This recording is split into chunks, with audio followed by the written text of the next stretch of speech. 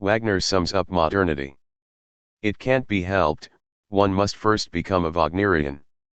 Friedrich Nietzsche. The best in this kind are but shadows, and the worst are no worse, if imagination amend them. A Midsummer Night's Dream. Prelude. Death in Venice. Only down deep. Is it trusty and true? False and base. Is the revelry above? At the end of Das Rheingold, the first part of Richard Wagner's operatic cycle The Ring of the Nibelung, the gods are entering the newly built palace of Valhalla and the Rhine maidens are singing in dismay. The river nymphs know that Valhalla rests on a corrupt foundation, its laborers paid in gold extracted from the water's depths.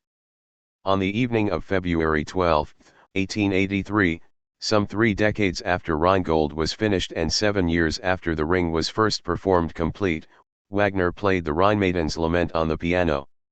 As he got into bed, he remarked, "I am fond of them, these subordinate beings of the deep, with their yearning." Wagner was 69 years old, and in poor health. Since September 1882, he had been living with his family in a side wing of the Palazzo Vendramini Calergi, on the Grand Canal, in Venice. Sequestered in what he called his blue grotto, a chamber decorated in multicolored satin fabrics and white lace, he was writing an article titled On the Womanly in the Human. When it was done, he had said, he would begin composing symphonies. The next day, clad in a pink dressing gown, Wagner continued to work on his essay.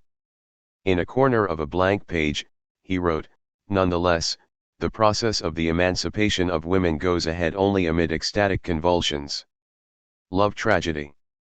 Elsewhere in the family suite, Cosima Wagner, the composer's second wife, was playing Schubert's song Lob der Tränen, in praise of tears, at the piano, in an arrangement by her father, Franz Liszt. Some time after 2, Wagner cried out, asking for Cosima and his doctor, Friedrich Kepler. He was found writhing in pain, a hand clutched to his heart. A maid and a valet carried him to a settee, next to a window facing the Grand Canal. When the valet tried to remove the gown, something fell to the floor, and Wagner uttered his apparent last words, "My watch." At around 3 p.m., Dr. Kepler entered, and established that the Meister, the sorcerer of Bayreuth, the creator of the Ring, Tristan und Isolde, and Parsifal, the man whom Friedrich Nietzsche described as a volcanic eruption of the total undivided artistic capacity of nature itself, whom Thomas Mann called probably the greatest talent in the entire history of art, was dead. By late afternoon, a crowd had gathered at the street entrance of the Palazzo Vendramini. Dr. Kepler came to the door and said, "Richard Wagner died an hour ago, following a heart attack." Murmurs went up, "Richard Wagner dead, dead." The news spread through a city drenched in rain. Riccardo Wagner il famoso tedesco, Riccardo Wagner il gran maestro del Vendramini morto. John W. Barker's book Wagner and Venice quotes the first obituary, which ran the next morning in La Venezia. "Deceased yesterday in our city was the musical genius of Germany. The composer of Lohengrin was for some months among us with his wife and his delightful children, hoping that the mild air of our heaven might have served to restore him in health, delicate for some time. Last evening we went to the Palazzo Vendramini Calergi to have news. Riccardo Wagner is dead there, it was told, and his widow, kneeling before his corpse, crazed with grief, hardly believing that her beloved companion sleeps the eternal repose. How many memories crowd upon our mind, the bold struggles that he sustained, the sublime victories that he achieved, the art that he created, the bitter enemies he had, the fanatical partisans that idolized him as a god, the crowned kings who knelt down before him.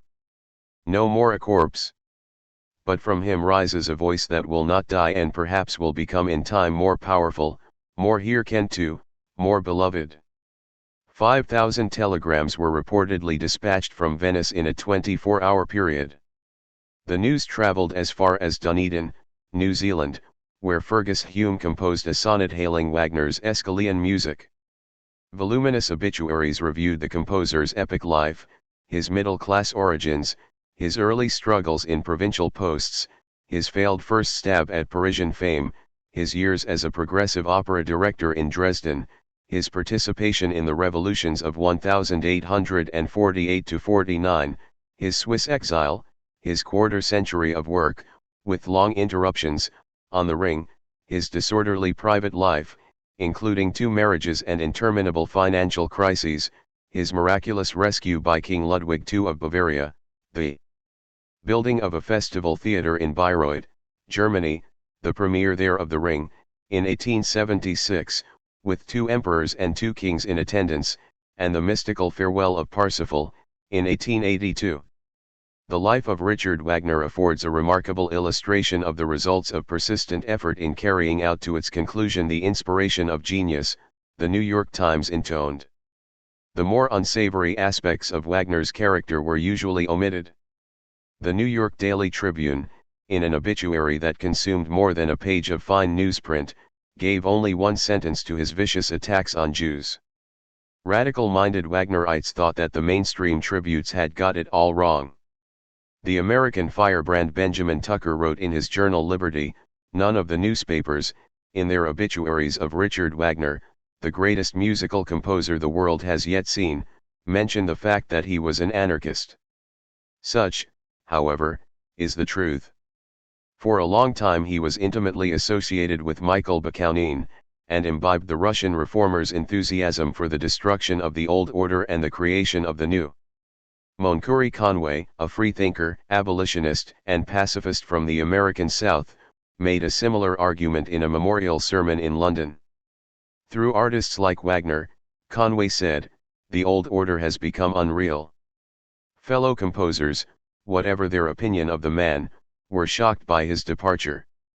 Vanier e morto, wrote Giuseppe Verdi, Wagner's Italian antipode.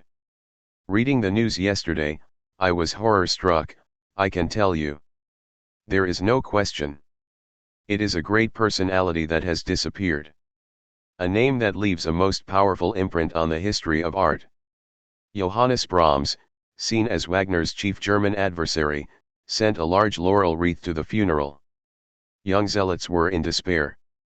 Gustav Mahler ran through the streets in tears, crying, "The master has died." Pietro Mascagni secluded himself for several days, writing at high speed the Elegia per Orchestra in Mort Dr. Wagner. Liszt memorialized his son-in-law in a strange piano sketch that wavered between emphatic assertions of major key tonality and meanderings in harmonic limbo. It was titled R.W. Venezia. A few months later, Liszt produced a still gloomier, eerier piece called At the Grave of Richard Wagner. There was a flurry of memorial poems. "He hath ascended in the magic car," wrote the American educator William Henry Venable, in Wagner Dead. Algernon Charles Swinburne rose above the rest with an elegy titled The Death of Richard Wagner, its alliterations echoing the composer's bardic manner. Morning on earth, as when dark hours descend, wide-winged with plagues, from heaven, when hope and mirth wane, and no lips rebuke or reprehend. Morning on earth. The soul wherein her songs of death and birth, darkness and light, were wont to sound and blend, now silent, leaves the whole world less in worth. The 38-year-old Friedrich Nietzsche was in Rapallo, completing the first part of Thus Spoke Zarathustra, which proclaims the death of all gods and the coming of the Übermensch. Nietzsche later noted that he had finished his task in that sacred hour in which Richard Wagner died in Venice. After seeing the newspapers the following day, he spent several days ill in bed, stupefied. Nietzsche's brother-in-law, Bernhard Forster, heard the news in Asunción, Paraguay, where he was making plans to establish an Aryan colony. "What a thunderbolt it is to hear that Wagner has gone to Nirvana," Forster wrote to a friend, unaware that the composer had cast doubt on the Paraguay scheme a few days before his death. Commemorative concerts took place on both sides of the Atlantic. "All the world there," said Mary Gladstone, William Gladstone's daughter, of an all-Wagner event at the Crystal Palace, in London. 4 days after the composer's death, the Boston Symphony discarded its scheduled program in favor of a Wagner night. Various institutions in New York City, the New York Academy of Music, the Philharmonic Society, the Brooklyn Philharmonic, and the New York Chorus Society paid homage. In Paris, the Colonne and Lamoureux orchestras mounted impromptu festivals. The most extravagant tribute was held, fittingly, in Venice, on April 19. Outside the Palazzo Vendramini, the conductor Anton Seidel led an orchestra arrayed in Bissone, Venice's ornate ceremonial boats, with hundreds of people observing from gondolas. Siegfried's funeral music, the orchestral epitaph from Götterdämmerung, resounded on the Grand Canal. The American essayist Sarah Butler Wister attended one of the Paris memorials, her interest perhaps piqued by her musically inclined son Owen, who later wrote the classic Western novel The Virginian. The following year, in the Atlantic Monthly, Wister gave a vivid account of the occasion, recording not only the adoration of progressive factions but also the hatred of conservative patriots, who had not forgotten Wagner's chauvinistic agitation during the Franco-Prussian War of 1870–71. The music had swallowed us alive, like a gulf. The excitable audience was wrought into a frenzy, in which other passions than melomania had a share. There was in some hearers real antipathy to the composer, in others animosity to him as a German, and these prejudices struggled fiercely against the dominating power of the music and the rapturous enthusiasm of the majority. The grandeur of the Tannhäuser, the charm of the spinning chorus from the Flying Dutchman, the gravity and interest of the prelude to Parsifal, kept the dissidents in check until the wild gallop of the Valkyrie began. The stern daughters of Odin rode on the whirlwind above the din of the battlefield, sweeping mortals with them on their breathless course, and then the storm burst in hisses, hooting, stamping, shrill whistles, calls, cries, and counter-cries. That's not music. Bravo, bravo, bravissimo. If the Germans want to hear it, let them go hear it at home. Bis, bis. Again, again. You shan't have it. Superb. Magnificent. Stop it. Turn out the blackbirds. The men with the whistles. Down with the circus riders. Memorials in German-speaking lands were impassioned and frequently politicized. In Austria, an attachment to Wagner was common among youthful pan-Germanists, those who advocated the unification of Germanic peoples under one national banner. According to the author Hermann Bahr, young Viennese would declare themselves Wagnerites before they had heard a bar of the music. A friend of Bahr's once camped out for 3 days at a train station in the mistaken belief that the Meister was due to arrive. On March 5, Vienna's German Student Association organized a tribute in the Sophiensaal, where the Strausses once held waltz evenings. Several thousand attended. Pan-German rhetoric mounted as the event went on, with anti-Semitic slurs becoming audible. Bahr, then a member of the Albia fraternity, delivered a fiery oration. At the climax, he employed a metaphor derived from Parsifal, comparing Germany to Wagner's chaste hero and Austria to the outcast country. The Reich was implored to have mercy and no longer forget the sorely penitent country, still waiting yearningly on the other side of the border for her Redeemer. The phrase touched off a commotion, with the students singing Die Wacht am Rhein and the Deutschlandlied. The police intervened. Decades later, Bahr remembered George von Schönerer, the pro-German, anti-Jewish rabble-rouser, swinging a club and sputtering with anger. The incident drove one Jewish alumnus of Albia to resign from the society in protest. Expressing his sorrow that a Wagner memorial had developed into an anti-Semitic demonstration, he wrote, "I would not think of polemicizing here against this retrograde fashion of the day. I will mention only in passing that even as a non-Jew I would have condemned, from the standpoint of the love of freedom, this movement to which my fraternity has to all appearances been connected. To all appearances, for if one does not audibly protest against actions of this kind, one is bound in solidarity to them. Qui tacet, cons entire videtur. Silence gives consent." This was Theodor Herzl, the future architect of the Zionist state. Herzl, too, felt drawn to Wagner, and the composer's anti-Semitism did not discourage him. While he was writing The Jewish State, in Paris in 1895, he often attended performances of Tannhäuser, Wagner's tale of a wanderer seeking redemption. Only on the evenings when no opera was performed, Herzl later recalled, did I doubt the rightness of my ideas. Wagner's coffin arriving in Munich. As news of Wagner's death rippled outward, his remains journeyed back to Bayreuth, the Franconian town where he had established his festival and home. The casket was brought by water from the Palazzo Vendramine to the Venice railway station, whence it travelled in a mortuary car across Austria to Germany, arriving in Bayreuth on the evening of February 17. 3 additional railway carriages were filled with wreaths. 27 firemen kept watch at the station overnight. The funeral began at 4 the following day, with the regimental band playing Siegfried's funeral music. After speeches were delivered, a long procession moved slowly through the city, toward the villa that Wagner had christened Wanfried, Peace from Delusion. The deceased was placed in a tomb that had been built in the yard behind Wanfried, next to the grave of a favorite dog, a Newfoundland named Russ. La Venezia did not exaggerate when it said that Cosima Wagner was crazed with grief. Once the guests had departed, the Meisterin, as she would now be known, climbed down into the grave and lay next to the casket. She had ordered her daughters to cut off all her hair, and a velvet cushion containing the shorn locks was placed on the dead man's breast. She seemed to want to die with him. Eventually, Siegfried, her 13-year-old son, persuaded her to return to the house. She would live until 1930, having remade Bayreuth as a cultural monument. Wagner's resting place became a site of homage. One Santier took note of a wondering band / of loitering pilgrims who entranced stand.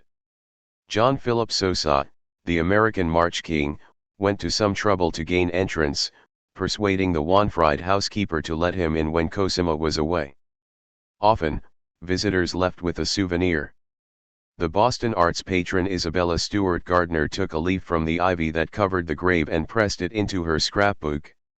The composers Anton Bruckner and Emmanuel Chabrier also collected vegetation. Chabrier displayed his Wagner ivy in a box in his office. Reverend H. R. Hauius, the author of the best-selling tract Music and Morals, helped himself to a branch of a fir tree that was hanging overhead. A character in Upton Sinclair's novel King Midas brings home a pebble. Some pilgrimages were less sentimental. The African-American writer and activist W.E.B. Du Bois, when attending the festival in 1936, walked past the grave twice a day. Mindful of the composer's racist legacy, Du Bois could still write, "The musical dramas of Wagner tell of human life as he lived it, and no human being, white or black, can afford not to know them, if he would know life." When Leonard Bernstein stopped at the site, he joked that the slab was big enough that you could dance on it. Bernstein was undoubtedly thinking not only of Wagner but also of Adolf Hitler, who, on his first visit, in 1923, stood at the grave for a long time, alone. Wanfried is now the site of the Richard Wagner Museum. The sofa on which the Meister died, the Sturba sofa, can be seen in an upstairs room. The Palazzo Vendramine is occupied by the Casino di Venezia, which offers poker, blackjack, and roulette under the slogan "An Infinite Emotion." Facing the Grand Canal is a commemorative plaque, for which the poet-politician Gabriele D'Annunzio composed a suitably elusive text, in 1910. In this palace, the souls hear the final breath of Ricardo Wagner, perpetuated like the tide which laps the marble stones. The global ceremonies of mourning in 1883 showed how immense a shadow Wagner cast on the world in which he lived. The truly extraordinary thing is that after his death the shadow grew still larger. The chaotic posthumous cult that came to be known as Wagnerism was by no means a purely or even primarily musical event.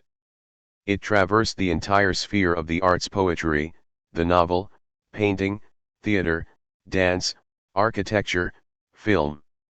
It also breached the realm of politics. Both the Bolsheviks in Russia and the Nazis in Germany used Wagner's music as a soundtrack for their attempted re-engineerings of humanity. The composer came to represent the cultural political unconscious of modernity, an aesthetic war zone in which the Western world struggled with its raging contradictions, its longings for creation and destruction, its inclinations toward beauty and violence.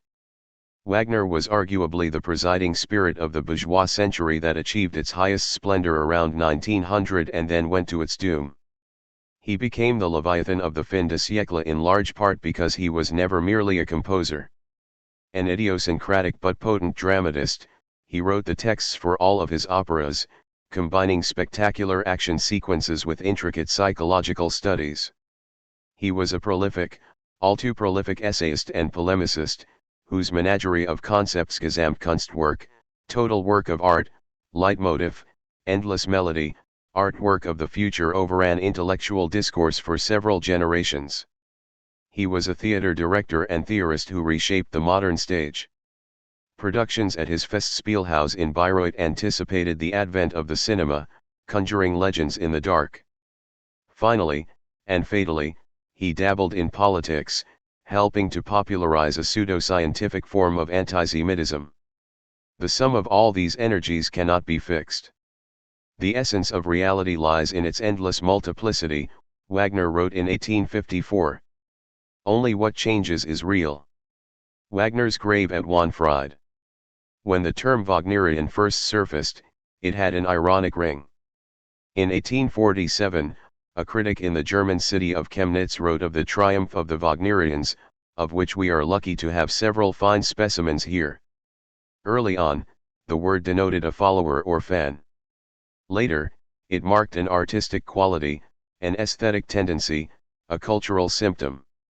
The social critic Max Nordau, in his 1892 polemic Degeneration, called Wagnerism the most widespread, and therefore the most significant, of all present-day aberrations. Eventually, it became a synonym for grandiose, bombastic, overbearing, or, simply, very long.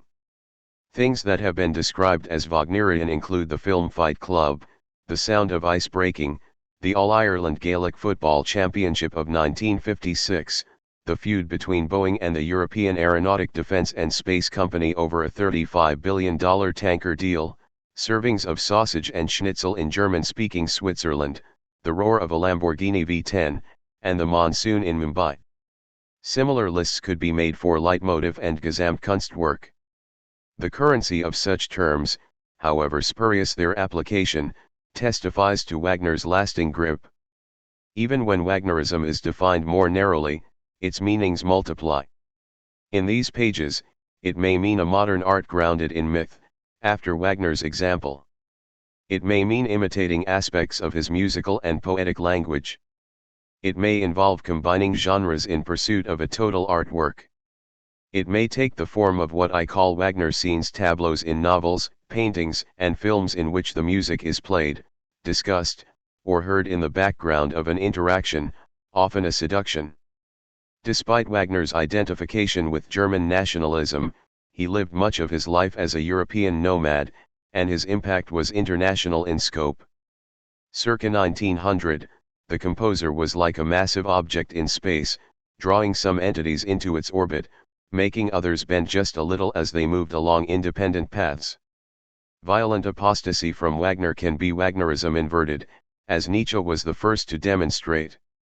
Among modernists of the early 20th century, the agone with Wagner was so widespread as to be almost a distinguishing trait.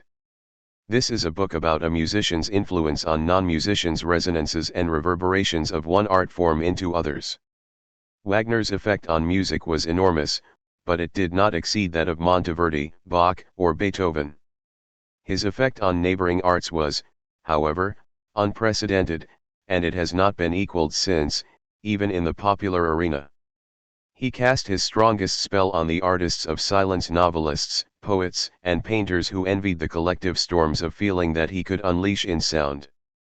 Dialogues between genres are not always persuasive or coherent. The theatrical visionary Adolf Appia wrote, "Any attempt to transfer the Wagnerian idea into a work which is not based on music is a contradiction of that very idea." In a way, this book is a story of failed analogies. The field of Wagnerism is rich in mistranslation, and those ubiquitous Gesamt and light words long ago took on lives of their own. Wagner used the term Gesamtkunstwerk a handful of times in 1849, then set it aside, exclaiming, "Enough of that. Yet misreadings can themselves be imaginative acts, as Harold Bloom showed in The Anxiety of Influence. To a surprising degree, an allegedly tyrannical artist becomes a blank screen on which spectators project themselves. Charles Baudelaire wrote to the composer, "You returned me to myself."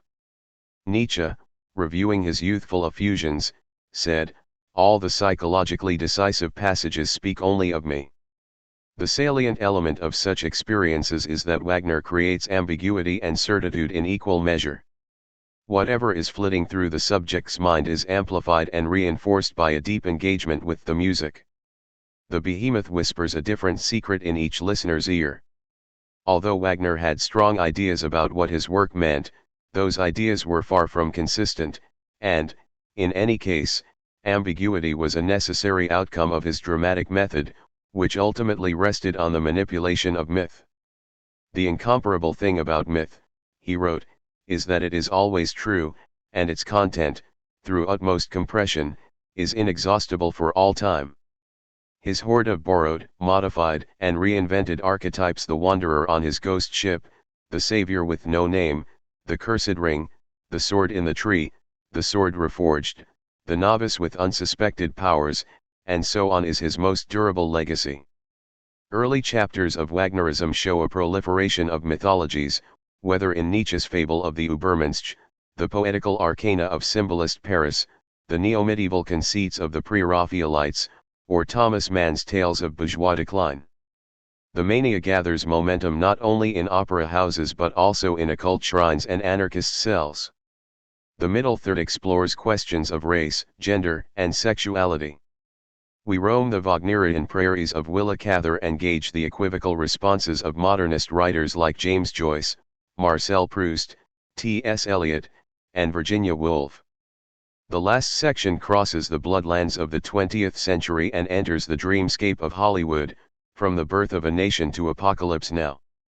Some of these artists knew the work intimately, others had only glancing knowledge of it.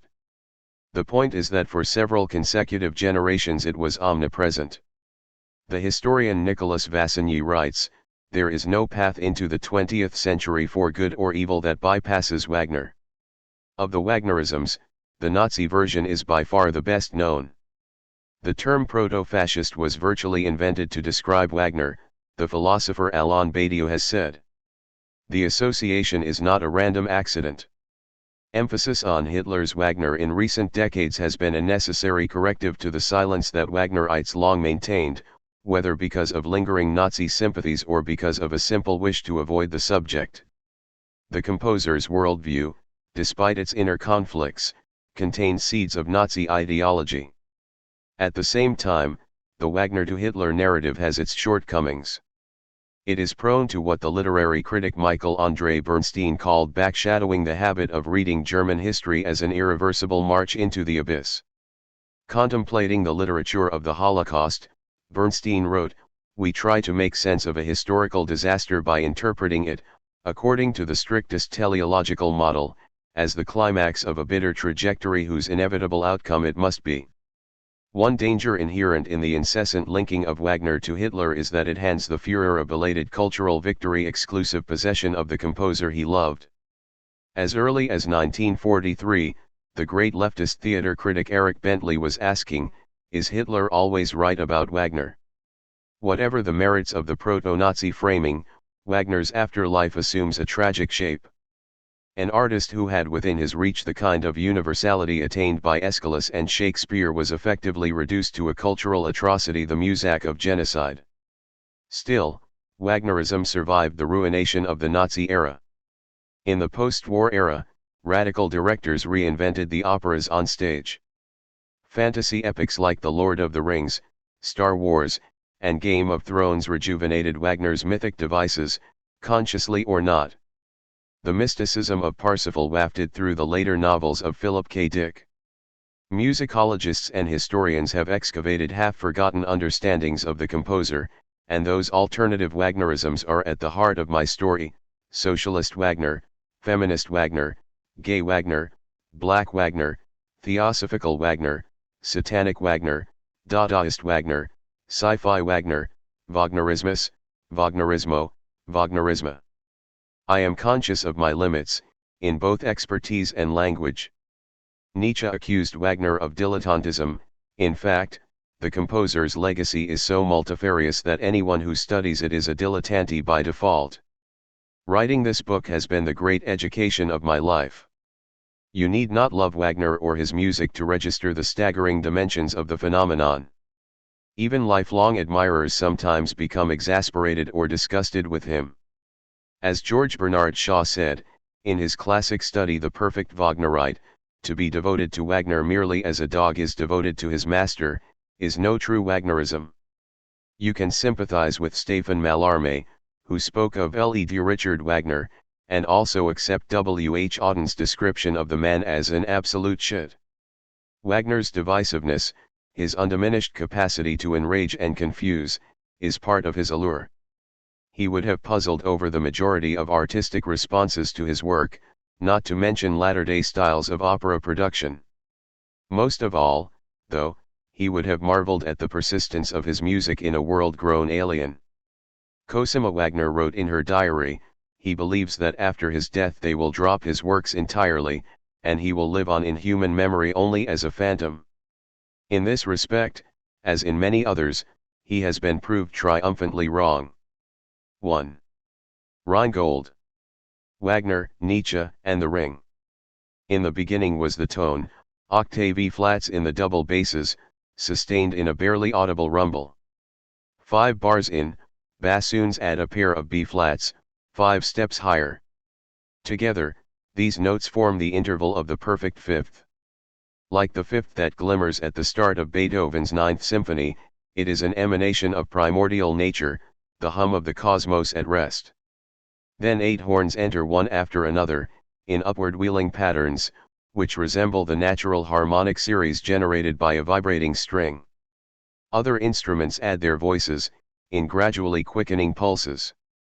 As the mass of sound gathers and swirls and billows in the air, the underlying tonality of E-flat does not budge. Only after 136 bars 4 to 5 minutes in performance does the harmony change, tilting toward A-flat. The prolonged stasis engenders a new sense of time, although it is difficult to say what kind of time it is, perhaps an instant passing in slow motion, perhaps eons passing in a blur. This is the prelude to Das Rheingold, which is itself the Vorabend, the preliminary evening, to the Ring. The orchestra represents the river Rhine, the repository of the magic gold from which a ring of unimaginable power can be forged.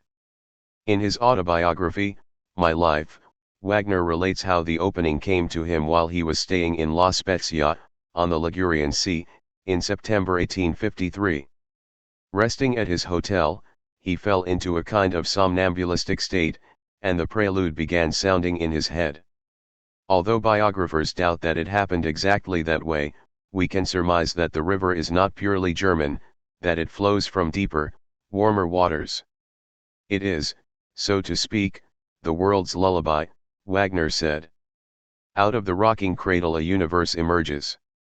The golden triads of Western harmony gestate from a fundamental tone, then language gestates from music. The Rhine maidens swim up from the depths, singing a mixture of nonsense syllables and German words.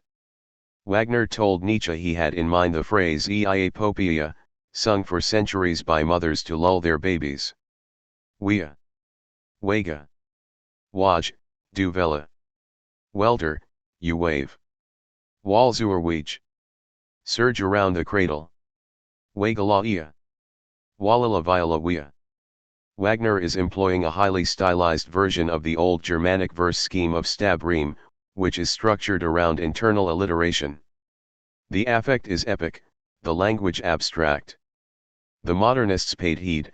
T.S. Eliot quotes the Rhine maidens in the waste land, and Joyce has them swim in the river of Finnegan's Wake. The prelapsarian bliss lasts for only 21 more bars before the harmony darkens to C minor and Flosshilda warns her fellow maidens that they are neglecting their guardian duties. The Rhine tries to resume its course in the key of B-flat, but it is again tugged into the relative minor. The double basses, having ceased their cosmic drone, play a loping pizzicato. Alberich, the Nibelung dwarf, has entered, his eyes fixed first on the maidens and then on the gold. Wagner sets up a clear duality between the beauty of nature and the malevolent energy of a subhuman outsider. Alberich is the chief antagonist of the Ring, although not necessarily its chief villain. Wotan, the chief of the gods, also lusts after the gold and falls prey to its illusions. In 1876, in advance of the Ring premiere, Nietzsche, then a kind of intellectual publicist for the composer, issued a pamphlet titled Richard Wagner in Bayreuth. Amid much flummery, Nietzsche devises as succinct a synopsis of the cycle as can be found.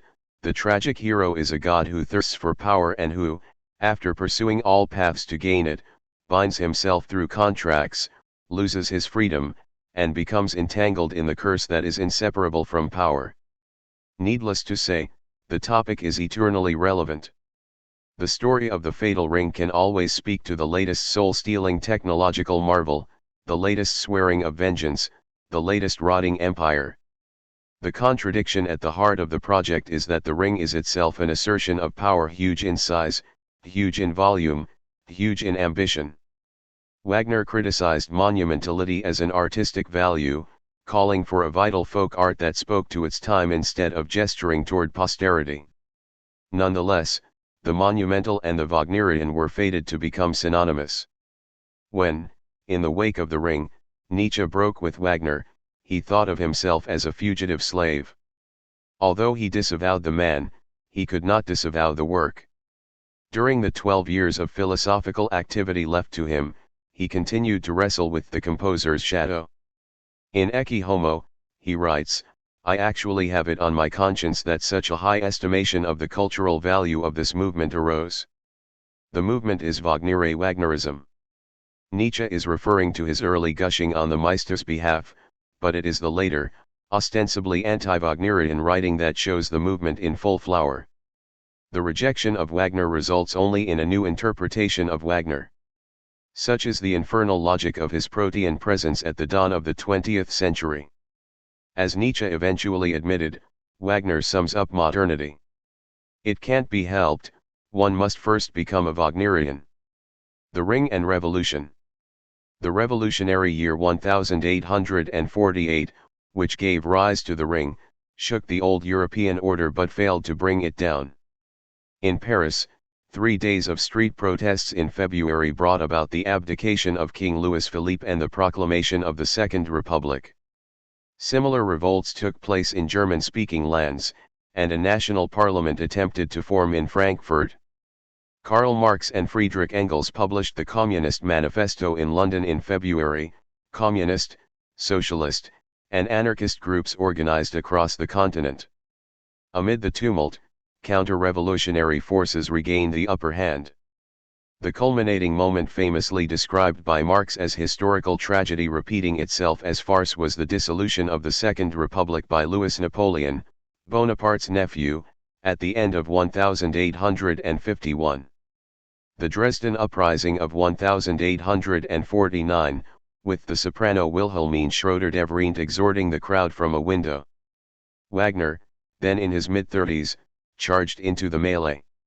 Since 1843, he had been serving as the Royal Saxon Hofkapellmeister in Dresden, his reputation founded on his sprawling Grand Opera Rienzi, a dramatization of populist rebellion in 14th-century Rome. Over the course of his Dresden tenure, Wagner became increasingly attuned to leftist politics. By June 1848, he was writing poetry about cries of freedom resounding from France. In a fiery speech before the Vaterlandsverein, a democratic nationalist association, he demanded the obliteration of the aristocracy, the imposition of universal suffrage, the elimination of usury, an enlightened German colonization of the world, and, somehow, the self-reform of the King of Saxony into the first of the folk, the freest of the free. Except for the German nationalist element, these proposals resembled the philosophy of Pierre-Joseph Proudhon, who envisioned a society made up of communal units, free of state control but traditional in character. In the same period, Wagner was delving into old Germanic tales of the hero Siegfried, who slays the dragon Fafnir, wins the dragon's gold hoard, and dies with a spear in his back. Politics plainly motivated this turn. The gold represents the capitalist enemy, Siegfried, a new German nation. More broadly, Wagner became engrossed by the evolution and function of myth. Sometime in 1848, he began writing the Nibelungs, an impressively convoluted essay in comparative mythology, which muses on the interrelationship of pagan legends, Christian lore, the Nibelung treasure, the Holy Grail, and historical personalities such as Charlemagne and Emperor Friedrich Barbarossa. What fascinated the composer was how the same stories keep getting told in different guises: light against dark, warmth against cold, hero against dragon. Wagner's subsequent interweaving of mythic stories in operatic form caused him to be described by none other than the anthropologist Claude Lévi-Strauss as the incontestable father of the structural analysis of myths. The extension of ancient cycles into the present day brings with it an unsettling implication: the same dark, cold, dragon-like adversaries will be present in modern Germany. Ominously, Wagner compares the murder of Siegfried to the crucifixion, remarking that we still avenge Christ on the Jews today. In the fall of 1848, Wagner emerged with a prose sketch titled The Nibelung Myth, outlining a plot roughly equivalent to that of Götterdämmerung. It includes an elaborate backstory of gods, giants, dwarves, heroes, and valkyries, essentially, the whole of the Ring in a few dense pages.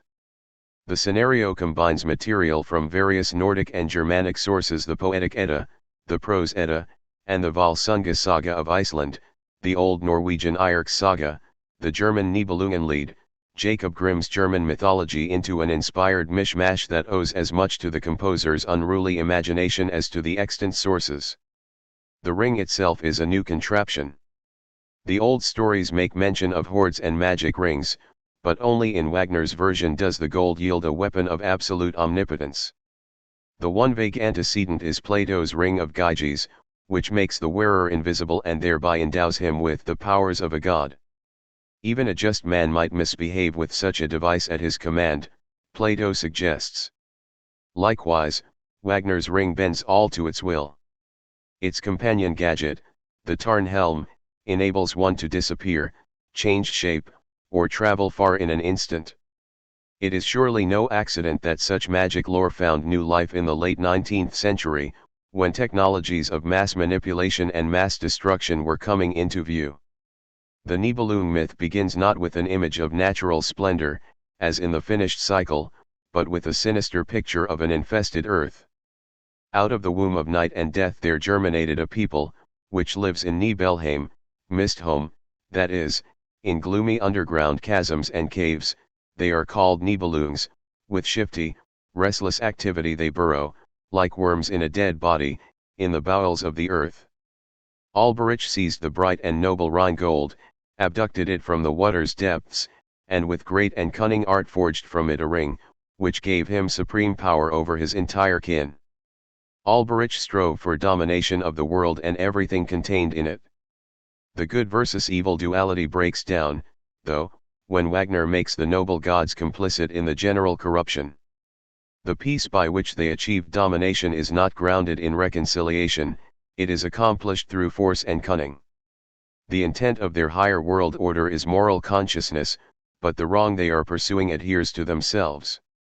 In this early version, Wotan survives the upheaval, like the reformed monarch in Wagner's Vaterlandsverein speech, and Alberich is set free with the rest of humanity. Wagner fleshed out the story in a prose draft titled Siegfried's Death. He then set the project aside and engaged in the most intense political activity of his life. In May 1849, Dresden revolutionaries rose up in protest of anti-constitutional actions by the Saxon king, and Wagner joined them, generating propaganda, helping to obtain arms, and sending signals from the tower of the Kreuzkirche. He was often at the side of the future anarchist Mikhail Bakunin, who had long-standing ties to German radical circles. According to one witness, Wagner fell into a paroxysm of rage, shouting, "War, and always war." The day after the Dresden Opera House was set ablaze, a street fighter supposedly called out, "Herr Kapellmeister, the beautiful divine spark of joy has ignited." This was an allusion to the Ode to Joy in Beethoven's Ninth, which Wagner had conducted a few weeks earlier, Freude, Schöner-Götterfunken. In the aftermath, both Bakunin and Wagner's friend August Rockel were captured, convicted, and condemned to death, though the sentences were later commuted to prison terms. Wagner would probably have met the same fate if he had not eluded the authorities and made his way to Zurich, where he remained until 1858. For several years, he all but stopped composing and threw himself into the writing of essays, manifestos, and dramatic texts. In Art and Revolution, he assails commercial interests, saying, "Our God is money, our religion is making money." Because of the false collectivity of capitalist society, artists must join the revolutionary opposition. In the artwork of the future, he upholds ancient Greek theater as a model for an amalgamation of the arts, the fabled Gesamtkunstwerk. And in the book-length treatise Opera and Drama he sets out the principles that underpin the Ring, a clear, uncluttered projection of the text, the use of recurring motifs to illustrate characters, concepts, and psychological states, the deployment of the orchestra as a medium of foreboding and remembrance. Wagner's antagonism toward the other, toward an elemental alberic-like foe, comes to the fore in Das Judentum in der Musik, or Jewishness in Music, published under a pseudonym in 1850. That essay contends that Jews have no culture of their own and that leading Jewish composers like Felix Mendelssohn and Giacomo Meyerbeer are stale imitators of tradition and or agents of capitalist greed. Chillingly, the analogy of a worm-ridden corpse recurs, purporting to evoke Jews' presence in German society. Relatively few people read this odious document at the time. The Neue Zeitschrift für Musik, where it appeared, had a circulation of about 800. Almost 2 decades later, Wagner republished the essay under his own name, ensuring that it could never be forgotten or excused. The violence of Wagner's language in this period is still startling to behold. He writes to his supporter Theodor Illig, "Works of art cannot be created at present, they can only be prepared for by means of revolutionary activity, by destroying and crushing everything that is worth destroying and crushing." He tells Liszt, his most steadfast musical ally, that he has an enormous desire to commit acts of artistic terrorism. Having delivered a kind of polemical artillery barrage, a preview of the assaultive manifesto culture of the early 20th century avant-gardes, Wagner returned to his Nibelung material, greatly expanding its scope. First he drafted a prequel to Siegfried's Death, titled The Young Siegfried. Then he went back further and wrote texts for what became Das Rheingold and Die Walküre, the Valkyrie. The 2 Siegfried librettos were revised as Siegfried and Götterdämmerung. In the final scenario, Wotan and the gods, representative of a failed monarchical order, are consumed in flames. Wagner told Illig that he could conceive of a performance of the entire work only after the revolution, only the revolution can offer me the artists and listeners I need. A great dramatic festival, in a theater erected on the banks of the Rhine, would make clear to the people of the revolution the meaning of that revolution, in its noblest sense. This audience will understand me, present-day audiences cannot. The revolution he has in mind is a future one, the great revolution of humanity. The Ring is grounded not only in politics but also in philosophy. The young Nietzsche called the cycle an immense system of thought without the conceptual form of thought. The Rheingold prelude is itself a kind of cosmological proposition. The upwelling of E-flat major is not a creation myth that depends upon a godlike spark, a shout of "let there be light." Instead, a world materializes in evolutionary fashion, as in the transmuting organism studied by Jean-Baptiste Lamarck or the nebularly cohering galactic systems theorized by Immanuel Kant.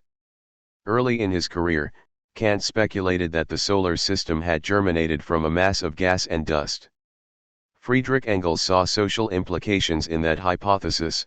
Humanity, too, should be seen no longer as a system of fixed relations but as an organism undergoing continual evolution. The revolutionaries of 1848 leaned heavily on the German philosophical tradition, which, since Kant's writings of the 1780s, had transformed how thinking beings viewed themselves and the world. As old certainties trembled, monarchic government, religious morality, hierarchies of class. German idealism put forward a new intellectual faith. Kant had enshrined the principle of autonomous reason, of always thinking for oneself, as the essence of the Enlightenment. G.W.F. Hegel, Kant's commanding successor, unveiled a grandiose theory of progress, in which a world spirit guides history toward a utopian future. To those disconcerted by the condition of evolution and flux, Hegel extended the promise that a perfected world was near. In the 1830s and 40s, another wave of thinkers, the young Hegelians, appropriated the master's schema, determined to accelerate the world spirit's progress.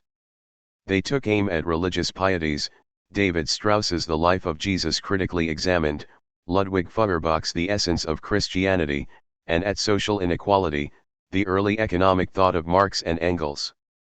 Wagner especially prized Feuerbach's notion of the philosophy of the future, which, the composer later said, promised a ruthlessly radical liberation of the individual from the bondage of conceptions associated with the belief in traditional authority.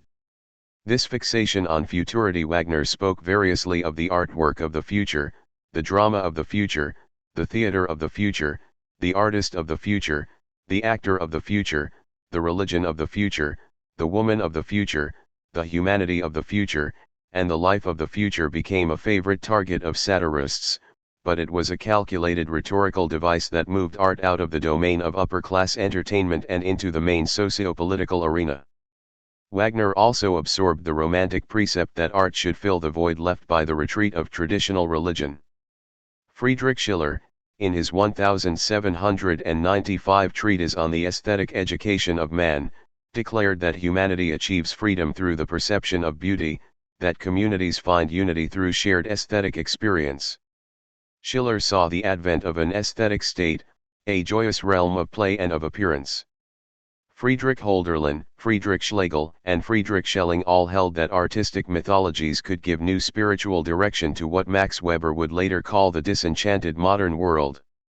When Schlegel spoke of a reversion to the primordial chaos of human nature, for which I know of no lovelier symbol than the motley throng of the ancient gods, he might have been dreaming of the ring, even if he had Greek gods in mind. The musicologist Richard Klein summarizes the Wagnerian synthesis: romantic art religion is bound to Hegel's dialectic of progress, creating an aesthetic juggernaut. Nationalism was a complicating factor. Hegel came to believe that the spirit would find fulfillment in the modern state, and many shared his view. Johann Gottfried Herder, a member of the Weimar classical circle that also included Schiller and Goethe, had codified modern nationalism with his thesis that humanity necessarily divides itself into distinct peoples, defined by language and folk traditions. One of philosophy's great pluralists, Herder had no wish to aggrandize the German folk at the expense of others. Wagner sounds like Herder when he says, in Art and Revolution, that the artist must transcend borders, exhibiting national features merely as a charm of individual diversity. More aggressive definitions of Germanness followed. Johann Gottlieb Fichte, in his Addresses to the German Nation, 1807–1808, upheld the superiority of German culture, saying that it could bring about a worldwide renewal. The later Wagner fell in with the militant chauvinism that flourished in Fichte's wake, although the imperial state ultimately disappointed him.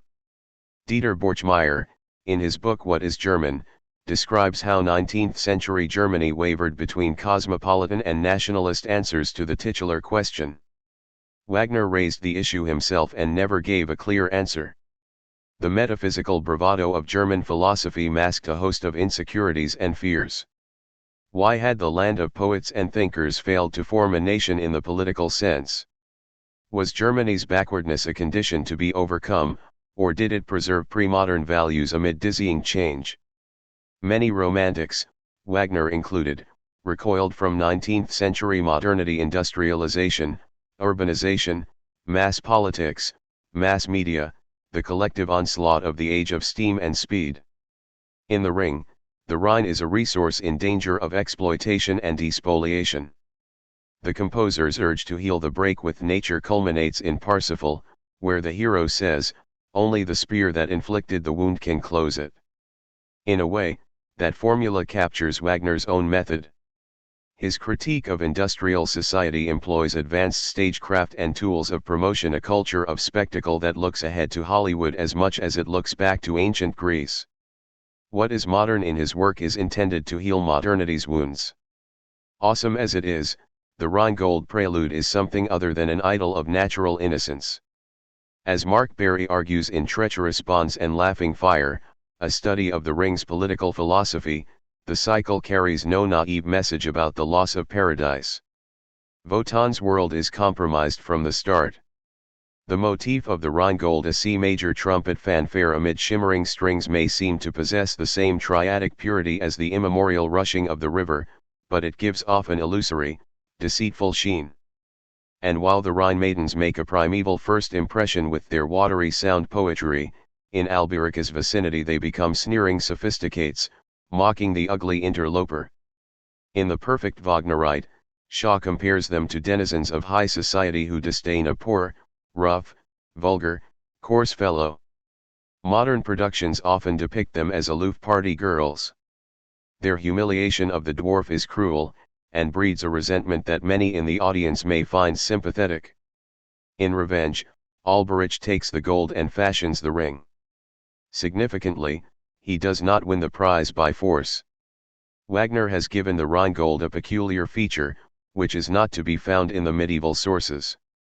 Only he who renounces love's power.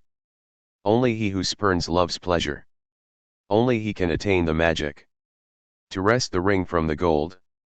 In short, power and love are incompatible. If you have one, you cannot have the other.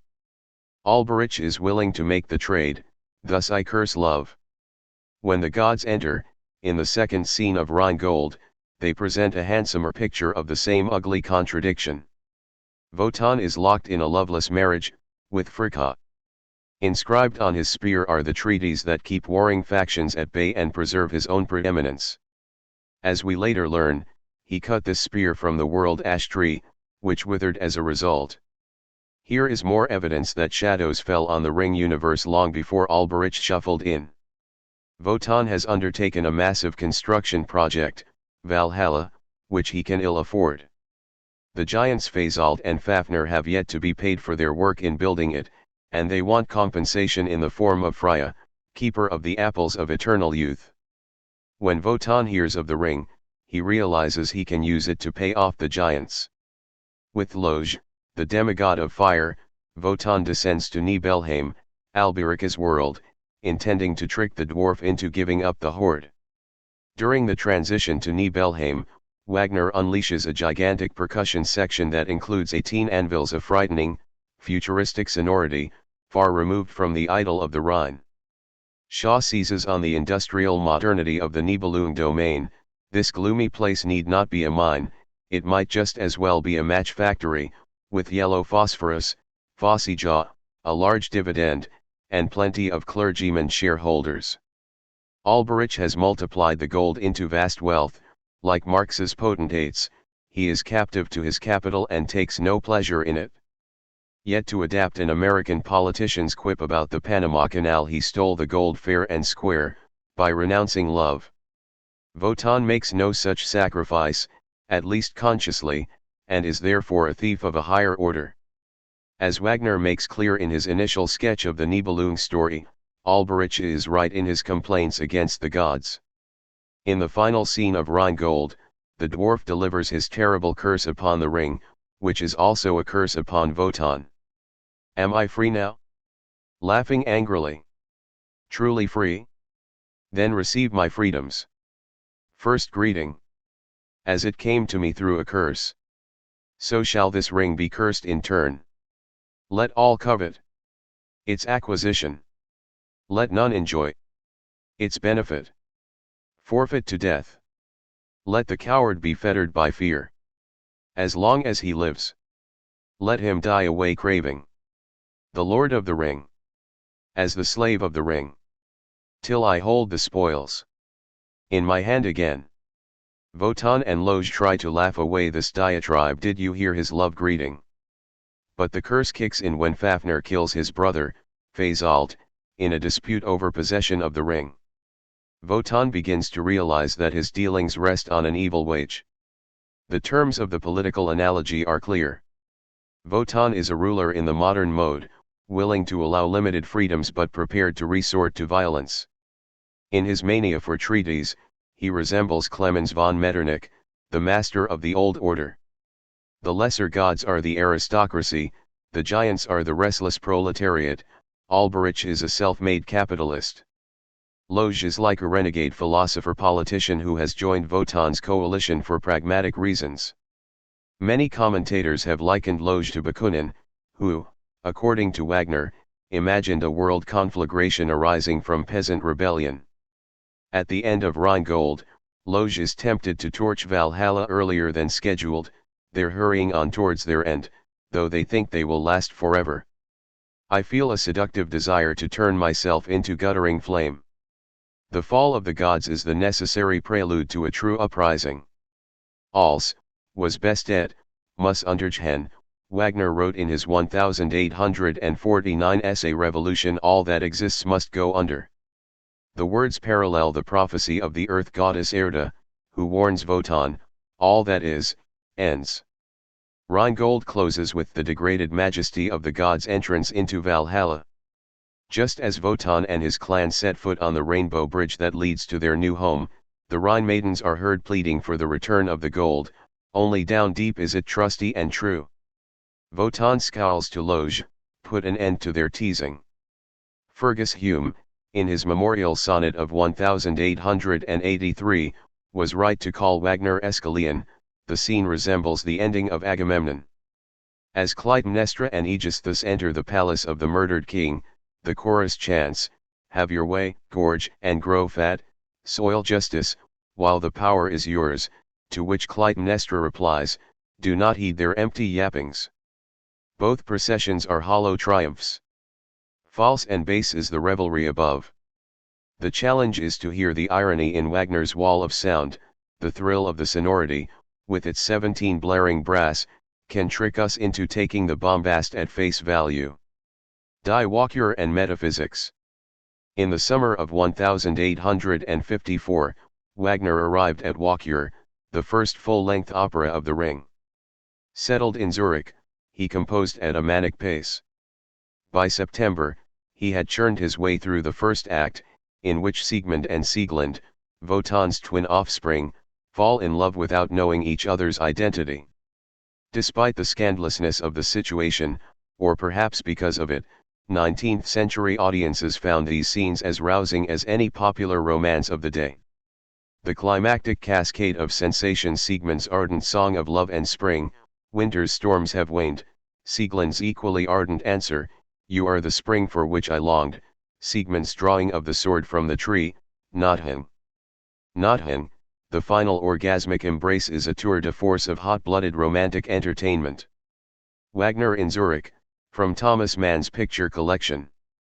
In the second act, the emotional temperature plummets.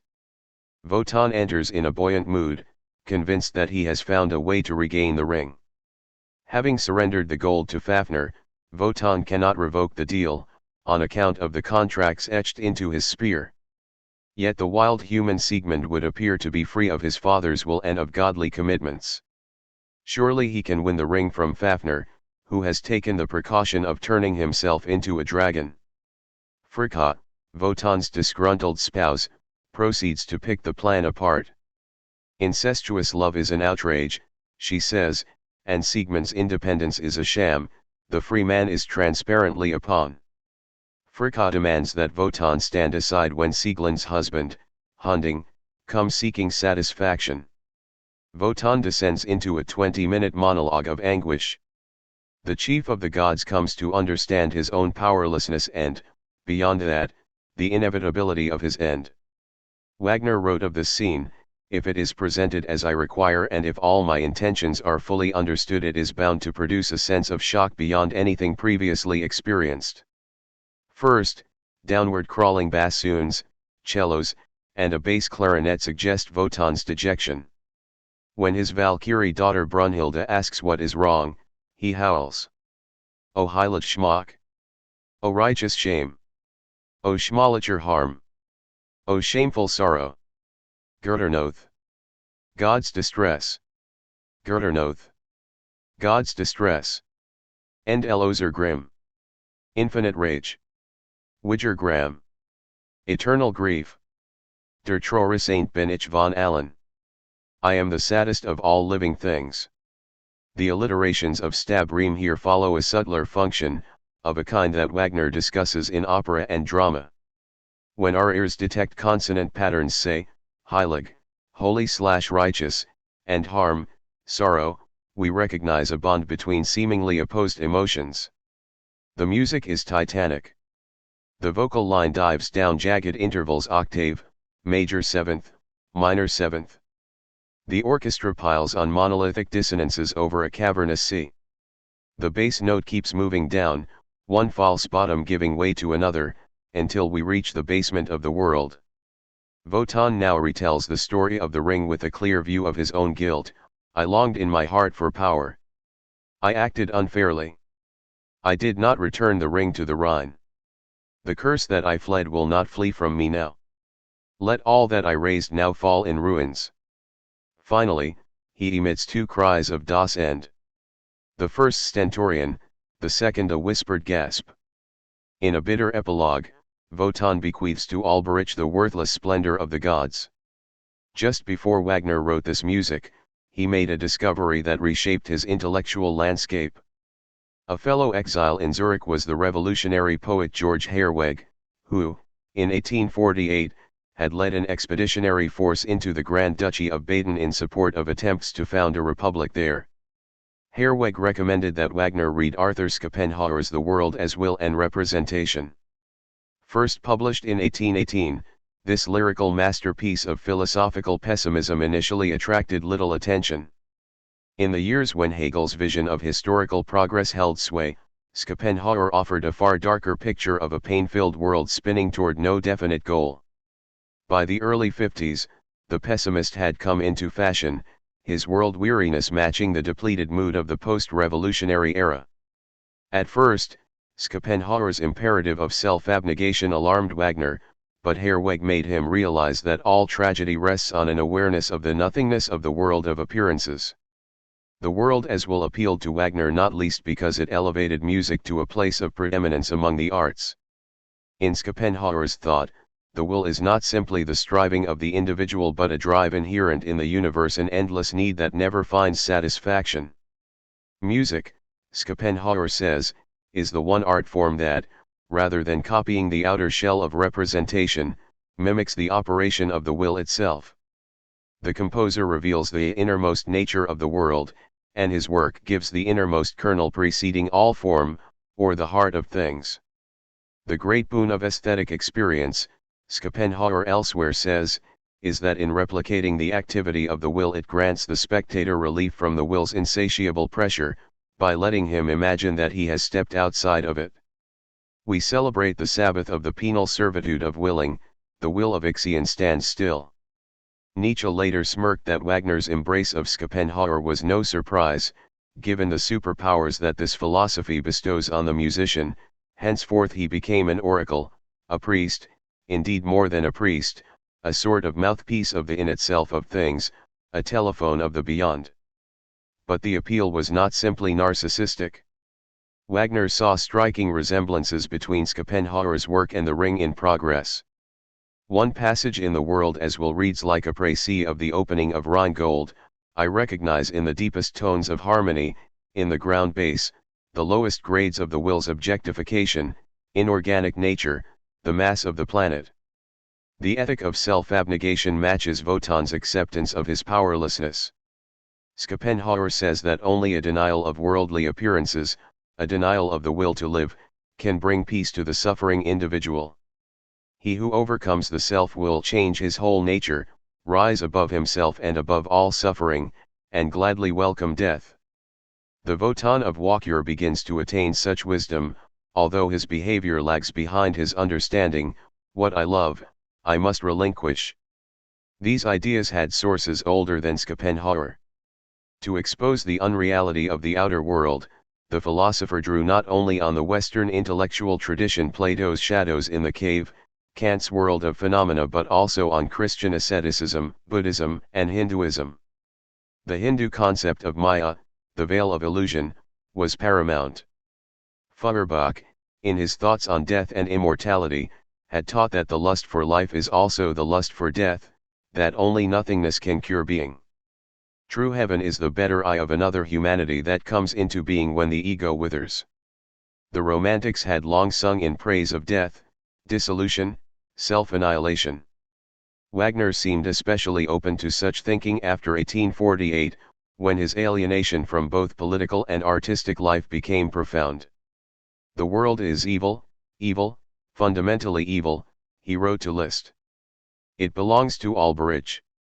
Brian McGee, in his philosophical study The Tristan Chord, proposes that Wagner's apparent conservative turn resulted from this deeper philosophical transformation. His significant movement was not from left to right but from politics to metaphysics. Music itself becomes the metaphysical agent, the way to a trusty and true world beyond the veil.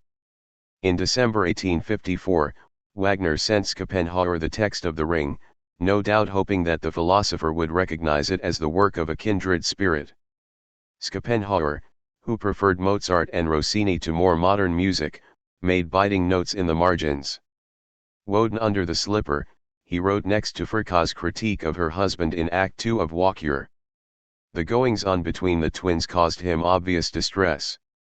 Next to the stage instruction that ends the love scene in Act I, the curtain falls quickly, Schopenhauer added, and it's high time. Siegfried Dionysus. Siegfried's theme, from Wolzogen's Guide to Ring Leitmotifs. At first, Siegfried, the blonde hero born of Siegmund and Sieglind, loomed almost erotically large in Wagner's imagination. In 1851, he spoke of the beautiful young man in the shapeliest freshness of his power, the real, naked man, in whom I was able to discern every throbbing of his pulse, every twitch of his powerful muscles. The strapping youth also has the appearance of a revolutionary, free of sentimental attachments to the extant world. Nietzsche wrote, his origin already amounts to a declaration of war on morality. He comes into the world through adultery, through incest. He overthrew all tradition, all respect, all fear. He strikes down whatever he does not like. Shaw called Siegfried a totally unmoral person, a born anarchist, an anticipation of the Overman of Nietzsche. Siegfried receded in importance as The Ring grew in scope and Wotan moved into the foreground. The god resembles us to a T, Wagner wrote in 1854. Siegfried is more abstract, the man of the future whom we desire and long for but who cannot be made by us since he must create himself on the basis of our own annihilation. At times, the composer sounded almost disillusioned with Siegfried, even though his only son bore the hero's name. The best part of him is the stupid boy, Wagner said in 1870. The man is awful. Indeed, Siegfried is the most problematic character in the cycle. By design, he lacks complexity, he can seem like an action movie figure barging into a psychological novel. Stupidity is his tragic flaw. Nonetheless, the entire drama hinges on him. In 1856, Wagner set about composing Siegfried the stupid boy part of the cycle. It is the archetypal tale of a budding superhero discovering powers he does not yet understand. Siegfried is in the care of Mime, Alberica's brother, who intends to use the boy to slay the dragon and take the ring. Siegfried reforges Notting, Siegmund's shattered sword, and does the deed. When he tastes the dragon's blood, he can suddenly understand the discourse of a magical wood bird, who tells him of Mime's treacherous nature. Siegfried kills the dwarf and moves on to his next mission, winning a Valkyrie maiden who sleeps within a ring of fire. In the final act, he finds his way blocked by Wotan, who is now disguised as the shadowy wanderer, his one-eyed face concealed beneath a broad-brimmed hat. The hero breaks the wanderer's staff, prances through the magic fire, and meets his destined mate, Brunhilde. In the summer of 1857, with 2 acts of Siegfried drafted, Wagner set The Ring aside in favor of a new project, the romantic tragedy Tristan und Isolde. He was in the throes of an infatuation with the author Mathilde Wessendonck, who was married to his Zurich patron Otto Wessendonck. The love triangle of Tristan mirrored his personal situation. Relations with the Wesendonks and with his first wife, the actor Minna Planer, reached a point of crisis, and in 1858 he decamped to Venice, rented rooms in a canal-side palace, and buried himself in Tristan. His intention was to produce a more manageable score, one that could earn him the money he needed to finish The Ring. The opera that emerged was so radical in its musical language that it was at first deemed unperformable. After Tristan came Die Meistersinger von Nürnberg, a comedy of colossal dimensions. In 1864, work resumed on the first two acts of Siegfried, but not until 1869 did Wagner take up Act 3. In the interim, his style had been transformed.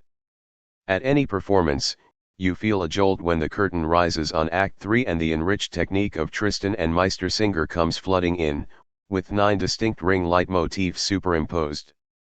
The word leitmotif has sown much confusion over the years.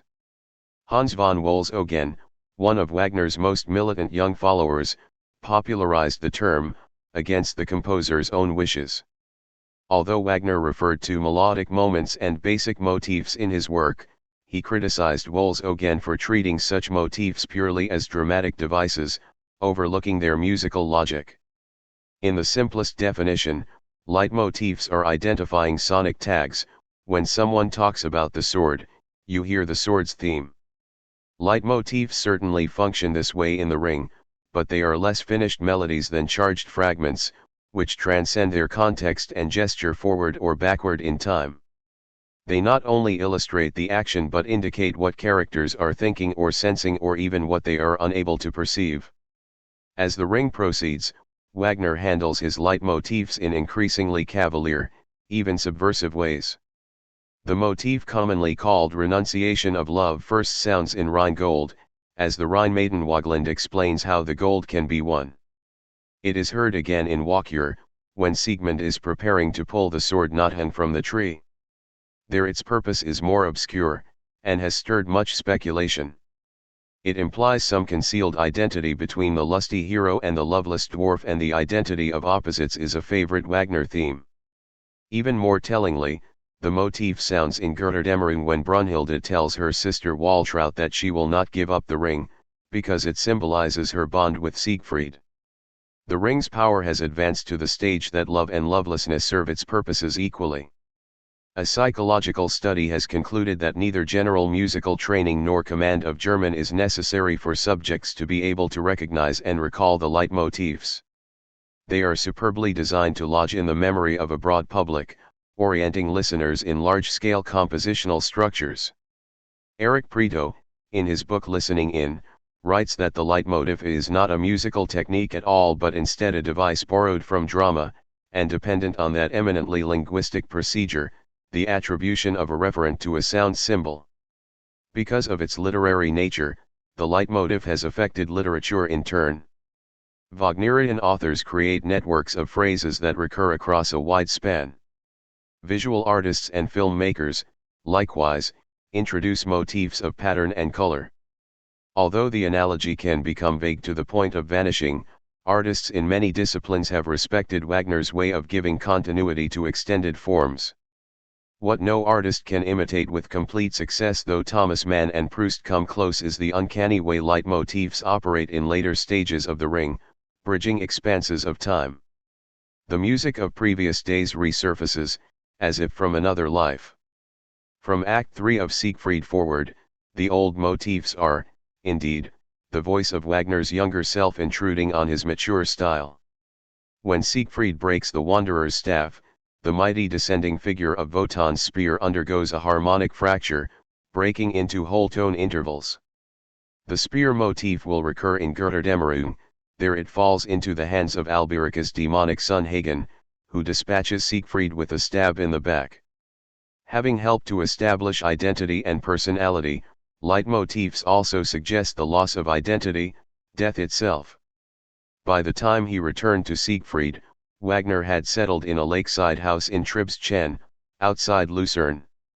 Living with him was Cosima von Bülow, his lover since 1863. The couple remained unmarried until 1870, when Hans von Bülow, Cosima's first husband, agreed to a divorce. Minna Wagner had died in 1866.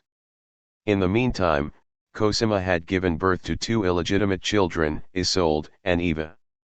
Although she performed the role of helpmate, Cosima was a woman of high intelligence and broad culture, anything but meek in her opinions. That the Bayreuth Festival survived Wagner's death and became a permanent institution owed everything to Cosima's skill as a theatrical director, her flair for administration, and her half-ethereal, half-steely charisma. Few women of the period achieved comparable authority. She was also politically reactionary, and, if anything, even more anti-Semitic than her husband. In 1869, she began keeping a diary, in which she recorded Wagner's daily utterances and depicted him as a German sage. That formidable document, 21 volumes, nearly 1,000,000 words, is both a rich fund of biographical data and a masterly exercise in image control. Wagner in Lucerne. At lunch, a philologist, Professor Nietzsche, Cosima wrote on May 17, 1869. Nietzsche had first met Wagner the previous November in Leipzig and succumbed at once to the composer's personality. Wagner played all the important parts of Meistersinger, imitating all the voices in very boisterous fashion, Nietzsche reported. He is indeed a fabulously lively and fiery man, who speaks very rapidly, is very funny, and makes an intimate party of this sort a total joy. In private, the glowering Meister of official portraits was antic, ebullient, even clownish. He liked nothing more than to cavort with his dogs, who ruled the household. In the spring of 1869, the 24-year-old Nietzsche had been appointed professor of classical philology at the University of Basel, which was several hours from Lucerne by train. He came to Tribschen in the hope of renewing his acquaintance with the Meister. It was the eve of Pentecost. Nietzsche recalled the day the Holy Spirit visits the apostles. He lingered outside the villa, listening as Wagner tried out chords at the piano. Later, he determined that he had heard the passage of Siegfried in which Brunhilde sings, "He who woke me has wounded me." It is a telling moment. Brunhilde has been confined to the ring of fire for disobeying Wotan's commands. When Siegfried enters her domain, she initially resists his advances and laments the loss of her Valkyrie powers. She is no helpless maiden awaiting rescue, her pride and intellect remain. When she yields, she does so in the knowledge that this relationship is not a personal matter but a means of world transformation. Twilight of the gods, darken above, she sings the one time that the word Götterdämmerung is uttered in the ring. When Nietzsche mustered the courage to announce himself, Wagner sent word that he did not wish to be disturbed. The young man was, however, invited for lunch the following Monday. A quiet and pleasant visit, Cosima wrote. In early June, Nietzsche returned and spent the night, not any night, but the night that Cosima gave birth to Siegfried Wagner. During Wagner's remaining years in Tribschen he moved to Bayreuth in 1872. Nietzsche visited so often that he was given his own room in the house. The friendship deepened into something like a father-son connection. Strictly speaking, you are, aside from my wife, the one prize I have received in life, Wagner wrote to his disciple in 1872. Later, in a draft of the preface to the second part of Human, All Too Human, Nietzsche described the relationship as my only love affair, before striking the phrase from his proofs. Nietzsche grew up in a Lutheran household that cherished the German musical tradition. His father, the pastor of Rocken, a village not far from Leipzig, played the piano and organ in a style that his son characterized as free variation. Nietzsche took up piano at an early age, studying repertory from Bach to Schumann. He also composed, in an indistinct classical romantic idiom, and later made the mistake of showing his efforts to the Wagners and their circle. In 1872, Hans von Bülow passed lacerating judgment on Nietzsche's talent. From the musical standpoint, your meditation is tantamount to a crime in the moral world. I could discover no trace of Apollonian elements, and as for the Dionysian, I was frankly reminded more of the morning after a bacchanal than of a bacchanal per esse. At first, Nietzsche regarded the music of the future with suspicion. When, in 1866, he studied the score of Wagner, he found great deformities and defects alongside great beauties. By 1868, though, his interest had intensified into an obsession, as he praised Wagner for possessing qualities that he also attributed to Schopenhauer: the ethical air, the Faustian scent, cross, death, and grave, etc. The material of the ring, and especially the figure of Siegfried, transfixed him. On hearing the preludes to Tristan and Meistersinger, he wrote, "Every fiber, every nerve in me is quivering." Later, he would compare the experience to taking hashish. Many Wagnerites felt the music to be intoxicating or narcotic in effect. Baudelaire likened it to opium, others to alcohol, morphine, and absinthe. Nietzsche promptly took on a role that others filled before and after him, that of companion, propagandist, factotum. He stayed at Tribschen during the holidays and carried out duties elsewhere. On one occasion, he was sent to procure caramels and other desserts in Strasbourg. On another, he fetched silk underwear in Basel. There was an element of calculation on both sides. Nietzsche seized the chance to align himself with the star of European culture. Wagner, who lacked strong support in the academic world, knew the value of having a gifted and impassioned young scholar as an ally. Fulfilling Wagner's request for a longer and more comprehensive work, Nietzsche published his first book, The Birth of Tragedy from the Spirit of Music, in 1872. Its central idea, the duality of the Apollonian and the Dionysian, is one that he had been pondering for a while, but he surely discussed it with the composer, who had his own notions about the Greek gods. In Art and Revolution, Wagner associates Apollo with the perfection of the male form, the ordered harmony of Greek architecture, and the swinging rhythm of music. In passing, Wagner comments that Dionysus inspires the tragic poet as he brings forth drama under Apollo's gaze. A synergy of the two is implied. Hanging in Tribschen was a watercolor of Bonaventura Ginelli's neoclassical painting Bacchus Among the Muses. Nietzsche thought of the picture as he worked on his book. In 1871, Wagner told Nietzsche that the painting, The Birth of Tragedy, and his own work came together in a remarkable, even miraculous connection. Nietzsche also echoes his mentor when he proposes that Greek tragedy gestated in the musical utterance of the chorus. In opera and drama, Wagner compares the modern orchestra to the Greek chorus, using the metaphor of the Mutterskuss, the mother's womb, to describe the function of orchestra and chorus alike. In his 1870 essay on Beethoven, he writes that out of choral song the drama projected itself onto the stage, that out of the spirit of music the entire Greek order arose. The last phrase passed into the title of The Birth of Tragedy, and the womb image is replicated in the text. The choral passages that are woven into the tragedy are, in a certain sense, the womb of all of the so-called dialogue, i.e., of the total stage world, the actual drama. At almost every turn, however, Nietzsche pushes Wagnerian thought to new rhetorical extremes. His emphasis on Dionysian revelry outpaces the composer's warier engagement with orgiastic states.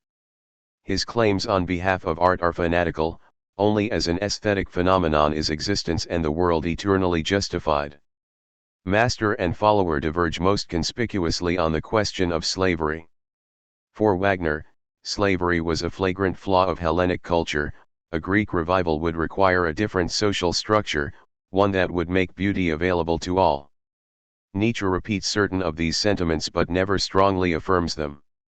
In the grip of the Dionysian rite, the slave can achieve freedom, anyone can feel like a god, yet his permanent liberation seems neither possible nor desirable.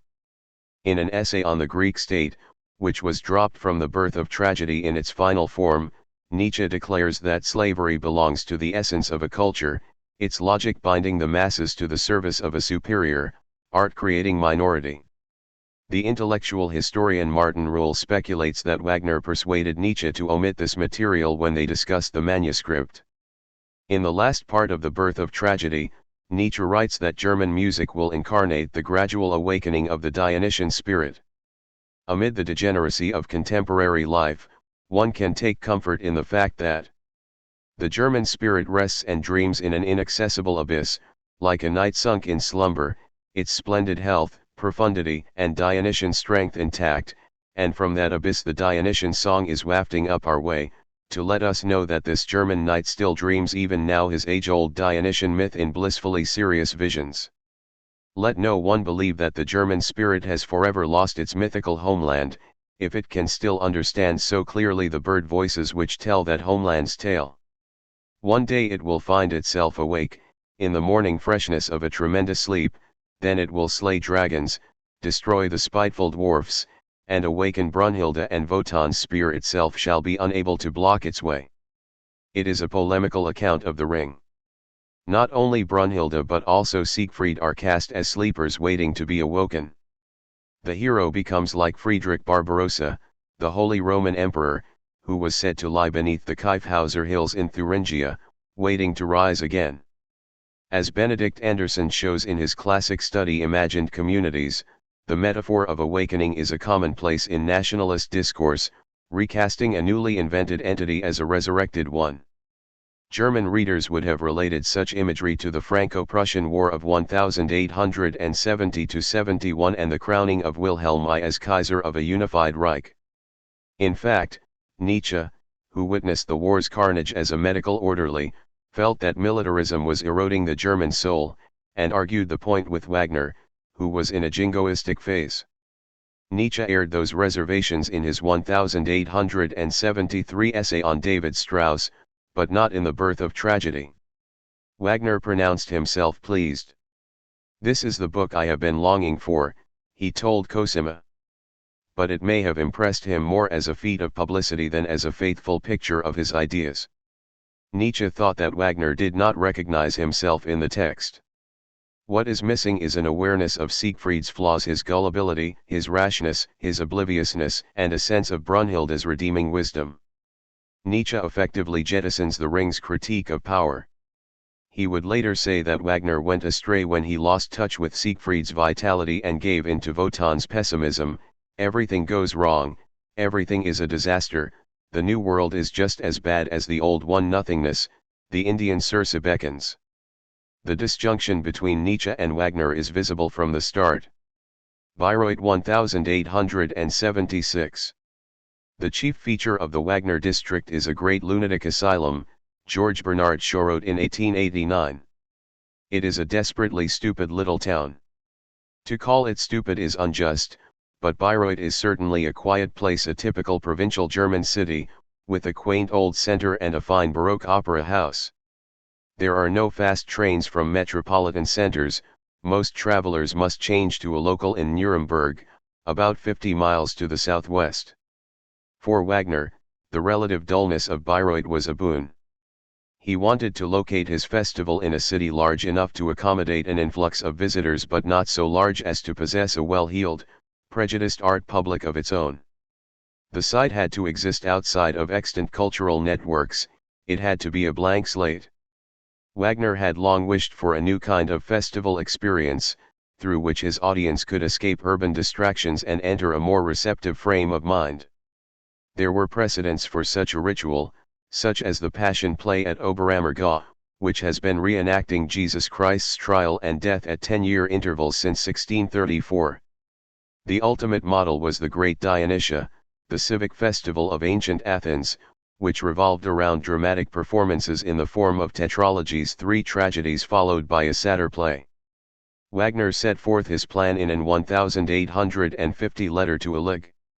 "I would erect, in a beautiful meadow near the town, a crude theater of boards and beams, built to my specifications and equipped only with such decor and machinery as is necessary for the performance of Siegfried."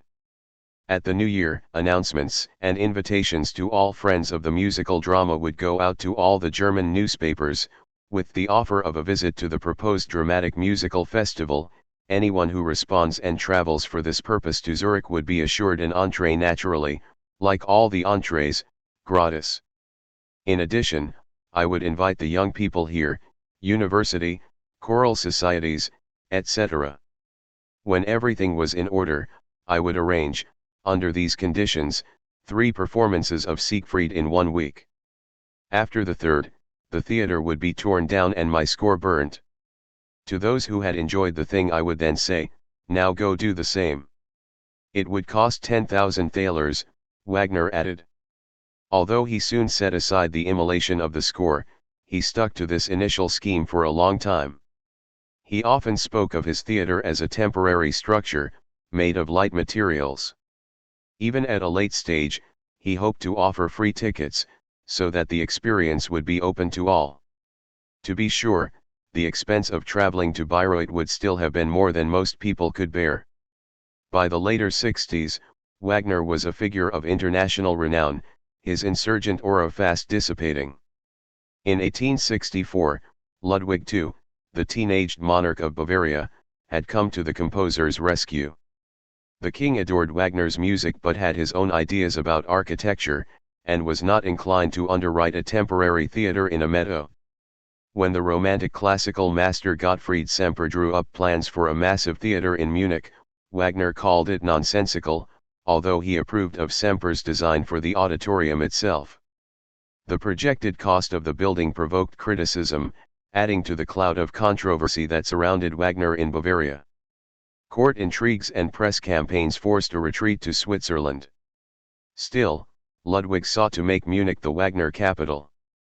Between 1865 and 1870, Tristan, Meistersinger, Rheingold, and Walküre all had their premieres there. Wagner disliked the manner of presentation, and expressed relief when the Munich project came to naught. Finally, in 1870, Wagner's eye landed on Bayreuth. The Festspielhaus that rose there, on a hill above the town, was a compromise between the austere 1850 plan and Ludwig's penchant for luxury. It was a real theater, not a provisional one, yet it was an unostentatious building in an out-of-the-way place. Reviewing the blueprints, Wagner asked for more simplicity, more functionality. Away with the ornaments, he wrote on one design. The structure, he said, should be no more solid than is necessary to prevent it from collapsing. Seen from the train station, the Festspielhaus looks like a graceful industrial facility rather than a temple of culture. A rambling, no-style building, one critic said. The novelist Colette compared it to a gasometer. But it has aged well, a stately pile of brick and wood, framed by stands of trees. Veteran Bayreuthians call the festival complex the Green Hill, as if it were an outgrowth of the park that surrounds it. The interior was even more jarring to 19th-century sensibilities. Traditional opera houses conform to a horseshoe shape, with many of the boxes facing one another, an arrangement conducive to social display. Bayreuth has a fan-shaped array of steeply raked rows, like a section lifted from a Greek amphitheater, so that every seat is angled toward the stage. Two proscenia are nested inside each other, drawing all eyes forward. The pit is set unusually deep, removing the musicians and the conductor from the field of vision. In an acoustical miracle that has never been fully explained, the orchestral sound diffuses richly through the auditorium, even though it must pass through an aperture in front of the stage. Modestly adorned columns line the sides of the auditorium. Hard-back seats keep the listener awake and alert. In an 1873 essay, Wagner headily summarized the intended effect on the spectator. Once he has taken his seat, he finds himself in a veritable theatron, that is, a space designed for nothing other than looking, and looking where his position points him. Nothing distinctly perceptible comes between him and the image to be looked at, instead only a sense of hovering distance, which results from the architectural arrangement of the two proscenia. In this way, the abstracted image assumes the unapproachability of a dream vision, while the music, sounding spectrally from the mystic abyss, like vapors arising from the sacred womb of Gaia beneath the seat of Pythia, carries him into that inspired state of clairvoyance in which the scenic picture becomes for him the truest reflection of life itself. This essay bears the imprint of Schopenhauer's analysis of occult phenomena: clairvoyance, prophetic dreams, encounters with ghosts. The philosopher says that the dreaming or mesmerized mind can find a shortcut to the sphere of the will, where artificial constructs of space and time melt away and glimpses of the future intrude upon the present. Wagner is likewise suggesting that his theater will send its audience into a state of Hellshen, or clairvoyance. The Pythia was the oracle at Delphi. Bayreuth has a similar function. In all, Bayreuth was intended to foster a new level of seriousness in the theater public. Spectators should feel themselves disappearing into the work at hand. To assist in that illusion, Wagner planned to have the lights in the auditorium dimmed again, defying an opera-going culture that saw its own finery as part of the spectacle. At the first ring, adjustable gas lamps failed to operate as planned, resulting in near-total darkness. Although the system was fixed, the idea of Wagnerian gloom took hold. The darkening of theaters actually dates back centuries, but Bayreuth popularized the practice in opera. Wagner was also keen to discourage the bursts of applause that interrupted standard opera presentations. He did not, however, mandate worshipful silence, as is often claimed. In 1882, at the premiere of Parsifal, he requested that there be no curtain calls after Act 2, so as not to impinge on the impression, as Cosima wrote. The crowd took this to mean that there should be no applause at all, and total silence greeted the final curtain. Wagner plaintively asked, "Did the audience like it or not?" At a later performance, someone shouted, "Bravo," during the chorus of the Flower Maidens, and was hissed. That someone turned out to be the composer. Here was an early sign that Wagnerism was taking on a life independent of its creator. The view from the mystic abyss. Nietzsche hoped that Bayreuth would be the fulfillment of his Greco-German dreams, a modern festival along Hellenic lines, fusing Apollonian and Dionysian elements, presented before an audience of elite aesthetes. Wagner, for his part, clung to his fantasy of a great popular festival, open to people of all backgrounds. Supporters were building up an international network of Wagner societies, whose members made advance contributions in exchange for tickets. Through their patronage, Wagner hoped to keep admission free. By 1873, fundraising was lagging, especially among German notables. Two of the biggest donors were, reputedly, Abdulaziz, the Sultan of the Ottoman Empire, and Ismail Pasha, the Khedive of Egypt. To Nietzsche fell the task of writing an exhortation to the Germans, urging native support. As promotional literature, it left much to be desired, its arguments bending toward the tortured and the delusional. The German will appear honorable and beneficial to other nations only when he has shown that he is terrifying, and yet through the exertion of his highest and noblest artistic and cultural powers he will make one want to forget that he was terrifying. Delegates from the Wagner societies rejected Nietzsche's work on account of its bold language, according to Cosima, though she considered it very fine. Nietzsche's culminating publicity effort, Richard Wagner in Bayreuth, was published in July 1876, just before the festival opened. The tone is portentous, at times preposterous, when on that day in May 1872, in pouring rain and under dark skies, the cornerstone was laid on that hill in Bayreuth.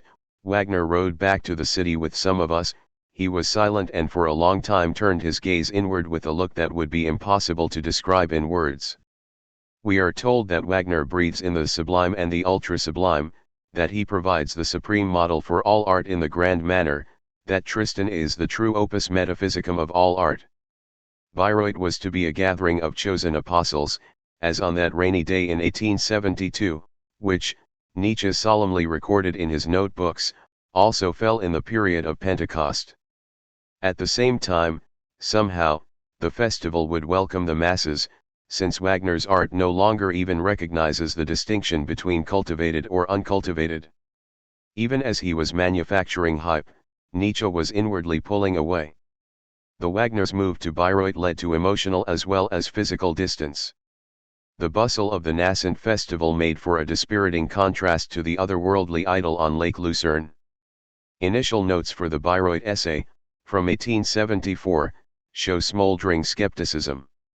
If Goethe is a displaced painter and Schiller a displaced orator, then Wagner is a displaced actor.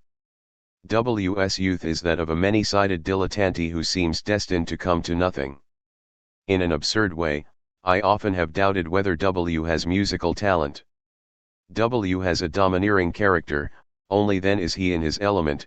The inhibition of this drive makes him immoderate, eccentric, obstreperous. W gets rid of all his weaknesses by imputing them to his age and his adversaries. Nietzsche remains admiring of the musical achievement, its unity in diversity, but he is hostile to the public, theatrical nature of Wagner's enterprise. The 1876 festival drew many glittering names. Kaiser Wilhelm I greeted Wagner by saying, "I never thought you'd pull it off." Dom Pedro II of Brazil, who once expressed interest in becoming Wagner's patron, made the long journey from Rio de Janeiro. Various dukes, princes, and counts attended, more than 200 members of the German and Austro-Hungarian aristocracy. Such leading composers as Liszt, Bruckner, Tchaikovsky, Grieg, and Saint-Saëns were present, though Brahms and Verdi stayed away. The crowd included some eminent painters and writers, Hans Mockert, Franz von Lenbach, Henry van Tinlatour, Catel Mendes. For the most part, though, well-to-do curiosity seekers set the tone. Joseph Bennett, one of 100 or more journalists present, spotted American women in a chronic state of ecstasy about Darling Liszt and Frenchmen meditating epigrams of a withering character. Tchaikovsky noted that the visitors looked preoccupied, as if in search of something. That something turned out to be food, which was in short supply. Cutlets, baked potatoes, omelets, all are discussed much more eagerly than Wagner's music. Shops were full of tacky merchandise, with Wagner's face emblazoned on beer mugs, pipe bowls, cigar boxes, and sundry toiletries. In the end, a festival that professed to shun consumerism all but wallowed in commercial values. As Nicholas Vassigny demonstrates in Richard Wagner, Self-Promotion and the Making of a Brand, the composer helped to pioneer modern techniques of mass dissemination and publicity. Wolzogen's leitmotif guide appeared ahead of the festival. Press releases provided behind-the-scenes anecdotes. The fundraising system resembled a stock company, a network of investors. The Wagner societies operated like fan clubs. The buzz of scandal that followed Wagner kept his name in the news, a crucial component of the machinery of celebrity. Somehow, the ring itself, that radical monument, rose above the noise. Vassigny writes, Wagner's special skill was the ability to preserve the artistic integrity of his towering works amidst the blaze of commodification to which he in the first place had subjected them. Wagner knickknacks at the Reuter Wagner Museum in Eisenach. Nietzsche was appalled. "I no longer recognized anything, I scarcely recognized Wagner," he wrote in Ecce Homo, remembering the profound alienation he felt when he arrived for the final rehearsals of The Ring. What had happened? Wagner had been translated into German. The Wagnerian had become the master of Wagner, German art. The German master. German beer. Enough, in the middle of it all I left for a couple of weeks. The biographical reality is somewhat different. Nietzsche indeed fled to the mountain forest resort of Klingenbrunn, but he was there for only about a week. He went mainly because of his chronic ill health, which included eye problems, piercing headaches, and attacks of vomiting. Sitting for extended periods in a theater was all but unbearable for him. Most likely, he was suffering from a hereditary neurological or vascular disorder. His father, who died at the age of 36, showed similar symptoms. Nonetheless, Nietzsche could not stay away from what he called the liquid gold of Wagner's orchestra, and he returned to Bayreuth in time for the first public performances, August 13 to 17. If Nietzsche exaggerated his flight from Bayreuth, there is no doubt that he felt estranged from the festivities. Throughout his life, he believed that a philosopher must wage war on existing forms and conventions, overcome his time in himself.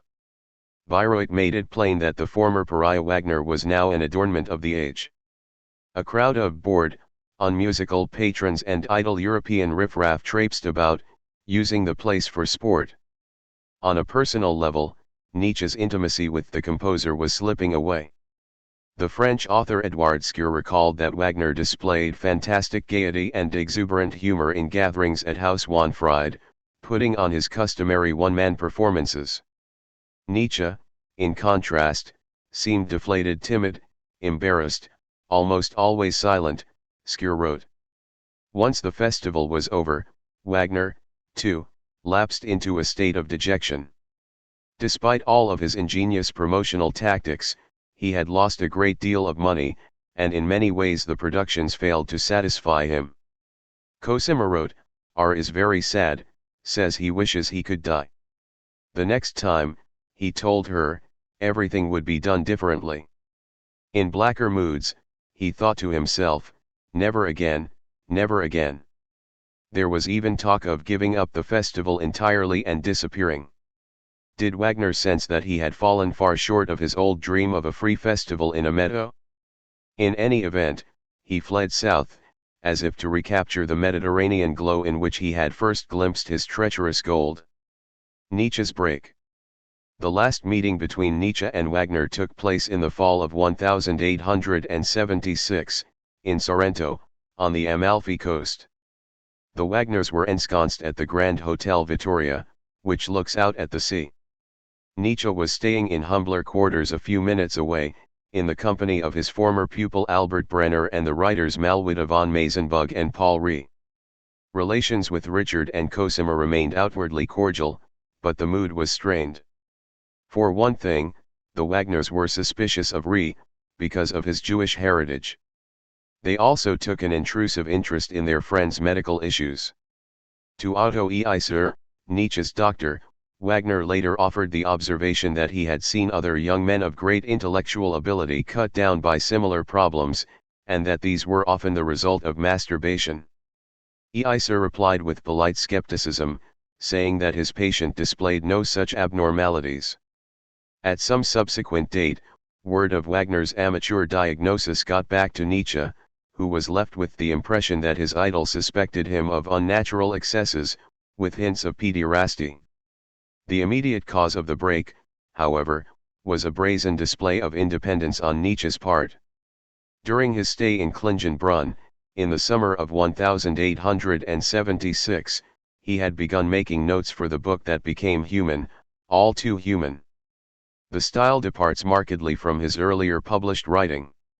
In place of spacious paragraphs and ornate sentences, it proceeds by way of aphorisms and polemics, pithy strikes and sudden swerves.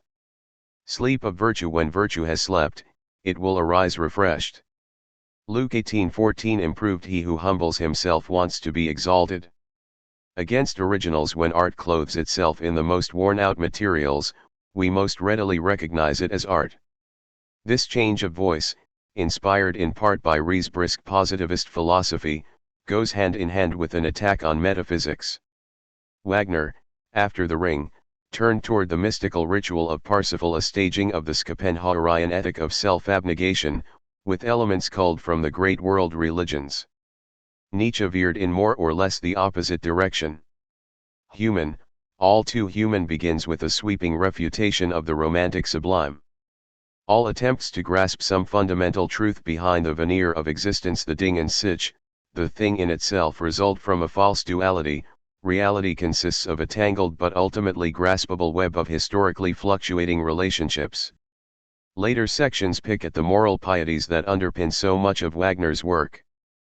Parsifal, following Schopenhauer's philosophy of compassion, sets forth an ethic of knowing through compassion, durch Mitleid. Nietzsche, who had read Wagner's prose draft for the opera as early as 1869, hammers away at that word Mitleid, considering it a badge of weakness. Instead he praises animal urges, the flexing of strength, the exercise of force, even to the point of cruelty. Culture simply cannot do without passions, vices, and acts of malice. He goes so far as to say that temporary relapses into barbarism can rejuvenate an aging civilization.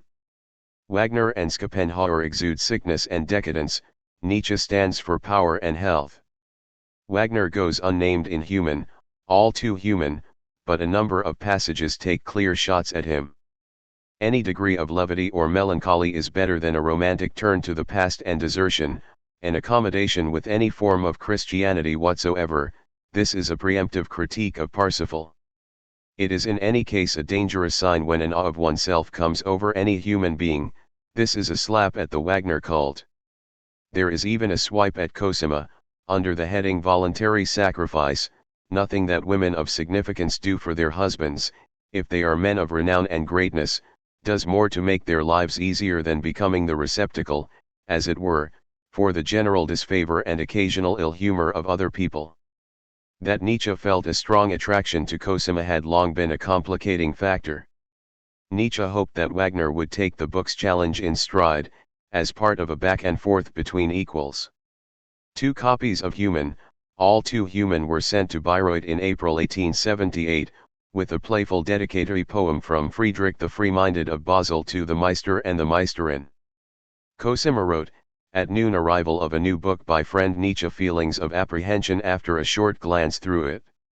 On subsequent days she described it as strangely perverse, sad, and pitiful, insisting all the while that she was not reading it. Evil has triumphed here, she wrote to a friend. Wagner was no less dismayed, but he kept on reading, and even gave a lyrical recitation of the book's ending, the Ode to the Wanderer, who sees swarms of muses dancing past him in the mist of the mountains. Did he feel a lingering fondness for Nietzsche's thought, foreign as it now seemed? One day Wagner thought of sending Nietzsche a congratulatory telegram on the birthday of Voltaire, who is lionized in Human, All Too Human. This might have been the kind of large-spirited gesture that Nietzsche sought. Cosima talked her husband out of it. Bayreuth maintained a cold facade, and Nietzsche felt a great excommunication. That summer, Wagner published the third part of an essay titled Public and Popularity. This work and other writings of his last years appeared in the Bayreuther Blätter, the newly founded magazine of the Bayreuth Circle. Wagner had originally wanted Nietzsche to edit the publication. Wolzogen, the labeler of leitmotifs, took the post instead. Amid a typically rambling disquisition, Wagner refers to certain philologists and philosophers who have achieved unbounded progress in the field of criticism of all things human and inhuman. These individuals enact pitiless sacrifices of noble victims, they renounce the worship of genius, they are astonished that Sunday morning bells still ring today for a Jew crucified 2,000 years ago. This answers one of Nietzsche's jabs at Christianity. Cosima wrote that her husband had taken on Nietzsche in such a way that a reader who is not fully in the know will not notice. The ploy was hardly as subtle as that. The excommunication was now official. Wagner took special umbrage at Nietzsche's critique of compassion, which directly contradicted his own philosophy. In the course of stewing over Human, All Too Human, he remarked that the chief characteristic of the devil was malice, pleasure in the misfortune of others. Nietzsche appeared to be extolling such pleasure. Wagner thought himself to be taking the side of the weak, in a Christian spirit. If Nietzsche had been able to debate the question face to face, he might have responded that he was concerned chiefly with the hypocrisy of the compassionate. The ones taking pity find selfish delight in a display of emotion and a sense of power. He might also have noted the limits of Wagner's love of humanity, particularly with regard to Jews. In the end, both men harbored impulses that look ominous from the vantage point of the post-Holocaust era. What Wagner disliked in Nietzsche, the pitilessness, the exaltation of power, and what Nietzsche disliked in Wagner, the Teutonic chauvinism, the anti-Semitism, added up to an approximation of the fascist mentality. Once the better angels of their natures are set aside, Wagner and Nietzsche darkly complete each other in the Nazi mind. Of the two, only Nietzsche had an inkling of what the future held. I know my lot, he wrote in Ecce Homo. One day my name will be linked to the memory of something monstrous, to a crisis like none there has been on earth. Siegfried Zarathustra. Wagner had no direct contact with his former acolyte in his final years. The last chance for a reunion would have been at the premiere of Parsifal, in 1882. Nietzsche told friends that he would go to the festival if he received a personal invitation, but none came. It is likely that Wagner regretted the demise of the friendship. Nietzsche's sister Elizabeth, who was at Bayreuth that summer, claimed that the composer said to her, "Tell your brother that since he left me I am alone." But public concessions were not in Wagner's nature. Nietzsche was reduced to monitoring events through intermediaries. The old sorcerer Zauberer has had another tremendous success, with old men sobbing, etc., he wrote to his amanuensis Heinrich Koselitz. Nietzsche is presumably the source of the epithet sorcerer of Bayreuth. Any attempted reconciliation would have been spoiled by the publication that summer of The Joyful Science, which sets aside indirect sniping in favor of frontal assault. Nietzsche accuses Wagner of having misunderstood the philosophy implicit in his own art. Schopenhauer has beguiled him into anti-Jewish blather, into a dubious conflation of Christianity and Buddhism, into an overweening concern for the well-being of animals. The last shot was carefully aimed, given Wagner's adoration of his pets. What is the true philosophy? The innocence of the highest selfishness, belief in the great passion as a good in itself, in one word, what is Siegfried like in the countenance of his heroes? In the next part of The Joyful Science, Nietzsche announces the death of God. Wagner is a fallen Wotan, his staff broken by his substitute son. The stage is set for the most troublesome of Nietzschean beings, the Übermensch. The word had surfaced in the philosopher's earlier writings, but usually in a negative sense.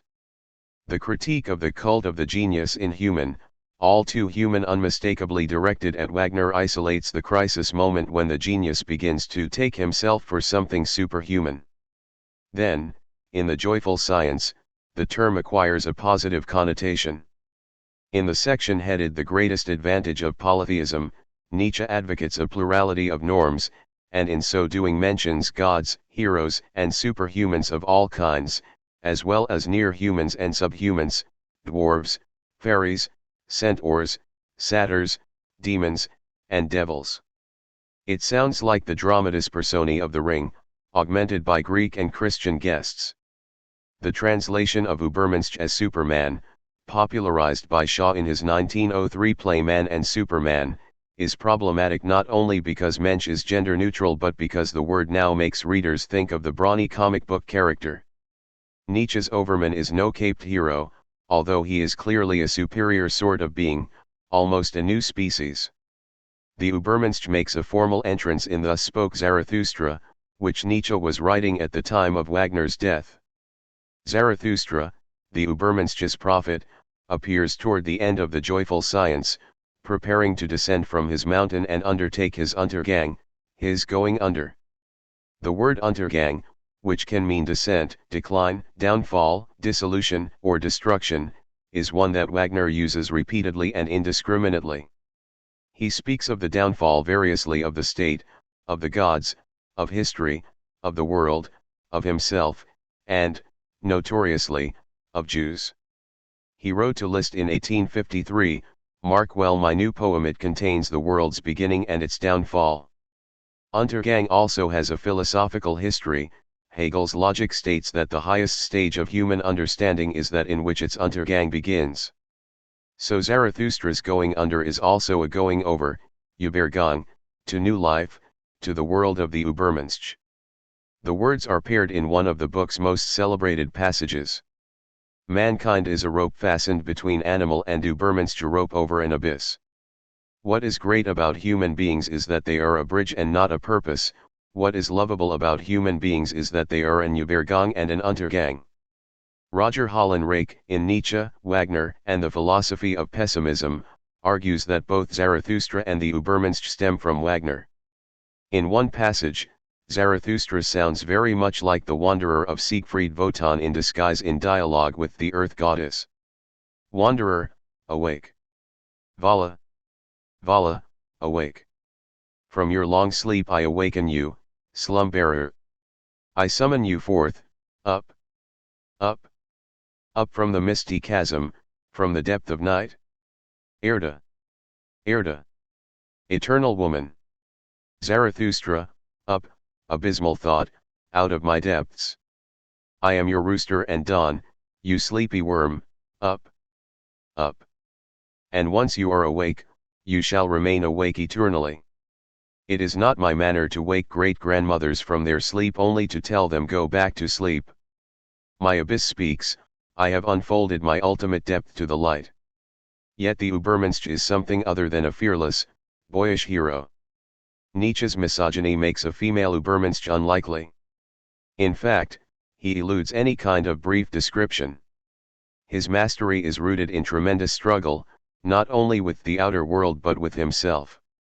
Nietzsche melts down the materials of the ring as he forges his own creation. In the last book of Zarathustra, the protagonist meets the Zauberer, the sorcerer, one of several tempters who try to lure him from his path. Even if we hadn't read Nietzsche's prior references to the old sorcerer, we would recognize Wagner's personality in this restless, twitching, frantically gesturing figure, who babbles self-pitying monologues and dubs himself the greatest person living today. Zarathustra exposes him as an actor, a counterfeiter. After spluttering in protest, the sorcerer gives in, "I am weary of and nauseated by my arts, I am not great, why do I pretend?" A conciliatory dialogue follows, and the sorcerer hails Zarathustra as a vessel of wisdom, a saint of knowledge, a great human being. This seems pure fantasy on Nietzsche's part, an imaginary victory over his mentor-turned-oppressor, although he claims in his notebooks that when he confronted Wagner in private the composer accepted the criticism. I wish that he would also do it publicly. For what constitutes the greatness of a character other than that he is capable, for the sake of truth, of also taking sides against himself? The sorcerer later stages a momentary comeback. In a pseudo-Christian supper scene, he strums his harp and sings mumbo-jumbo redolent of the Tristan libretto. The assembled company is hypnotized. Before long, all turn religious, kneeling before an ass and chanting Parsifalian pieties. Zarathustra responds with a string of contemptuous rebuttals, leading to another make-believe dialogue with Wagner's ghost. "And you," said Zarathustra, "you wicked old sorcerer, what have you done? Who in these liberated times is supposed to believe in you anymore, if you believe in such asinine divinities? What you did was a stupidity, how could you, you clever one, commit such a stupidity?" "O Zarathustra," replied the clever sorcerer, "you're right, it was a stupidity and it's been hard enough for me." The pious mood gives way to roguish laughter, and it is in this spirit that the book ends, learning to laugh, to love the earth, to love what is fated, to be willing, under the doctrine of eternal recurrence, to relieve the same life in every excruciating detail. Becoming Wagner. Nietzsche writes to Cosima Wagner, January 1889. On February 3, 1883, Wagner glanced at an article about the joyful science, and, according to Cosima, responded with utter disgust. He died 10 days later. It was not the ending that Nietzsche had pictured for a friendship that remained active in his mind. He was distraught but also relieved. The tension with Wagner had become unbearable. He wrote to Kozelets, "In the end, it was the aged Wagner against whom I had to defend myself. As far as the real Wagner is concerned, I intend in good measure to become his heir." In the major works of his last years of sanity, from 1885 to the end of 1888, Nietzsche brings his diatribe against conventional morality to its highest pitch. Beyond good and evil provisionally endorses harshness, violence, slavery, danger in the streets and in the heart, concealment, stoicism, the art of seduction, and devilry of every kind, everything evil, horrible, tyrannical, predatory, and snake-like in humanity. All this serves to elevate the species humanity as well as its opposite. On the genealogy of morality relates the good and noble to the innocent conscience of the predator, the magnificent blonde beast roaming about lustily after prey and victory. Modern European civilization, meek and effeminate, has lost touch with the voluptuous cruelty once exhibited by Germanic tribes. The Antichrist continues the theme, what is good? Everything that heightens in man the feeling of power, the will to power, power itself. What is bad? Weakness, tolerance, forgiveness, compassion. Mitleid again. Nietzsche is still looking for a savior figure, an unfettered Siegfried. In the genealogy, he dreams of a future hero of sublime malice, a redeeming man of great love and contempt. Insinuating italics differentiate this redeemer from the ascetic hero of Parsifal. Redemption will entail not a flight from reality but a close embrace of the true nature of humanity.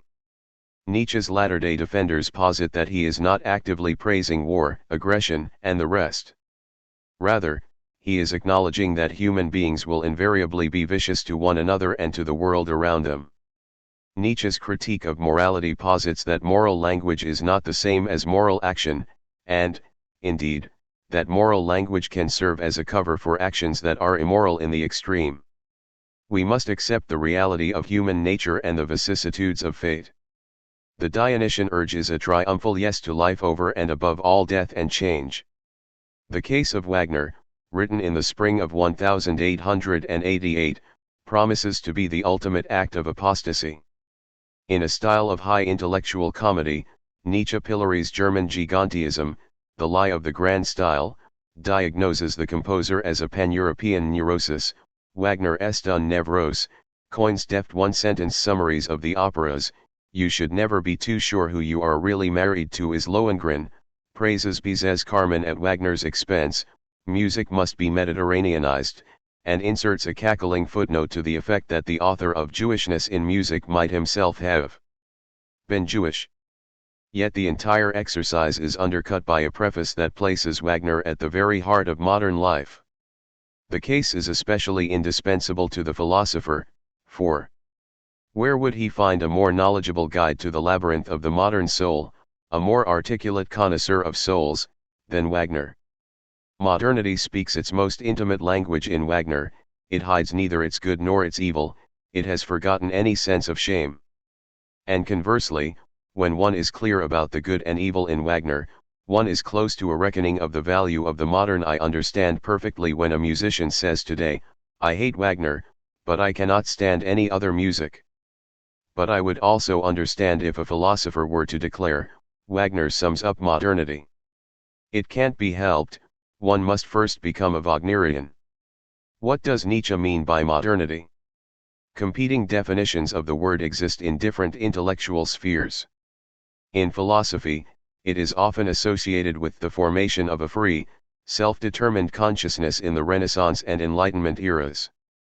In sociology, it applies more often to 19th-century modernization, the economic and social upheaval analyzed by Marx, Weber, and Émile Durkheim.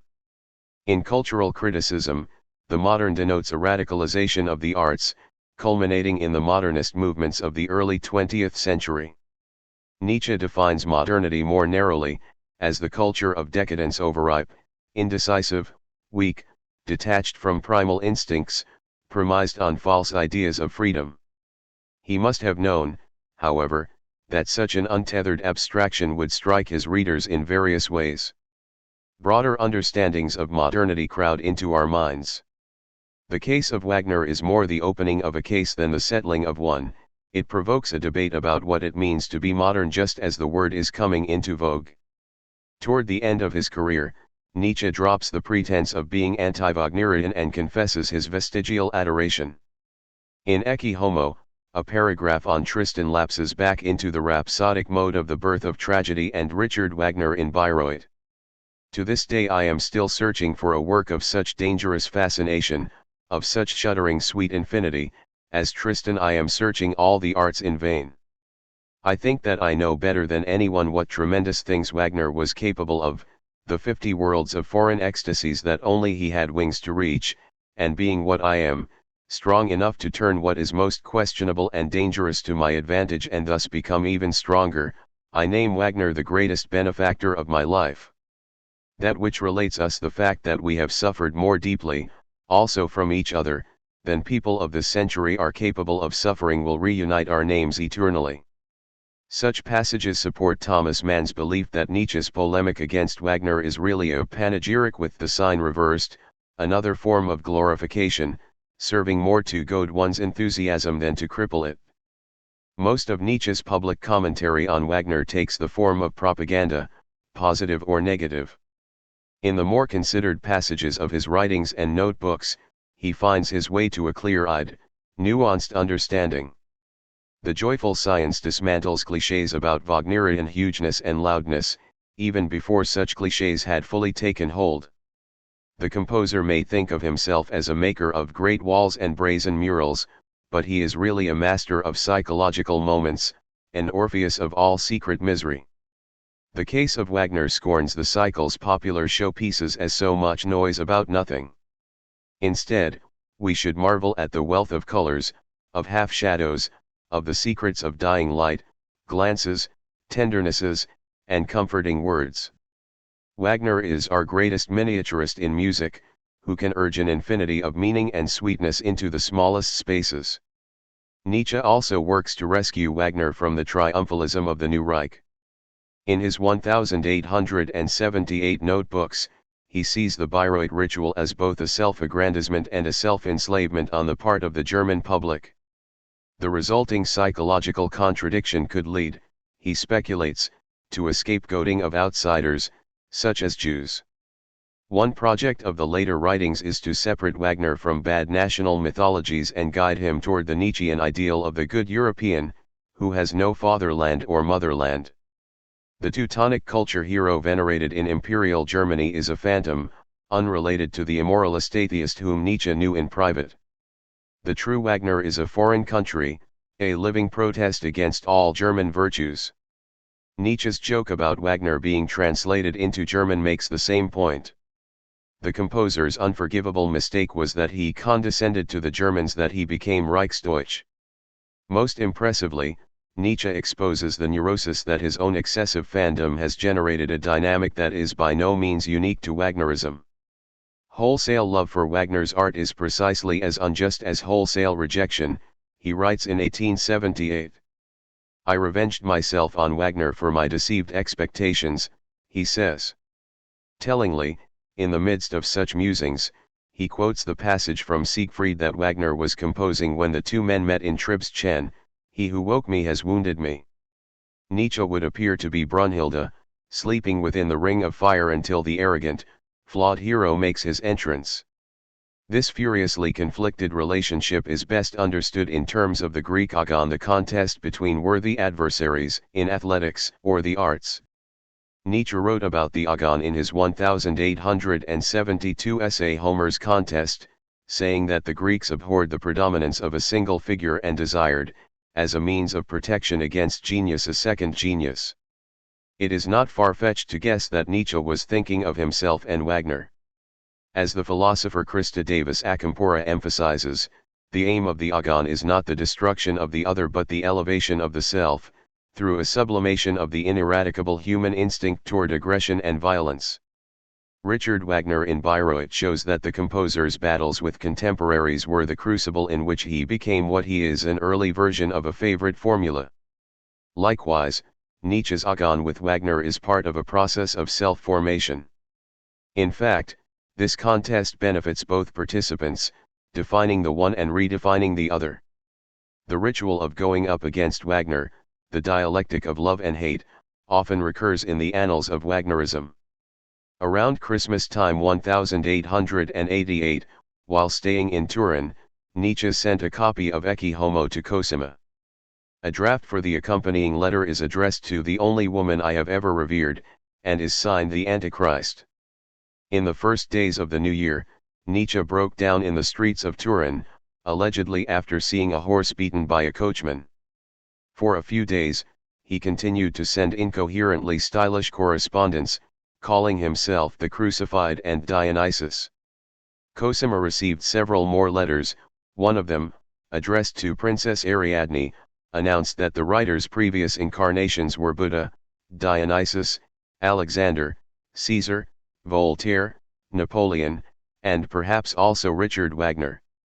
Once he was institutionalized, Nietzsche was heard to say, "My wife, Cosima Wagner, brought me here."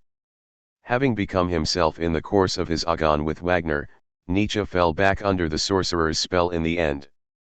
He lived 11 more years, increasingly blank-eyed, gentle during the day, given to animal groans at night. In fulfillment of his prior prophecies, his work enjoyed an ever-growing vogue, soon to rival Wagnerism in breadth and intensity. But the news of his victory passed him by. In 1900, he was buried by the side of his father's church. Götterdämmerung. On November 21, 1874, Wagner finished the orchestration of Götterdämmerung, ending a project that he had begun 26 years earlier. Thrice sacred, memorable day. Cosima wrote in her diary. At lunchtime, though, she inadvertently enraged her husband by showing him a letter from her father. Why the letter caused offense is not clear. It seems that Wagner simply found it distracting, but Cosima spiraled into self-castigating despair. The fact that I dedicated my life in suffering to this work has not earned me the right to celebrate its completion in joy, she wrote. The two were later reconciled, but the dispute was a strange way to mark the realization of a work that affirms the triumph of world-changing love.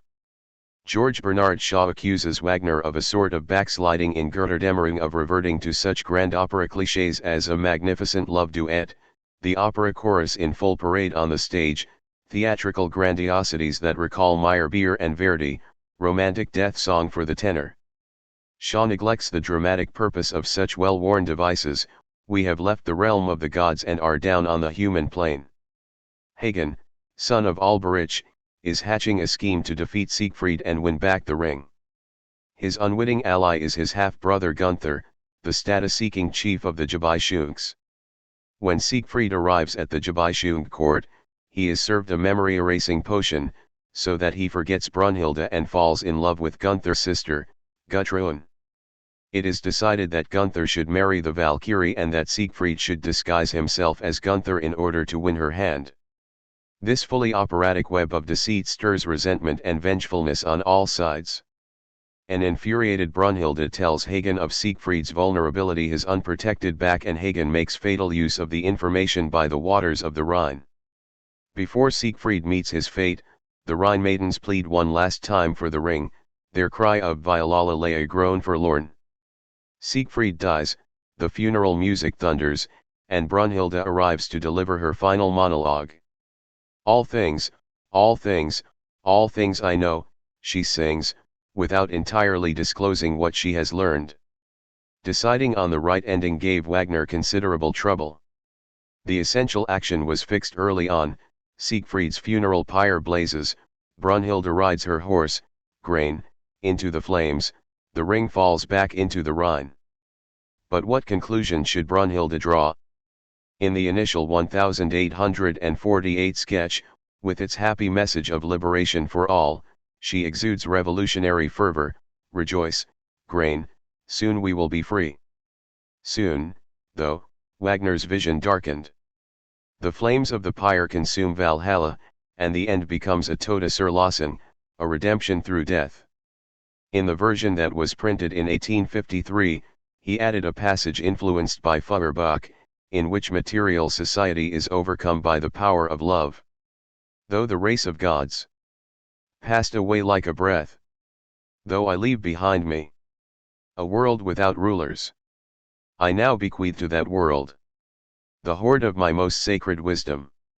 Not goods, not gold, nor godly glory, not house, not court, nor lordly pomp, not the treacherous bonds of murky treaties, not the harsh decree of dissembling convention. Blessed in joy and sorrow, love alone can be. The Feuerbach ending, as it is known, gave way to a Schopenhauer ending, in which Brunhilde takes cover in visionary solitude. I draw away from desire's realm. I flee forever the realm of delusion. The open gates of eternal becoming I shut behind me.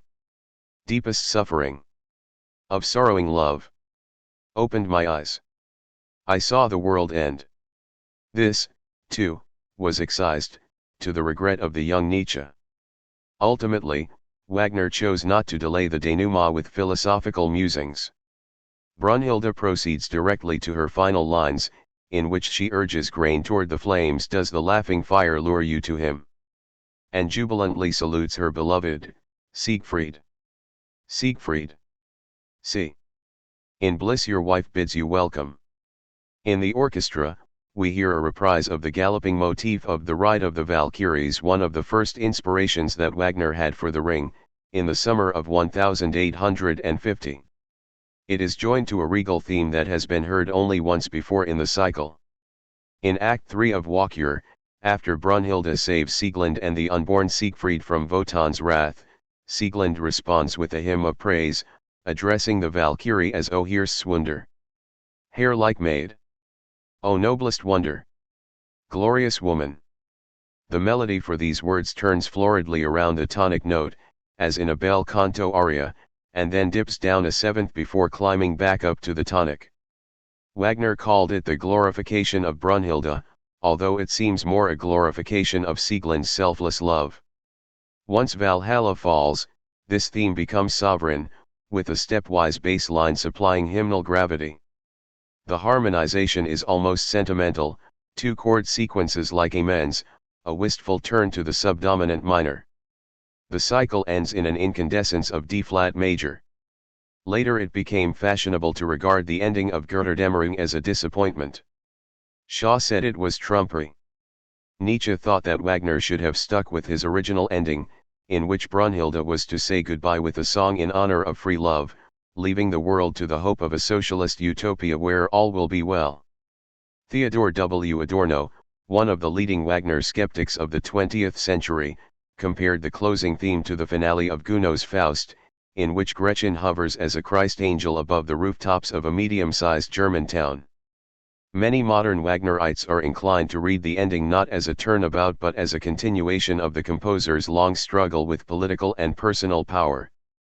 In Treacherous Bonds and Laughing Fire, a title derived from the various versions of Brunhilde's monologue, Mark Berry asserts that the closing theme is no cliché of love triumphing over all but a shift, albeit partial, from erotic to charitable love, positing the basis for a humane political state.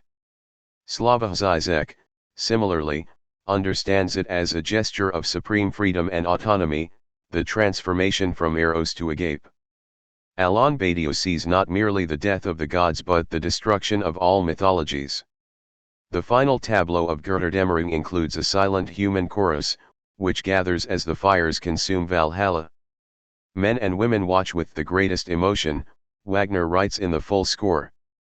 In Patrice Chéreau's epical 1976-80 production of The Ring at Bayreuth, these citizens of an unknown future turn around as Brunhilde's melody is unfurled and move to the front of the stage, looking out at the auditorium. They seem to say, in the words of the musicologist Jean-Jacques Natias, "It is up to you." Their implicit message recalls Wagner's early prospectus for a festival at which the theater was to have been torn down and the score burnt. To those who had enjoyed the thing I would then say, now go do the same.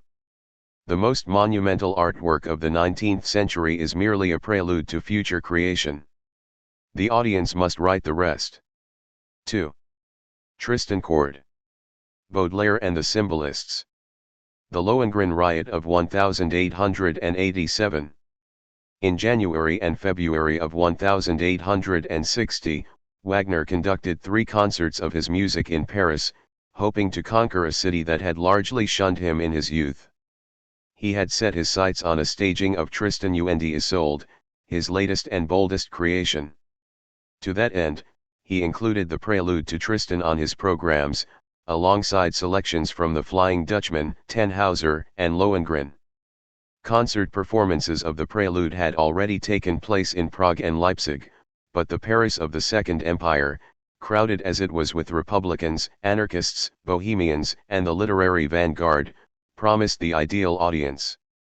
In the throng at the Théâtre Italien was Charles Baudelaire, the dark prince of French poetry, who had won infamy 3 years earlier with the publication of Les Fleurs du Mal. The Death of Lovers, from that collection, already has the air of Tristan, vying to spend their last heat, our 2 hearts will be 2 vast torches, reflecting their double light in the twin mirrors of our souls. To prepare his listeners, Wagner wrote a program note in which he laid out the rudiments of the story. Tristan, the nephew of King Mark of Cornwall, is sailing from Ireland with Princess Isolde, who has been betrothed to Mark as part of a political bargain. Isolde is enraged, because this same Tristan killed her fiancé in battle. During the voyage, she asks Brain Jane, her attendant, to prepare a death potion, which she and Tristan will drink together. Brain Jane, unwilling to part with her mistress, serves a love potion instead. The prelude gives a preview of the music that accompanies the drinking of the philter, but it stands as an independent orchestral statement, in which we hear insatiable longing well up from the shyest confession of the tenderest attraction, through anxious sighs, hopes and hesitations, laments and wishes, raptures and torments, to the mightiest onrush, the most violent effort, to find the breach that shows the infinitely yearning heart the way into the sea of endless loving rapture. In vain. Powerless, the heart sinks back to languish in longing without attainment, since each attainment leads only to renewed desire, until in final exhaustion the breaking glance catches a glimpse of the attainment of the highest rapture. It is the rapture of dying, of ceasing to be, of the final deliverance into that wondrous realm from which we stray farthest when we try to penetrate it with the stormiest force. Do we call it death? Or is it the nocturnal wonder-world, out of which, the legend tells us, an ivy and a vine once grew in intimate embrace over the grave of Tristan and Isolde? Wagner chose not to issue this program, apparently because Mathilde Wessendonck, the object of his own Tristan-like affections, deemed it too personal in tone. In a letter to her, he parsed his music in terms of what he described as the Buddhist theory of the origin of the world: a breath clouds the clear expanse of heaven. As in The Ring, Wagner must relieve the moment of creation before he can begin his story. More words may have been spilled about the first 3 bars of Tristan, a rising minor sixth in the cellos, a semitone descent, a pungent chord of cellos and winds, than about any short passage in music, with the possible exception of the opening notes of Beethoven's Fifth. That first chord, named the Tristan chord, is a nebulous, ambiguous half-diminished seventh.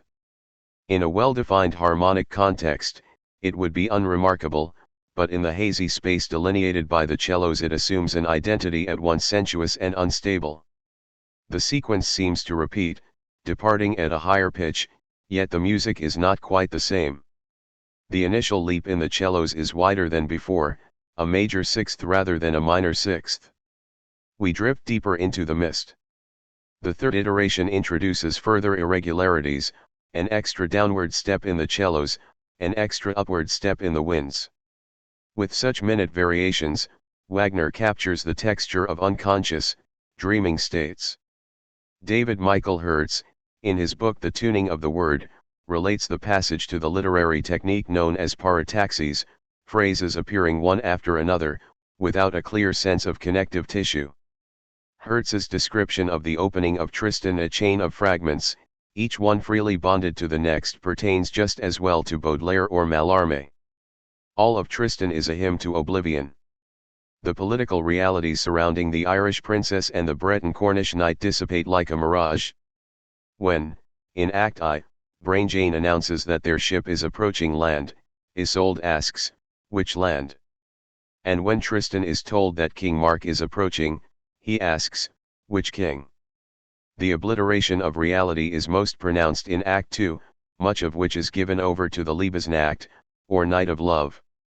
After King Mark and his party go out on a hunt, Tristan and Isolde sing a 40-minute duet that oscillates between extreme sexual agitation and blissful lassitude. Serene ecstasy settles over the music as the two foresee their death together. So starben wir. Thus we died. Ungetrennt. So that, undivided. Wigeinig.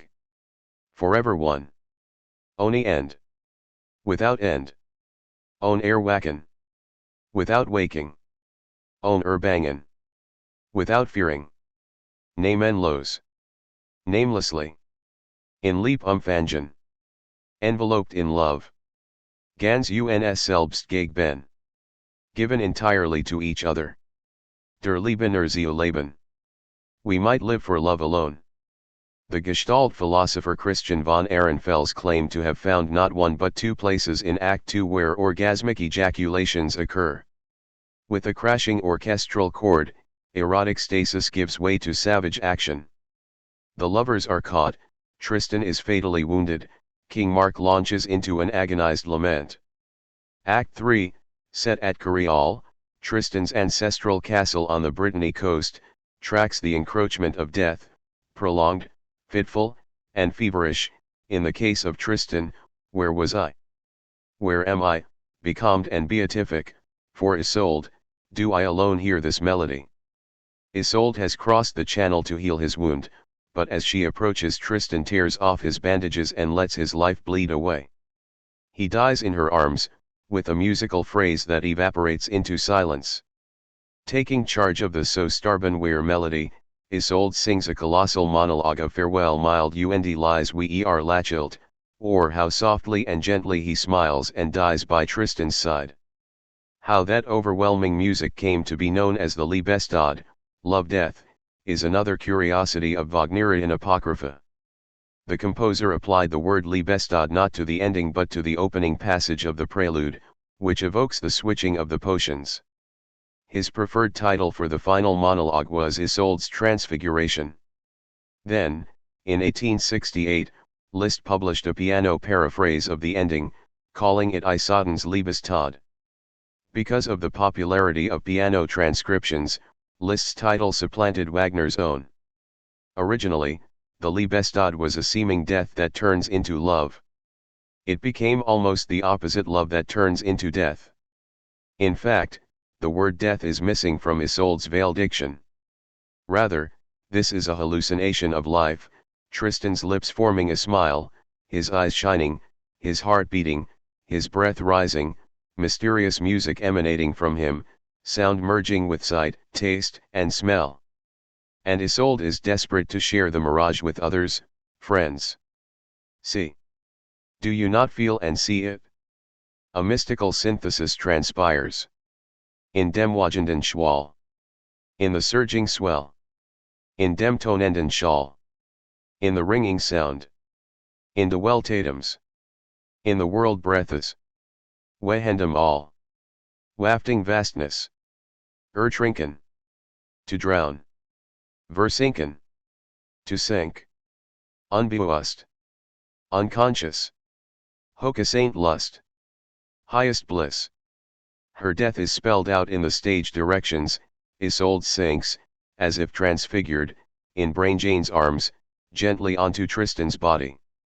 But, as the musicologist Carol Berger writes, it is a mistake to think of the ending as a glorification of the nihilistic death wish, as he characterizes the common view.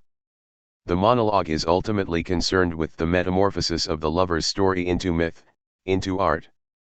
Tellingly, even as the language dissolves into fragments, the music achieves a radiant simplicity, the vocal line becoming fixed almost exclusively on the notes of the B major scale, with the elemental interval of the octave rising at the end. You have the sense that Isolde is not so much dying as disappearing back into the music that set the tale in motion. In Paris, it took time for Tristan's potion to kick in. When Wagner conducted the prelude at the Theatre Italien, it met with a tepid response. A sort of chromatic moaning, said the composer critic Hector Berlioz, a sometime supporter. Baudelaire was bewitched by most of what he heard but had nothing to say about Tristan. Wagner had a more difficult time in France than he had hoped. It was not Tristan but the more conventional Tannhauser that reached the stage of the opera in 1861, and even then a storm of opposition arose. Tristan did not arrive at the Palais Garnier until 1904. By century's end, though, Wagner had become a godfather of modern art, his name invoked variously by Baudelaire, Mallarmé, Paul Verlaine, Paul Cézanne, Paul Gauguin, and Vincent van Gogh. The short-lived journal Revue Wagnerienne facilitated the emergence of the symbolist movement in literature. Tristan set the course for an avant-garde art of dream logic, mental intoxication, formless form, limitless desire. Wagnerism, the French cult of Wagner, was an astonishing development, as those who lived through it knew. You cannot imagine the impression that this music made on those of my age, the novelist Alphonse Daudet said, according to his son Leon. It truly transformed us. It renewed the atmosphere of art.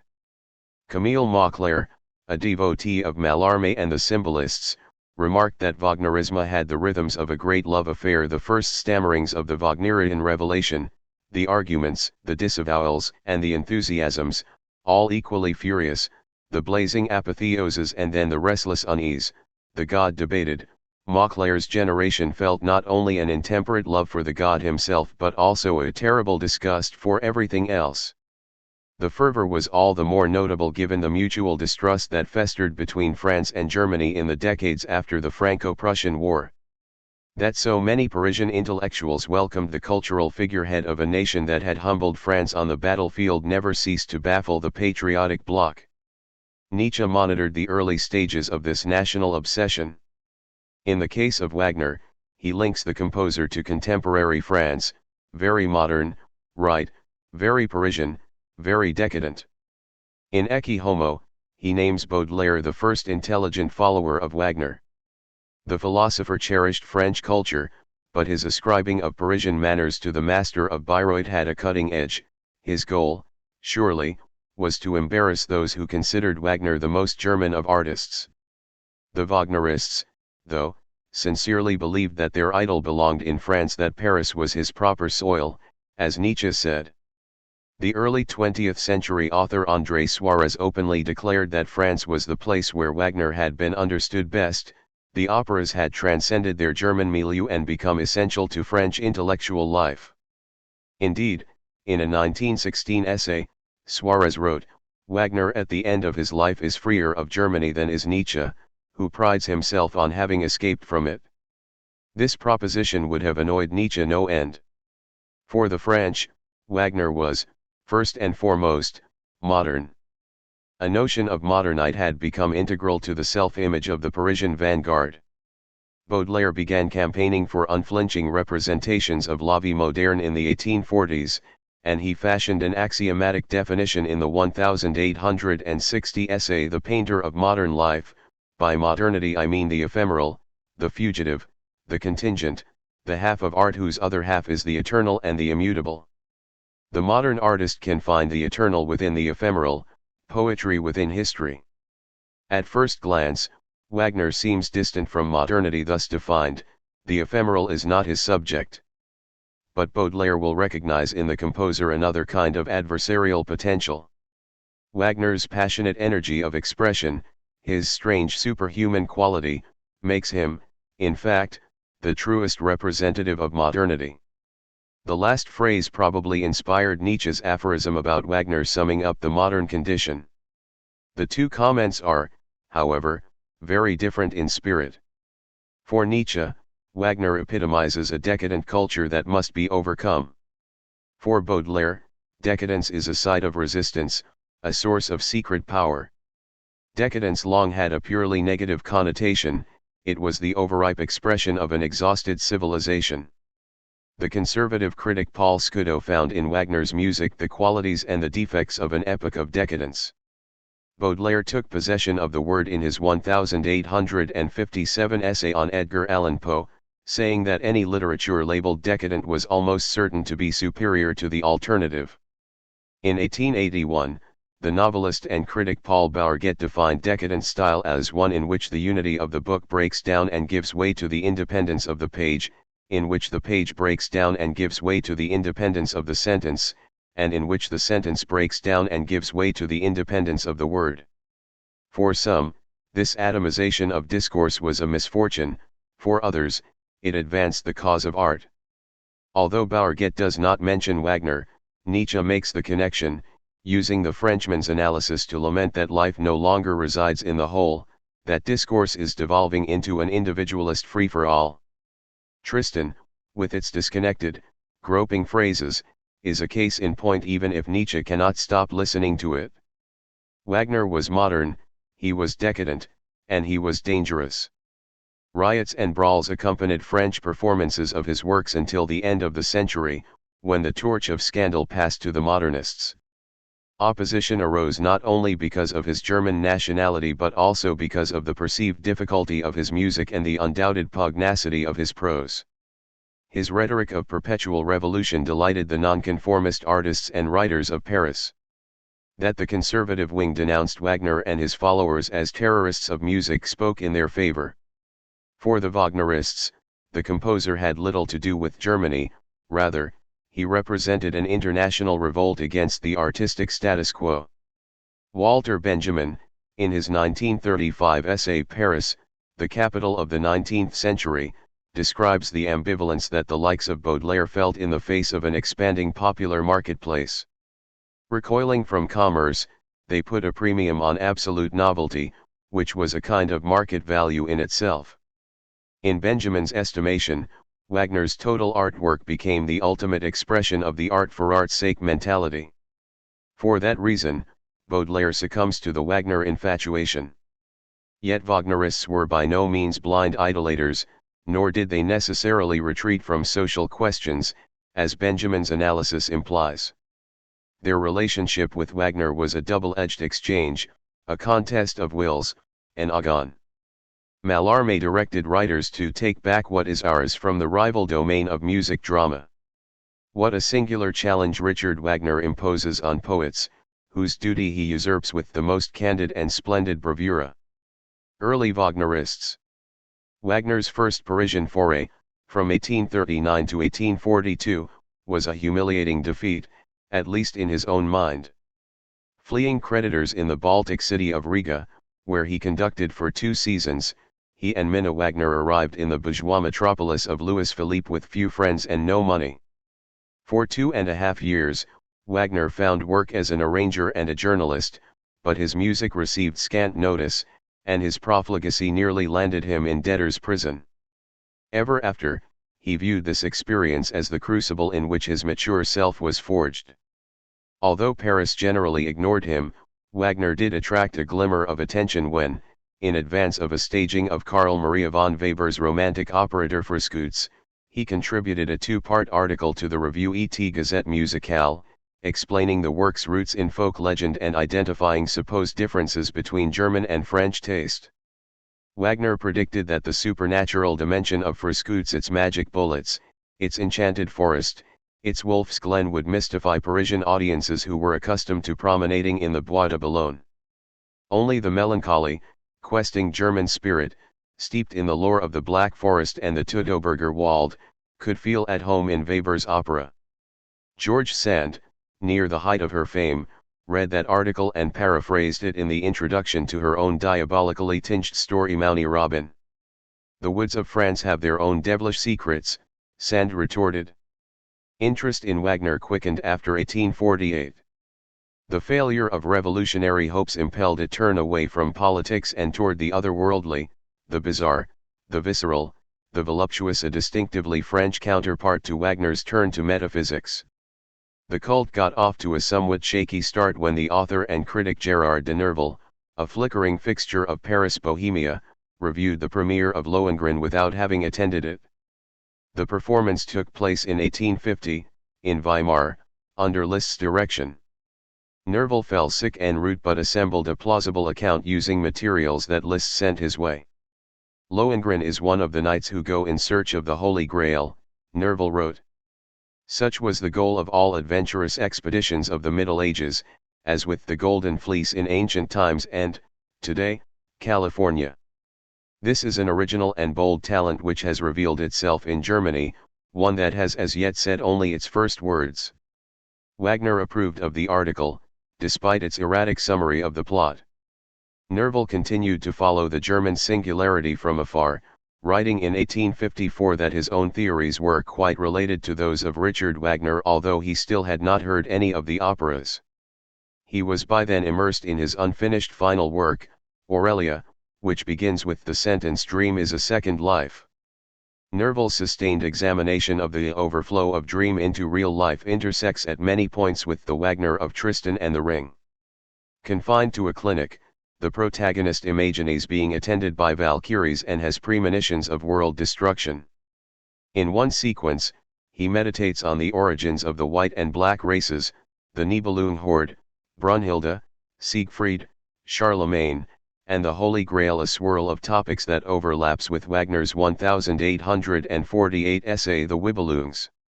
Nerval committed suicide in 1855, but his preoccupations became central to French literature. The poet, novelist, and critic Théophile Gautier, a comrade of Nerval's from school days onward, understood Wagner in terms of the art for art's sake stance that Gautier popularized in his poetry and prose. One of his most famous poems, Symphonie en Blanc Majeur, Symphony in White Major, 1852, set off a fad for musical titles in poetry and painting. Gautier, who shared Nerval's taste for dream states and the supernatural, first encountered Wagner when the Tannhauser Overture was played in Paris in 1850. He judged it a work full of knowledge, of original instrumental effects, surpassing those facile banalities that the French public is always ready to applaud. When Gautier saw the complete opera, in Wiesbaden, in 1857, his reaction was more measured, not to say confused. Expecting the music of a paroxysm, he instead professed to hear a formally conservative work full of fugues, an analysis that few musicologists have seconded. The majority of Francophone critics were unremittingly negative.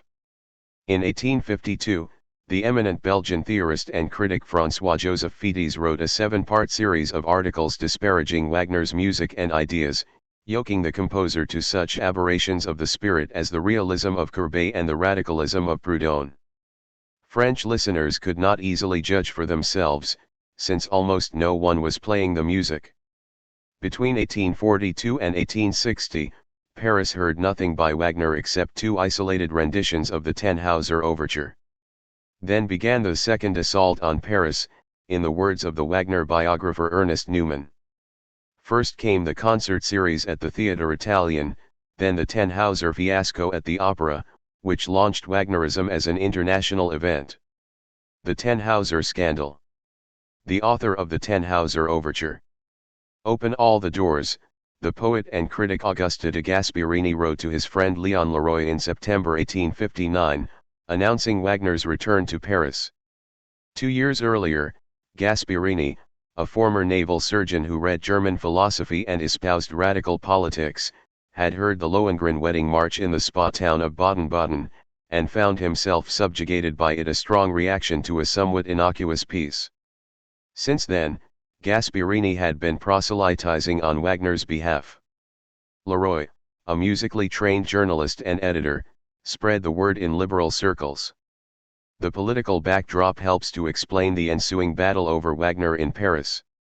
Louis Napoleon was crowned Napoleon III in 1852, and in the early years of his regime he exercised an authoritarian grip, effectively suppressing opposition at both ends of the political spectrum: the Republican left, adhering to the ideals of the Revolution, and the Legitimist right, dedicated to restoring the Bourbon monarchy.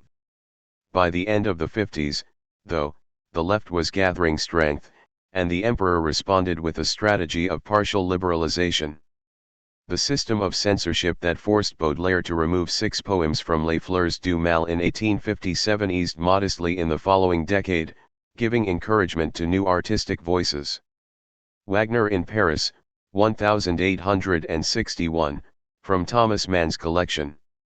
Even if Wagner had retreated from politics, his reputation rested in large measure on his revolutionary pamphlets, and he had many fans on the left.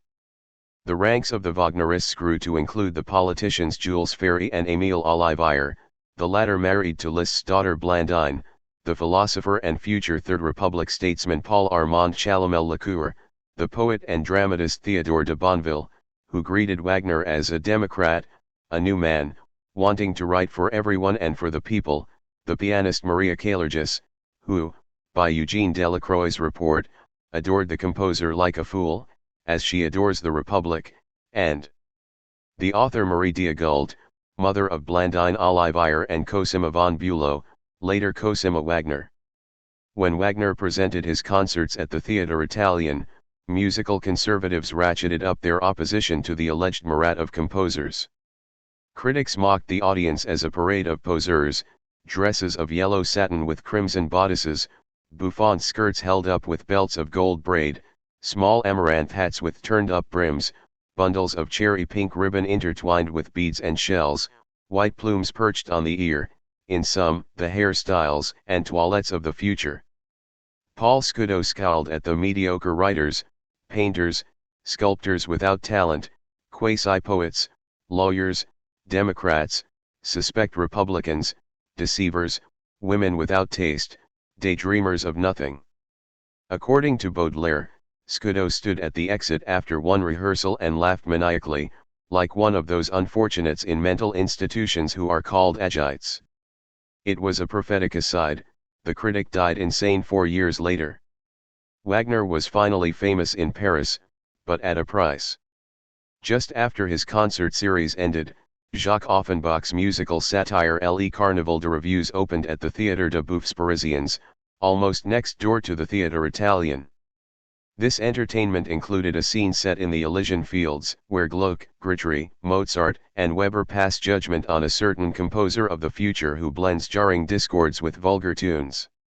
When the departed greats hear a pop hit of the Second Empire in the mix, they dismiss the newcomer as a beggar and a brigand. If parody had the power to kill, Le Figaro said, Richard Wagner would be a dead man at this moment. Being branded a revolutionary was of no help in winning a performance at the opera, as Wagner knew. He began hosting a salon on Wednesdays, inviting not only Republicans but also Legitimists and members of the Emperor's Circle. His latest commentaries prioritized psychology over politics. For a French translation of his librettos, he wrote an introductory Lettre sur la musique, which dwelled on myth, dreams, and the unconscious. The mark of a great poet, Wagner says, is his ability to let his public grasp in silence what is left unsaid. In the case of the musician, the infallible form of his resounding silence is endless melody. Music and literature can meet in an ideal space that exists at the outer limits of each discipline. Canny as ever, Wagner sets the stage for a radical literary reception of his work. Endless melody proved to be another inescapable Wagner formula. It stands in seeming contrast, almost in contradiction, to the leitmotif, which entered common parlance after the premiere of The Ring. Leitmotifs are crisply defined melodic fragments that play a signifying role. Endless melody suggests a continuous, formless flow of consciousness. As the German musicologist Karl Dahlhaus once showed, the two concepts are really complementary. Endless melody consists, in essence, of leitmotivic material seamlessly interlocking. In March 1860, Napoleon III commanded a performance of Tannhäuser at the opera. The historian Gerald Turbo diagrams the politics behind the move. The emperor wished to improve relations with Austria, and Princess Pauline von Metternich, the wife of the Austrian ambassador, was a Wagner champion. At the same time, the gesture seemed intended to win allies among domestic progressives. In a similar liberalizing spirit, Napoleon III would sponsor the 1863 Salon de Refuses, giving his imprimatur to Edouard Manet, James McNeill Whistler, and other painters rejected by the Academy. In the end, the entire scheme backfired. Some leftists who had seen Wagner as a revolutionary stalwart now looked at him askance. The Legitimists had even less reason to approve of him. When Tannhäuser finally opened, on March 13, 1861, much of the audience was predisposed to dislike it. The opera was already more than 15 years old, a landmark of Wagner's early development rather than a harbinger of his mature style. In his first 4 operas, he had tried his hand at various genres. Die Feen is a romantic fantasy, Das Liebesverbot is an Italianate treatment of Shakespeare's Measure for Measure, Rienzi is a grand opera in French style, The Flying Dutchman returns to the romantic supernatural. Tannhäuser, based on a medieval legend that Wagner probably first encountered by way of a retelling by Heinrich Heine, attempts a synthesis incorporating grand opera and bel canto features in a German romantic frame. Wagner was never altogether satisfied with the result, and for the Paris production he extensively reworked the score. Baudelaire summarized the story thus: Tannhäuser represents the struggle between two principles that have chosen the human heart for their chief battlefield, that is to say, flesh and spirit, hell and heaven, Satan and God. The title character is torn between the debauchery of the goddess Venus, who tempts him into the mountain grotto of the Venusberg, and the more wholesome adoration of Elizabeth, the niece of the Landgrave of Thuringia. The eventual self-sacrificial death of Elizabeth brings about Tannhäuser's redemption, as the hero escapes Venus's clutches. Many of the opera's principal motifs are given a lavish presentation in the overture. The furious song of the flesh, as Baudelaire heard it, fails to vanquish the stately pilgrim's chorus. The two elements are intertwined and reconciled. When Wagner revised Tannhauser for the opera, he gave special attention to the opening scene, in which nymphs, bacchantes, and other revelers enact the Venusberg. With an injection of the advanced harmonic language of Tristan, the sequence turns into a matchless orgiastic frenzy. Wagner hoped that the new material would solve an imminent crowd control problem. Paris audiences were accustomed to seeing a ballet scene not at the beginning of an opera but in the second act. The noblemen of the Jockey Club, who occupied many of the most prominent boxes, were in the habit of skipping the first act, arriving in time to see their favorite ballerinas. Although Wagner refused to supply a ballet in the expected place, he thought that his supercharged Venusberg music and the accompanying dancing would astound everyone into surrender. He miscalculated, to say the least. The jockeys, who had ties to the Legitimist camp and no great love for Napoleon III, had already decided to ruin the show. They came equipped with hunting whistles and made a mighty noise. The entrance on stage of 10 hunting dogs, loaned by the emperor, caused merriment, eliciting cries of "Bravo les chiens! Bis les chiens!" The Wagnerites fought back, shouting, "À bas les jockeys!" Fistfights broke out. Princess Metternich attempted to confiscate the jockeys' noisemakers. At the second performance, the din grew so loud that Nina de Calais, the model for Manet's Lady with Fans, compared it to the sound of a dozen locomotives. In the end, Tannhauser seemed to have won over most of the public. But Wagner had had enough. After one more tempestuous performance, he withdrew the work in a fit of pique. The opera did not touch his music for another 30 years. Paris had witnessed such scenes before, and more were to follow. In 1830, at the premiere of Victor Hugo's Hernani, the 18-year-old Gautier had shouted on behalf of the new Romanticism. The most crucial phase of such aesthetic battles took place not during the performance but afterward in the press. In the case of Tannhauser, the conservatives almost immediately lost the argument. As the musicologist Annegret Fausser notes, Wagner and his allies successfully characterized the opposition as a convocation of imbeciles who were blocking progress. The most effective broadside appeared on April 1, 1861, in the Revue Européenne, an 11,000-word article titled "Richard Wagner," by Charles Baudelaire. Baudelaire, 1863. 8 years younger than Wagner, Baudelaire could hardly have been more different in personality. While the composer came from relatively humble origins, the poet grew up in comfortable bourgeois circumstances, and assumed, with a certain pride, a downward trajectory.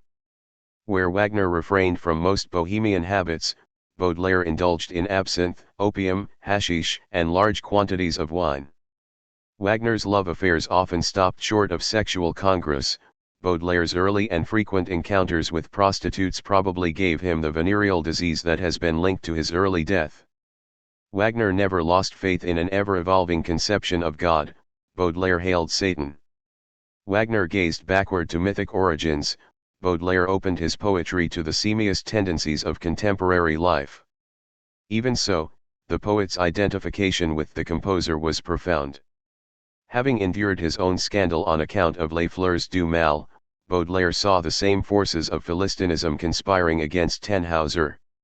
Listening to Wagner's music and reading his texts, Baudelaire felt repeated shocks of familiarity. Both men relied on the rhetoric of the new. "Children, make something new," was one of Wagner's slogans. For Baudelaire, it was to the bottom of the unknown to find the new. Both sympathized with wanderers and outcasts.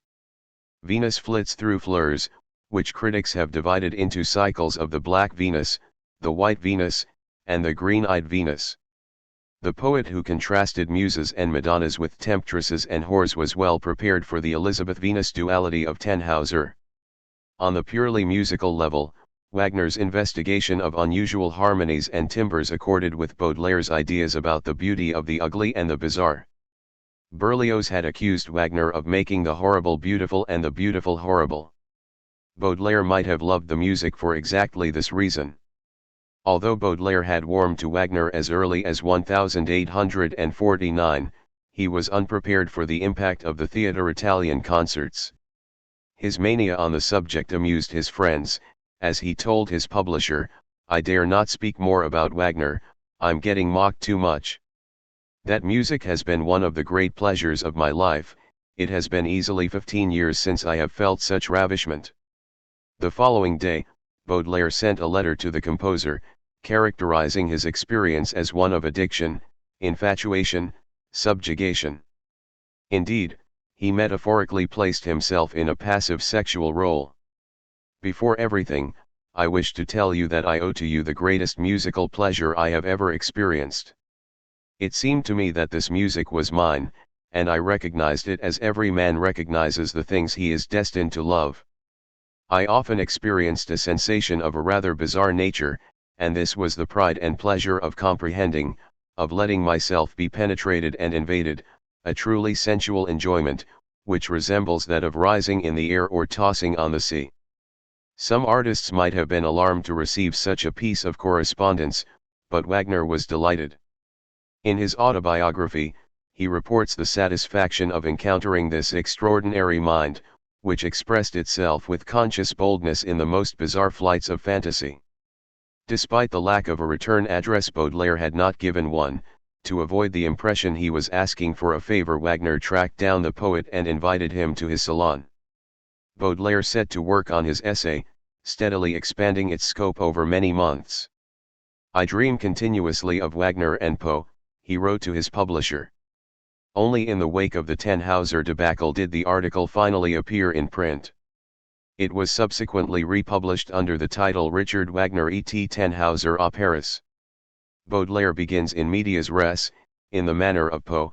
"I propose, with the reader's permission, to go back some 13 months, to the beginning of the affair." There follows a withering précis of the Parisian battle over Wagner, which erupted before anyone had had a chance to hear the music.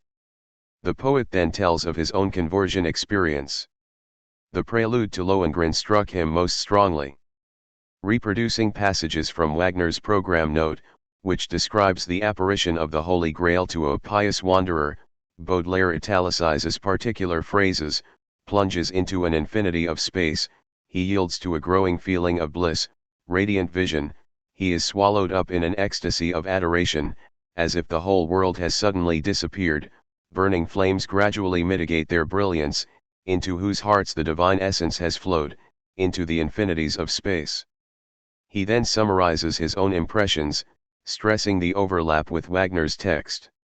"I remember that from the very first bars I suffered one of those happy impressions that almost all imaginative men have known, through dreams, in sleep.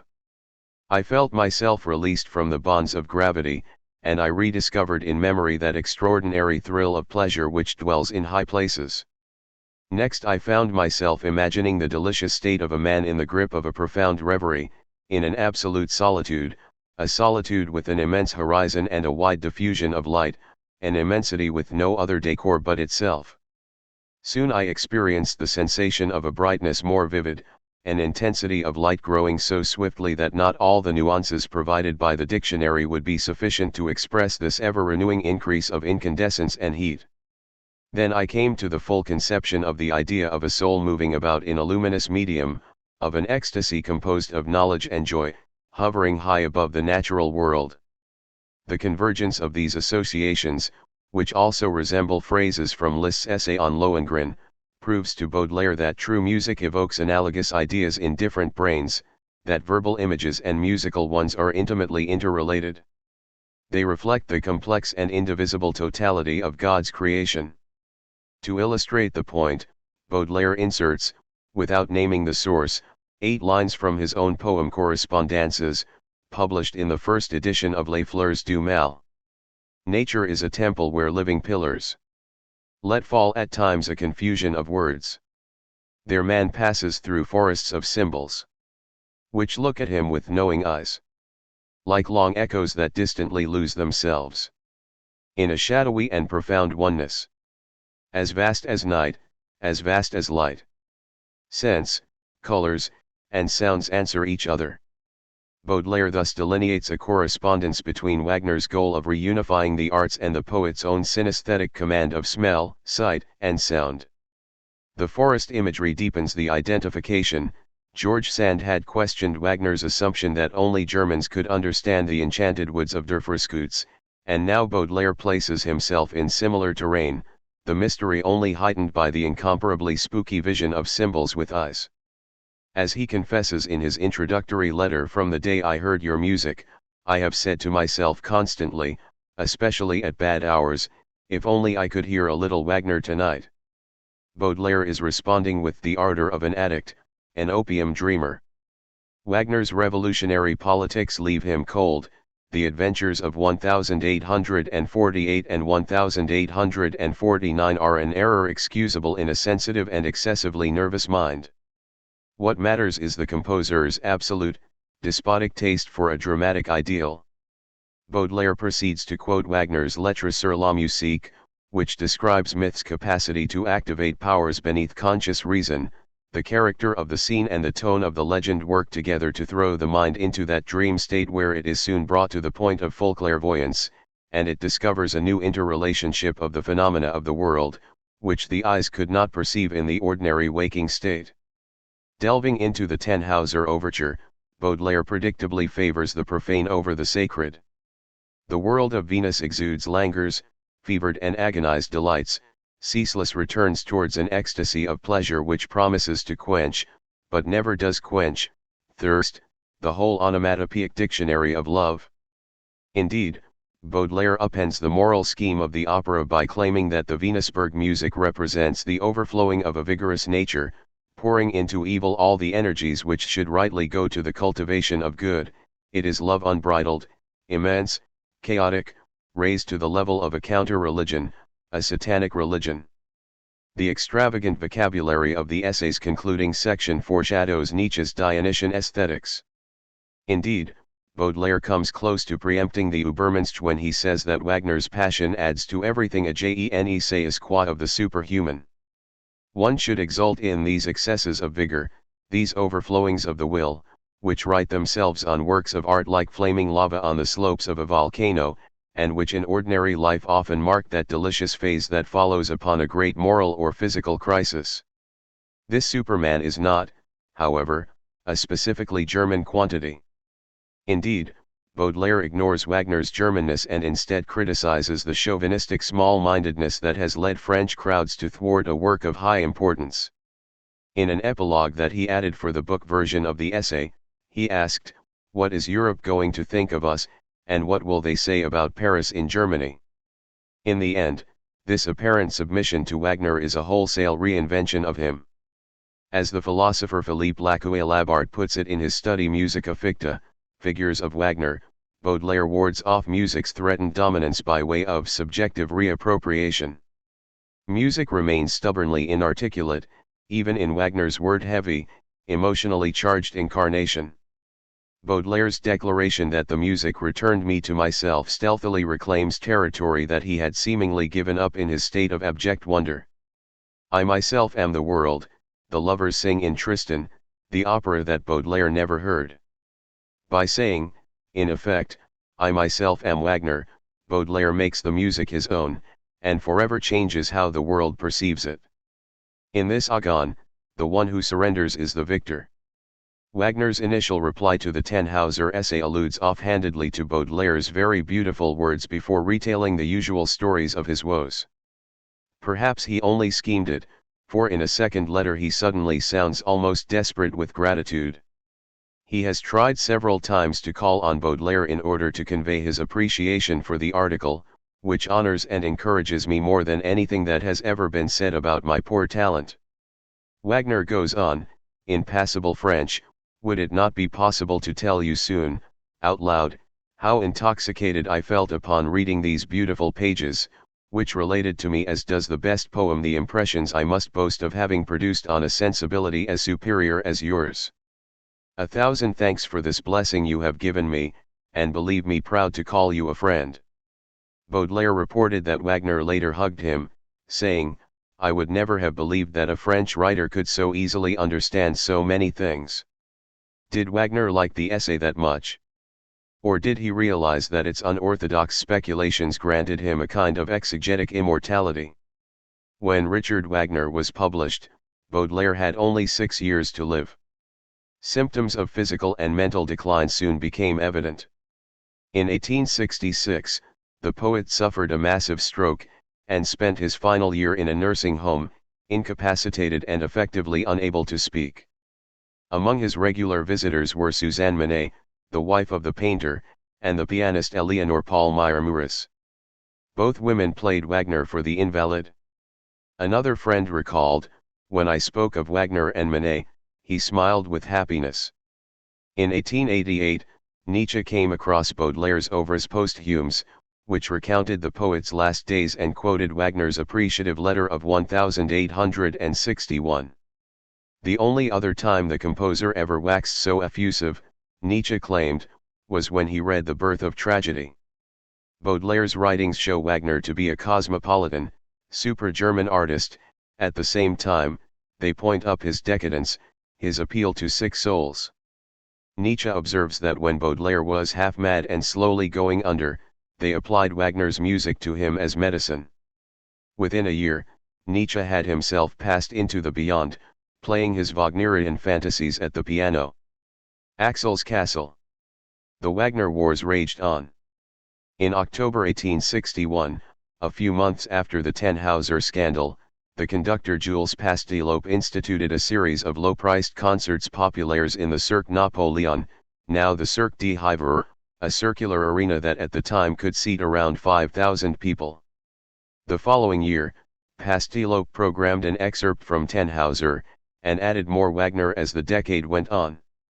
The conductor also led an extended run of performances of Rienzi in 1869 and 1870. A decade later, John Singer Sargent painted Pastillope's orchestra in rehearsal, a moody tableau of blurry black-clad figures set against white score pages and golden brass. Paul Verlaine was a regular at the Cirque, arriving early to be assured of a good seat. In his epigrams, the poet remembers that he had thrown a punch for Wagner in the skirmishes that regularly took place between fans and detractors. Isidore Ducasse, the short-lived proto-surrealist author who wrote as the Comte de la Tremont, also had Wagnerite leanings. In the second canto of Les Chants de Maldoror, the testament of an apostle of evil, the figure of Lohengrin is seen hurrying down a city street in an anonymous modern guise. Maldoror is tempted to stab him to death, so that the beautiful youth will not become like other men, but he restrains himself.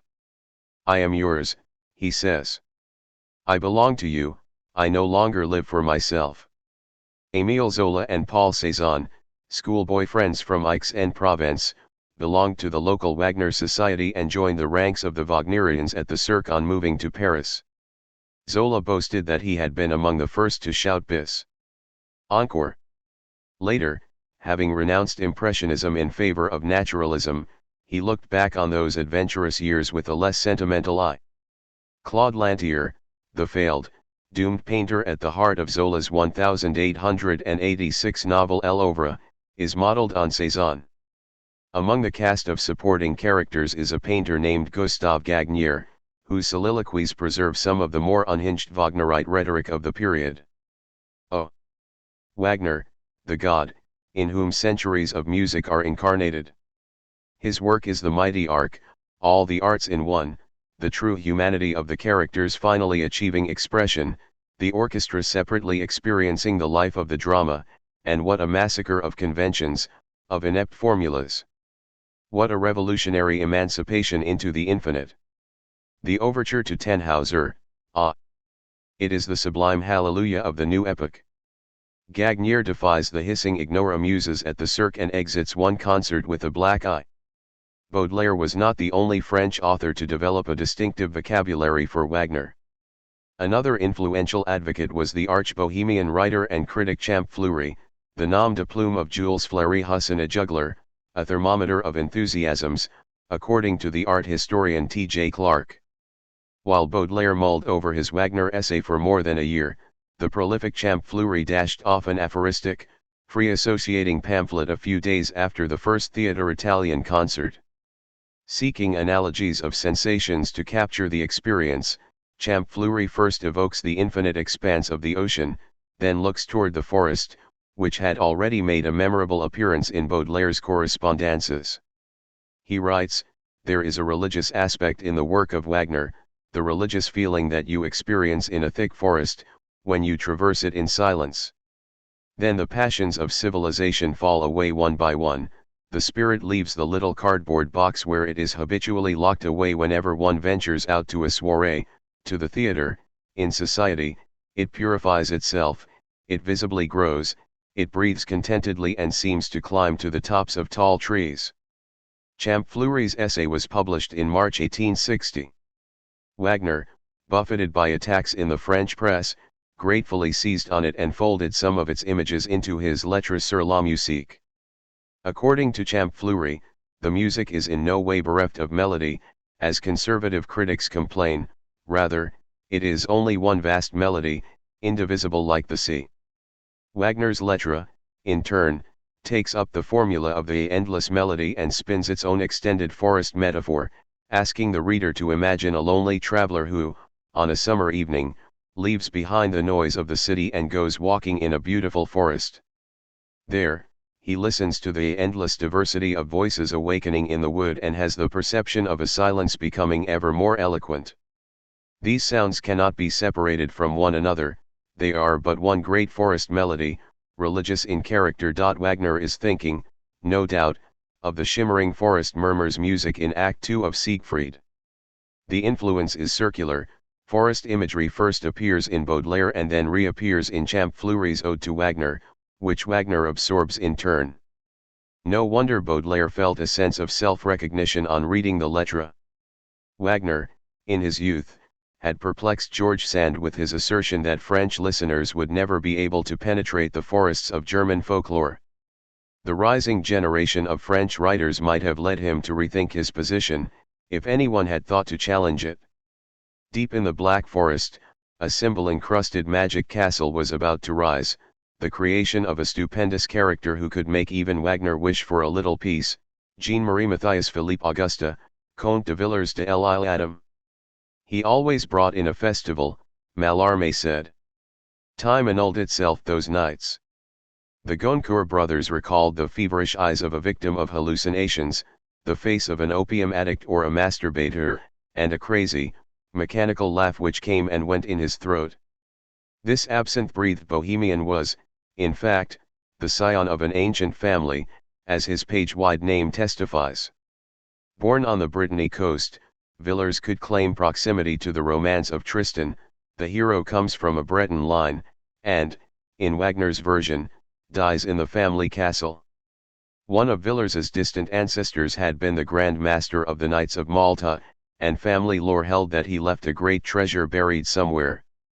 Villars's father, Joseph, engaged in ill-advised real estate ventures in order to carry out excavations in Brittany. According to Villars's biographer, Alan Raitt, the only thing Joseph ever found was a dinner service. His son inherited the fixation on lost glory, transmuting it into literary fantasy. Auguste gained early notoriety for having declared his candidature seriously or not, no one could be sure for the throne of Greece.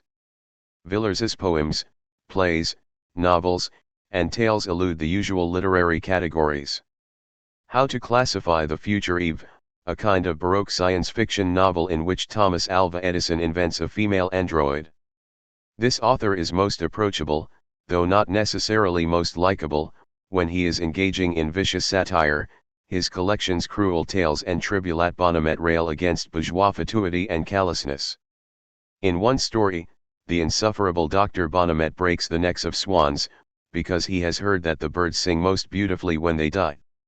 Villars suffered from the usual failings of male European writers of the period: antisemitism, misogyny, elitism. William Butler Yeats liked to quote a characteristic line from Villars's mystical drama Axel: "As for living, our servants will do that for us." Music mad from youth onward, Villars was an energetic if eccentric pianist who, like Nietzsche, specialized in improvisations. He met Baudelaire a year or two before the Tannhauser scandal, and a shared regard for Wagner cemented their friendship. "I will play Tannhauser for you once I am settled in your neighborhood," Villers wrote. He also fell in with Cadel Mendès, a handsome poet and novelist who floated through Paris society beneath waves of Lycian hair. The son of a Sephardic Jewish father and a Catholic mother, Mendès won early fame and a brief prison term by publishing mildly erotic poetry in his review Fantaisiste. That short-lived journal, founded in 1861, was an early organ of the Parnassian movement, which valued formal poise and exquisite precision in the Gautier manner. In 1866, Mendès married Judith Gautier, Théophile's daughter, who was on the verge of her own significant literary and artistic career. The two had met at one of Pastelop's concerts. In 1869, the Mendès couple, having proved their worth as combative Wagnerists, received an invitation to visit the composer in Tribes-Chen. Villers joined them on the pilgrimage. The itinerary also included Munich, where rehearsals for the premiere of Rheingold were underway. Beforehand, Villers had written a story titled Azrael, which he dedicated to Wagner, Prince of Profound Music. Oddly, it was on an Old Testament Jewish theme, depicting King Solomon in conversation with the Angel of Death. As the party approached Tribes-Chen, Villers displayed mounting elation. He gave Wagner the obscure nickname Pomaped of Lucerne, and exclaimed, "He is cubic." The Pomaped met them on the railway platform, wearing a large straw hat, which made him look like Wotan. Gautier remembered being fixed for a full, silent minute by the soul-scoping intensity of his gaze. In letters home, Villers described the fabulous being in terms suitable for the cruel angels and crazed scientists of his stories, something like immortality made visible, the other world rendered transparent, creative power pushed to a fantastic point, and, with that, the sweat and the shining of genius, the impression of the infinite around his head and in the naive profundity of his eyes. He is terrifying. He is the very man of whom we have dreamed. He is a genius such as appears upon the earth once every 1,000 years. Cosmic ramifications notwithstanding, Wagner acted much of the time like a hyperactive child. Mendès has him throwing his hat in the air, dancing about, gesturing with nervous excitement, and talking without pause. One day, he made a cat-like jump from an upper story of the house into the garden. When Villers was later asked whether the composer was a pleasant conversationalist, he replied, "Do you imagine, sir, that the conversation of Mount Etna is pleasant?" Like Nietzsche and Baudelaire, Villers experienced Wagner as a human volcano. The next year, Villers, Mendès, and Gautier set out on a second Wagner vacation, witnessing the premiere of Walküre in Munich and paying another visit to Tribes-Chen. This time, the Franco-Prussian War intervened. Otto von Bismarck had manipulated a diplomatic dispute into a major crisis, and Napoleon III declared war on July 19, just as the French party, now including the composers Camille Saint-Saëns and Henri Duparc, alighted in Lucerne. Despite the news, the company sat enthralled as Wagner and Hans Richter performed excerpts from The Ring. "It is the Nibelungen, all the night of time," Villers wrote. The Nietzsche siblings, Friedrich and Elizabeth, also dropped by, making for a singular constellation of personalities. The French had hoped to stay for Richard and Cosima's wedding, but this was delayed for legal reasons, and tensions were simmering. "Our demands of our friends that they understand how much we hate the French character," Cosima noted. The Wagners became exasperated by Villers's bombastic style and theatrical presentation, a severe reprimand in this household. Russ, the chief family dog, bit Villers's hand. On July 30, the French departed, announcing their intention to visit a friend in Avignon, who turned out to be Stéphane Mallarmé. Villers never made it to Bayreuth for The Ring. Reportedly, he broke down in tears when he realized that he couldn't afford to go. His Wagner mania persisted, reaching its apex in Axel, which once loomed over fin de siècle literature as a successor to Faust. In 1931, the American critic Edmund Wilson honored Villers's fading fame by giving the title Axel's Castle to his history of symbolist and modernist literature. The play first took shape at the time of Villers's visits to the Wagners, for whom he may have read aloud an early draft. The euphoric demise of its self-annihilating lovers, Axel de Oersperg and Sarah de Moppers, smacks of Tristan und Isolde. Its story of fatally alluring gold, meanwhile, recalls the monetary curse of the ring, not to mention the treasure-hunting escapades of Villers's father. Villers was still revising and expanding the play when he died, in 1889. It reached the stage only in 1894, in a performance that lasted nearly 5 hours, about as long as Tristan itself. Seldom has utmost pessimism found a more magnificent expression, said Yeats, who was present for the occasion. The climax of the play is like Tristan and Götterdämmerung superimposed. Sarah, having fled a convent, arrives in Axel's castle in the Black Forest, led there by a mysterious book. Axel briefly engages her in combat, gazes upon her, and falls in love. He comes to resemble not only Tristan and Siegfried but also Wotan with Brunhilde, I will close your eyes of paradise, and Siegmund with Sieglind, Sarah, my virginal mistress, my eternal sister. What to do with the sudden onset of passion? Sarah wants to flee to a remote locale and listen to the hummingbirds in some hut in the Floridas. Axel is unconvinced. Oh, the external world. Let us not be dupes of that old slave. To break the veil of illusion, he says, they should kill themselves at once. After a certain amount of hesitation, Sarah agrees.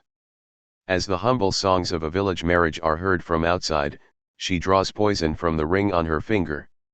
Axel expresses the hope that the rest of the human race will follow suit. After the lovers die, though, the stage directions dictate a different outcome, disturbing the silence of the terrible place where two human beings have just dedicated their souls to the exile of heaven. We hear from outside the distant murmurs of the wind in the vastness of the forests, the vibrations of awakening space, the swell of the plains, the hum of life. The forest murmurs on, the world has not committed suicide at Axel's behest. The ironist in Villers shows the limits of his character's transcendent longing. Lost to history are Villers's fabled one-man Wagner entertainments. Joris Karl Huysmans left a memorable description. After the meal, he sat down at the piano and, lost, out of this world, sang, in his feeble, cracked voice, several pieces by Wagner, among which he interpolated barracks choruses, joining it all together with strident laughter, crazed nonsense, and strange verses. No one possessed in the same degree the power to heighten farce and make it shoot bewildered into the beyond. He always had a punch bowl flaming in his brain. Modern painters. Cézanne's, Pastorale. More than 100,000 soldiers were killed during the Franco-Prussian War. One of them was the brilliant young Impressionist painter Frédéric Bazille, who had been a regular at Pastillope's concerts and had fantasized about meeting Wagner. After the conflict, the composer's reputation in France slumped again, thanks in part to his genius for insult. In 1873, he dismayed even his most die-hard French fans by publishing a would-be Aristophanic farce titled A Capitulation, which made light of the siege of Paris in the fall and winter of 1870. In the hardest days, Parisians resorted to eating rats and other animals. Wagner's play, for which he thankfully wrote no music, calls for a ballet corps of human-sized rats. Cadel Mendez was particularly incensed, though he could not bring himself to cut all ties. A Hungarian Jewish friend of the author's kept a bust of Wagner with a laurel wreath on its head and a cord around its neck. Mendez adopted the same attitude, admiring and despising his old idol in equal measure. Between 1870 and 1887 there was only one full staging of Wagner in France, a Lohengrin in Nice, in 1881. Orchestral concerts and private events became the main conduit for his music. Pastillope soon resumed programming the composer in his concerts populaires, causing a predictable ruckus. Boos, whistles, and shouts of "à la Port Wagner," mingled with loud cheers. Saint-Saëns, his attitude altered since he visited Tribschen with Villers and company, accused Pastillope of being a German agent. In the 80s, The younger conductors Édouard Collinet and Charles Lamoureux joined the crusade, including heavy doses of Wagner on their series. Lamoureux, the most musically ambitious of the three, began presenting entire acts of the operas. In 1884, he led Act I of Tristan, with the audience listening in rapt silence. In the same period, a society called Les Petits Bayreuth, which had been operating partly in secret to avoid hostile demonstrations, offered excerpts from The Ring and Parsifal. Supreme among the Wagnerists was Judith Gautier, who, after separating from Mendes, had developed an intimacy with the composer that probably remained platonic. The author of several finely drawn novels on East Asian themes, Gautier advised Wagner on Eastern thought and culture, contributing to the ambience of Parsifal, which she translated into French. In 1880, Gautier organized a series of Wagner lecture concerts at the Nader Photography Studio, and in 1898 she presented a puppet theater adaptation of Parsifal, for which she crafted dozens of figurines. The latter project led to a break with Cosima, who had tolerated Gautier's ambiguous relations with her husband but could not condone a possible breach of copyright. That contretemps did not diminish Gautier's enthusiasm. In later years, she would show visitors her collection of Wagner relics, including a piece of bread into which the Meister had bitten on the day of the first Parsifal. Her menagerie of pets featured a raven named Wotan. If the war had dampened French Wagnerism, the composer's death seemed to ignite it again. Curious people. Tchaikovsky wrote from Paris. It is necessary to die in order to attract their attention. At the Bayreuth Festival of 1886, the number of French visitors exploded, from a few dozen to well over 100. Back home, the Wagner contingent could turn rowdy. One evening, the critic Albert Aurier, an early promoter of Van Gogh and Gauguin, got into a fracas with the police after marching through the streets with a crowd of friends, singing the melody of The Ride of the Valkyries at full volume. "Sir, I was singing Wagner," Aurier told an officer. "And I know of no law that prevents it." In 1887, Lohengrin finally received a full staging in Paris, amid an uproar that almost outdid the Tannhauser affair of 1861. The Opéra Comique had planned to produce the opera the previous year, but retreated in the face of a patriotic press campaign that cast Wagner as a warmonger rather than an artist. An academic painter threatened to incite a riot by packing the theater with 200 toga-wearing art students. Lamoureux then entered the fray, giving notice that he would present Lohengrin at the Eden Theatre. A Franco-German dispute known as the Schneeb affair intensified the inevitable bout of negative publicity, which included a broadsheet called El Anti-Wagner, subtitled Wagner Pederast. On opening night at the Eden, hundreds of protesters gathered outside the theater to taunt the audience as it arrived. La Marseillaise was sung, whistles were blown, a brick crashed through a window, cries of Abbas Wagner, Abbas la Prusse, and Vive la France went up. A young blond man who dared to shout Abbas la France was pursued by an angry crowd, though the police prevented outright violence. Further performances were cancelled. Politics was invading everything, Mallarmé wrote, so much so that even I am talking about it. Shortly after the Lohengrin riot, three leading French artists Pierre-Auguste Renoir, Claude Monet, and Auguste Rodin attended a banquet in honor of the indomitable Lamoureux. "Your name cannot be missing from this celebration of independent art," Octave Mirbeau wrote to Rodin in advance. The artists, like the writers, shared an enemy with Wagner: conservative, patriotic, official France. Anti-Wagnerism was the sign of a backward mind.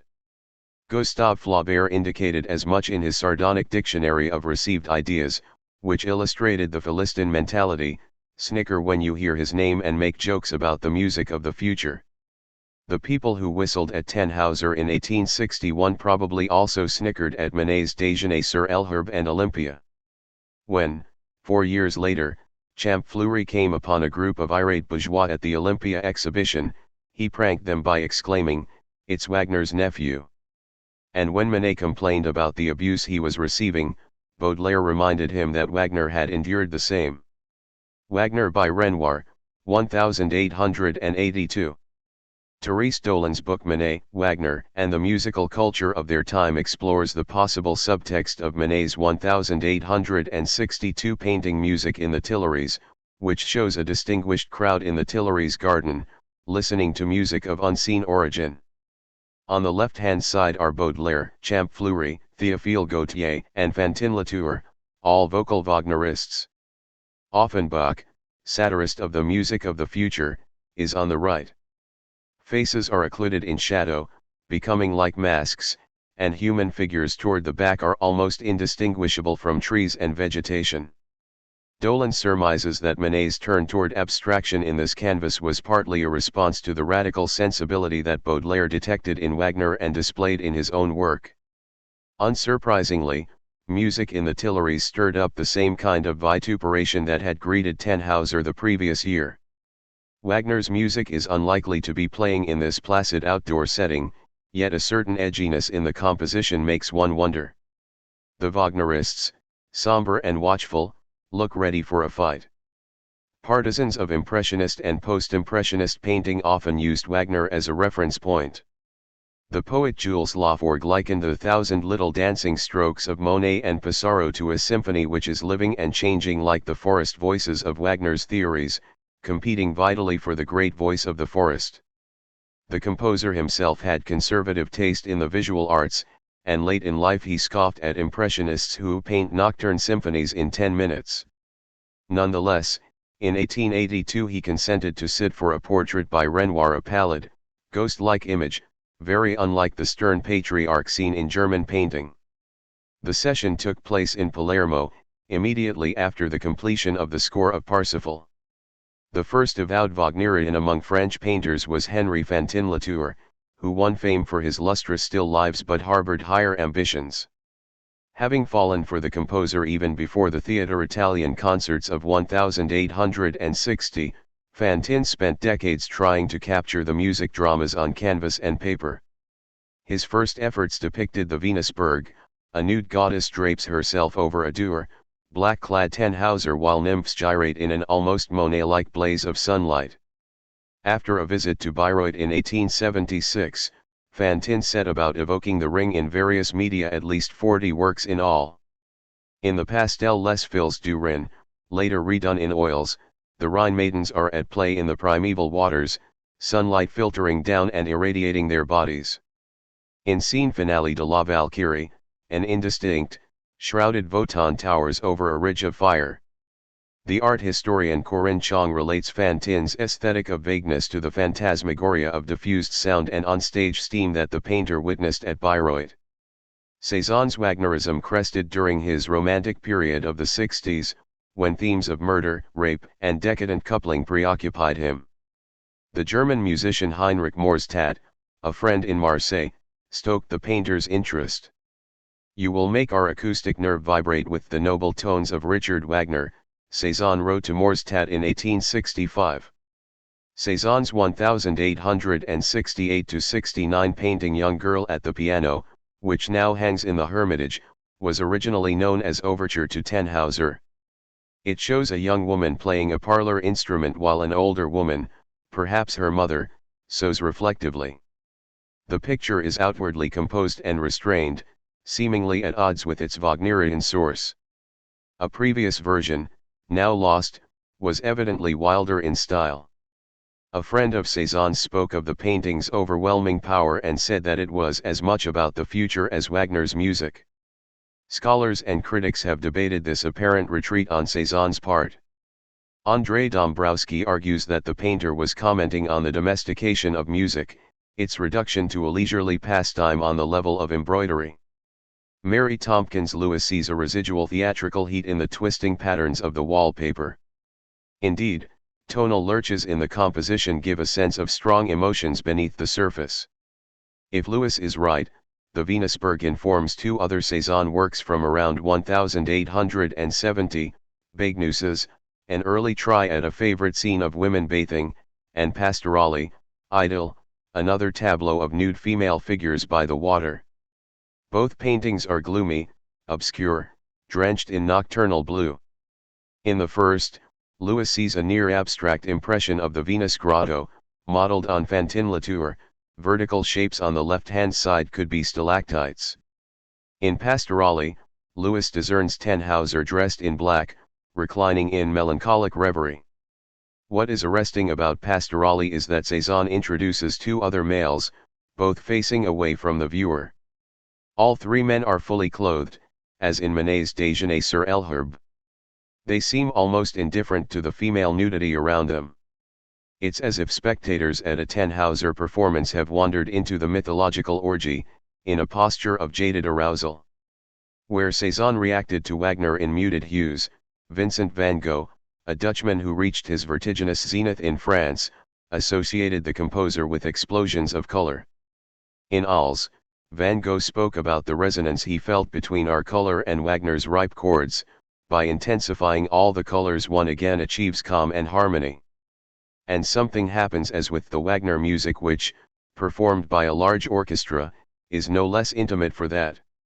Van Gogh had heard Wagner performed in Paris and had studied a compilation of his writings. These encounters left the painter with the sense that music had pulled ahead of the other arts. To Gauguin he wrote, "Ah, my dear friend, to make of painting what the music of Berlioz and Wagner has been before us, an art of consolation for broken hearts. There are as yet only a few who feel it as you and I do." And to his brother Theo, "What an artist one like that in painting, now that would be chic. This will come." The brazen yellows of sunflowers and the inundating blues of starry night proclaim the arrival of just such an art.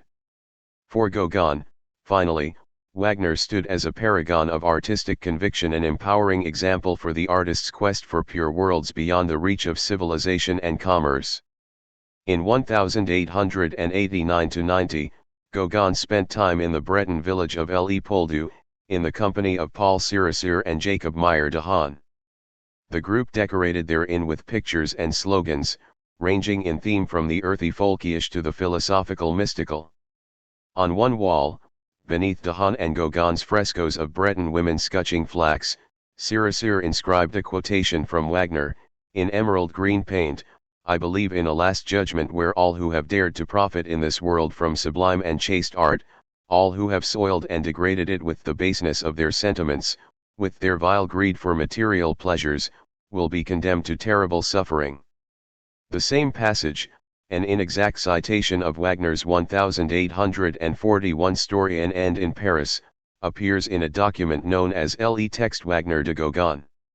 As for Wagnerian motifs in Gauguin's work, hard evidence is lacking, but art historians have compared his Undines to the Rhine maidens, the female nude of the loss of virginity to Brunhilde on her rock, and the flageolet player on the cliff to the shepherd's song in Tristan. By century's end, genuflect toward Wagner were routine among French painters. Georges Seurat is said to have chosen wider, darker frames for his canvases in imitation of the dramatic blackouts at Bayreuth. The teenaged Paul Signac painted the names Manet Zola Wagner on the prow of a canoe that he paddled in the Seine. Maurice Denis compared the color contrasts of the Mona Lisa to the instrumental effects of the Tannhauser Overture. Circa 1900, the scandal around Wagner in France had subsided, but the composer's triumph over opposition did not diminish his legend. Instead, his unstoppable march from the fringe to the center served as the greatest extant demonstration of a successful avant-garde, the victory for which even the most anti-commercial artists yearned. Revue Wagnerienne. By 1885, a new phalanx of writers occupied the front lines of French literature. Verlaine and Mallarmé were its leaders, and at least a dozen young poets filled out its ranks. Paris had seen successive waves of Romanticism, Parnassianism, and Naturalism. This latest vanguard, which had allies in the visual arts and the theatre, touched upon uncanny images, spectral apparitions, the world of dreams, clusters of words so dense that they resisted understanding. The poets of the 80s reacted against the naturalist claim to be showing the world as it is, and, more widely, to materialist and evolutionary understandings of the human condition. Here, behind the veil of reality, was the hidden truth of existence, at the edge of the sayable. The unavoidable question arose of what the new movement should be called. One possible term was decadence, which Bauer codified in 1881, with his theory of the disintegration of language. 2 years later, Verlaine published his poem Longueur, which begins with the line "I am the empire" at the end of the decadence. This usage reached unashamedly for decadence in the old, disreputable sense, excess amid collapse. For that very reason, though, many young poets rejected the label. In 1885, Jean Moriez replied to an unflattering essay on decadent poets by repudiating bohemianism in the Baudelaire-Verlaine vein, preaching instead a devotion to the pure concept and the eternal symbol. In passing, Moriez proposed the word symbolist. In a subsequent manifesto, he expanded on the term, explaining that the new poetry obeyed an evolutionary logic while revealing esoteric affinities with primordial ideas.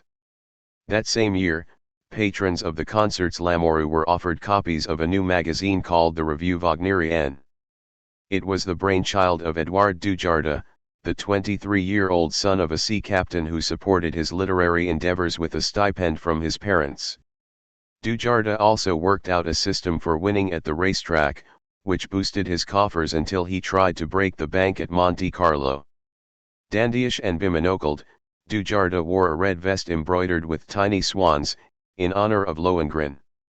He caught the Wagner virus in May 1882, when he heard The Ring in London.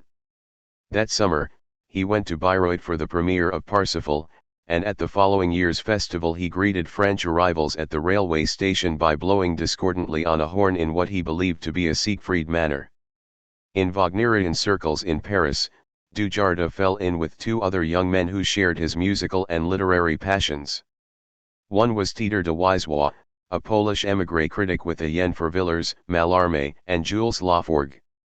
The other was Houston Stewart Chamberlain, an expatriate Englishman who would eventually marry into the Wagner family and become Bayreuth's resident racist philosopher.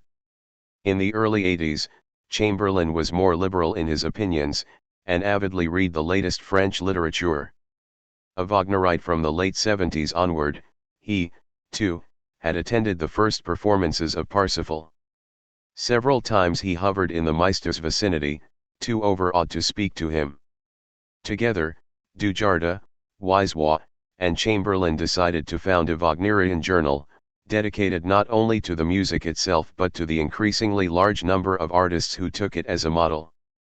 At first, the review looked to be an offshoot of the Bayreuther Blätter, the house periodical at Bayreuth.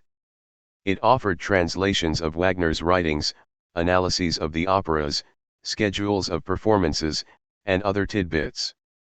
Then, in the 3rd issue, the review took an unusual turn, with the publication of a prose poem about the Tannhäuser Overture. This was the work of Joris Karl Huysmans, who had already written provocatively about Wagner in his popular and scandalous novel A Rebours, Against the Grain. De Esséance, that book's protagonist, bemoans the vulgarity of concerts like the Pastilope series, where a man with the aspect of a carpenter beats a sauce in the air and massacres disconnected episodes of Wagner, to the immense delight of an ignorant crowd. The music is better enjoyed at home, where the mind can roam free. In his Tannhäuser piece for the review, Huysmans focuses on the Venusberg music and its screams of uncontained desires, cries of strident lecheries, impulses from the carnal beyond. Venus is the incarnation of the spirit of evil, the effigy of omnipotent lust, the image of the irresistible and magnificent Saturnus.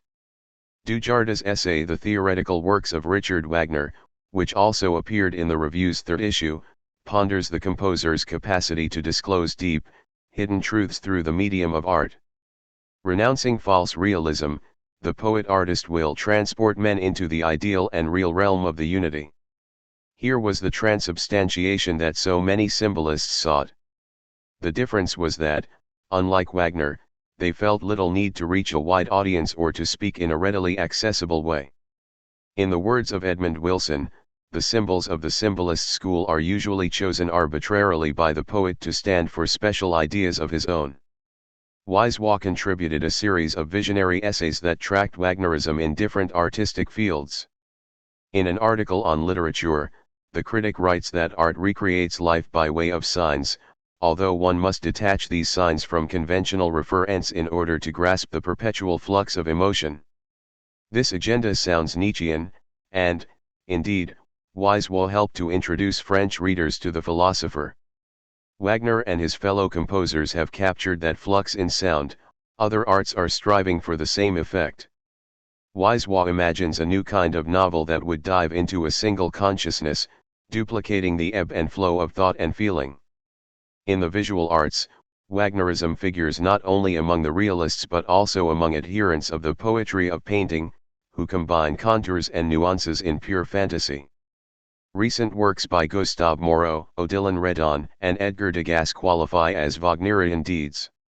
In the post-Wagnerian music of the future, scores would be read rather than played.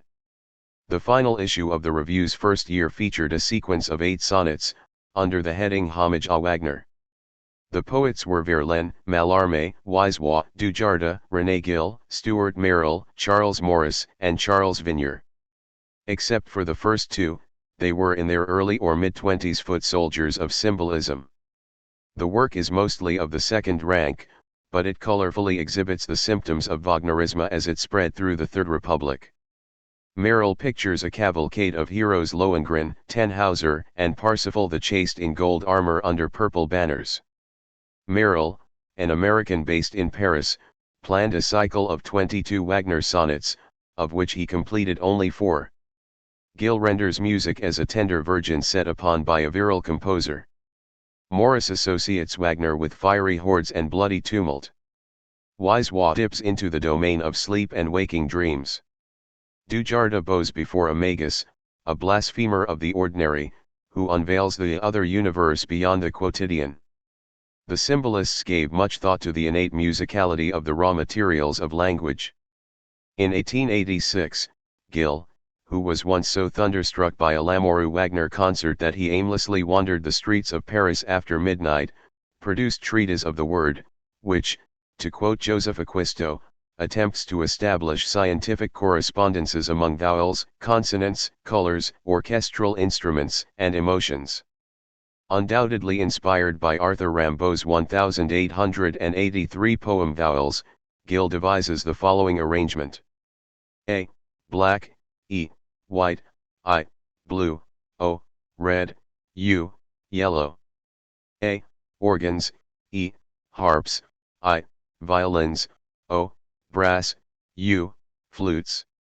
In a section on Wagner, Gil pledges that the new musical poet can meet the Meister's challenge, in the brass, the woodwinds, the strings that ravish him, through the close and subtle relationships of colors, timbres, and vowels, he will seek the least poorly concordant speech, in words sounding as notes. Wagnerists had a tendency toward Germanic capitalization. According to Francis Veal Griffin, another American-born poet who joined this circle. One group of symbolists was known as the symbolists instrumentists. Seeking to become more musical, they got hold of a harmonium and hoisted it up to the apartment where they gathered. Unfortunately, it turned out that no one knew how to play the instrument, and so the organ remained perpetually mute, reinforcing by the solitary solemnity of its presence an atmosphere already rather thick with verbal lyricism. Dujardin, in a poetic cycle titled Litanies, went as far as to supply a notated musical realization. Stilted in compositional terms, Litanies is of greater significance in French literary history. The stately metrical structures of classical poetry are giving way to vers libre, or free verse. Dujardin later testified that Wagner impelled his first thoughts in this direction, because the musical phrase had one freedom of rhythm, it was necessary to win an analogous rhythmic freedom for verse. The composer's librettos are already a kind of free verse, liberated from the tight rhyme schemes that had governed most opera before him. In collaboration with Chamberlain, Dujardin concocted a literal translation of the opening scene of Rheingold. It begins, Wea. Wega. Vogue, O la vague, vibre en la vive. The language of litanies is nearly the same, les voiles voguent sur les vagues, sails waft over the waves. As Veal Griffin concluded, music made symbolist expression possible. Even bolder is Dujardin's 1887 novel Les Lauriers sont coupés, The Laurels Are Cut Down, which answered Wiseau's call for a new kind of Wagnerian fiction, one that would record a single character's ideas, perceptions, and emotions over a short period. Les Lauriers, the title, comes from an old French children's song.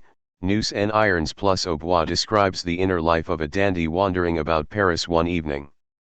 Passages of insistent repetition bring to mind the heaving texture of the Tristan prelude. The candles on the mantelpiece are lit, here's the white bed, soft, the carpets, I lean against the open window, outside, behind me, I feel the night, black, cold, sad, sinister night, the dark where appearances change, the silence where sands murmur, the tall trees packed black together, the bare walls, and the windows dim with the unknown, and the windows lighted, unknown, in the pallor of the sky, this vibration of the weeping eyes of the stars, the secret of opaque, mysterious shadows. Mixed into something fearsome, there, some unknown, fearsome thing. I shudder, quickly, I turn round, grip the window, I push it to, I close it, quickly. Nothing. The window's closed. And the curtains. I draw them too, like this. Night is abolished. Dujardin explained his method in a later essay titled The Interior Monologue. Just as Wagner's music consists of a succession of motifs that suggest psychological states, the interior monologue is a succession of short sentences, each of which also expresses a movement of the soul, the similarity being that they are related to each other not according to a rational order but according to a purely emotional order, outside of any intellectualized arrangement. At the time, this idea had few imitators, but its moment would arrive in the next century. James Joyce cited Les Lauriers as a precedent for Ulysses.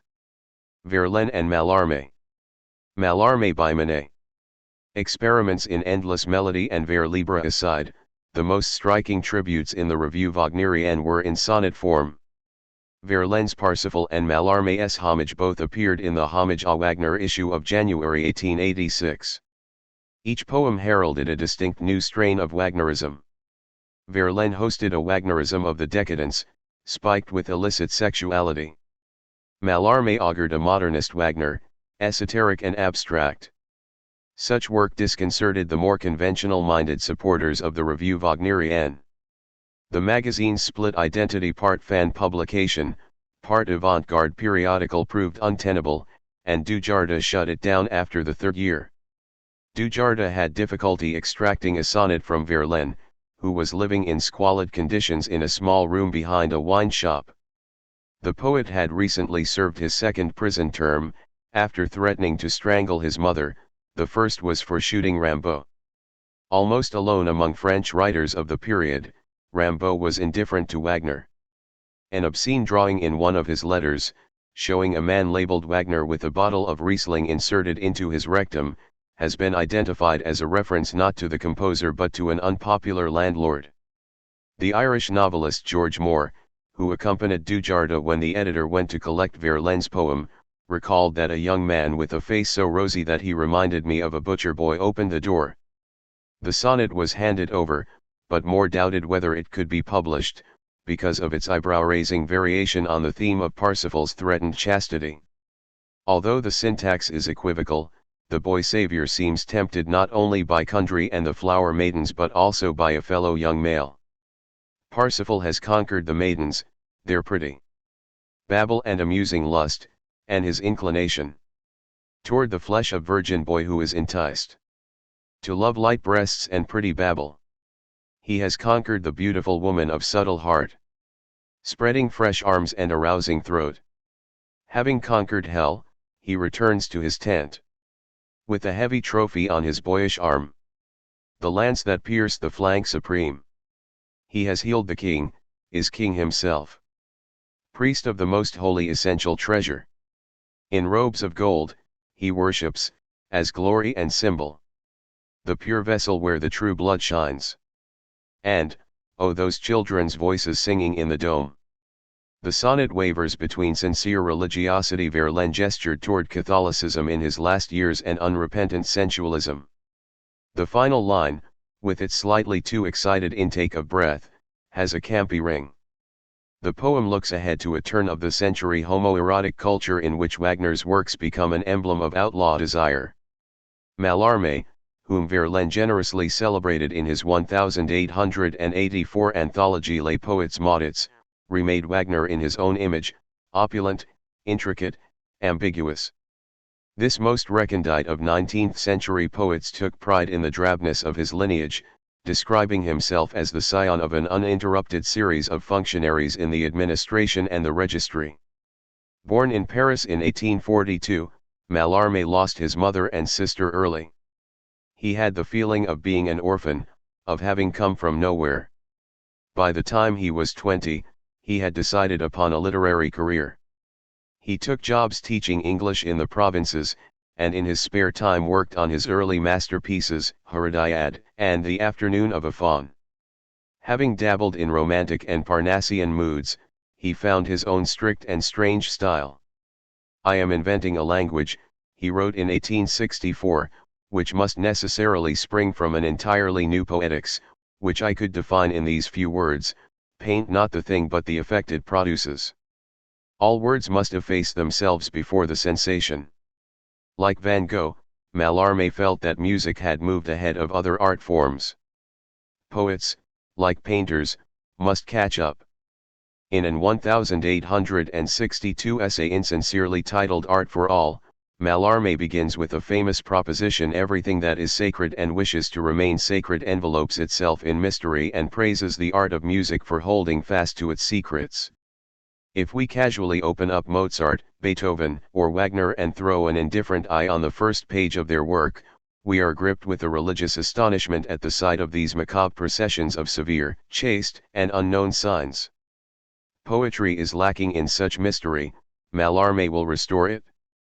All this harks back to Wagner's theorizing on the untapped potential of musical drama. The young Mallarmé had few opportunities to hear Wagner's music live, but he surely encountered it in the salons. Heath Lees, in his book Mallarmé and Wagner, has found traces of the composer in early poems like Saint and Herédiade. Villers, whom Mallarmé revered, stimulated a deeper interest.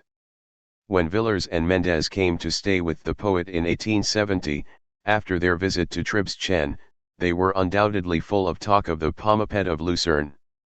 Still, Wagnerism remained dormant in Mallarmé's work for some time. Indeed, Mallarmé was somewhat dormant himself. For 15 years, he published almost nothing. The explosion of so-called decadent or symbolist art in the mid-80s revived him. After Verlaine and Huysmans paid tribute, Mallarmé found himself with a bevy of young acolytes. Among them were Dujardin and Wisewa, of the Revue Wagnerienne. In April 1885, Dujardin took Mallarmé to an all-Wagner event at the Concerts Lamoureux, which included the Tannhäuser Overture, Siegfried's funeral music, and the preludes to Tristan and Parsifal. Mallarmé was riveted by music and audience alike. The word foule, crowd, occurs often in his writing on Wagner, and it is never entirely free of the shudder of horror that Huysmans de Essence feels when he visits the Concerts Populaires. From then on, though, Mallarmé seldom missed a Lamoureux event. Even in high summer he would greet his younger followers at the gate in formal attire, an impeccable top hat on his head. He would take notes as he listened, perhaps with ideas for poems hatching in his mind. Paul Valéry, one of the adepts, said that Mallarmé left the concerts full of sublime jealousy. Dujardin asked Mallarmé to write for the Review. The result was Richard Wagner, Reverie of a French Poet, which appeared in August 1885. "Nothing has ever seemed so difficult to me," Mallarmé wrote to Dujardin, very much in the style of a harried working writer. "Just think, I am sick, I am more than ever a slave. I have never seen anything of Wagner's, and I want to create something original and precise, something which is not beside the point. I need more time. I will work on nothing else, you have my word, until this is done." Mallarmé begins with praise for Wagner's renovation of decrepit theatrical traditions. Music penetrates and envelopes the drama through its dazzling wool. Characters become manifest in the medium of sound, we encounter a god dressed in the invisible folds of a fabric of chords, we experience the wave of passion that comes pouring through a single hero, so that legend is enthroned in the footlights. But Wagner stops short of the true origin of poetic mystery, everything refreshes itself in the primitive stream, not to the source. The inhibiting factor is myth, which supposedly speaks to people of many traditions but in fact falls prey to parochialism. The exacting French mind cannot accept it. We need a new universal fable, virgin of everything, place, time and known characters, starring a hero with no name. Everything moves toward some supreme bolt of light, from which awakens the figure that none is, whose rhythm, taken from the symphony, comes from the mimicking of each musical attitude, and liberates it. Mallarmé envisions a poetry that imitates music, surpasses it, and stages in the theater of the mind the higher drama that Wagner sought in vain. The reverie ends with a semi-ironic fanfare to the genius and a jibe at the Wagnerites who crowd the pages of the journal in which Mallarmé is writing. "O Wagner," Mallarmé writes, "I suffer and reproach myself, in minutes marked by lassitude, for not numbering myself among those who, bored with everything in order to find definitive salvation, go straight to the edifice of your art, for them the end of the road. In fact, this crowded temple is only halfway up the slope of a holy mountain, at the top of which is the menacing summit of the Absolute." Mallarmé pictures himself pausing at the Meister's shrine, drinking from your convivial fountain, and gazing up at that cold peak, which no one seems prepared to scale. No one. Mallarmé says again. The reader is left to imagine that a solitary climber, having stocked up at the Wagnerian base camp, is set to perform the impossible feat. The following January, Mallarmé's Homage, also known as Homage à Wagner, appeared next to Verlaine's sonnet in the review. Needless to say, the poem is free of misty word pictures of swan knights and valkyries. Mallarmé claimed that it was an admission of defeat, the melancholy of a poet who sees the old poetic front collapse, and the luxury of words grow pale, before the rising of the sun of contemporary music of which Wagner is the latest god. This faux pessimism masks an exercise of poetic might. Ensconced in sonnet form, poetic language wraps itself in a new kind of sacred mystery. Le silence des jeux funèbres du noir. Dispose plus tu un pli sol sur l'immobilier. Que doit un tassement du principal pilier. Précipiter avec le manque de mémoire. Notre si vial abat triomphal du grimoire. Hieroglyphes dont s exalt l'humilier. A propager de l'al un frisson familiar. Infoissé le moi pluto dans un armoire. Du saurient fracas original high. Entre els declarts matrices agili. Jusque vers un parvis ne pour leur simulacre. Trompets tout autour pame sur les violins. Le du Richard Wagner irradiant un saker. Mal tu par l'encre meme en sanglots sibyllins. The already funereal silence of a cloth. Places more than a single fold on the furniture. Which the settling of the central pillar must drag down with default of memory. Our old triumphal revels of the spell book. Hieroglyphs exalted by the millions. To spread a familiar shiver of the wing. Bury it for me in a cupboard. Out of the original smiling fracas hated. Among the master clarities there has sprung. Up to the square born for their simulation. Gold trumpets swooning aloud on vellum. The god Richard Wagner, irradiating a rite. Scarcely silenced by the ink itself in sibylline sobs. The poem defies explication, never mind translation. Some readers, like Wisewa, took it as a eulogy, seeing the funereal furniture of the first quatrain as a metaphor for a spent literary art and Wagner as a sovereign of the scene who brings renewal. Since the composer had died not long before, he may also be present in the opening lines. He, too, could be a dusty book of spells. Louis Marvick sees the entire sonnet as a critique, those golden trumpets representing the stridency of Wagner's music. The meaning of almost every line or phrase is up for grabs. Consider Du Saurient Fracas original high. What is this fracas? Who hates it? Robert Grier Cohn identifies it as the ancient art of pure beauty, abhorred by the false artists of the marketplace. Heath Lees relates it to the Wagner scandals of 1860 and 1861. For Gardner Davies, the fracas is the squiggle of musical notation. For Bertrand Marchal, it is the original force of primitive art. Several commentators believe that the final line suggests some festive Bayreuth scene. Mallarmé never visited the Festspielhaus, but he probably knew of the ritual that summons the audience back to their seats toward the end of each Bayreuth intermission. Brass players assemble on the front balcony and intone motifs from the opera of the day. Interpreters more or less agree that the last line pivots toward the musical literature or literary music of Mallarmé's dreams. That art exists in the form of ink, but it is not truly silent. Mal 2, its music speaks in Sibylline sobs.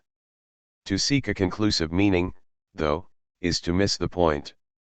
Joseph Acquisto remarks that Mallarmé's work marks the rebirth of poetic language in a performative mode. The poem is recreated each time it is read aloud. At the end of his life, Mallarmé took this indeterminate aesthetic even further in his free-form graphic poem Un coup de Jamaïs en Abalera le Hazard, a roll of the dice will never eliminate chance. A text of some 700 words is scattered across 11 double pages, in staggered lines and in fonts of varying sizes, often with independent sentences juxtaposed. The layout has the look of musical notation, with voices rising and falling amid expectant silences. Mallarmé invokes Wagner in his introductory note. A sort of general leitmotif that unfolds itself constitutes the unity of the poem. Accessory motifs have gathered around it. But the performance is a private one, taking place on the inner stage of the reader's mind. The Cirque d'Hiver is obsolete. For all their inscrutability, Mallarmé's writings on Wagner are clear-eyed and judicious. In many ways, the poet is dealing with the same ambivalence that tormented Nietzsche, but he spares himself the oscillations between adulation and disgust. As Lacoué Labart writes, he is critical, in some sense, but in no way hostile. The tone is reserved, measured, even. And thus, again, admiring. When Mallarmé died, a book about Beethoven and Wagner was found on his bedside table. 3. Swan Night. Victorian Britain and Gilded Age America. The Wedding of Princess Victoria and Prince Friedrich Wilhelm, 1858. In the past century and a half, countless millions of women have walked down the wedding aisle to the accompaniment of the bridal chorus from Lohengrin, also known as Here Comes the Bride. The custom is a little strange, because in its original context the music is a prelude to catastrophe. Marriages in Wagner's world tend to go badly, and the one in Lohengrin is no exception. Elsa of Brabant is engaged to a knight from a faraway land, but the groom has imposed a stifling condition: you must not ever ask me / nor should you care to know / whence I made my way / nor my name and kind. The wedding, with its indelible lilting tune, takes place at the beginning of Act 3. Afterward, Elsa cannot refrain from posing the forbidden question. Lohengrin reveals himself to be a knight of the Holy Grail, the son of Parsifal, no less. Because his secret is out, he must return to the Grail Temple. Before departing, he undoes the evil magic performed by the pagan witch Ortrud, who has trapped Elsa's young brother in the body of a swan. Despite that happy event, Elsa is too bereft to live, and expires. By the end of the 19th century, the bridal chorus had become a fixture of the marital ritual around the world. In 1894, the Nebraska State Journal carried this account of the wedding of Miss Nell Cochran and Mr. Frank Woods, in the city of Lincoln. At 6:30 there was a little pause, and then came the first stirring notes of that perfect wedding march of Lohengrin. 20 girls of the Delta Gamma fraternity entered, marching down the left aisle, carrying ropes of smilax and bunches of loose roses, singing the words of the wedding march. Dr. Lasby took his place under the palms before the chancel. The 20 girls came slowly forward and ranged themselves on either side of him. Next came Miss Daisy Cochran, the maid of honor, dressed in white silk and carrying a bouquet of pink roses. Last came the bride herself, in white Ottoman silk, her veil drawn back from her face, carrying bride roses. She came slowly down the aisle, with perfect repose, seeming scarcely to move, but rather to be borne onward by the triumphant tenderness of Wagner that surged from the organ. The author of this item, a precocious University of Nebraska student named Willa Cather, added a more idiosyncratic perspective in her column the following day: if people are going to be foolish enough to be married, they might as well do it with a glare of torches and a blaze of trumpets, and have a church wedding and give the community the benefit of it. Then they can have Wagner's wedding march on the organ, and it's worth getting married to have that. The British royal family, arbiters of wedding fashion across the ages, promoted the bridal chorus as a marriage anthem. In 1840, Queen Victoria, of the House of Hanover, wed Prince Albert, of Saxe-Coburg and Gotha. The prince loved German music and showed skill as an organist and a composer. The young queen assimilated Albert's taste, and in June 1855 the couple attended one in a series of concerts that Wagner conducted in London, at the invitation of the Philharmonic Society. The program included, by royal request, the Tannhauser Overture. A wonderful composition, quite overpowering, so grand, and in parts wild, striking, and descriptive, Victoria wrote in her diary. She received Wagner and found him very quiet, possibly the only time he ever made that impression. They spoke about the composer's dog and parrot. In letters home, Wagner reported that the queen was very small and not at all pretty, with, I am sorry to say, a rather red nose, but there is something uncommonly friendly and confiding about her. Victoria's willingness to associate with a politically disreputable person wanted for high treason. Wagner's self-characterization flattered him deeply. 3 years later, Princess Victoria, the Queen's eldest child, wed Prince Friedrich Wilhelm of Prussia, who, in 1888, would briefly reign as Friedrich III, Emperor of Germany. A festive concert after the ceremony featured the wedding scene from Lohengrin, with a new text for the blessing of the couple: O ne'er may England's princess /1 hour of sorrow know, for her may life's rude billows with gentle current flow. The lyricist was Thomas Oliphant, best known for the Christmas carol Deck the Hall with Boughs of Holly. Music by Meyerbeer and Mendelssohn followed.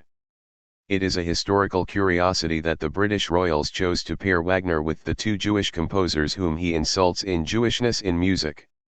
Der Meister and Her Majesty met one other time. In 1877, Wagner returned to London for an extended festival of his music, by which time he had become a regal figure in his own right. At the concerts, he sometimes sat in an armchair, facing the audience, while Hans Richter conducted. Victoria wrote in her journal, after luncheon, the great composer Wagner, about whom the people in Germany are really a little mad, was brought into the corridor by Mr. Cusins. I had seen him with dearest Albert in '55, when he directed at the Philharmonic concert. He has grown old and stout, and has a clever, but not pleasing countenance. He was profuse in expressions of gratitude, and I expressed my regret at having been unable to be present at one of his concerts. If Victoria now looked askance at Wagner, missives from her daughter in Germany may have influenced her. An 1869 letter from the princess reads, "If you want to read anything perfectly cracked, you should see Richard Wagner's new pamphlet called Jewish Influence in Music. I never read anything so violent, conceited, or unfair." By the end of the century, memories of Victoria's interest in the composer had faded. An 1897 book titled The Private Life of the Queen asserted that Wagner has found little or no favor in her eyes.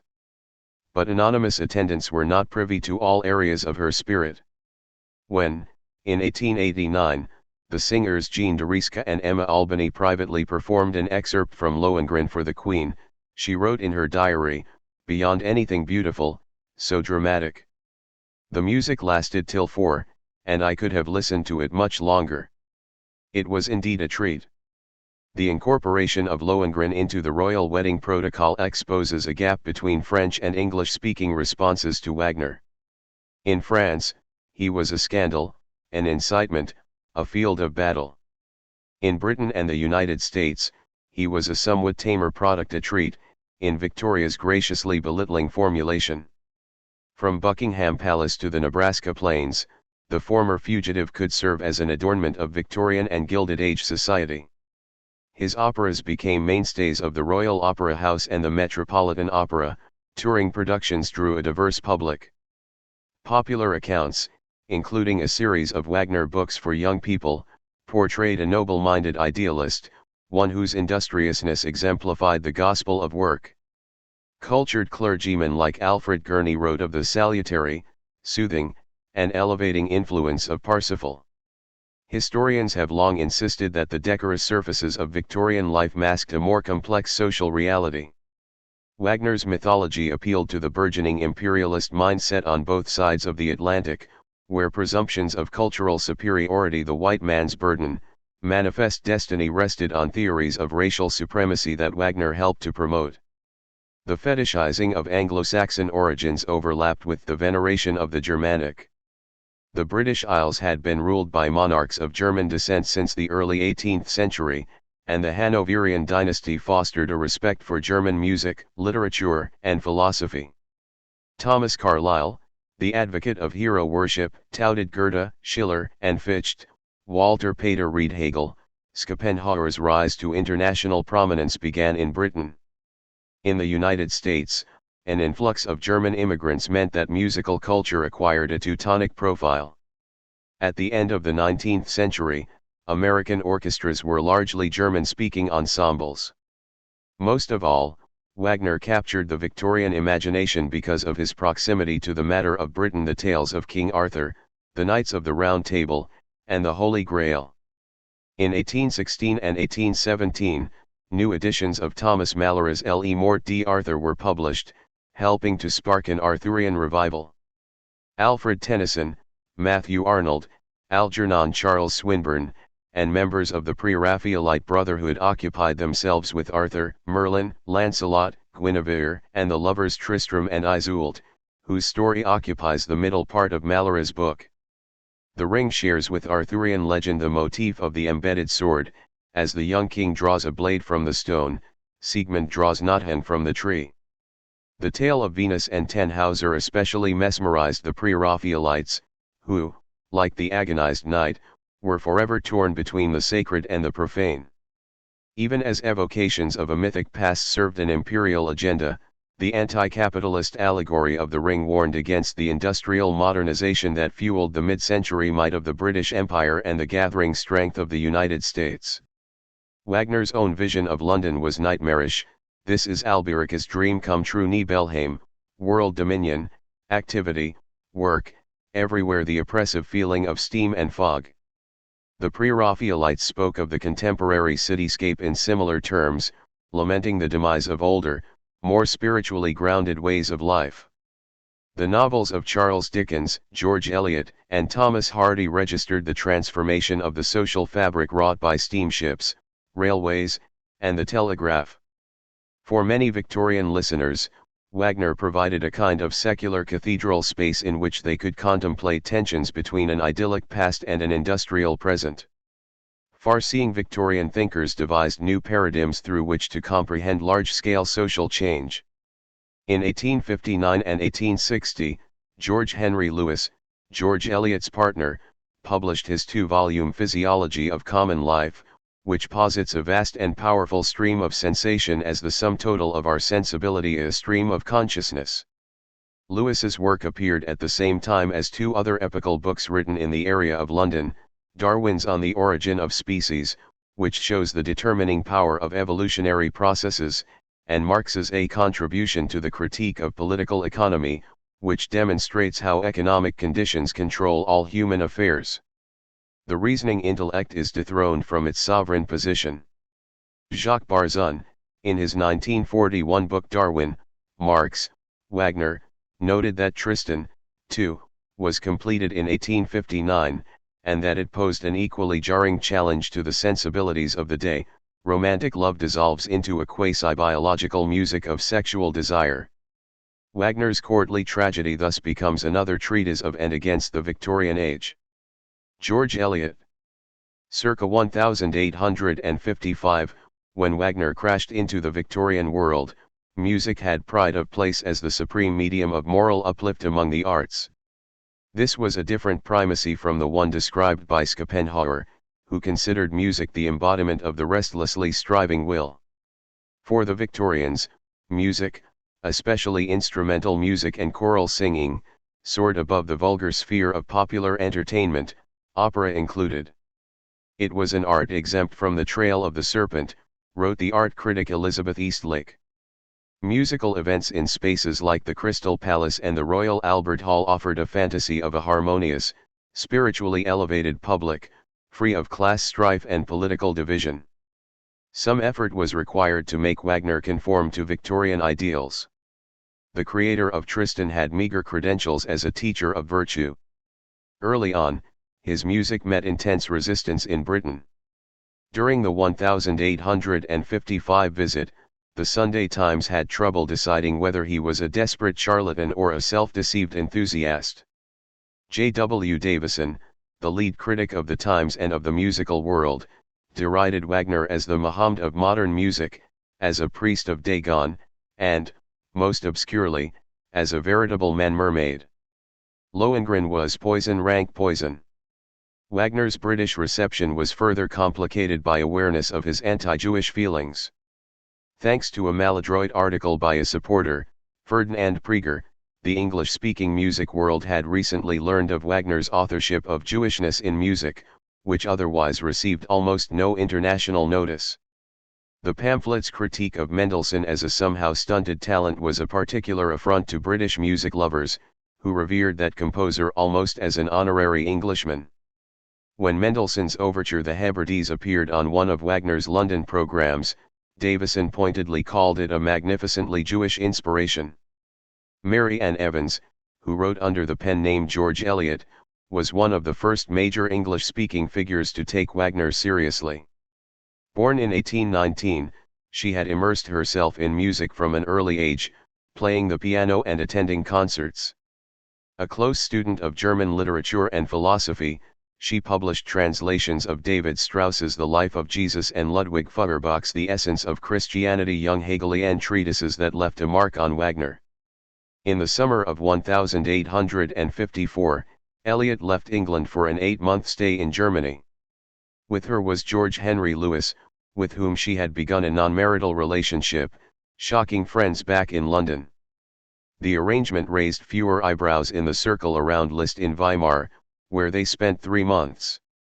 With Liszt installed as the Kapellmeister for the Grand Duchy of Saxe-Weimar-Eisenach, Weimar had become the de facto center of Wagnerian activity, part of an attempt to restore the exalted status that the city had enjoyed in the age of Goethe and Schiller.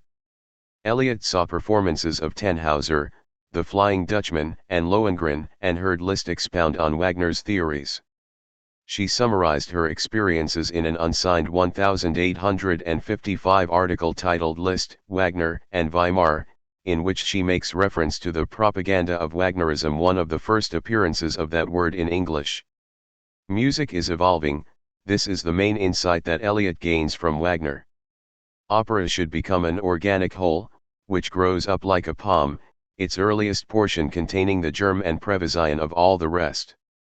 Pre-Darwinian evolutionary thought affected Eliot's aesthetics, as Delia de Sosacoria observes in George Eliot, Music and Victorian Culture. Lewis and his colleague Herbert Spencer were examining the interaction of evolution, physiology, psychology, and the arts. Spencer held that music, the language of emotion, had grown out of a more objective spoken language. Eliot, who often attended opera performances with Spencer, sees a similar logic at work in Wagner. It is just possible that melody, as we conceive it, is only a transitory phase of music. We are but in the morning of the times, and must learn to think of ourselves as tadpoles unprescient of the future frog. Eliot endorses Wagner's progressive ideas, but the music itself gives her trouble.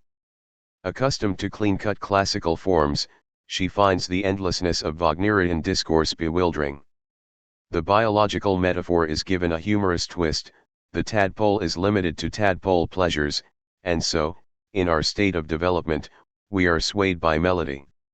Lohengrin reminds Eliot of the whistling of the wind through the keyholes of a cathedral, which has a dreamy charm for a little while, but by and by you long for the sound even of a street organ to rush in and break the monotony. These reservations aside, Eliot supplies some of the most positive and perceptive commentary that Wagner had yet received in Britain. She rejects any cheap ridicule of the composer, respecting his skill in dramatic construction. Of Tannhauser, she writes, "I never saw an opera which had a more interesting succession of well-contrasted effects. The title character," she writes, "has become weary of hectic sensualism, and longs once more for the free air of the field and forest under the blue arch of heaven." Tannhauser sounds a bit like Władysław, the hot-headed young artist of Middlemarch, who quits Rome for the Midlands. Eliot's visit to Weimar left subtle traces on the succession of novels that culminated in Middlemarch and Daniel Deronda. Monumental in scale, these books discard the episodic, panoramic structure that defined many prior efforts in the form. In the prelude to Middlemarch, Wagner preferred that term from Lohengrin onward. In place of overture, Eliot vows to honor women who have found for themselves no epic life wherein there was a constant unfolding of far resonant action. She later speaks of the roar which lies on the other side of silence, the storm of feeling behind the facades of ordinary lives, especially those of women. Such a project may seem far removed from Wagner, even opposed to him, yet several contemporaries made the connection. In 1876, Charles Halford Hawkins, a master at Winchester College, argued that Wagner's minute development of tone and character painting and his extraordinary demands on the audience made him the George Eliot of music. In that same year, Eliot published Daniel Deronda, her most deliberate bid for the kind of organic unity that she valued in Wagner. She later said that she meant everything in the book to be related to everything else there. As serial installments were published, readers struggled with the sheer scope of the narrative. Henry James captured the debate around the novel and his own ambivalence by publishing a review in which three imaginary readers express a range of opinions. For one, the book is so vast, so much embracing; for another, it is protracted, pretentious, pedantic. This sounds like a group of opera-goers quarreling over Wagner, particularly when the skeptic says, "The tone is not English, it is German." Eliot all but invites Wagner comparisons by including a character named Julius Klezmer, a beret-wearing composer-teacher who preaches the music of the future.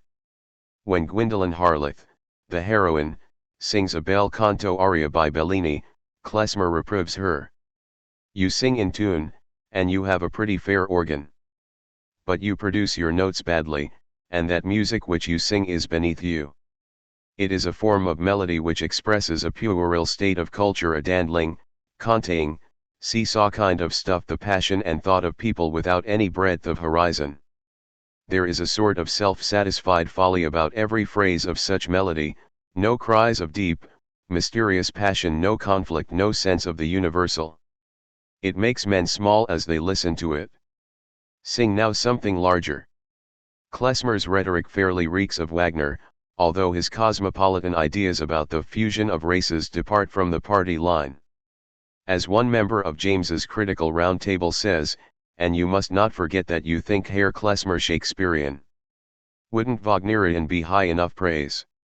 The character paraphrases Eliot's own 1855 exposition of Wagner's theories, with puerile state of culture supplanting tadpole pleasures.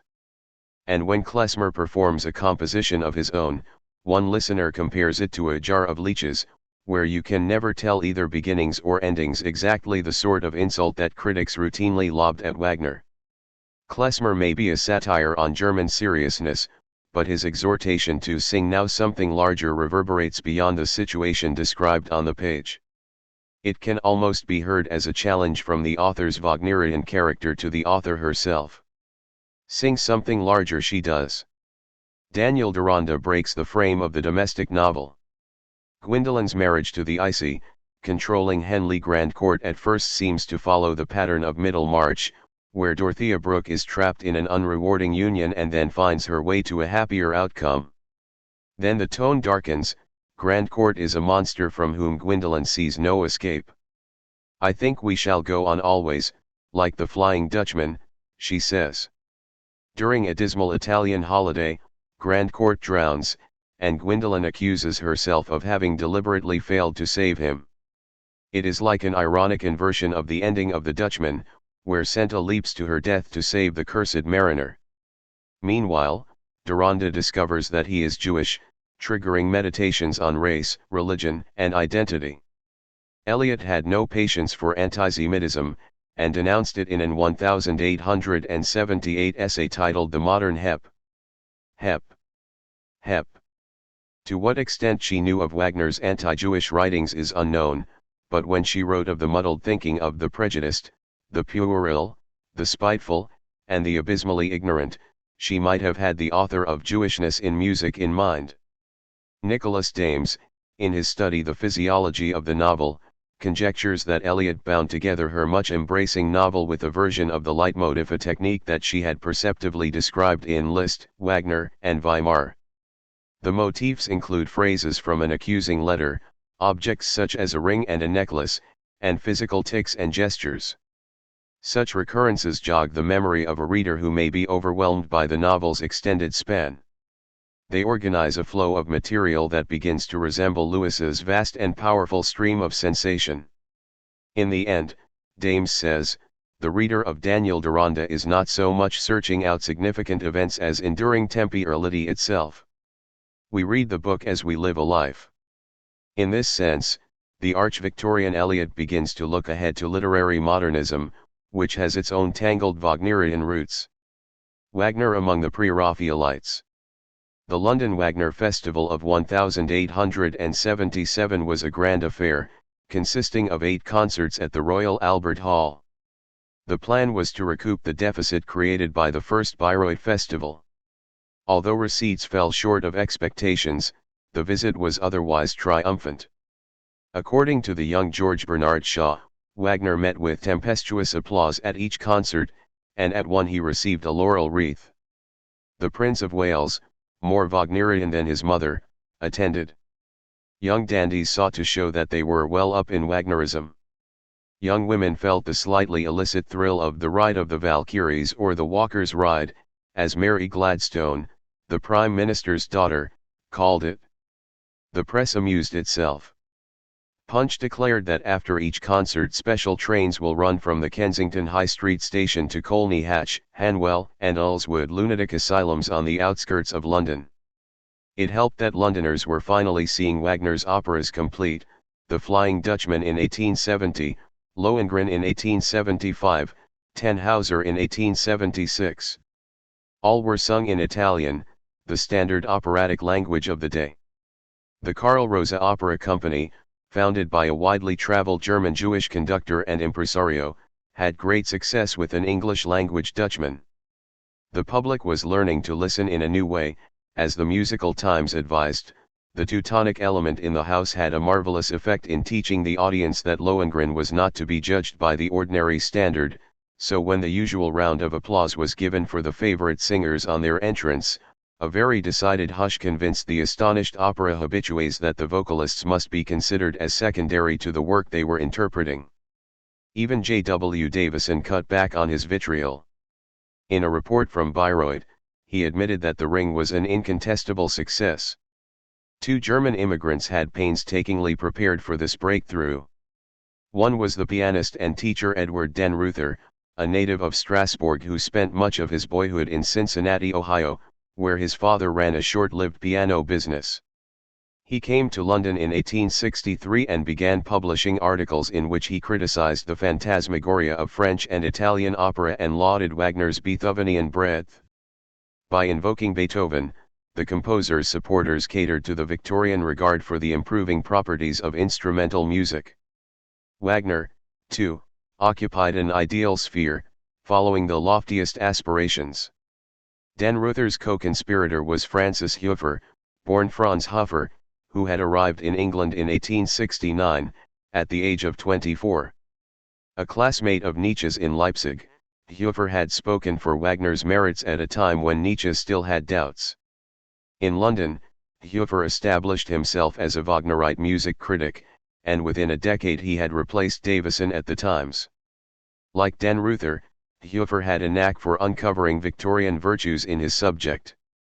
His 1874 book Richard Wagner and the Music of the Future praises the composer for his unequaled firmness and presence of mind and for the middle-class freedom and intelligence of the character of Hans Sachs. Where Baudelaire, listening to Lohengrin, is swept away in abstract ecstasy, Hoefer thinks of angels in white clouds. Sealing Hoefer's naturalization of Wagner is the dedication of his book Half a Century of Music, to Her Majesty the Queen, the friend of Mendelssohn, and the first Englishwoman to recognize the genius of Wagner. Both expatriates formed alliances to the artists and writers of the pre-Raphaelite circle. In 1871, den Ruther married Chariclea Ionides, daughter of the Greek merchant Alexander Ionides, who hosted salons in his homes and hired the likes of William Morris to decorate them. During his 1877 visit, Wagner was a contented guest at the den Ruther Ionides house. Hoefer married Catherine Maddox Brown, younger daughter of the Germanically inclined painter Ford Maddox Brown. Their son would find literary fame under the name Ford Maddox Ford. Den Ruther and Hoefer also knew Swinburne, and composed songs on his poems. Part of the émigré's plan for the 1877 festival was to facilitate meetings between the Wagners and Britain's leading artists and writers.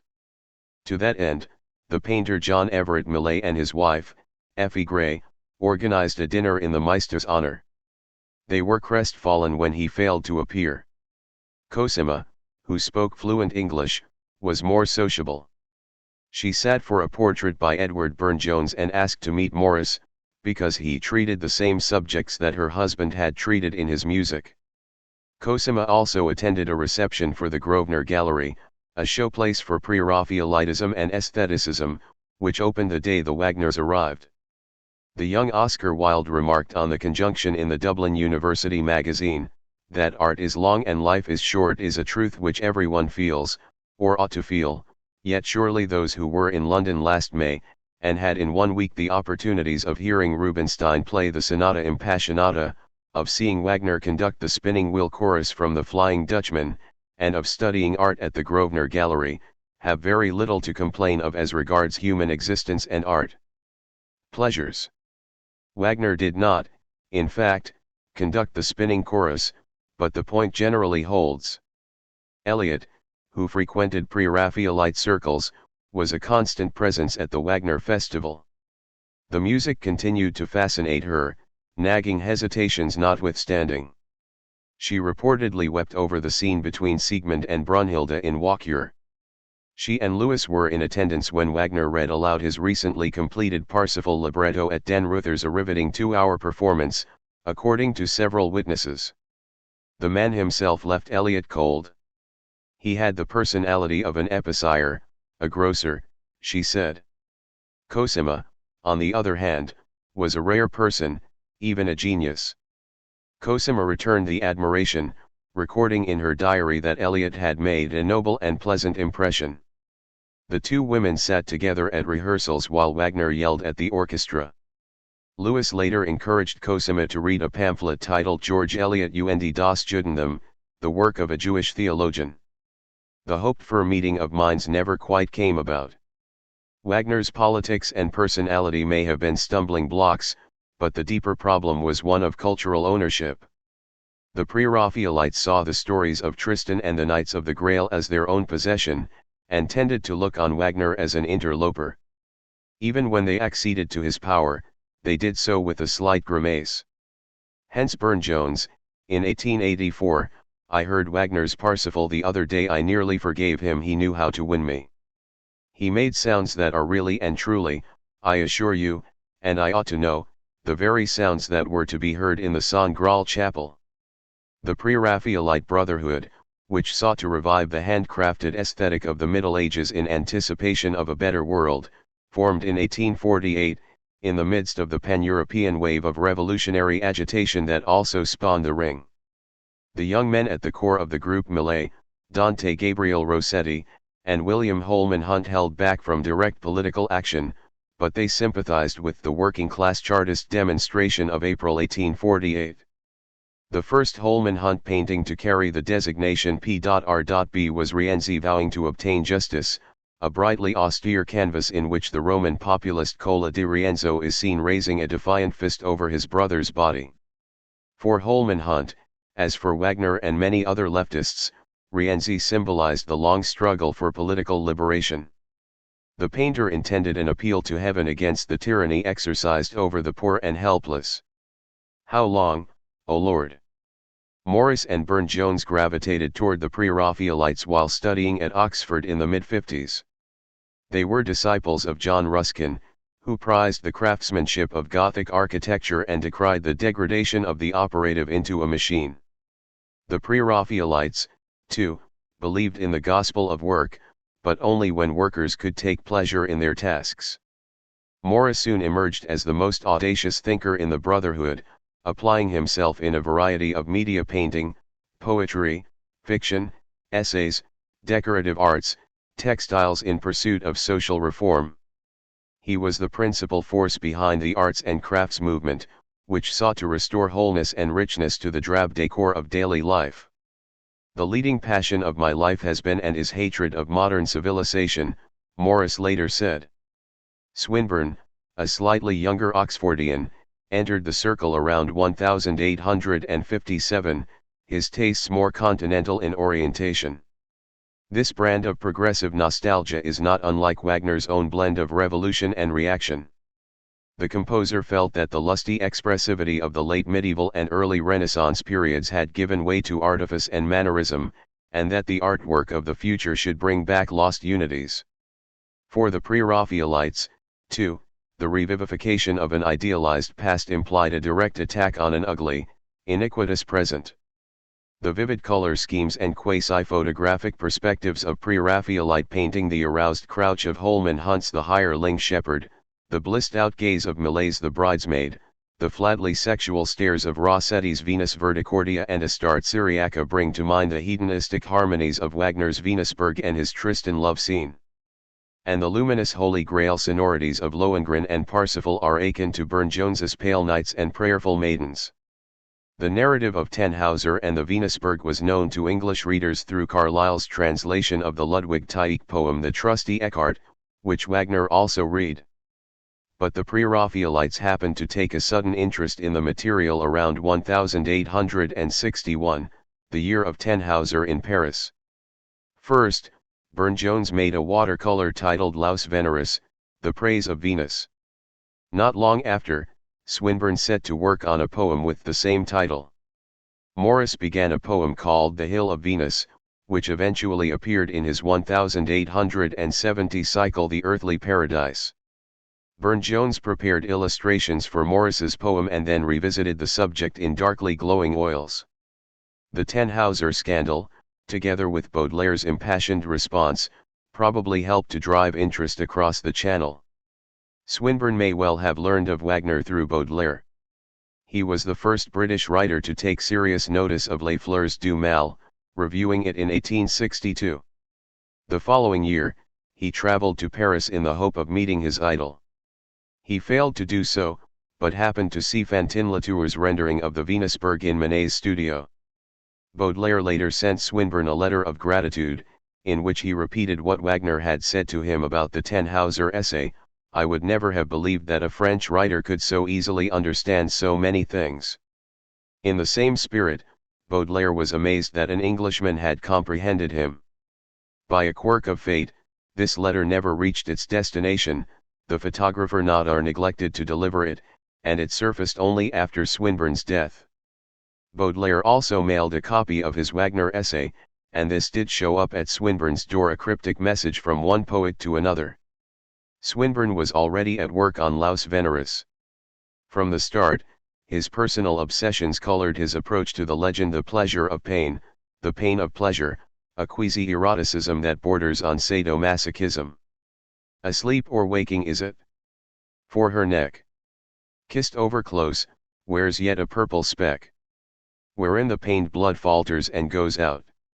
Soft, and stung softly fairer for a fleck. Inside the horsel here the air is hot. Right little peace one hath for it, God wot. The scented dusty daylight burns the air, and my heart chokes me till I hear it not. The last lines recall Baudelaire's picture of the Venusberg, breathing a perfumed but stifling atmosphere, lit by a rosy light which came not from the sun.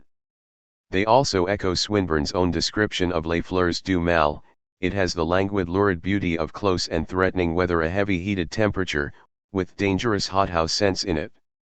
Swinburne later recommended that anyone wishing to understand his conception of Venus should read the passage of Baudelaire's Tannhauser pamphlet that depicts the fallen goddess, grown diabolic among ages that would not accept her as divine. This unapologetically erotic, paganistic poem caused a scandal of its own when it appeared in Swinburne's 1866 collection Poems and Ballads. Accused of Greek depravity and schoolboy lustfulness, Swinburne cited Baudelaire and Wagner in his defense. Burne-Jones's Laus Veneris, the final version of which showed at the Grosvenor in 1878, is a sumptuous snapshot of Venus in repose.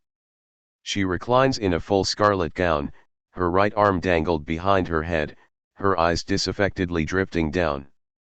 4 female attendants prepare to sing for her, music being the preferred mode of seduction in Venusberg tales. On the music stand is an illuminated score titled Laus Veneris. At the top of the canvas, a window opens to a cool, blue world outside, where 5 young knights are riding by. The middle one stares in with particular intensity, he might be Tannhauser. The scene has a hothouse stillness. As often in pre-Raphaelite work, a present tense immediacy burns through the veneer of the faux ancient, setting up unstable resonances between past and present, the imaginary and the real.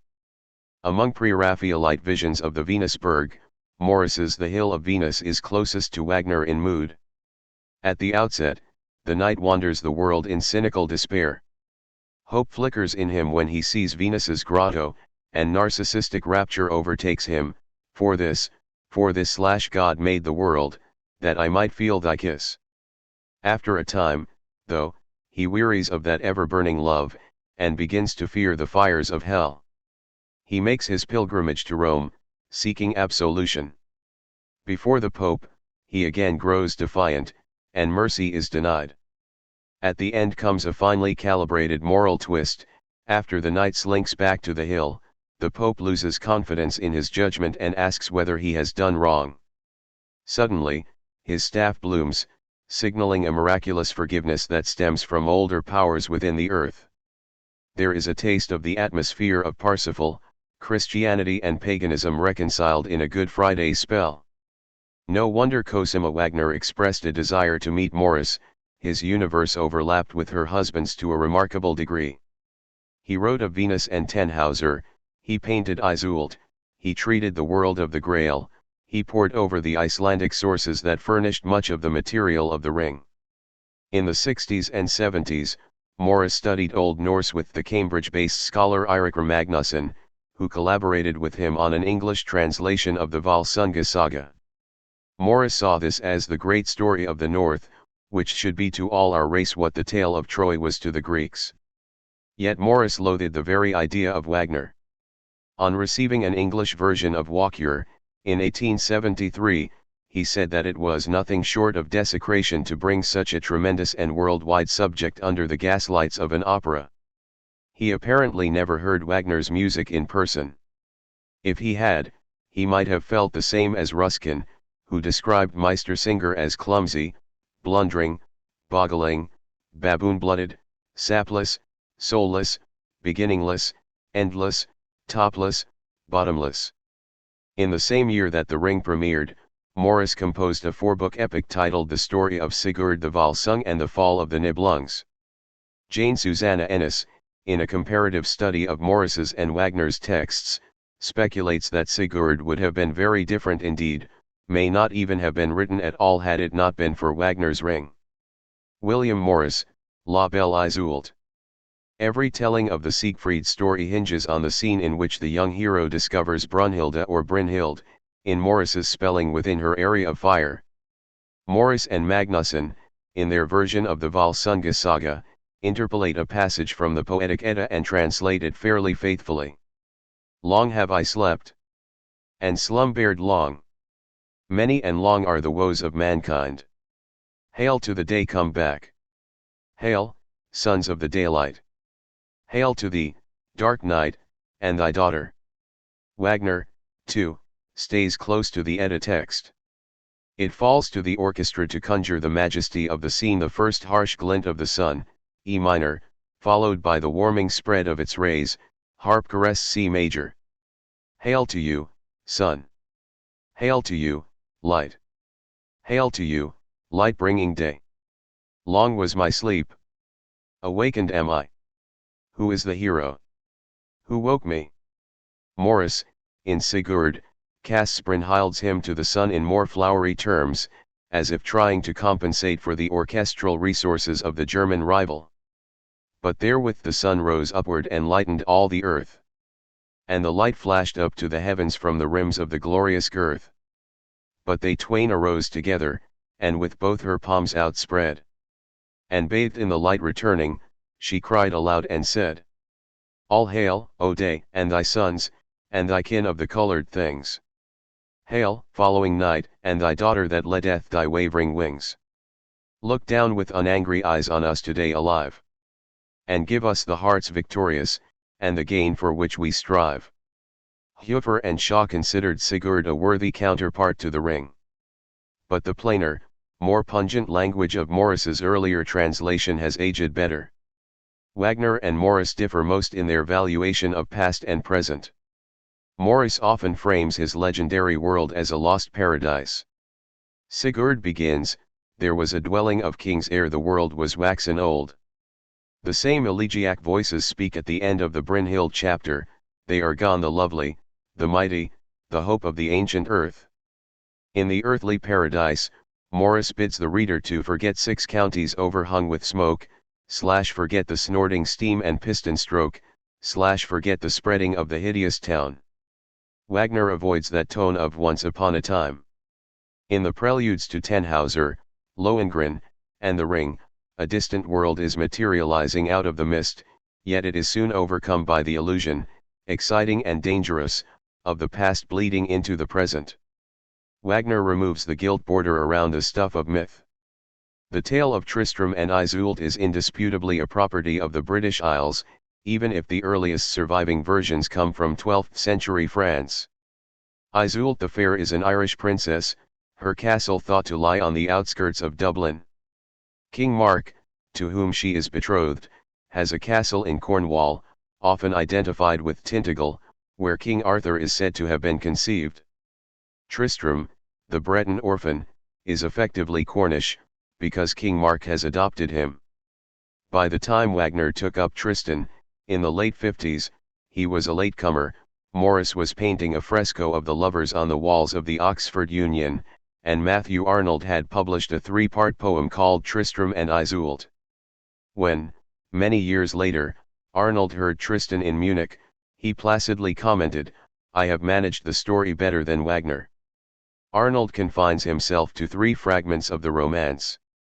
First we see Tristram awaiting his beloved, then the lovers in their last embrace, and, finally, a scene from the lonely life of Iseult of the White Hands, Tristram's wife in the original legend. That character is absent from Wagner's opera. Despite romantic touches, Arnold takes a dim view of this fool passion, an unnatural overheat at best. Tennyson's treatment in The Last Tournament, 1870-71, the gloomiest chapter of his Idylls of the King's Cycle, is even harsher. Tristram is arrogant and hard-hearted, a player of broken music, and Iseult is motivated as much by hatred of her husband as by desire for her lover. The tale ends with jarring abruptness, as Liebestod is reduced to death pure and simple. He rose, he turned, and flinging round her neck, clasped it, but while he bowed himself to lay warm kisses in the hollow of her throat. Out of the dark, just as the lips had touched, behind him rose a shadow and a shriek. "Mark's way," said Mark, and clove him through the brain. Burne-Jones, Tristram and Iseult stained glass panel. The Pre-Raphaelites could never be so unsentimental. In Morris's Oxford Union fresco, Tristram and Iseult clutch each other amid lush vegetation, their love implicitly organic and natural. In the same period, Morris painted La Belle Iseult, with Jane Burton, his future wife, appearing as a pensive queen, her gaze fixed on a book. In 1862, the arts and crafts firm of Morris & Co. produced a series of Tristram and Iseult stained glass panels, with Burne-Jones, Rossetti, and Ford Madox Brown making contributions. A tone of noble suffering prevailed. Swinburne, who felt that Tennyson had degraded and debased the romance, sought to put matters right in his long poem Tristram of Lyonesse, begun around 1870 and completed in 1882. Just before embarking on the project, Swinburne studied a collection of Augusta de Gasparini's writing on Wagner, with its extensive treatment of Tristan. He also conferred regularly with the wealthy Welsh connoisseur George Powell, a vehement Wagnerite who went to Bayreuth in 1876. During his visit, Powell had tea with Cosima and attempted to interest her in Swinburne's poetry, apparently without success. Wagner's connection to Schopenhauer especially interested the poet as he prepared to leap into the ravishing abyss of the Tristan story. Morris launches his Sigurd with an image of time revolving backward. Swinburne, in a more Wagnerian maneuver, begins with an incantatory, 44-line sentence in praise of love. Love, that is first and last of all things made. The light that has the living world for shade. The spirit that for temporal veil has on. The souls of all men woven in unison. One fiery raiment with all lives inwrought. Swinburne admits that love has wrecked those in its path, as soul smote soul and left it ruinous, but, unlike Arnold and Tennyson, he still insists on love's painful joys. Indeed, repeating a motif from Laus Veneris, he proposes that love entails a better heaven than heaven is. As in Tristan, the heat of Tristram and Iseult's ecstasy causes the outer world to dissolve. Binaries break down, day becomes night, night becomes day. When the lovers first kiss, four lips became one burning mouth. The carnal oblivion extends to the dimension of sound, as the lovers hear an inner music that drowns out the roar of the sea and, later, festive shouts from the nearing shore. It is hard not to hear this self-deifying music as Wagner's Tristan score, now swallowed up in poetry's realm. Yet fairer now than song may show them stand. Tristram and Iseult, hand in amorous hand. Soul satisfied, their eyes made great and bright. With all the love of all the livelong night. With all its hours yet singing in their ears. No mortal music made of thoughts and tears. But such a song, past conscience of man's thought. As hearing he grows God and knows it not. At the very end, Swinburne tells of how King Mark, having forgiven the lovers, builds a tomb for them, a chapel bright like spring / with flower soft wealth of branching tracery made. Burne-Jones pictured such a tomb in his contribution to the pre-Raphaelite stained glass project, with sculpted lovers lying side by side and two hounds keeping watch. Swinburne then recalls that according to legend the kingdom of Lyonesse sank into the sea. So, above the lovers' submerged shrine, the tide gleams and moves and moans, and they find permanent peace in the light and sound and darkness of the sea. The obliterating action of the ocean plays much the same role as Tristan's transfiguration, where Isolde sinks and drowns in highest bliss. Swinburne endured two shocks after publishing the poem he considered his best. In October 1882, Powell died suddenly at the age of 40. In February 1883, Wagner expired in Venice. In a poem titled Autumn and Winter, Swinburne called Powell a herald soul, flying up in advance of his musical god. There followed the death of Richard Wagner, the noblest of the dozens of poems written in commemoration of Wagner's death. It ends with an image of the rising of doom divine as a sundawn risen to sight / from the depths of the sea. These poems appeared alongside two preludes, Lohengrin and Tristan und Isolde, in the 1883 volume A Century of Roundels. The British literary world had resisted Wagner, but it gave way in the end. Tristram became Tristan, Iseult Isolde. Young adult Wagner.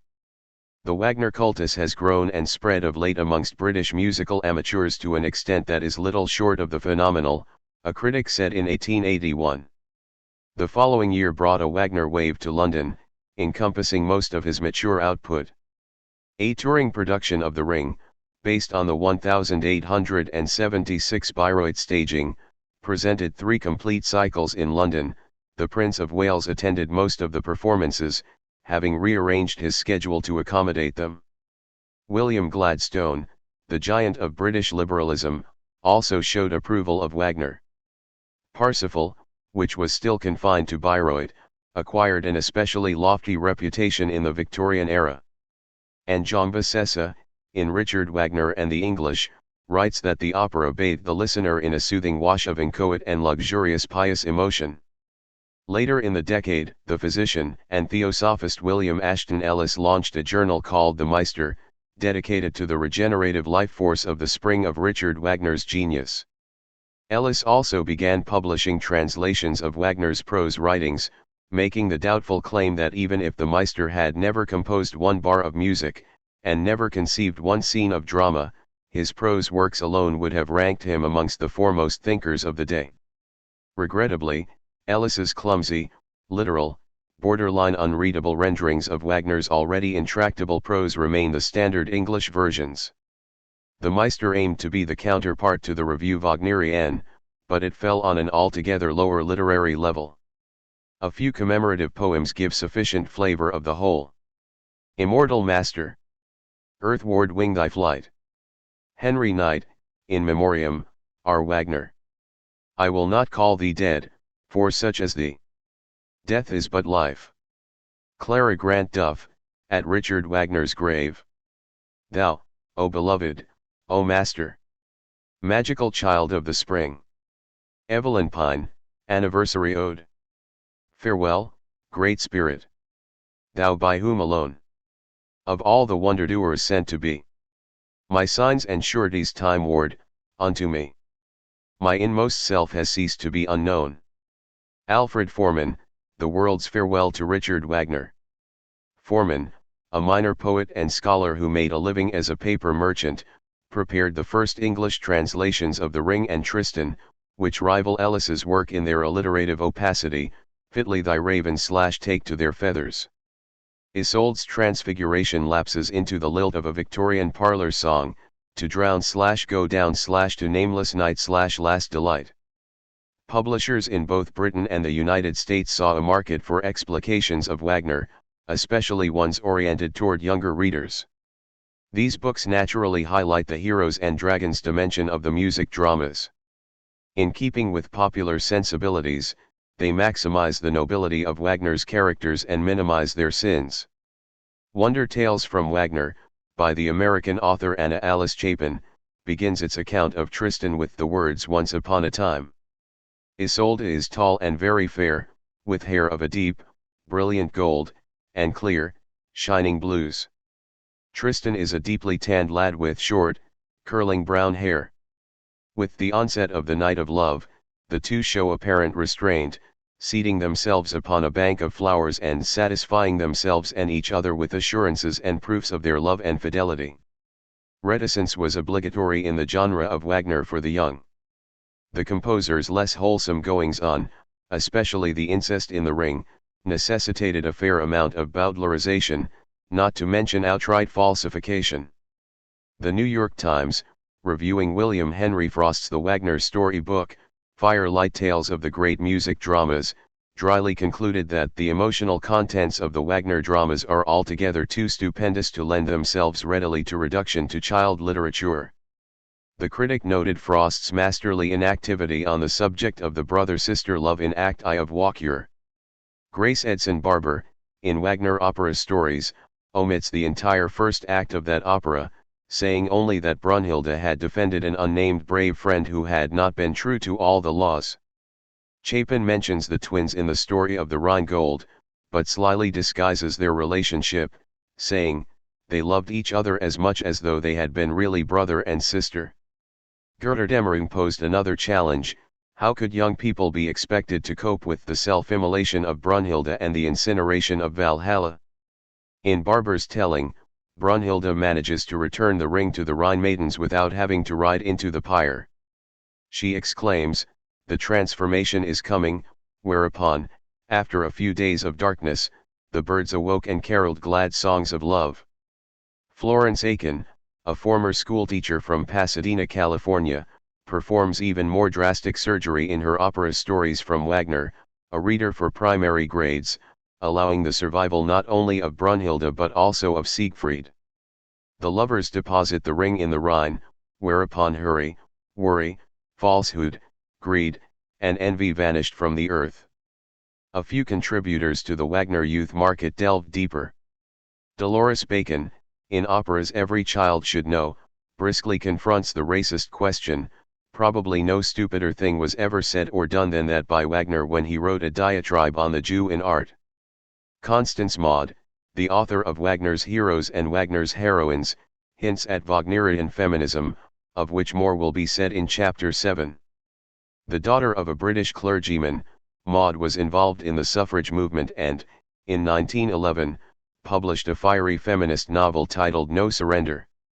She makes sure that her young readers register Brunhilde's commanding tones, her tone of queenly authority. Furthermore, she gives glimpses of Wagner's revolutionary agenda. When Valhalla burns, Maud perceives that Wotan has fallen victim to the love of power and the love of gold. There are few blunter summations of The Ring for adults or children. Wagner in America. Herman Mattsson's statue of Wagner in Edgewater Park, Cleveland, erected in 1911. In his final years, Wagner flirted with the notion of immigrating to the United States, a place he never saw. Reeling from the financial disaster of the first Bayreuth Festival, he spoke of selling Wanfried and moving with his family to the New World. Cosima wrote in her diary, America? Then never again a return to Germany. In 1879, the North American Review published an essay attributed to Wagner, positing the New World as an idyll where the unconquerable vigor and strength of the German spirit would find new life. Although the essay was ghostwritten by Hans von Wolzogen, the Bayreuther Blatter editor, it reflected Wagner's outlook, his disappointment in the New Reich, his belief in the indestructibility of Holy German art, his concerns about racial intermixing, and his fantasies of cultural rebirth. In the same period, he described his Bayreuth idea as a kind of Washington for art, comparing the festival to the American Capitol that rose on swampy land by the Potomac River. By 1880, the American plan had become an idée fixe. Cosima wrote, again and again he keeps coming back to America, says it is the only place on the whole map which he can gaze upon with any pleasure. He went so far as to draft a financial prospectus, in consultation with Newell Sill Jenkins, his American-born, German-based dentist. The idea was that American supporters would raise $1 million, around $25 million in today's currency, to resettle Wagner and his family in some state of the Union with favorable climate. In return, the United States would receive earnings from Parsifal and all other future work. Thus would America have bought me from Europe for all time. The pleasant climate he had in mind was, curiously, Minnesota. The conceit was not as absurd as it seems. Around 1 million Germans had immigrated to the United States between 1846 and 1855. They were often called 48ers, because many had fled after the failed 1848 revolutions, and they played a pivotal role in American politics before the Civil War. Predominantly liberal in their thinking, they tended to support Lincoln and the Union cause. The most illustrious of them was Carl Schurz, who fought as a Union general, became a senator from Missouri, and served as the Secretary of the Interior under President Rutherford B. Hayes. Wagner approved of Schurz, saying that he showed what a proper German can do. Another significant 48er was Hugo Wessendonck, who left Germany under the threat of a death sentence and proceeded to make a fortune in the life insurance business. His company, Germania, thrives today, under the name Guardian. Wessendonck's brother Otto, who funded Wagner during his Zurich years, was a partner in a textile import firm that had its headquarters in Lower Manhattan. The money that kept Wagner afloat for a time was American in origin. The image of Wagner in America is amusing to contemplate. It might make for a lively historical novel, but it never came close to reality. The talk of exile may have been a ploy intended to whip up support from sources closer to home. Ludwig II, among others, took fright when he learned of the scheme, and wrote to the composer, "Your roses cannot thrive in America's stony soil, where self-seeking, callousness, and mammon reign." With a certain amount of adaptation, Wagner indeed took hold across the Atlantic. In time, a full-blown cultus arose, to the point that streets were named after his characters. At least 4 American towns have a Parsifal place, and statues of him were erected in parks in Cleveland and Baltimore. The monuments still stand, despite occasional calls for them to be removed. Each country saw Wagner through a self-fashioned prism. For the French, he was a torchbearer of the modern; for the British, a messenger of Arthur Iana. In the United States, Wagner harmonized with the national love of wilderness sagas, frontier lore, Native American tales, stories of desperados searching for gold. Joseph Horowitz, the leading historian of American Wagnerism, cites Frederick Jackson Turner's conception of the frontier, according to which coarseness and strength combined with acuteness and inquisitiveness define the nation's self-image. In much the same vein, the New York critic Henry Krehbiel contended that American opera-goers saw themselves reflected in the rude forcefulness of Wagner's heroes. Siegfried, especially, stirred sympathy with his unspoiled nature, his freedom from false and meretricious habits. Wagnerists said that France was the composer's true homeland. Yankee Wagnerites made the same claim. The historian and memoirist Henry Adams wrote that the paroxysms of nervous excitement surrounding the Ring at the Met showed that New York knew better than Berührzig what Wagner meant. At the same time, Wagner allowed the young nation to prove itself as a maturing global power. Great American cities such as New York, Boston, and Chicago, aspiring to rival European capitals in cultural richesse, nurtured symphony orchestras and opera houses alongside museums and architectural monuments. Wagner productions, notably the Metropolitan Opera's 1903 staging of Parsifal, were among the most opulent entertainments of the American fin de siècle. That program of self-improvement conformed to what the philosopher George Santayana called the genteel tradition, the American counterpart to Victorian propriety. With his usual double-sidedness, Wagner spoke both to the crude vigor of American enterprise and to the yearning for refinement and uplift. The spiritual dimension of his work received special emphasis, joining a national mania for alternative religions and therapies, theosophy, New Thought, Christian Science, the Chautauqua movement. The agnostic orator Robert Ingersoll loved Wagner, too. "I would rather listen to Tristan and Isolde, that Mississippi of melody where the great notes, winged like eagles, lift the soul above the cares and griefs of this weary world, than to all the orthodox sermons ever preached." The American quest for heroic self-definition was caught up in questions of gender and race. Theodore Roosevelt, with his Rough Rider persona, epitomized an American masculinity that resisted a supposed European tendency toward effeminacy and degeneracy.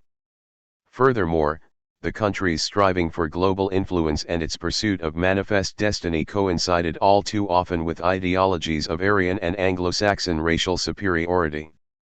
Herbert Spencer, the theorist of social evolution, visited the United States in 1882 and predicted that its Aryan stock would produce a finer type of man than has hitherto existed. Roosevelt was vulnerable to this kind of thinking. In 1911, he bemoaned loose and sloppy talk about the general progress of humanity, the equality and identity of races. Wagner's work and ideas provided fodder for both sides of a battle over American identity that is ongoing. Star-Spangled Wagner. Wagner's music arrived in the United States in the luggage of the Germania Musical Society, 24 radical-minded musicians who formed a collective in Berlin in early 1848 and then emigrated en masse. As Nancy Newman relates in her history of the group, the Germania aimed to create a musical social utopia, a band of free individuals tied together by fellow feeling. Believing that communism was the most perfect principle of society, they adopted the ideals of one for all and all for one, of equal rights, equal duties, and equal rewards. They contrasted this picture of musical leveling with what they saw as the egotistical mannerisms of solo virtuosos in the employ of the upper classes. The Germanians hoped that their performances of composers from Bach to Wagner would enflame and stimulate in the hearts of these politically free people, love for the fine art of music.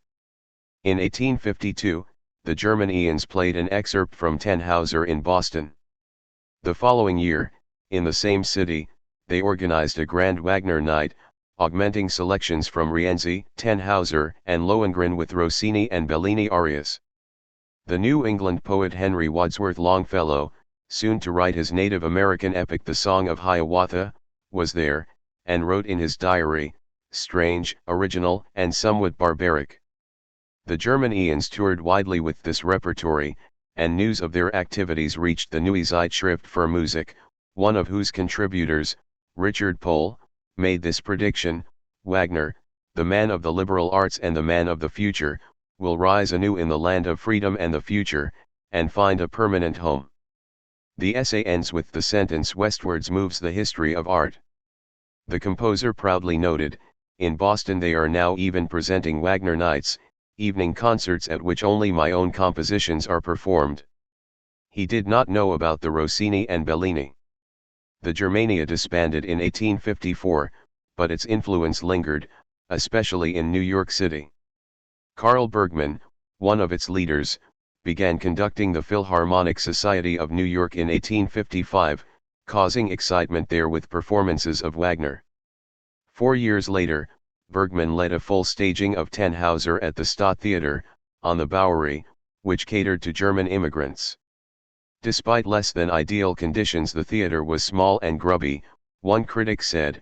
With boys selling glasses of beer and chunks of cheese, the opera gained respectful reviews. Wagner did not lack for critics in the American press, although they were milder than their European counterparts. John Sullivan Dwight, the publisher of Dwight's Journal of Music, frequently objected to the composer's ideas, but he did a fair job of explaining them. An idealist with ties to Transcendentalism, Fourierism, and the utopian Brook Farm community, Dwight saw music as a means of moral improvement and social reform. At first, the new import piqued his interest. "Verily, here is a deliberate attempt to Wagnerize us," he wrote in advance of the Germania's Wagner night. "But why shall we not test the new sometimes, by the old?"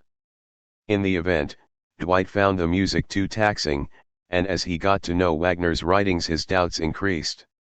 In 1869, when Jewishness in Music was republished, he spent several pages denouncing its ignoble and small-minded statements against Jews. Wagner's most decisive advocate in the post-Civil War years was the German-born conductor Theodor Thomas, who came to the United States with his family in 1845, when he was 10. Thomas was one of the first modern conductors, a strong-willed podium technician in the lineage of Berlioz, Wagner, and Hans von Bülow. Thomas's first orchestral concert, in New York in 1862, began with the Flying Dutchman Overture.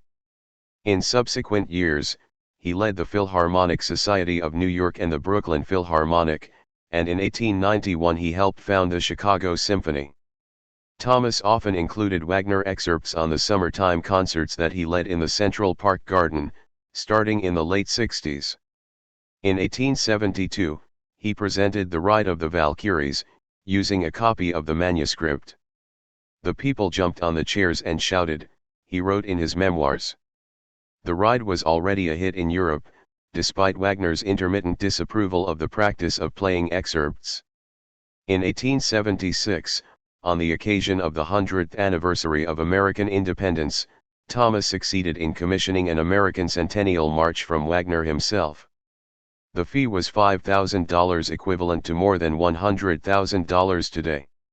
After haggling over rights, Wagner produced a work of thoroughgoing mediocrity, its most promising musical idea set aside for the Flower Maiden scene in Parsifal. The premiere took place at the opening of the Centennial Exhibition, in Philadelphia. Despite the dreariness of the music, the response was generally warm. According to one press report, Wagner had honored the feminine loveliness, noble natures, and pure mental activity of American women. The march was dedicated to the Women's Centennial Committee and evoked a world of souls communing together in universal concord.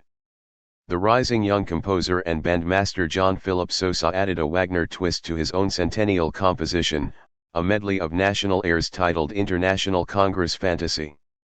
The piece culminates in a festive orchestration of the Star-Spangled Banner in the style of the Tannhauser Overture, with stuttering motifs accompanying the principal theme. In a band arrangement, the anthem is marked à la Wagner. Sousa once told an interviewer, "My two most popular pieces are the Tannhauser Overture and the Stars and Stripes." He added, Wagner was a brass band man, anyway. When he took charge of the U.S. Marine Band, in 1880, the March King regularly programmed Wagner on official occasions, including that of the inauguration of President Grover Cleveland, in 1885. Wagner had impinged on the American presidency before. Ulysses S. Grant was present for the premiere of the American Centennial March, though he famously had no ear for music. "I only know two tunes, one is Yankee Doodle and the other isn't," he supposedly once said.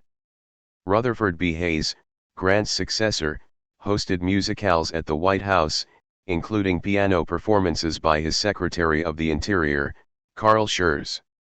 On at least one occasion, the first U.S. Cavalry Band serenaded Hayes with a Wagner selection. Cleveland, who served 2 discontinuous terms as president, apparently liked Wagner, and his young wife, Frances Folsom, was a conspicuous enthusiast. Sousa's Marine Band played the bridal chorus at the Cleveland's wedding, in 1886, and later performed selections from Lohengrin on the White House lawn, with the First Lady sitting enthralled at a window.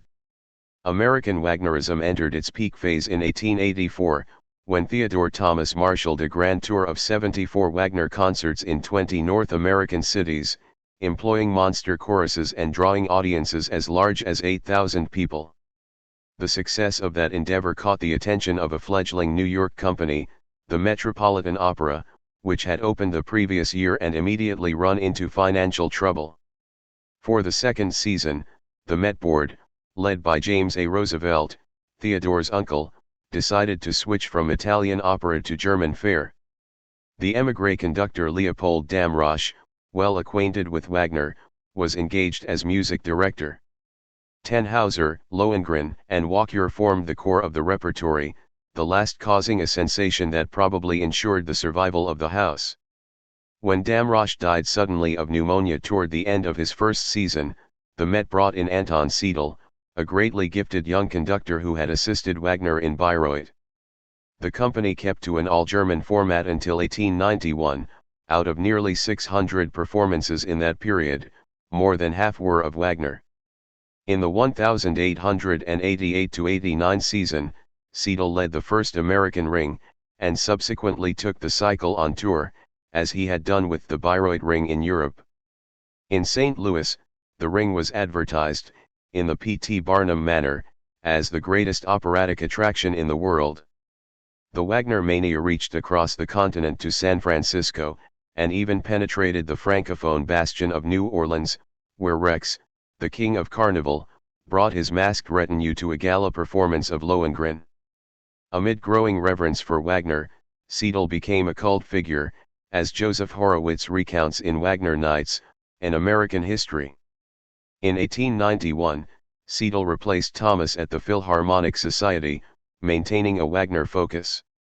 He also led summertime programs at Brighton Beach, where Wagner was by far the most frequently performed composer.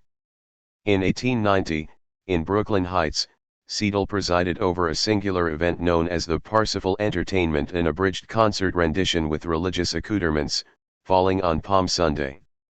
The Clevelands attended, libretto in hand. Laura Holloway Langford, the spiritually inclined head of an organization called the Seidl Society, hoped to launch a summer Wagner festival, a kind of Brooklyn Bayreuth. There were proposals for building exact replicas of the Festspielhaus in the United States, one in Milwaukee, Wisconsin, another on the Hudson River. These went unrealized, despite rumors of support from Cosima. In 1903, Heinrich Conried, the Met's new general manager, mounted a full production of Parsifal, in defiance of Bayreuth's claim of exclusivity. Cosima tried to stop the staging with a lawsuit Wagner et al. Conread et al. But the U.S. Circuit Court ruled against her. Because the United States was not a signatory to the Berne Convention, Parsifal fell outside of German copyright.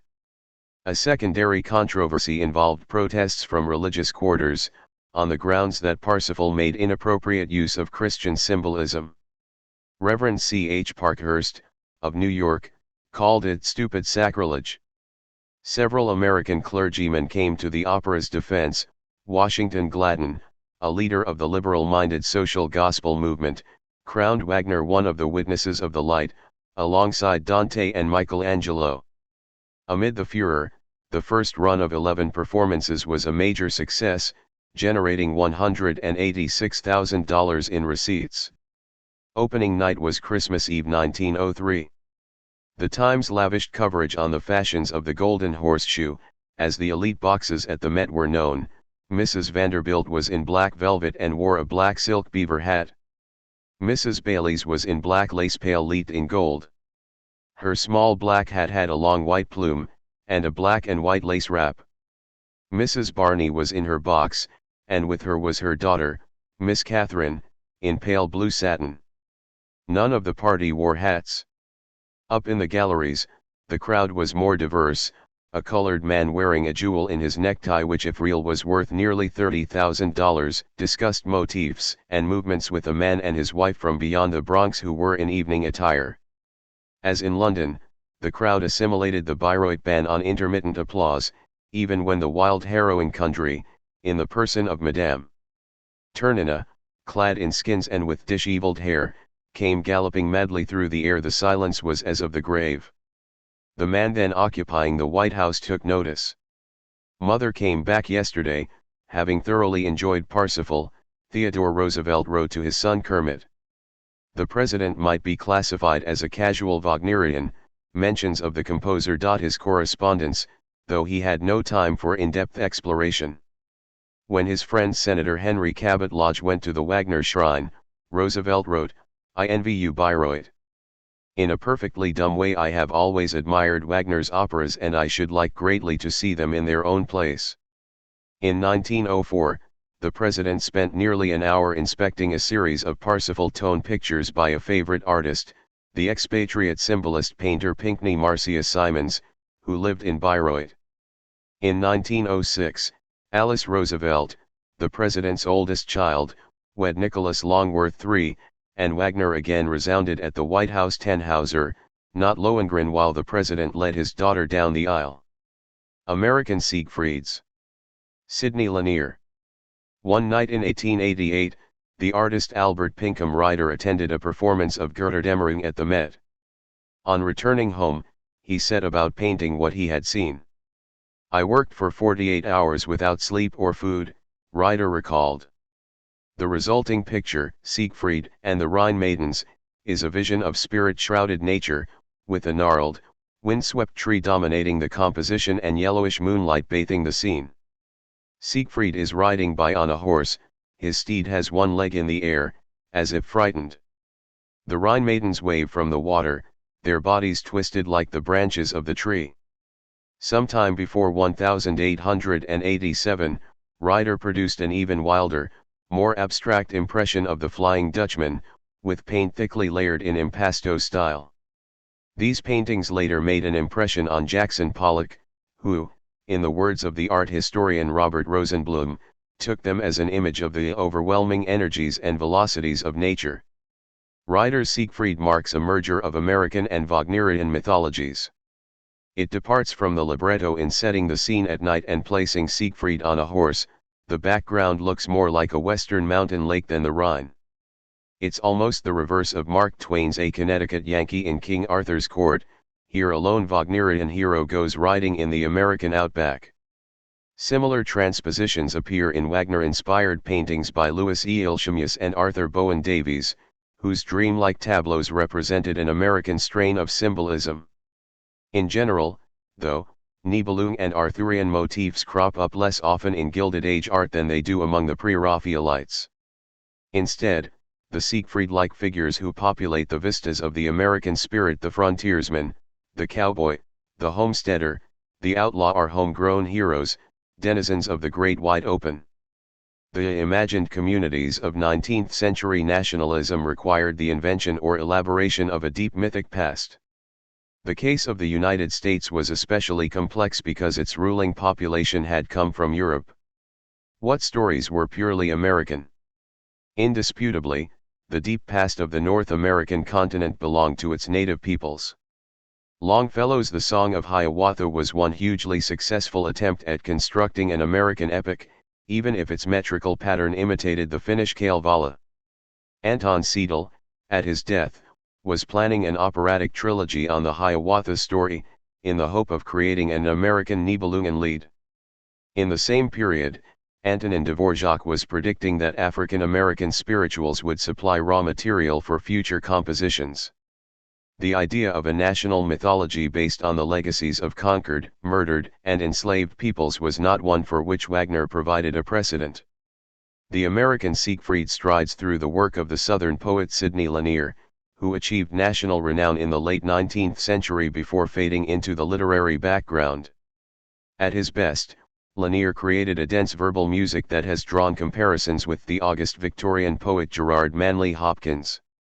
Born in Macon, Georgia, in 1842, Lanier fought for the Confederacy in the Civil War. Disregarding his father's desire that he pursue a career in law, he dedicated himself to poetry and music. In 1873, he took a position as principal flute of the Peabody Orchestra, the resident orchestra of the Peabody Institute, in Baltimore. He also composed several charming pieces for his instrument. In poetry, his chief models were Tennyson and the Pre-Raphaelites. He was fixated on the idea of freeing the English language from classical influences and re-establishing its Saxon roots. In a treatise titled The Science of English Verse, he declared that the metrical scheme of an Old English work such as the Battle of Malden was well nigh universal in our race. In 1870, on a visit to New York, Lanier heard a Theodore Thomas performance of the Tannhauser Overture. An unbroken march of beautiful-bodied triumphs, the poet called it. He obtained a copy of the Ring libretto, and, in 1874, began work on a translation. A few effective renderings of passages from Rheingold appear in the end papers of Lanier's German-English Dictionary of the Rhine streams gold/herd I rumors, /treasure runes it /hides in its crimson gleam, but the project trailed off. In the end, Lanier came to think that instrumental music was superior to the dramatic kind, that the Gesamtkunstwerk was a retrogression to primitive ritual. Wagner was probably on his mind when he praised the immeasurable profounds of music over the quite measurable shallows of this old Scandinavian godhood. In 1875, Lanier found fame with the Symphony, an anti-capitalist poem in which instruments of the orchestra speak out loud and condemn industrial society. That success led to a commission for the American Centennial festivities. Lanier collaborated with the New England composer Dudley Buck on a choral cantata titled Centennial Meditation of Columbia. Lanier's text takes the form of a monologue by the New World goddess Columbia.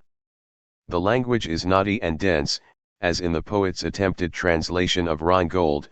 Old voices rise and call /yonder where the to and fro /weltering of my long ago /moves about the moveless space /far below my resting place.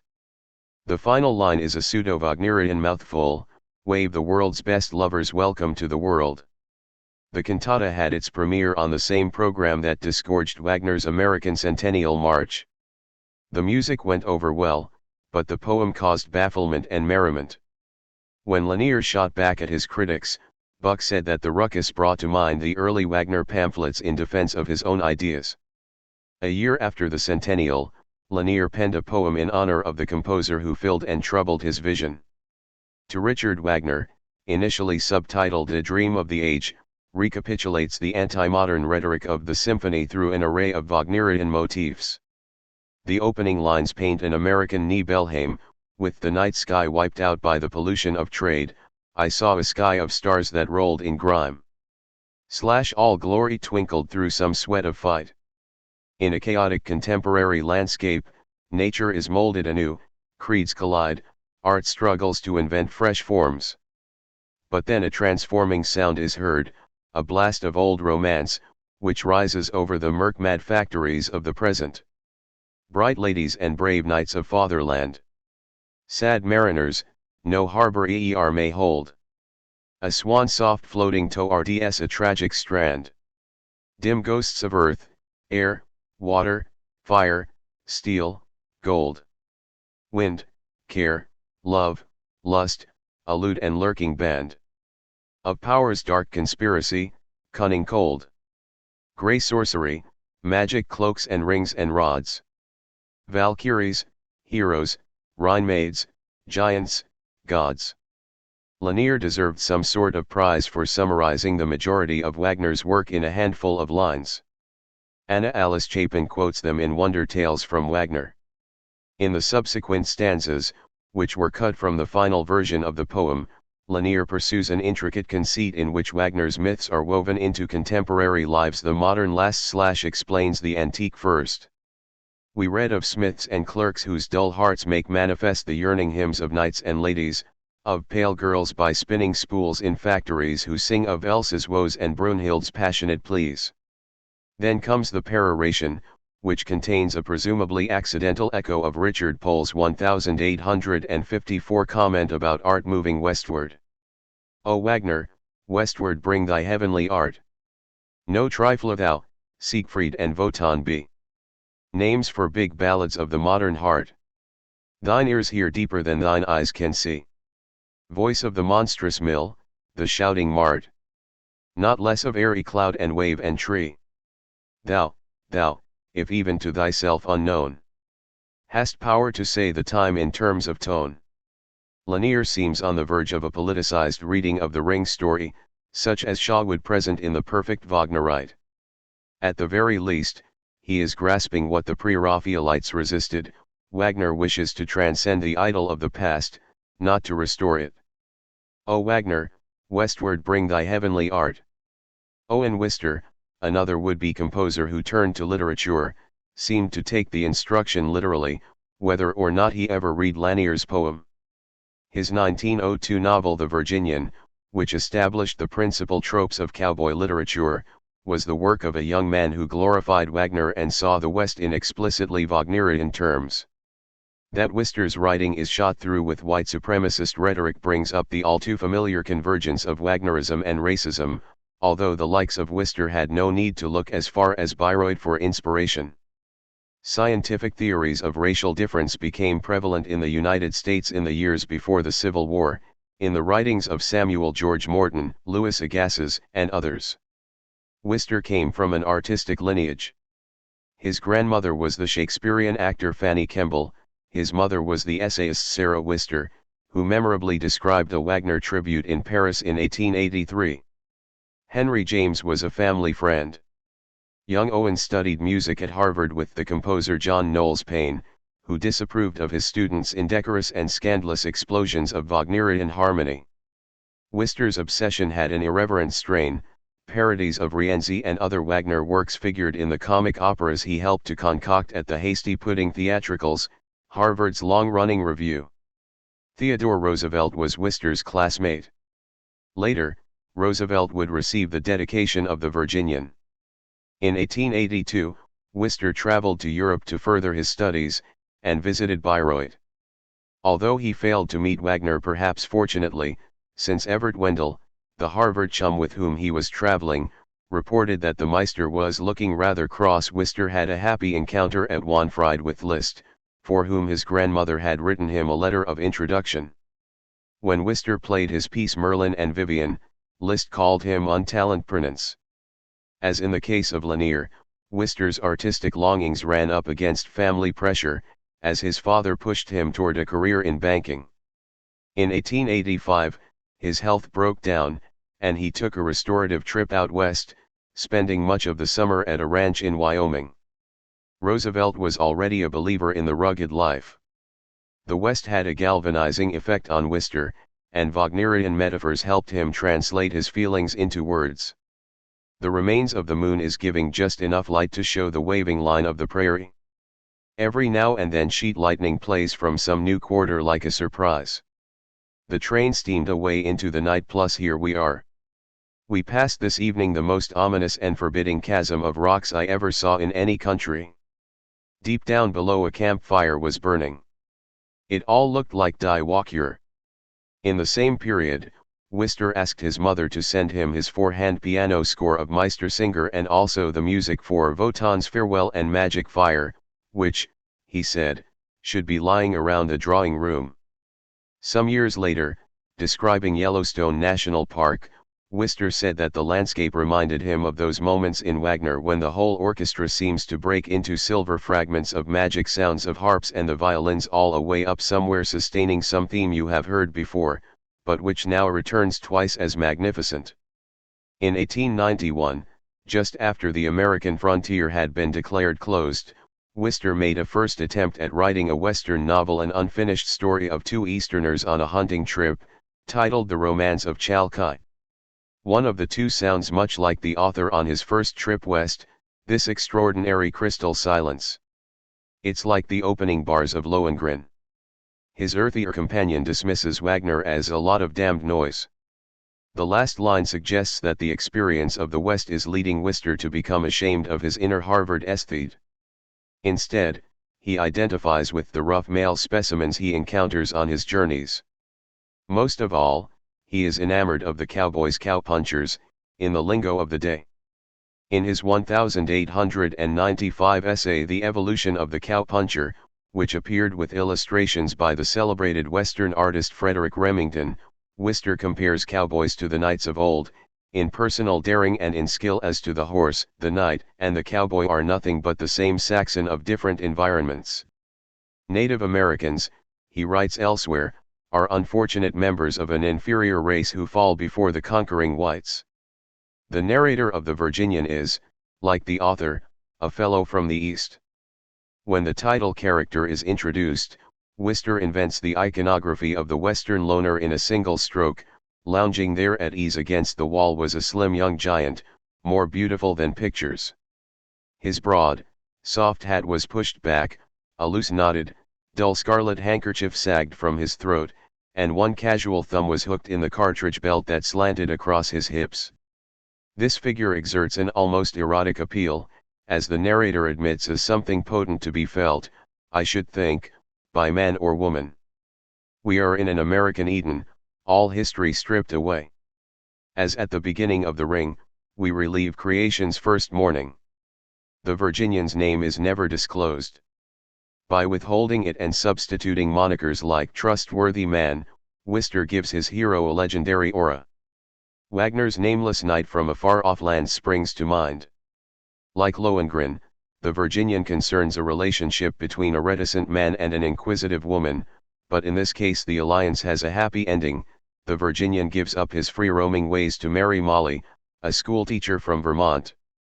Because he remains unnamed to the end, Molly has avoided Elsa's mistake of asking too many questions about her betrothed. The soul of the Anglo-Saxon male remains pure. The convention of the nameless Western hero would later find its apotheosis in Sergio Leone's trilogy of spaghetti westerns, in which Clint Eastwood plays the man with no name. Amid the skillful tale spinning, a more menacing agenda emerges.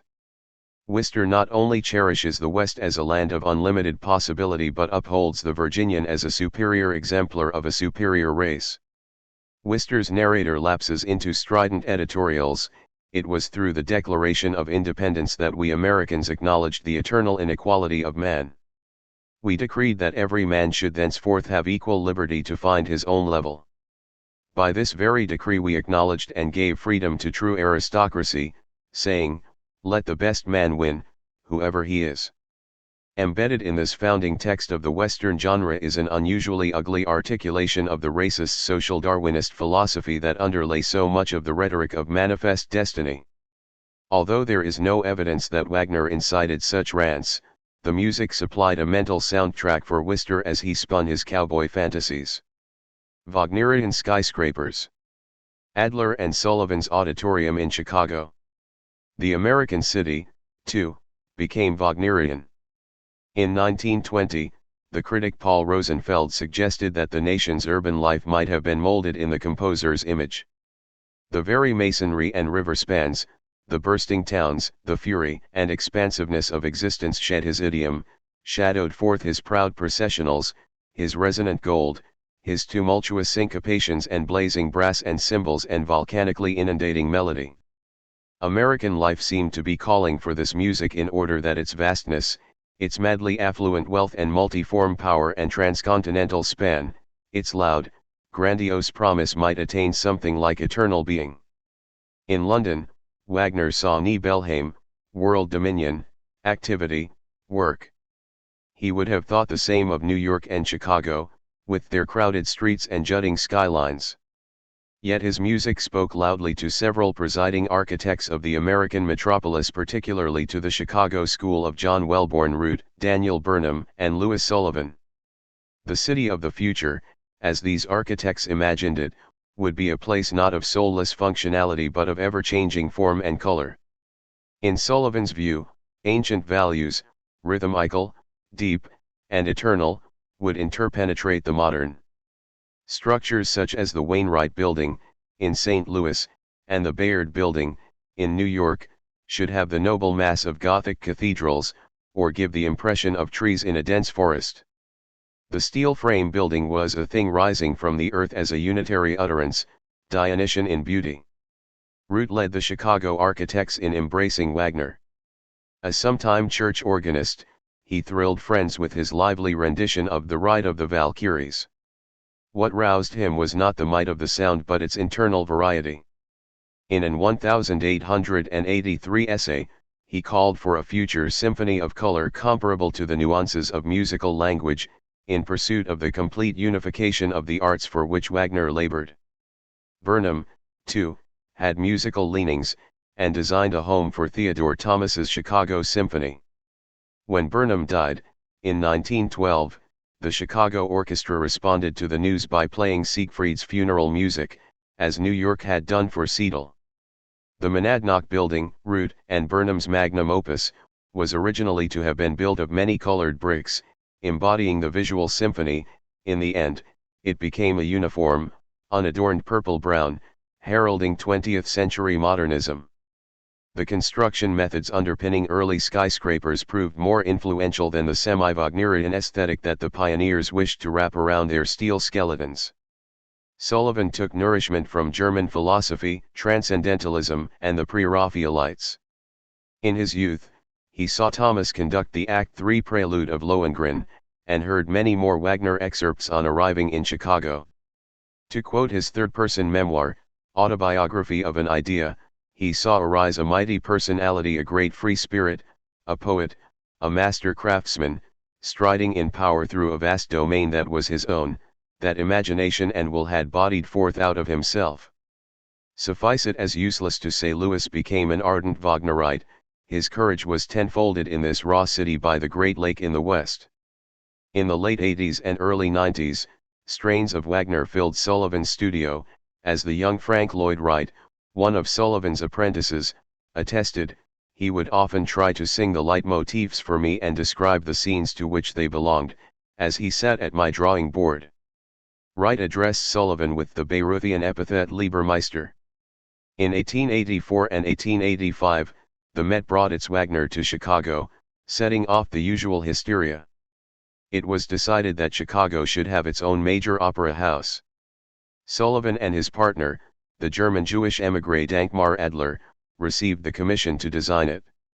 The result was the auditorium, the first major building in which Sullivan had a hand. The driving force behind the project was the progressive-leaning real estate mogul Ferdinand Peck, who imagined a public space where people of all classes could congregate and imbibe the unifying tonic of great art. Peck had been horrified by the Haymarket riot of 1886 and other signs of labor unrest. As Joseph Syrie has argued, Peck envisioned the auditorium as a riposte to the Met, with its horseshoe of elite boxes. After a tour of European theaters, Peck and Adler settled on a more egalitarian fan-shaped seating plan, after the Festspielhaus model. Sullivan handled the ornamentation of the interior, using arching forms, gold relief patterns, delicate mosaic work, and incandescent lighting to generate an atmosphere of enveloping warmth. Wagner is one of four figures portrayed in medallions to either side of the proscenium, the others are Haydn, Demosthens, and Shakespeare. In 1893, Adler and Sullivan unveiled an even more arresting color symphony at the World's Columbian Exposition, in Chicago. Their transportation building, nearly 1,000 feet long, was a prominent feature of the White City, the makeshift metropolis that arose on the exposition grounds. The sea of white was broken by a polychromatic golden doorway, its predominantly crimson hues including some 40 different tints. As the art historian Lauren Weingarten points out, the color scheme acted to diminish mass, to dissolve enveloping surfaces, to make the structure seem to hover. A guidebook to the exposition stated, "The architects of the building have called its varicolored effects Wagnerian, and we may accept their ideas so far as to name this entrance the wedding march of a Lohengrin, in other words, an unquestionably beautiful feature in an ensemble that is purposely devoid of entertainment and delight."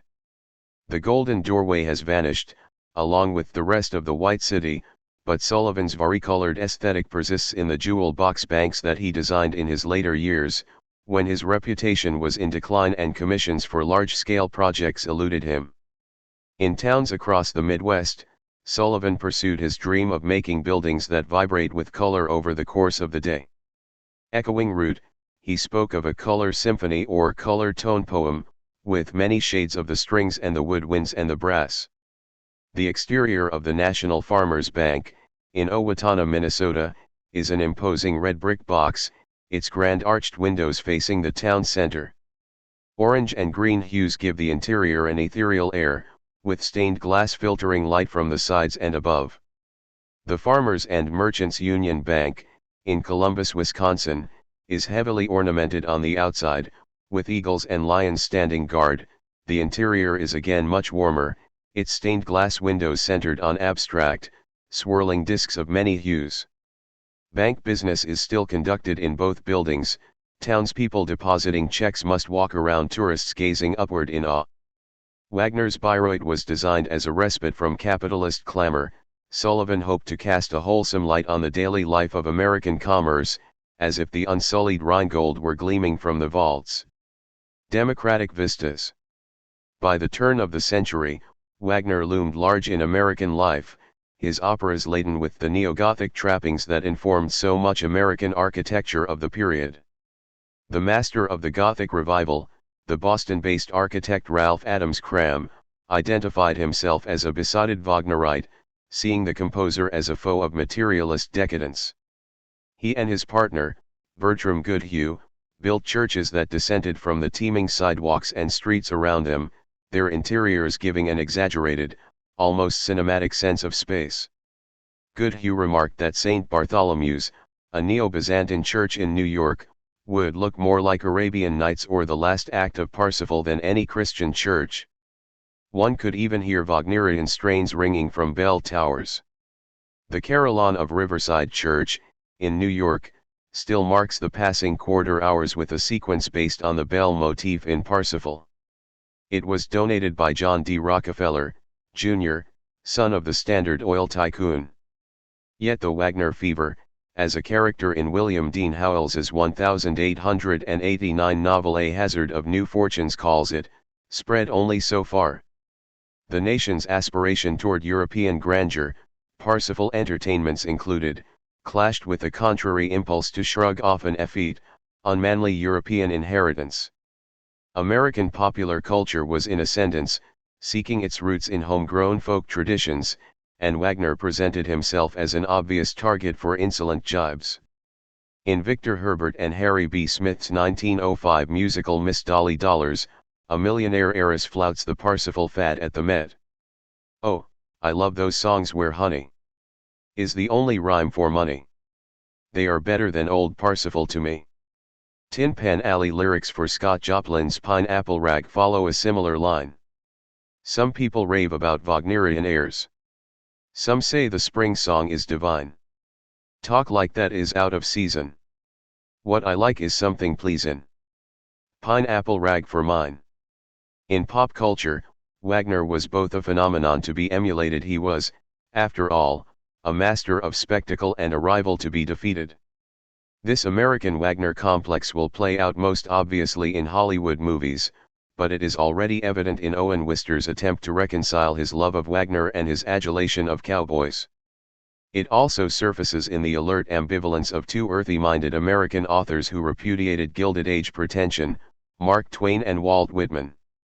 Twain is often credited with a world-class barb. Wagner's music is better than it sounds. In fact, the humorist Bill Nye said it, Twain merely quoted it.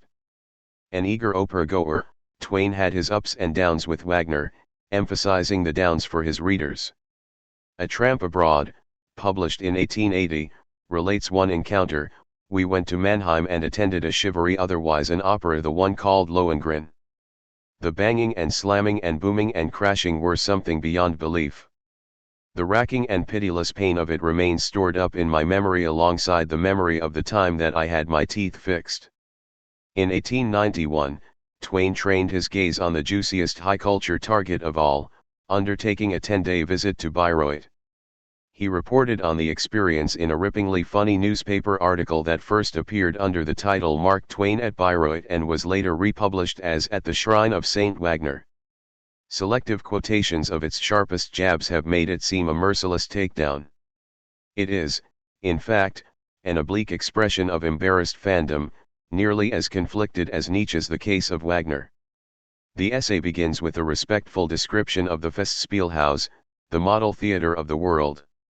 Twain's response to the Parsifal prelude is rhapsodic, almost delirious. Out of darkness and distance and mystery soft rich notes rose upon the stillness, and from his grave the dead magician began to weave his spells about his disciples and steep their souls in his enchantments. The visitor has the impression that Wagner was conscious in his grave of what was going on here, and that these divine sounds were the clothing of thoughts which were at this moment passing through his brain. The music is exquisite, delicious.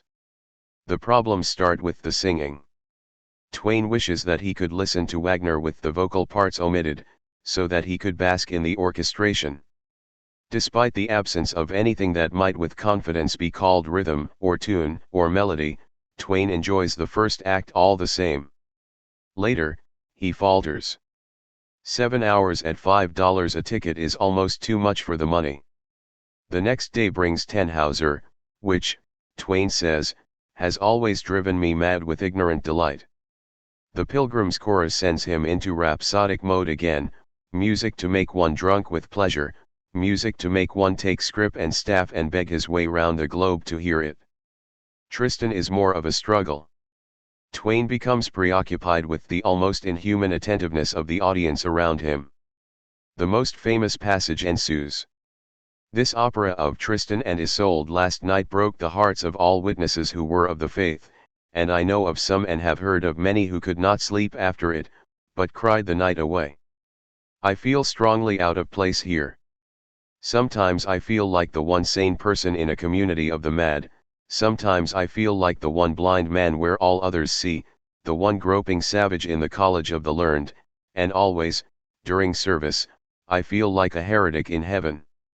Less widely quoted are the sentences that follow, but by no means do I ever overlook or minimize the fact that this is one of the most extraordinary experiences of my life. I have never seen anything like this before. I have never seen anything so great and fine and real as this devotion. When Twain hears Parsifal again, he resists no longer. Instead, his disdain falls on those who tell him afterward that second-rate artists had substituted for the first cast. In an abrupt reversal, he announces, "I was the only man out of 3,200 who got his money back on those two operas." In all, the essay is the record of a reluctant conversion, another inverted panegyric, like Nietzsche's. That it has so often been mistaken for a frontal attack indicates the degree to which Twain was hedging his bets on the question of America's relationship with European culture. Even though Bayreuth won him over, he knew which way the native wind was blowing. Some years later, he reverted to an anti-Wagner line, comparing the composer unfavorably to the blackface minstrel shows he saw in his youth. In his autobiography, he wrote, "If I could have the nigger show back again, in its pristine purity and perfection, I should have but little further use for opera." Twain appears unaware of the irony of posing a choice between Wagner's operas and homegrown racist entertainment. Whitman felt no embarrassment over his love for the European musical tradition, which he considered essential to his American art. "But for the opera I could never have written Leaves of Grass," he once said. He was speaking not of Wagner but of Italian bel canto, which was the mainstay of his younger years. By the time the cultus took hold, Whitman was no longer attending opera regularly. He said to Horace Traubel in 1888, "I have got rather off the field. The Wagner opera has had its vogue only in these later years since I got out of the way of going to the theatre." But he mentioned hearing bits here and there at concerts, from orchestras, bands, which have astonished, ravished me, like the discovery of a new world. Poet and composer had much in common. Whitman's irregular, ever-rolling rhythm seemed the American equivalent of endless melody, his incantations of signature phrases ring out like leitmotifs, his creed of all-embracingness, "I encompass worlds and volumes of worlds," resembles Tristan and Isolde's cry of "I myself am the world." For all his rude robustness, Whitman was not immune to Liebestod sentiments. "I am not sure but the high soul of lovers welcomes death most," he wrote in the Calamus section of Leaves of Grass. "What indeed is finally beautiful except death and love?" The elderly Whitman could not help noticing how often his name was paired with Wagner's. He told Traubel, "So many of my friends say Wagner is Leaves of Grass done into music that I begin to suspect there must be something in it."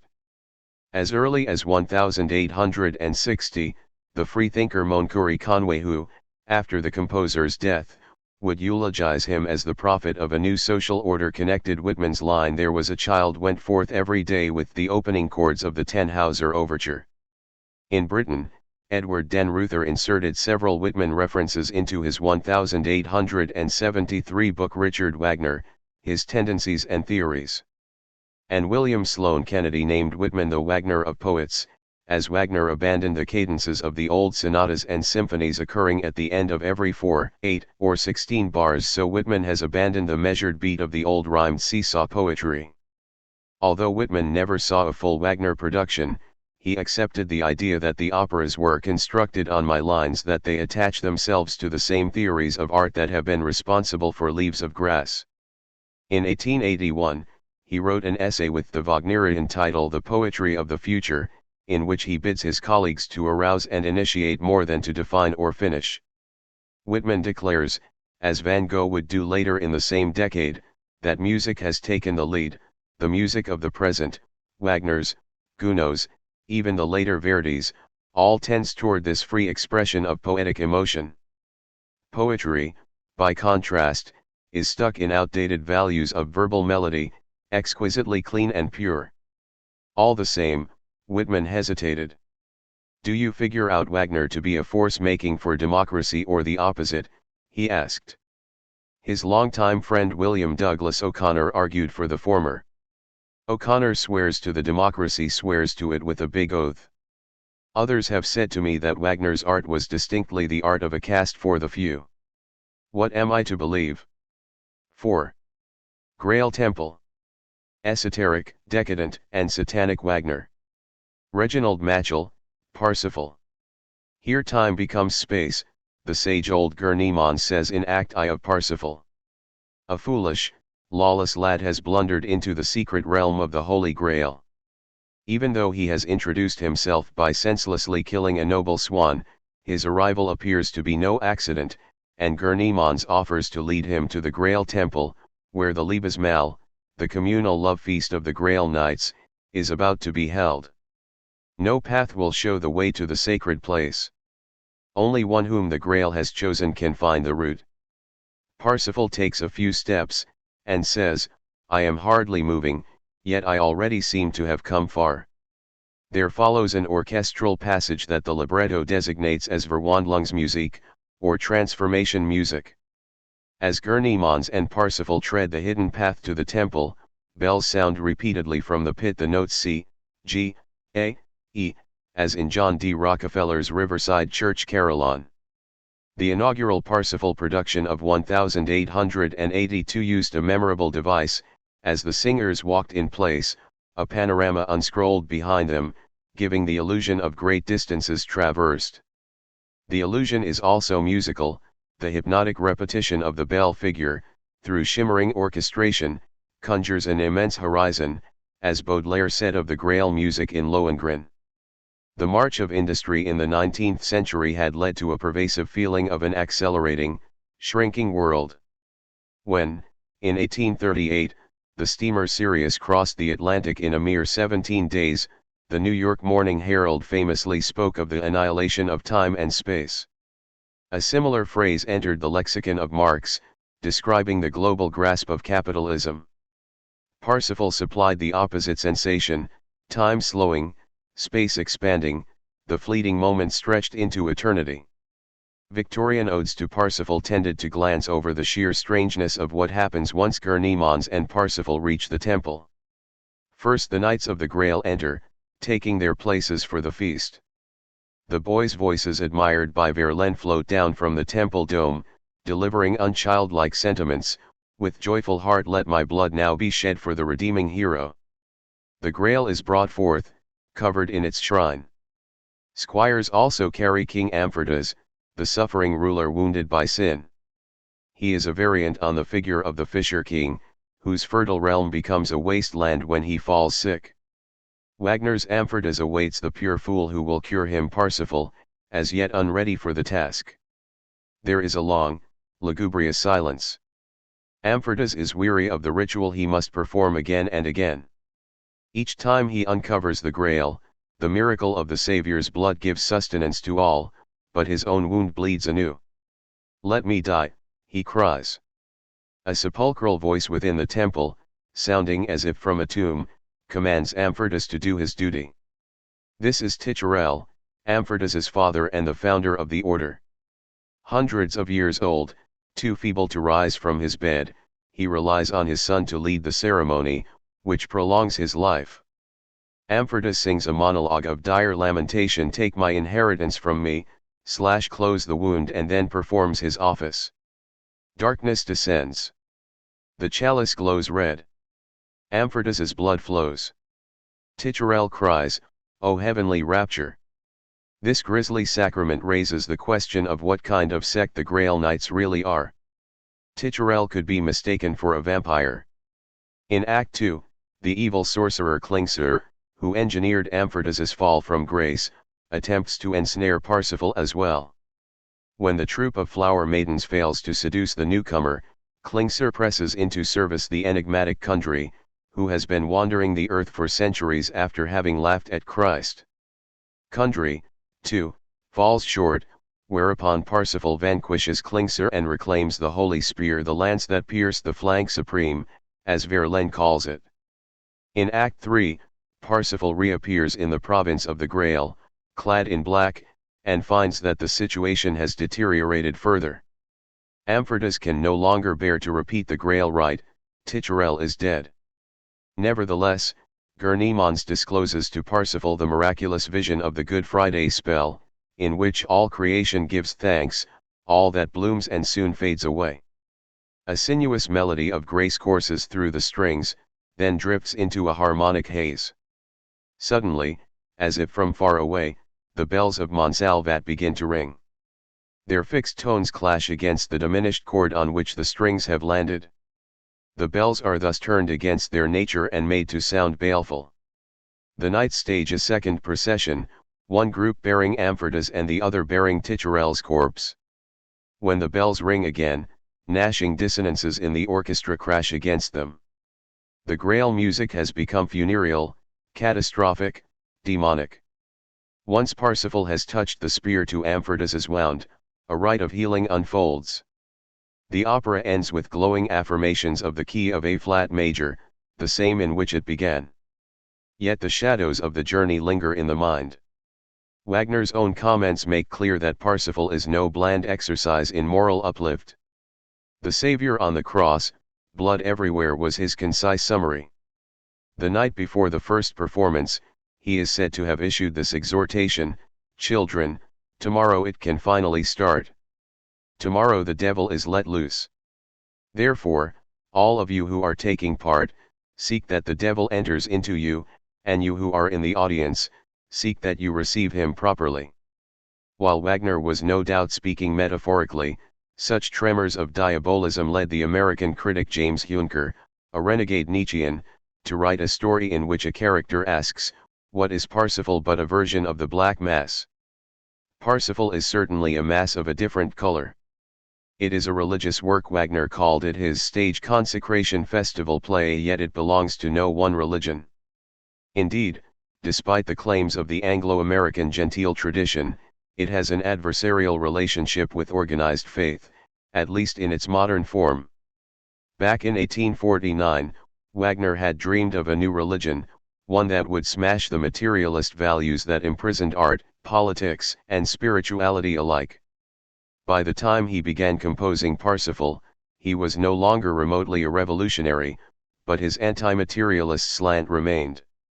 His 1880 essay Religion and Art raises the hope that art can renew worn-out faiths.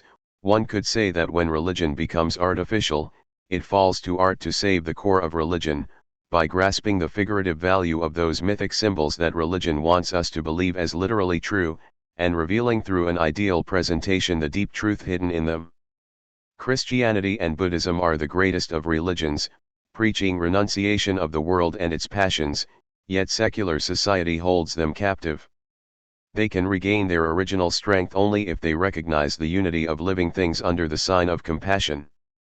Although the later Nietzsche considered Parsifal a capitulation to Christianity, he better explained the composer's stance in an 1875 note: "If Wagner takes up Germanic Christian myth one moment, seafaring legends another, then Buddhistic myths, then pagan German ones, then the Protestant bourgeoisie, it is clear that he stands free of the religious meaning of these myths, and requires the same of his listeners." The Christianity in Parsifal is obvious. The ceremony of the Grail in Act I is a Eucharist, and when a penitent Kundry washes Parsifal's feet in Act 3, she is channeling Mary of Bethany in the New Testament. But elements of other traditions crowd in. Redemption to the Redeemer, the gnomic motto of the work, recalls the formula Salvator Salvandus, or the Savior saved, in Gnostic teachings. The Good Friday spell intimates a pagan celebration of nature. The resurrection carries on age-old cycles of death and rebirth. The no less primordial Kundry earns the nicknames Terfelin, Arch-She-Devil, and Holland Rose, Rose of Hell.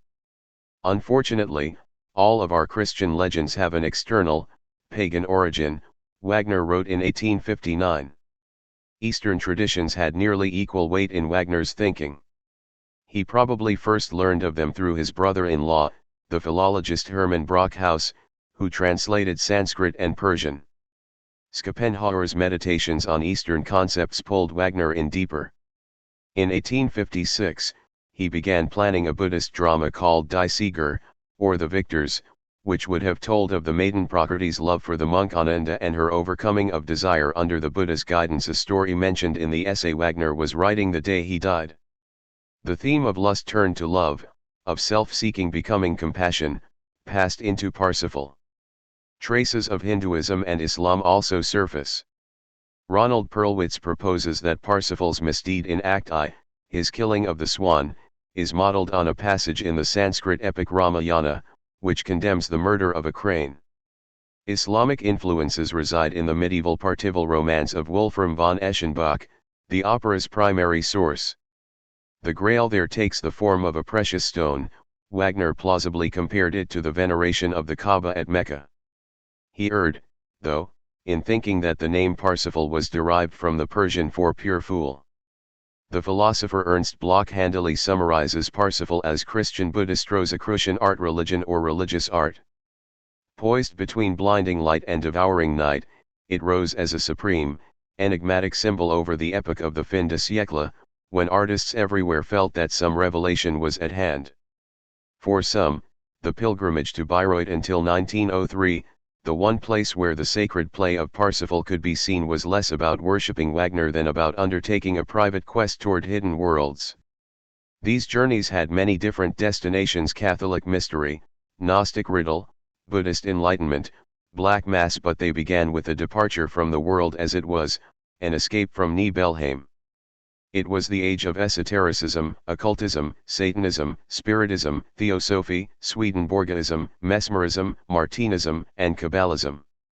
Reinvent ions or fabrications of medieval sects multiplied, the Knights Templar, the Hermetic Order of the Golden Dawn, and various Rosicrucian orders, which sought to revive Renaissance alchemical and necromantic lore of obscure origin. Not only fringe gurus but also denizens of high society were dabbling in seances, tarot cards, astrology, and homeopathy. A large number of writers, artists, and musicians took an interest in one or another of these movements. The symbolists, including the Mallarmé Circle, were especially prone. They might have agreed with William Butler Yeats, who saw occult happenings as metaphors for poetry, so spirits from the other side told him. Holbrook Jackson, writing in 1913, associated the mystical revival with a revolt against rationalism and a salvation by sin ideas implicit in Parsifal. The spiritualist movements were one more face of the resistance to industrial capitalism that manifested itself in the underworld tableaus of Baudelaire, the neo-primitivism of Gauguin, and the archaism of the pre-Raphaelites. The advent of positivism, social Darwinism, and other mechanistic explanations for human behavior brought a countervailing urge to restore the dimension of the miraculous. The occultists also rejected dualities of good and evil, seeking a more complex balance of darkness and light.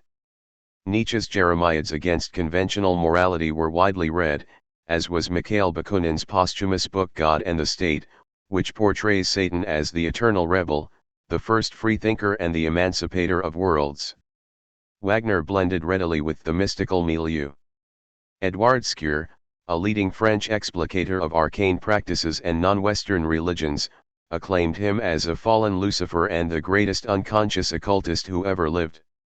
Gerard Encausse, who took the pseudonym Papoose and co-founded the modern Martinist order, said that the world of enchantments has confided all of its secrets to Wagner.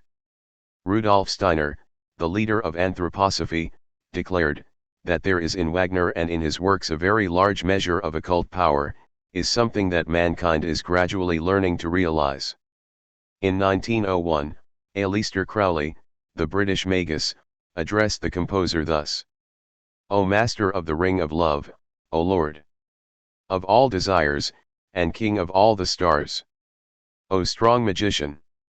Crowley asserted that Parsifal had been created at the bidding of the German occultist Theodor Reuss, the outer head of the Ordo Templi Orientis, or Order of Oriental Templars. Wagner's name appears on a fantastical list of members of the order, alongside Siddhartha, Osiris, Orpheus, Mohammed, Merlin, Dante, Goethe, and Nietzsche. The quest for mystical truth produced reams of nonsense, but it also inspired thrilling imaginative leaps indeed, some of the earliest feats of artistic modernism. Michel Foucault and Thor Mednick, in The Symbolist Roots of Modern Art, describe how the symbolists undermined conventional modes of representation in an effort to access the divine directly. John Bramble, in Modernism and the Occult, notes that artistic avant-gardes often patterned themselves on the esoteric orders of the day, sometimes becoming indistinguishable from them. Art in the cultic mode, which would persist deep into the 20th century, had no greater exemplar than the Sorcerer of Bayreuth. Rose plus Croix. Joséphine Pelatin. After Wagner's death, Bayreuth faced an uncertain future. Parsifal drew less than full houses in 1883 and 1884, a sign the festival could not subsist on one work alone. When Cosima Wagner assumed control, she expanded the repertory, adding Tristan in 1886 and Meistersinger in 1888. By the end of the decade, the festival had found a steady footing.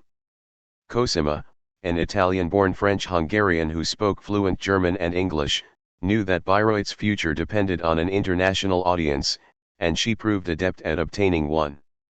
The guest lists for 1888 included the composers Giacomo Puccini, Ferruccio Busoni, Max Reger, and Johann Strauss, Jr., the rising musical revolutionary Claude Debussy, who occasionally visited occult circles, a raft of eminent Bostonians, including Isabella Stewart Gardner and Bernard Berenson, Edouard Dujardin and Houston Stewart Chamberlain, of the Revue Wagnerienne, the photographer Alfred Stieglitz, the architect and stage designer Adolf Appia, and the symbolist painter Fernand Knopf. Conspicuous in the crowd that summer was Joséphine Pellatin, novelist, playwright, art critic, and performance artist avant la lettre. Pellatin habitually went about in a flowing white robe, an azure or black velvet jacket, a lace ruff, and an astrakhan hat, which, in conjunction with his bushy head of hair and double-pointed beard, gave him the look of a Middle Eastern potentate. Perhaps on account of that costume, he failed to gain admittance to Wanfried, but he became a fervent Wagnerite all the same. 3 hearings of Parsifal, he later said, led him to his calling as a Rosicrucian mage. The renovation of the Rose plus Croix was born of Bayreuth. Although he had doubts about the festival, he cherished it as a place free of cynicism, where one goes in search of emotions and not epigrams. If not for the German language, he said, it would be the loveliest place on earth. Pellatin was born in Lyon, in 1858, into a family steeped in esoterica. His father, Louis Adrien, was a conservative Catholic who tried to establish a cult of the wound of the left shoulder of our Savior Jesus Christ. Pellatin's older brother, Adrien, wrote a medical text describing how the brain subsists on unused sperm that takes the form of vital fluid. When Adrien died prematurely, of accidental strychnine poisoning, his brother propagated his ideas, arguing that the intellect can thrive only when the sexual impulse is suppressed. The Pellatins were reactionary in their politics, detesting democracy and demanding the restoration of the monarchy. Pellatin differed from many other occultists in couching his Rosicrucian rhetoric as an extension of authentic Catholic doctrine. He made his name first as an art critic, inveighing against naturalism and impressionism, both of which he considered banal. I believe in the ideal, in tradition, in hierarchy, he said. His model painter was Pierre Puvis de Chavannes, who, in a manner akin to pre-Raphaelitism, rendered neoclassical subjects in archaic style, flattening perspectives and whitening colors. What he paints has neither place nor date, Pellatin wrote of Puvis. It is from everywhere and always. At the same time, he had a taste for the lurid, enjoying the nastily glittering Salome pictures of Gustave Moreau and the gruesome caricatures of Félicien Rops. Pellatin singled out for praise Rops's Les Sataniques, etchings of visibly aroused demons penetrating and killing women. Such pendulum swings between piety and depravity were typical of the fin de siècle milieu. In 1884, Pellatin published his first novel, Supreme Vice, the initial installment in what turned out to be a 21-volume cycle titled La Décadence Latin. A magician named Magus Meridac is pitted against embodiments of decadent society, notably the domineering, sphinx-like Princess Leonora d'Este. A flagrant misogynist, Pellatin often saw women as vessels of satanic energy. He attributed to Rops the saying man puppet of woman, woman puppet of the devil. Supreme Vice had a considerable success, despite its obscure and inconclusive narrative. Crucially, it caught the eye of the poet Stanislas de Guaita, who began exchanging ideas with Pellatin about the restorative capacity of magic. By the time Pellatin arrived in Bayreuth, in 1888, he had joined forces with Guaita to form a Rosicrucian society called the Kabbalistic Order of the Rose plus Cross. Mystical circles were prone to constant internecine warfare, and even the smallest sects found ways to subdivide into still tinier ones. By 1890, Pellatin and Guaita were parting ways, mainly over Catholic doctrine. The one adhered to strict beliefs, the other inclined more toward Kabbalism, Buddhism, and paganism. Guaita's thinking was actually closer to the syncretism of Parsifal, though he showed little interest in Wagner. Pellatin proceeded to found the Order of the Catholic Rose plus Croix of the Temple and the Grail, dubbing himself L'Isar Pellatin, after the Akkadian word for king. He published a book titled How One Becomes a Mage, and let it be known that he had completed the syllabus. He informed Felix IV, the President of the Republic, that he had the gift of seeing and hearing at the greatest distance, applicable to enemy councils and suppressing espionage. To the Minister of Public Instruction and Beaux-Arts, he wrote that he had reforged Notting. He began one lecture by saying, "People of Nîmes, I have only to pronounce a certain formula for the earth to open and swallow you." Paladin's trip to Bayreuth yielded a novel titled The Victory of the Husband, the sixth book in the Decadence cycle. The preface offers greetings and glory to you, Richard Wagner, thaumaturge and discoverer of the third mode, conqueror and emperor of the Western theatre. The plot concerns the love of Isel and Adar, she, the adopted daughter of a wealthy Avignon priest, he, a young genius aghast at the stupidity of his time. They speak in Wagner, styling themselves Siegmund and Sieglinde. When they honeymoon at Bayreuth, one of the more stupefying Wagner scenes in literature ensues. During a performance of Tristan, the newlyweds cannot restrain themselves and begin making love. Tristan Isolde, the lovers cry on stage. Adar Isel, the lovers murmur in the audience, possibly to the irritation of their neighbors. As their lips lock together, there is a salty taste of blood. On the question of Parsifal, however, the lovers diverge. For Isel, the opera is too chaste, sweet, and calm. For Adar, it opens the door to a new mystic consciousness. He goes to study with a sinister Nuremberg sorcerer named Dr. Sexthentel and drifts away from his bride. Sexthentel, sensing an opportunity, projects himself astrally into Isel's chambers, in the form of an incubus.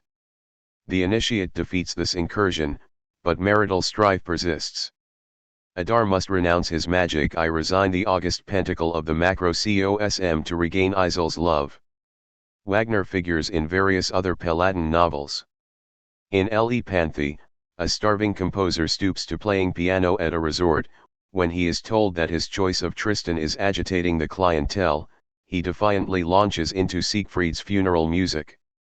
In The Androgyne, an angelically feminine 13-year-old boy improvises on Beethoven and Wagner, sounding the bells of the Grail after a phrase from the pathetic sonata. And in The Genander, another androgyne, Tammuz, makes it his mission to convert Genander's Paladin's term for lesbians to heterosexuality. His final triumph comes when he performs the feat of generating replicas of himself, each of whom seduces and marries a wayward lesbian. As an orchestra plays the wedding march from Lohengrin and music from Walküre, the brides fall to worshipping a giant phallus. Thus summarized, Paladin's writing sounds daft. But it is impressively daft, and had many admirers in its day. Anatole France, Paul Valéry, André Gide, and André Breton read him with pleasure. Verlaine called him bizarre but of great distinction. In 1892, Paladin found a new identity as an artistic impresario, inaugurating the Salons de la Rose plus Croix. The intermingling of the arts at these annual affairs, painting, sculpture, theater, music, anticipated the mixed media happenings of the 20th and 21st centuries. John Bramble goes so far as to say that the Salon pioneered the religion of modern art. What Paladin took from the superhuman Wagner was, above all, the idea that the artist should be a priest, a king, a magus. At the Salon, Paladin wrote, "There will unfold intellectual rites as noble as the celebrated ones at Bayreuth. The ideal will have its temple and its knights." The opening ceremony was to have taken the form of a solemn Mass of the Holy Spirit at St. Germain-l'Auxerrois, with excerpts from Parsifal sounding on the organ. Wary clerics withheld permission, on the grounds that Wagner was Protestant. So Paladin and his cohort repaired to the Cathedral of Notre Dame, where they held aloft a rose crossed with a dagger, to the bafflement of ordinary parishioners. At the exhibition itself, which occupied the Galerie Durand Ruel, brass players intoned the Parsifal prelude. The salons continued annually until 1897, attracting large crowds and voluminous commentary. Such luminaries as Mallarmé and Verlaine paid their respects. Yet Paladin never won the confidence of the artistic community at large. He alienated several leading figures, including Puvis, by prematurely advertising their participation. The end result was a somewhat indiscriminate mix of stylistic schools and levels of accomplishment. Paladin complicated his task by issuing strenuous restrictions and regulations.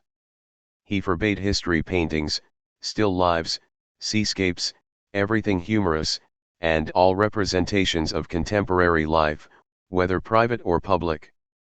Lest anyone miss the anti-naturalist agenda, a poster for a later salon showed a Perseus-like hero holding up the severed head of Émile Zola. Architectural entries were discouraged, that art having died in 1789. Female artists were ostensibly excluded, following magical law, although at least 5 women exhibited under pseudonyms, including the arch-Wagnerist Judith Gautier, who contributed a relief sculpture titled Kundry, Rose of Hell. In the midst of the first salon, Paladin feuded with his chief financial supporter, Antoine de la Rochefoucauld, who held the title of Archant des Beaux-Arts. The point of contention was Paladin's play The Son of the Stars, which told of a shepherd poet being initiated as a magus. The Montmartre composer Eric Satie wrote astonishing, borderline atonal music for the premiere, another instance of mystical impulses leading into uncharted regions. When La Rochefoucauld decided to cut back on salon events, including 2 performances of The Son of the Stars, Paladin proclaimed a schism and arranged a disruption of a concert that remained on the schedule, a Wagner program conducted by Charles Lamoureux. During the Siegfried Idyll, an ally of Paladin's, ineffectively disguised by a thick beard, began shouting imprecations, calling the Archant a felon, a coward, a thief. The heckler was ejected, causing a glass door to shatter and the musicians to fall silent. Cries of Vive Paladin were drowned out by Vive La Rochefoucauld. Somehow, the concert proceeded to its close, the final scene of Parsifal. Paladin's notoriety dwindled as the 90s went on. Satirists reduced him to caricature. Jean de Tinan's 1897 novel Mistress of Aesthetes features a Grand Master Sotocrac, author of The Sphinx with Mauve Eyes. By the time of his death, in 1918, Paladin seemed a perfumed relic.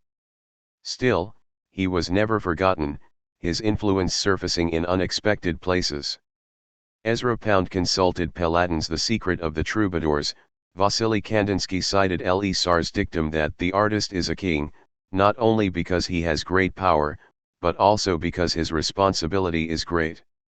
Later in the century, Joseph Beuys read Paladin with interest. What caught these artists' attention was Paladin's faith in the alchemy of the creative act. In 2017, the much-mocked magus received belated vindication in New York, as the Guggenheim Museum, housed in Frank Lloyd Wright's upward spiraling modernist temple, presented a recreation of the Salons de la Rose plus Croix. Fittingly, Parsifal emanated from the loudspeakers. Brutus la Mort. In his headiest moments, Le Sar imagined that he could make the world of the Grail real. He spoke of a Montsalvat restored, some solitary, ruined abbey that would be consecrated for his order, its walls ringing with strains of Aeschylus, the Ninth Symphony, and Ticherel's funeral music. During a visit to Belgium, where his ideas intrigued local artists and writers, Paladin was told that a wealthy American had offered to donate an old church as the site for a new Grail temple. If his account is to be believed, and most likely it is not, Paladin was returning from Brussels to Paris to meet with the supporter, Parsifal resounding in his head, when customs inspectors confronted him at the border. They sized up his exotic dress, the hat, the boots, the cloak, and deemed him unhygienic. When an undeclared package of Egyptian cigarettes was found in his luggage, Paladin was detained for some hours, missing the assignation with the mysterious American. Wagner alone suffered such hatred, he wrote. Fernand Knopf, Isolde, 1905. Belgium would have been a logical place for a new Montsalvat, since the nation was to some extent an operatic creation. In the summer of 1830, the revolutionary overtones of Daniel Auber's opera La Muette de Portassai, a work that Wagner appreciated, incited riots during and after a performance at the Théâtre Royal de la Monnaie, the venerable opera house of Brussels. Those riots are credited with setting off the Belgian Revolution, which led to independence from Dutch rule. La Monnaie was later the site of one of Europe's staunchest Wagner cults. Performances of Lohengrin held particular attraction, since that opera is set in the vicinity of Antwerp. It received its Belgian premiere in 1870, long before it arrived in Paris.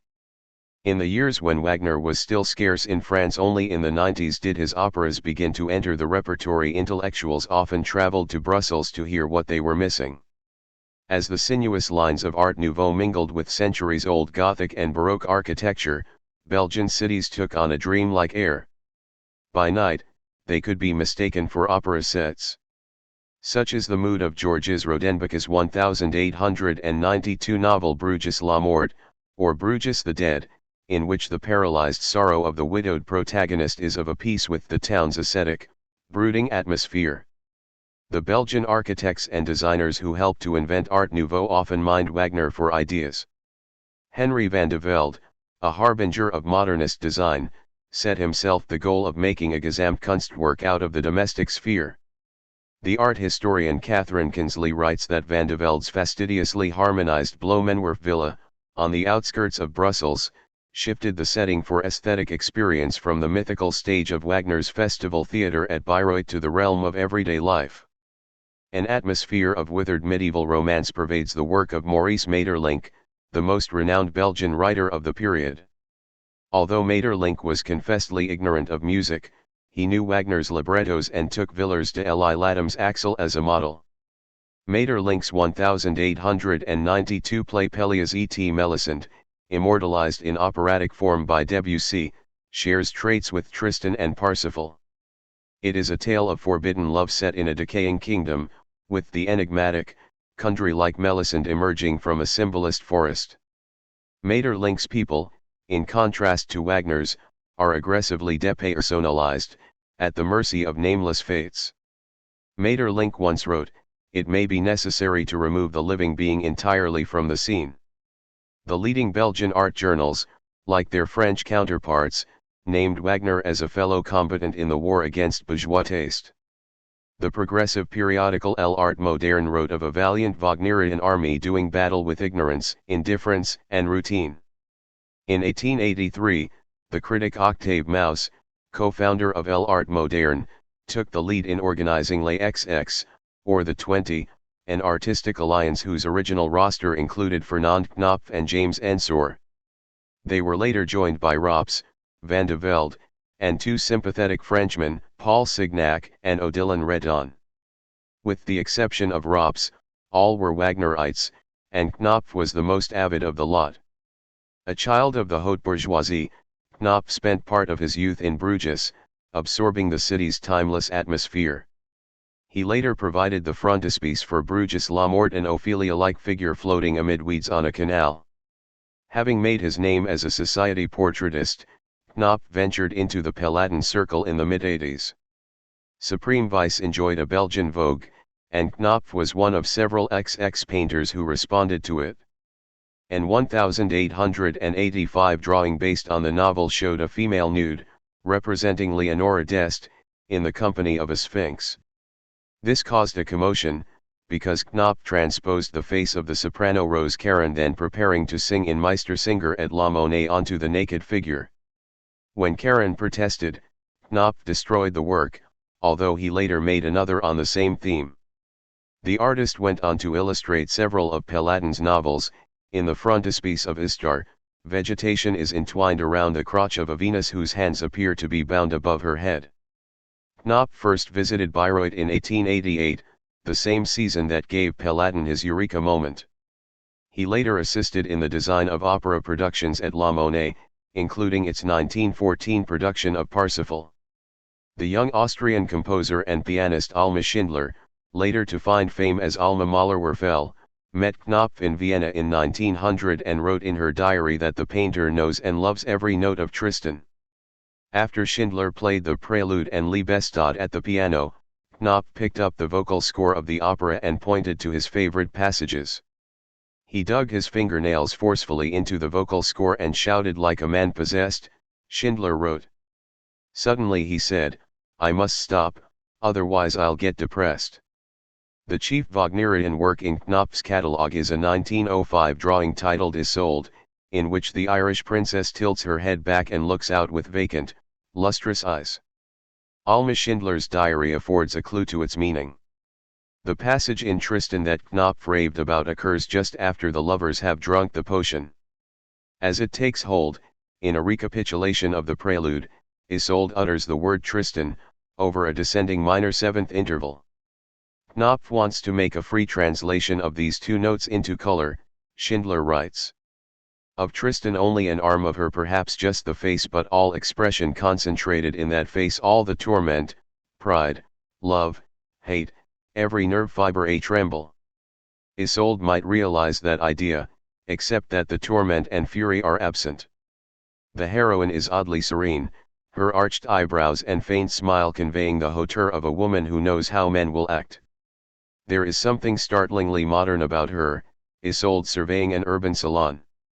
If Knopf partook of Wagnerian esoterica with aristocratic detachment, his younger contemporary Jean Delville, a brash spirit from a poor background, plunged into the thick of the occult, executing hallucinatory visions with almost neoclassical clarity. In 1896, Delville inaugurated the Salon Star Idealist, which he modeled on Paladin's Rosicrucian salons and on the Pre-Raphaelite Brotherhood. The first exhibition featured his own Treasures of Satan, in which a muscular Lucifer equipped with a massive head of red hair and elongated tentacles hovers over a writhing mass of nude male and female bodies, their faces more ecstatic than agonized. While Delville, like Paladin, warned of the dangers of uninhibited lust, his version of hell hints at the Venusian pleasures savored by Baudelaire. Delville not only idolized the Meister but enlisted him in the battle against naturalism. The destiny of the Wagnerian work, he wrote, will be to annihilate once and for all the naturalist muck where Zola has sat for nearly a half-century. Like Paladin, Delville felt that realist art foreclosed the possibility of spiritual growth and locked the viewer in the industrial present. Delville's 1887 drawing Tristan et Isolde is more mystical than erotic, an animastic union of male and female, according to the art historian Brendan Cole. Tristan lies on his back, his body in shadow. Isolde is draped over him, one hand holding aloft an empty cup. The bodies together form an upward arching, triangular mass. Light streams from behind the chalice. This tableau captures the drinking of the potion in Act I, though it also prefigures the opera's ending. Tristan has a lifeless look, Isolde seems transported. The luminous cup could be mistaken for the Grail. Odilon Redon, Brunhilde, 1885. It fell to Odilon Redon to summon on canvas the sublime menace of Parsifal, Delville having fallen short with a kitschy picture of a fleshy youth in curly blonde locks. Redon belonged to the Paris vanguard, but he found early recognition among les XX in Brussels. Confronted with the serene severed heads of Redon's lithographic series in The Dream, the Belgian critic Jules Destry, later a leading socialist politician, made reference to certain phrases in Wagner that leave you shivering and troubled for a long time. In a similar vein, Redon's bouquets, with their seductive explosions of color against vacant backgrounds, reminded the French decadent author Jean Lorrain of the flower maidens in Parsifal, blooming in oblivion. Redon once criticized Henri Fantin Latour for producing pale and soft sketches on the poems of the musician Wagner. His own Wagner pictures are cryptic, unearthly, and as Teeter de Wisewa said in the review, Wagnerian terrifying. There are three of Brunhilde. The first, which appeared in an 1885 issue of the review, is a lithograph of a boyish Valkyrie amid the fire of battle, her shield raised, her eyes wide with fierce concentration. The second, from 1894, shows a subdued warrior, her hair streaming in more feminine style, her face drawn into a mask of sadness. Mallarmé owned a copy of this work. Around 1905, Redon created a turbulent pastel in which Brunhilde rides a dark purple horse that is rearing up into a sapphire sky. A mass of gold-brown brushwork could be either earth or fire. If this is the climax of Götterdämmerung, it is a coolly wrapped vision of the world to come. Redon's two renderings of Parsifal are 2 decades apart and seem to span a lifetime. In a lithograph from 1891, the hero has large, dark eyes, a long, straight nose, and thin, determined lips, his left hand clutching a spear that looks more like a long arrow. The critic Ernest Verland elaborated on the image: his head is anointed, his feet sprayed with perfume, he has been crowned King of the Grail, Master of August Rites, Initiate of Christ. Mystical promise is fulfilled in him, he is the Pure One, the Holy Soul rendered buoyant through pity, and that is why his eyes widen in a supernatural fever and magnetize towards eternity. A 1912 pastel of Parsifal provides a jolting contrast. This seems to be the transformed hero of Act 3, the black-clad victor over Klingsor's magic. His face is wrapped in a mass of flattened, brownish hair, with a stringy beard hanging down. There is something misshapen about the visage, the mouth is a sliver across the middle. No spear is visible. The figure seems hunched and tired, as if he is pausing in the middle of an interminable trek. The sky is a skirmish of light above a rocky outcrop. What unites this haunted sage with his younger counterpart is the wide-open sadness of the eyes, staring blankly into the future. The symbolists ran up against a quandary that was not unfamiliar to the man who founded the Bayreuth Festival: their excoriation of bourgeois mediocrity did not prevent the bourgeoisie from consuming their art. A vestige of romantic mystery clung to the work of Knopf, Delville, and Redon, making it suitable decor for wealthy salons. James Ensor, the chief rebel of Les XX, banished symbolist aesthetics in favor of a brusque, bristling style that prophesied 20th-century trends of expressionism, cubism, surrealism, and even pop art. Ensor made scathing caricatures of Catholic clergy, military brass, and financiers, the alliance that underpinned the ruthlessly exploitative regime of King Leopold II, the Belgian monarch. As the scholarship of Deborah Silverman has made clear, the Art Nouveau splendor of Brussels depended on riches gained from the brutal colonial operation of the Congo Free State. His habitual nonconformism notwithstanding, Ensor joined in the general veneration of Wagner. "This extraordinary genius influenced and sustained me," he wrote. "I glimpsed a huge and beautiful world." La Monet's production of Walkure in 1887 apparently led him to paint a Ride of the Valkyries, in which the maidens ride over a tumultuously abstract landscape. An 1890 work is titled Indignant Bourgeois Whistling at Wagner in 1880 in Brussels. In the 1902 painting at the Conservatory, Ensor trains his ire at the bourgeois culture that consumes Wagner without comprehending his deeper meanings. An elegantly attired singer performs from a score whose cover is imprinted with a garbled version of Brunhilde's cry: ho.y.ho toyo/ho-y-ho-ho/ode-y-ode/tro-ode/tropo, too high, too skin. She is being pelted with flowers, a cat, a duck, and a pickled herring. In the midst of this fiasco, Wagner himself is seen holding his fingers to his ears. Ensor's most celebrated work is the enormous, almost Wagnerian Christ's entry into Brussels in 1889. It is a phantasmagoric vision of the Savior riding a donkey through a carnivalesque throng, with a wooden soldier brass band at the center and a bloated bishop at the front. In Patricia Behrman's reading, the painting condemns Leopold's Belgium for its abuse of Christian iconography in the service of state violence. Originally, Ensor intended to include Wagner in the Nightmare Procession. A preparatory drawing from 1885 has at its center a banner reading Phalange Wagner Fracasson, or Wagner Army Raising a Din. The same legend appears in a later copper etching. Is this a band of anti-Wagnerians, denigrating the Bayreuth master as a purveyor of mere noise? Or are Belgian Wagnerists themselves the butt of the satire, revering the composer of Parsifal while travestying the Redeemer's message? Ensor gave no evidence of his thinking, and in the final painting he omitted the Phalange banner, probably by painting over it. Wagner is drowned out by the urban din, the savage parade. Satanic Wagner. Paladin spoke of Satanisme de l'amour. Baudelaire invoked a satanic religion.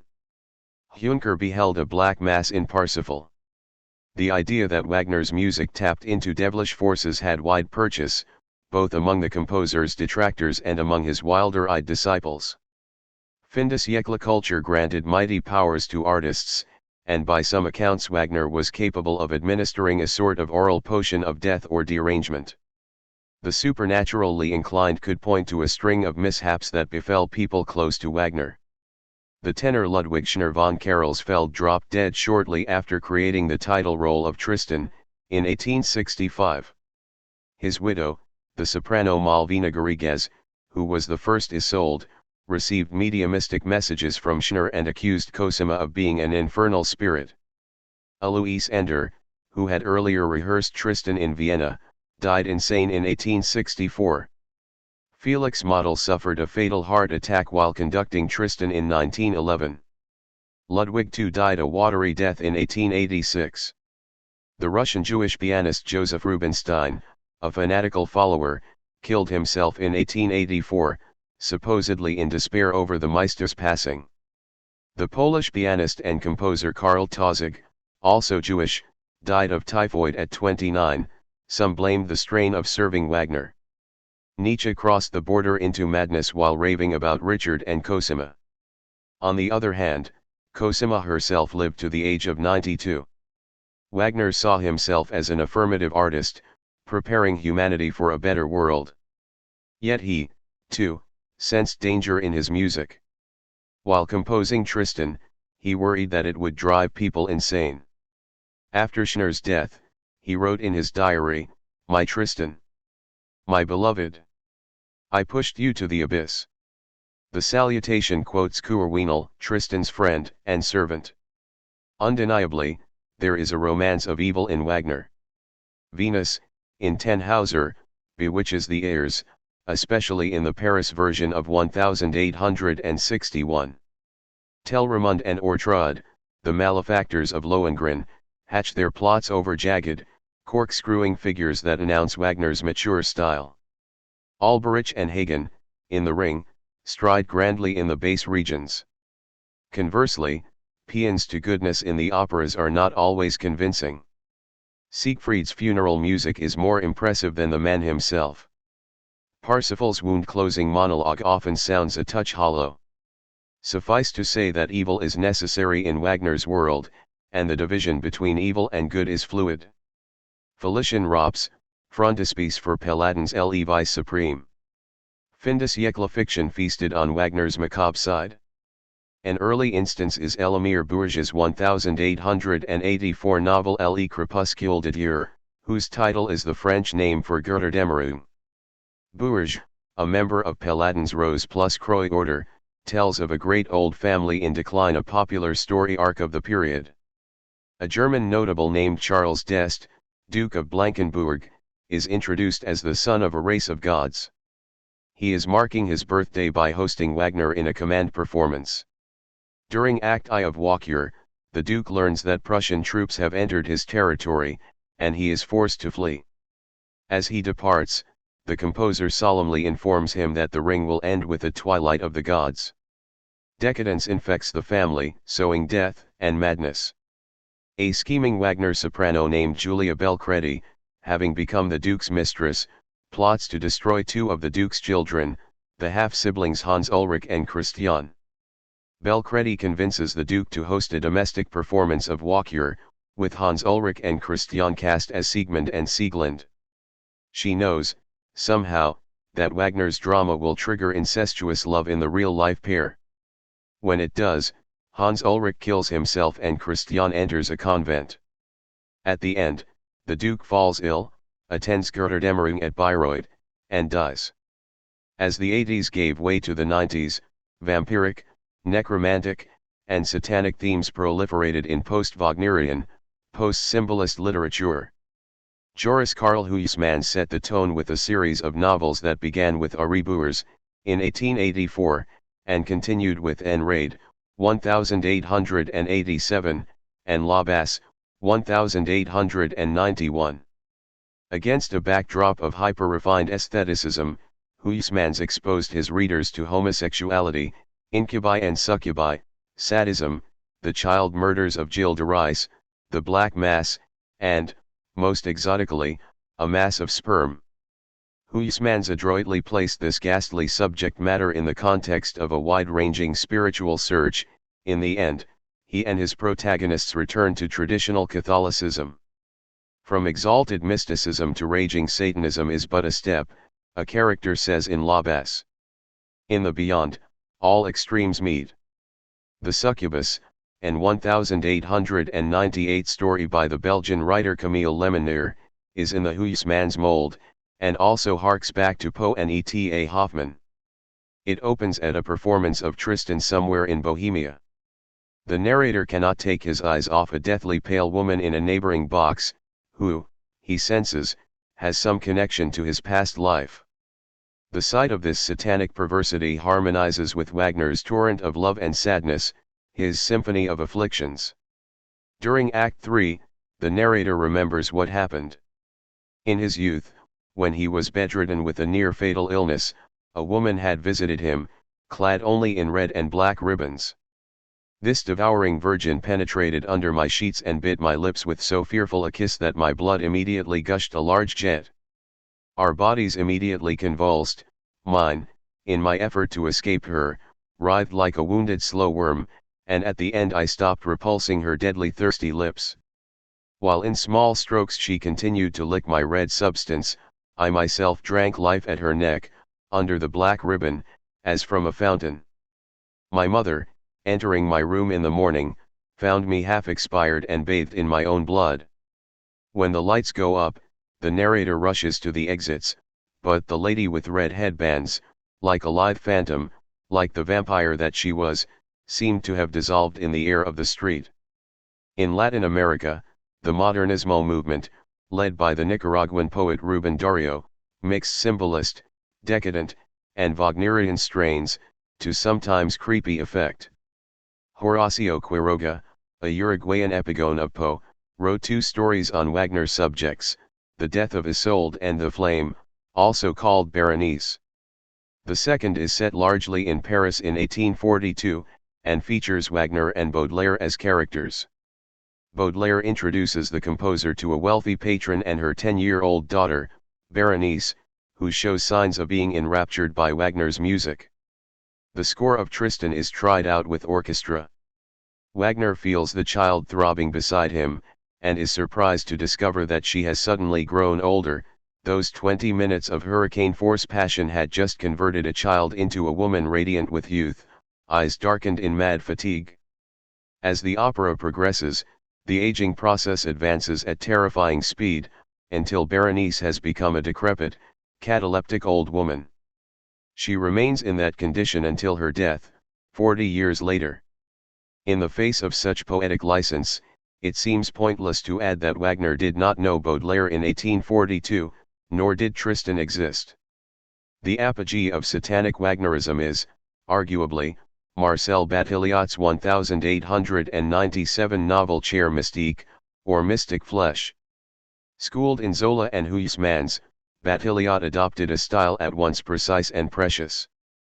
Mystic Flesh, which has a notation from Tristan as its epigraph, tells of a young woman named Marie-Alice, who, trapped in a provincial life, is drawn to the literature and music of high passion. She dreams of reviving the divine loves of the Wagnerian heroes, of becoming the modern Isolde to a modern Tristan. Her mother died of tuberculosis, and she is fated to perish of the same disease. Her knight in black armor is an alienated aesthete named Eve. They form a bond as Marie-Alice plays Tristan at the piano, the odor of death rising around her. Moving to an isolated forest house, they lose themselves in an oblivion of love. Marie-Alice falls sick, and a doctor friend warns Eve of infection. Instead, Eve hurls himself into prolonged bouts of love-making, in the hope that he will contract the disease. On breaks, the lovers read the symbolists and adore above all the sublime pages of Tristan and Isolde. A stray cat joins the menage and acquires the name Klingsor. Eventually, poetry bores them, only music matches their delirium. Marie-Alice dies in Eve's arms, her last throes resembling orgasm. They remain entangled as rigor mortis sets in. But this is not all. Marie-Alice is buried, and Eve, now falling ill himself, has a dream in which he sees his lover's corpse approaching him. Batilliot abruptly switches stylistic gears, using the kind of hyperclinical language favored by naturalist writers. She was naked as on their nights of love, and all green amid a swarming of parasitic worms. Everywhere, ochre, amber, and slate-gray emphism stretched the integuments, a purulent, brownish fluid exuded through the pores, flowed from natural openings which were full of larvae and worms. On the depressed thorax, whose ribs were bursting the skin, serous vesicles contrasted in their paleness with red plagues that marked the place of the intestines, and the ruptured abdominal walls, scarred by a huge wound, gave out their putrid contents, all twitching with the activity of roundworms. The eyes were black holes, where oozing brain matter turned into pus, bared teeth, stained with purulence, laughed a horrible laugh, between saponified muscles and bluish aponeurosis. Alone among all these horrors, the golden hair, flowing like a scarf as on the day of farewell, had remained resplendent, like a streaming of light.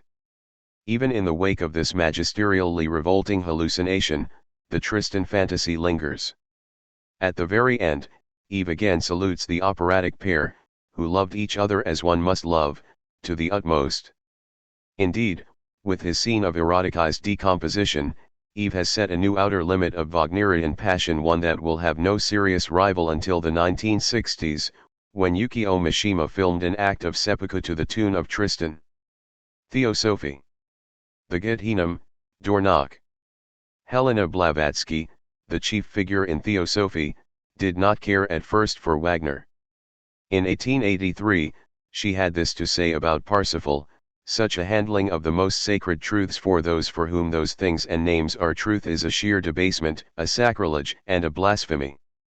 4 years later, Madame Blavatsky, as she was widely known, suffered a near-fatal medical crisis, and formed a good opinion of the doctor who treated her, William Ashton Ellis, the indefatigable and fatiguing English translator of Wagner's prose.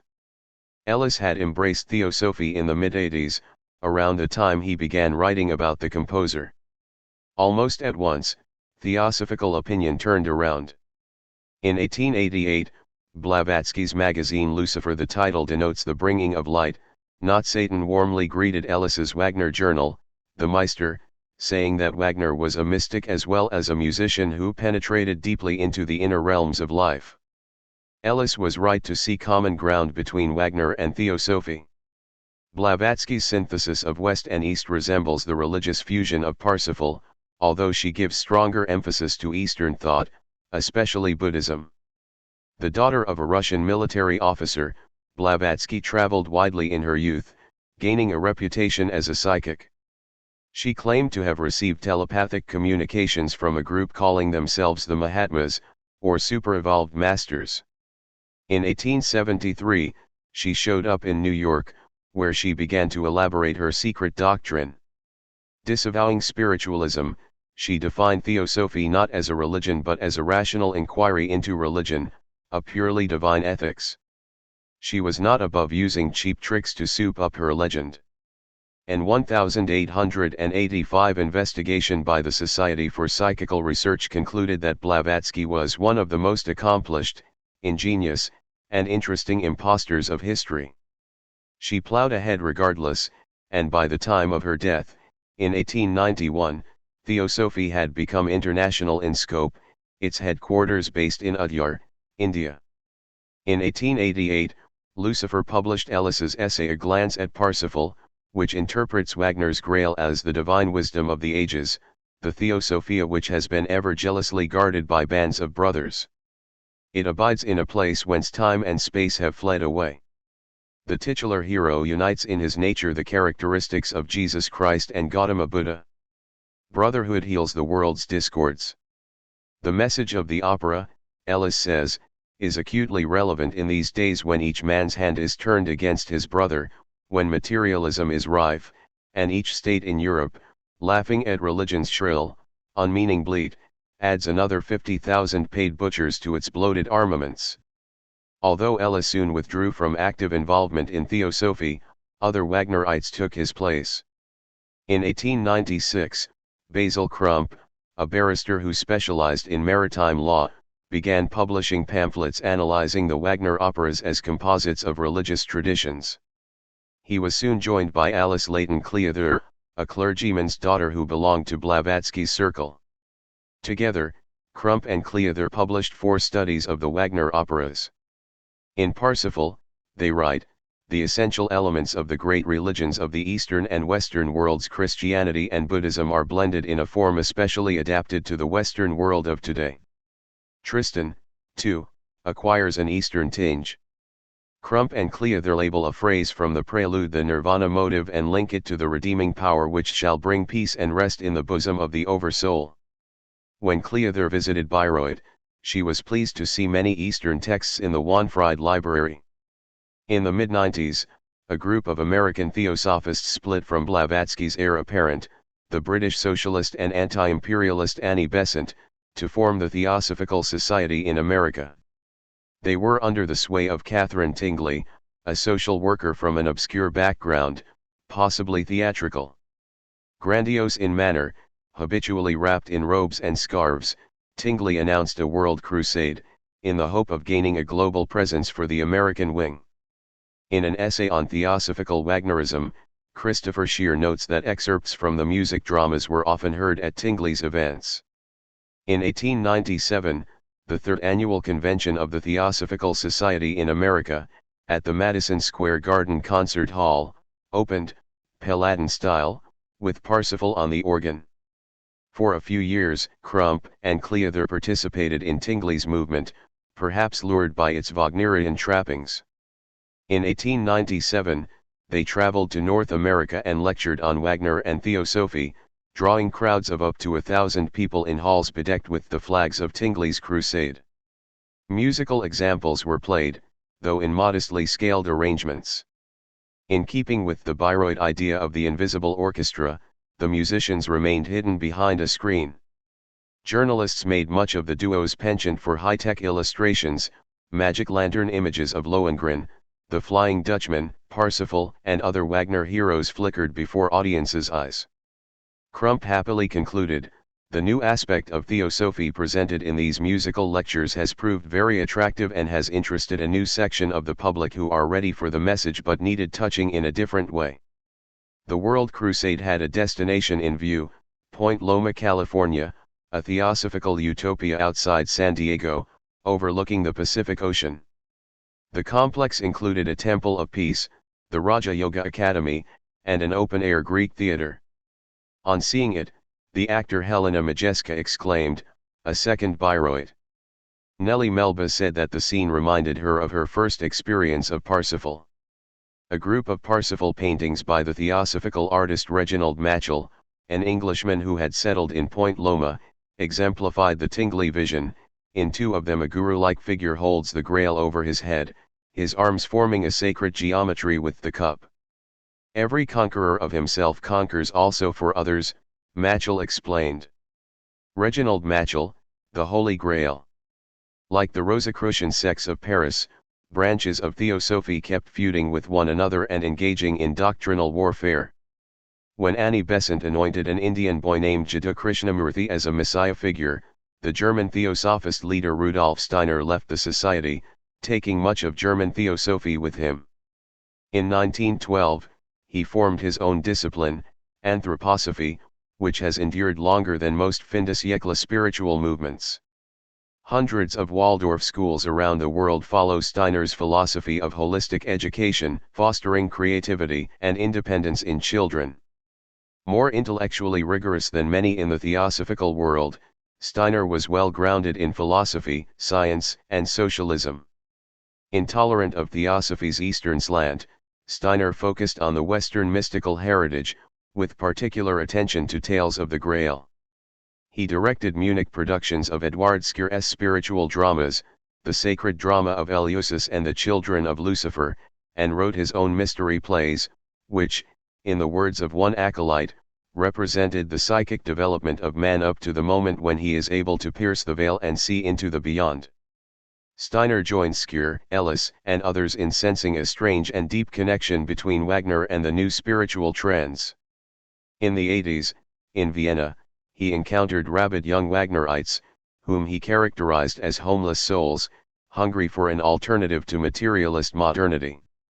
In 1905, he gave 4 lectures on the topic Richard Wagner in Light of Spiritual Science, and 2 years later, having seen Parsifal in Bayreuth, he spoke about Wagner and mysticism.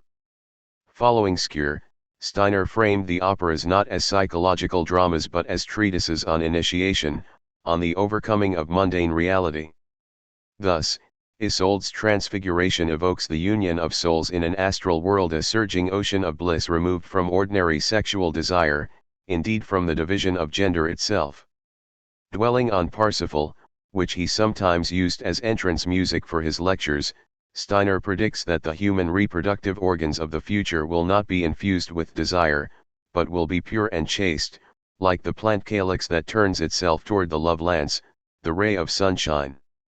In 1912, Steiner said, "We have been thinking about a kind of Bayreuth." A year later, in the Swiss town of Dornach, outside Basel, he laid the foundation stone for a hilltop complex that he called the Göttinum, a structure defined by two intersecting domes. Some interior features, particularly the stage space underneath the smaller dome, resembled the Grail temple set in Parsifal. After the building burned, in 1922, the Göttinum was rebuilt in even more inventive style, its undulating forms prophetic of late 20th century architectural trends. Many new Bayreuths were imagined in the fin de siècle years, but few led to tangible results. Not only did Steiner see his vision through, but his temple still stands, serving as the world headquarters of anthroposophy. To see it rising above Dornach is like glimpsing the Festspielhaus from the Bayreuth train station. The impossible has become real. Yeats and the Celtic Twilight. Westward roams the Glance/eastward strikes the ship, sings a young seaman at the outset of Tristan. The vessel is bound for King Mark's castle in Cornwall, Isolde is gazing back toward her native Ireland. An injured Celtic pride is implicit in the heroine's rage at the outset of the opera, "Who dares to mock me?" Such touches undoubtedly boosted Wagner's popularity in Ireland, although he had a following there even before Tristan was widely known. Around the turn of the century, Carl Rose's company performed most of Wagner's operas in Dublin, attracting flocks of writers and artists, including the young James Joyce. The period of Wagner's ascendancy coincided with the cresting of Irish nationalism. More than a few artists and impresarios looked to the composer as they pondered how to forge their own political identity. The new Irish state, whatever form it took, would need its native myths, legends, heroes, and leitmotifs. Cultural pride mingled easily with an influx of mystical and esoteric movements. The Celtic revival concerned itself with old Gaelic literature and age-old Irish folk tales, resulting in a heightened awareness of fairies, elves, ghosts, and other supernatural entities. Insofar as Wagner functioned as a conduit for such half-forgotten spirit forces, he became an honorary member of the movement that W. B. Yeats called the Celtic Twilight. Wagnerism wafted around the Irish Literary Theatre, which Yeats co-founded in 1899. The project received backing from Annie Horniman, an English theatre maven who went to Bayreuth almost every year and wished to create an equivalent institution in Ireland. As the literary scholar and biographer Adrian Fraser writes, Yeats was Horniman's Wagner, and the theatre was to be his Bayreuth. Horniman also designed costumes for several of the theatre's productions.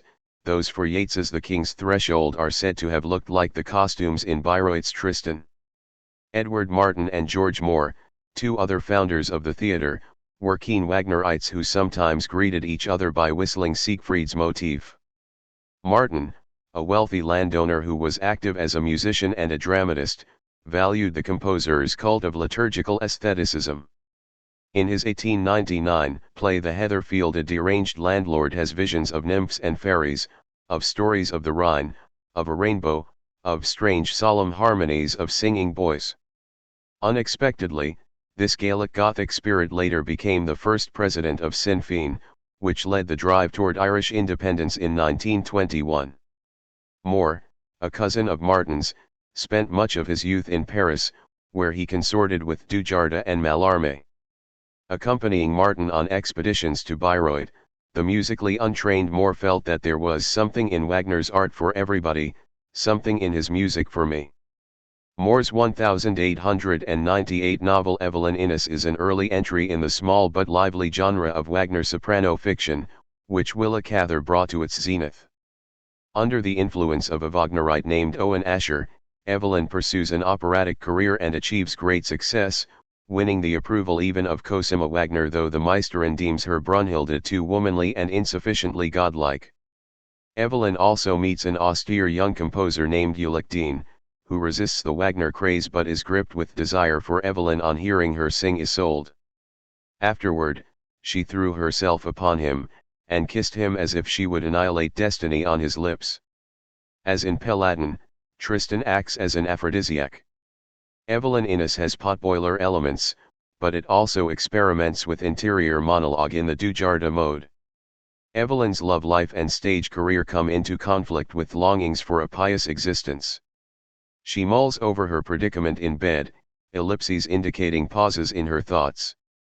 It was unendurable to have to tell lies all day long, yes, all day long of one sort or another. She ought to send them both away. But could she remain on the stage without a lover? Could she go to Bayreuth by herself? Could she give up the stage?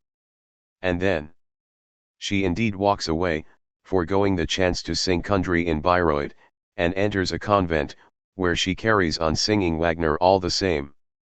Unusually, the sensual spiritual division of Tannhauser becomes the concern of a female rather than a male protagonist. For Evelyn, singing Wagner is merely a stage of a larger quest, one that dominates the novel's sequel, Sister Teresa. Ulick Dean's physical appearance is modeled on that of Yeats. Moore writes, he had one of those long Irish faces, all in a straight line, with flat, slightly hollow cheeks, and a long chin. It was clean-shaven, and a heavy lock of black hair was always falling over his eyes. It was his eyes that gave its somber ecstatic character to his face. They were large, dark, deeply set, singularly shaped, and they seemed to smolder like fires in caves, leaping and sinking out of the darkness. Certain of Ulick's views sound like Yeats's, as when he says that the Celtic gods are alive for him, or when he extols William Blake. Ulick's operas adapt Irish tales like Connla and the Fairy Maiden, and Dire Mewed and Grain. His style is full of strange, old-world rhythms, recalling in a way the Gregorian she used to read in childhood in the missals, yet modulated as unintermittently as Wagner. And Ulick surely speaks for Yeats when he says, in parting from Evelyn, God is our quest, you seek him in dogma, I in art. Yeats's language sings across the page, but his knowledge of music was limited. More bluntly called him unmusical. That lack did not prevent him from citing Wagner and imitating his methods. The cultures in which Yeats moved, the Celtic revival, London aestheticism, Parisian symbolism, theosophy, and its variants, were all sufficiently soaked in Wagner that he could absorb the influence without having tasted it firsthand. After 1902, Yeats also delved into Nietzsche, whose posthumous vogue was well underway. The dispute between the Germanic titans concerned the poet little, both were models of aesthetic imperiousness and heroic force. For Yeats, as for many others, Wagner showed how folk sources could shape a national consciousness. In his 1898 essay The Celtic Element in Literature, he wrote of Ireland's connection to the ancient religion of the world, the ancient worship of nature. The Celts, he said, were nearer to ancient chaos. The Scandinavian tradition drew from similar sources. Through the medium of Wagner, the Nordic sagas had become the most passionate element in the arts of the modern world. Yeats also considered the composer an agent of symbolism, the only movement that is saying new things. Like Villers de l'Isle Adam, Mallarmé, the Pre-Raphaelites, and Maeterlinck, Wagner had found spiritual intensity in the practice of his art, fighting against materialism and rationalism. In another article, Yeats placed the ecstasy of Parsifal alongside William Morris's The Well at the World's End and Villers's Axel in the category of art that seeks to bring again the Golden Age. Yeats's occult adventures led him first to Theosophy's esoteric section and then to the Hermetic Order of the Golden Dawn, which had been co-founded in 1888 by MacGregor Mathers, a charismatic English guru of invented Scots heritage. More insular than Theosophy, the Golden Dawn burrowed into Rosicrucian, Masonic, and Egyptian ritual. In the usual fashion, it underwent schisms and quarrels.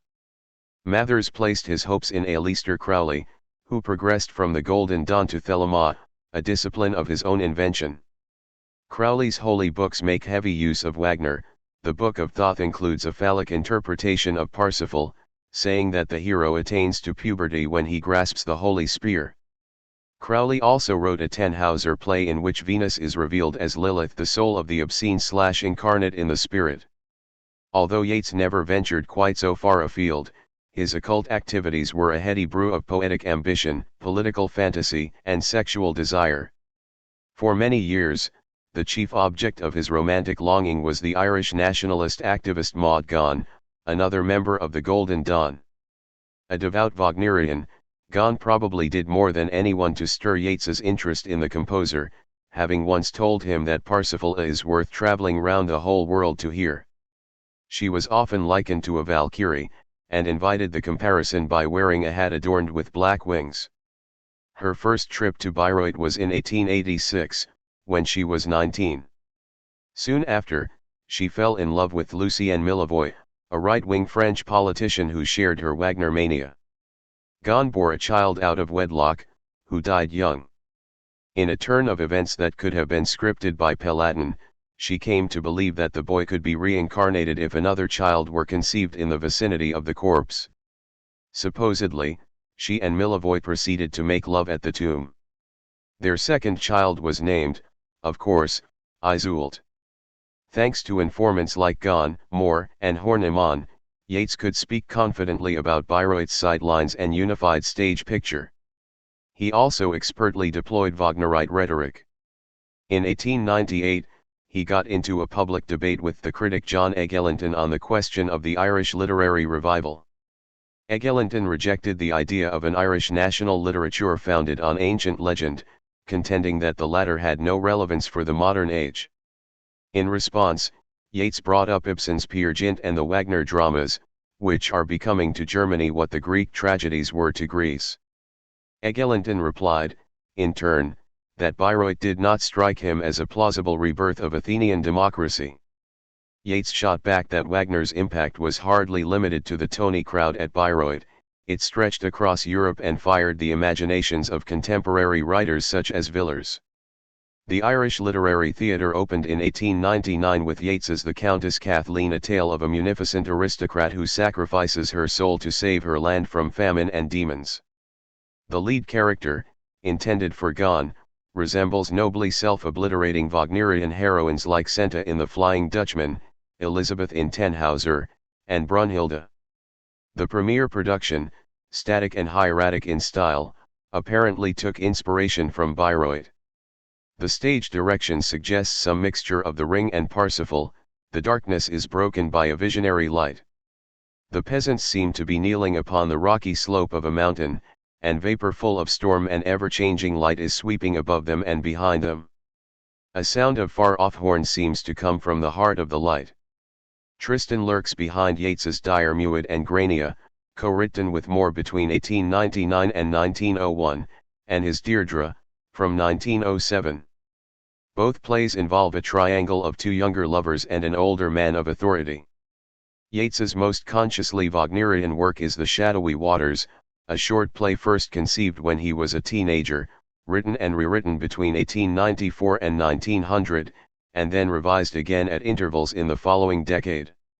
In the tradition of Tristan and Axel, it tells of a pair of doomed lovers named Forgale and Dectera. The setting is vague, but Yeats specified in one draft that the actors should be dressed like Wagner's personages, except that the men do not wear winged helmets. The action begins, as in Tristan, on the deck of a ship, with the voice of a sailor.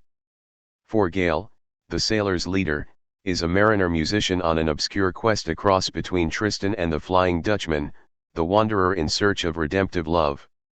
Dectera enters as a captured queen, very Isolde-like, but Forgale's magic harp makes her lose interest in the world.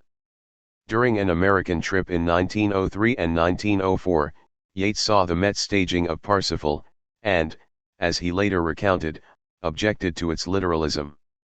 Parsifal symbolizes an action that takes place in the mind alone, he remembers telling the Met director.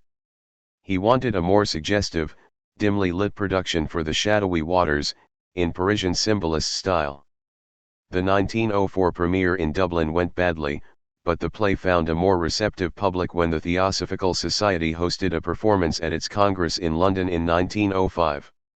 Such eminences as Maeterlinck, Annie Besant, and Rudolf Steiner attended the meeting, and all may have seen the shadowy waters. Even in that rarefied milieu, though, Yeats was criticized for his lack of dramatic action. He subjected the play to a heavy revision, shedding needless symbols. After reading Arthur Symons's essay The Ideas of Richard Wagner, Yeats wrote to the author, "The Wagnerian essay touches my own theories at several points, and enlarges them at one or two." While struggling with one passage, Yeats came upon that paragraph where Wagner insists that a play must not appeal to the intelligence, but, directly to the emotions. As Yeats entered his maturity, the play took on a harder edge, losing its Celtic twilight glow. Even so, the debt to Wagner becomes, if anything, more pronounced. In the revised text published in 1906, the sailor's first line is "Has he not led us into these waste seas for long enough?" This echoes a phrase in Tristan that will also be quoted in T.S. Eliot's The Waste Land, "Waste and empty the sea." When the lovers meet, they preach to each other a world liquidating love, looking toward a country at the end of the world that seems coterminous with Tristan's Wunderreich der Nacht, the wonder realm of night. "I would that there was nothing in the world. But my beloved, that night and day had perished. And all that is to be. All that is not the meeting of our lips. It is also a mystical transport to a place beyond the material world, a plane of initiation where eternal knowledge is attained. Where the world ends. The mind is made unchanging, for it finds miracle, ecstasy, the impossible hope. The flagstone under all, the fire of fires. The roots of the world." This imagery recurs in Yeats's 1930 poem Byzantium. "At midnight on the emperor's pavement flames that no faggot feeds, nor steel has lit, nor storm disturbs, flames begotten of flame." In the mid-20s, on a visit to Palermo, Yeats stayed at the Grand Hotel Et de Palmas, where, 4 decades earlier, Wagner had finished Parsifal and sat for a portrait by Renoir. One could see the room in which he stayed and, purportedly, a pen with which he wrote. Visiting Palermo's Cappella Palatina, with its Byzantine mosaics, Yeats heard a local story to the effect that the chapel had given rise to the Grail Temple in Parsifal. That claim is biographically doubtful. Wagner mentioned Siena Cathedral as his principal scenic source, yet Yeats seized on it. The path that leads to Monsalvat points onward to the dream city of Byzantium, where broken lives are gathered into the artifice of eternity. 5. Holy German Art. The Kaiserreich and Findesiekle Vienna. Unveiling of the Wagner Monument in Berlin, 1903. At the end of Die Meistersinger von Nürnberg, Wagner's epic comedy of Renaissance Nuremberg, Hans Sachs, the wisest of the town Mastersingers, gives a lecture about the beauty and power of German culture. Nuremberg has held its midsummer singing contest, and Walther von Stalzing, a young singer knight with a rebellious style, has won the day. But Walther is piqued by the criticism he has received from the more pedantic of the Mastersingers, especially from Sixte Speckmesser, a preening music critic in period garb. Still resentful, Walther threatens to refuse membership in the Masters Guild. Sachs proceeds to show Walther the error of his ways. "Scorn not the masters, I bid you, and honor their art," Sachs says. "They have embraced you," he tells Walther, "not because you are highborn or bear splendid arms, but because you are a poet, one who is making bold to extend the tradition that they have kept alive in their often bumbling fashion." Some further lines, which appear in an 1862 draft of the libretto but which were not set to music, urge Walther to follow a high artistic path, away from the noisy illusion of reality. "Many a habit and custom wither away, crumble to dust, go up in smoke, let go of the fight, neither musket thunder nor gunpowder puff will ever bring back what's merely a breath." Sachs pictures a day when the Holy Roman Empire will have vanished from the earth. What will remain is an empire of the spirit, Holy German art. The earliest draft of Sachs's closing speech, from 1845, has him speaking in a manner half ironic, half serious. If Wagner had left it at that, Meistersinger might not have become the most politically charged of his operas, the one destined to be entangled in German history. The message of the unused passage is almost pacifist: Mastersingers have no need of muskets. But, in January 1867, as Wagner was completing his initial composition draft, he made a drastic change to Sachs's peroration, replacing the "let go of the fight" material with new lines that he had written in the middle of the night. The changing of gears can be felt in every performance of the opera. Until this point, Sachs has come across as a ruminative, almost Schopenhauerian character. He now mutates into a demagogue warning of enemies all around. Beware Habtakt. Evil tricks threaten us. Should the German Volksreich one day decay under false romance rule in falscher Walscher Majestat, soon no prince would understand his people any longer. And romance mists with romance vanities would be planted in our German land. No one would know any longer what is German and true, unless it lives on in the honor of German masters. The trickiest element here is the old German word Walsh. It points toward Romance culture. The historical Hans Sachs, who lived from 1494 to 1576, once applied it to the opulence that accompanied the entry of Emperor Charles V into Nuremberg. Given that Meistersinger is a story about music and musicians, the Habtakt passage may prophesy the invasion of French and Italian opera. But Walsh can also mean strange or foreign, insinuating a threat from within, perhaps Jewish or Jesuit. Tellingly, the music takes a stagily ominous turn, with strings playing tremolos and the brass swelling to nasty, punchy chords.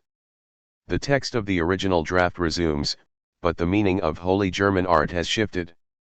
It now has the ring of a propaganda slogan. Therefore I say to you, honor your German masters. For then you will conjure up good spirits. And if you favor their endeavors, then should the Holy Roman Empire dissolve in mist, for us there would still remain Holy German art. A festive tone takes over. The townspeople of Nuremberg repeat Sachs's final words. Walther's resistance to the guild gives way. Heil! Sachs, the company exclaims, as the opera bustles to a C major close, with march-like sounds of drums and brass. We can no longer hear these lines as 19th-century audiences heard them. Echoes of their future, which is now our past, intrude.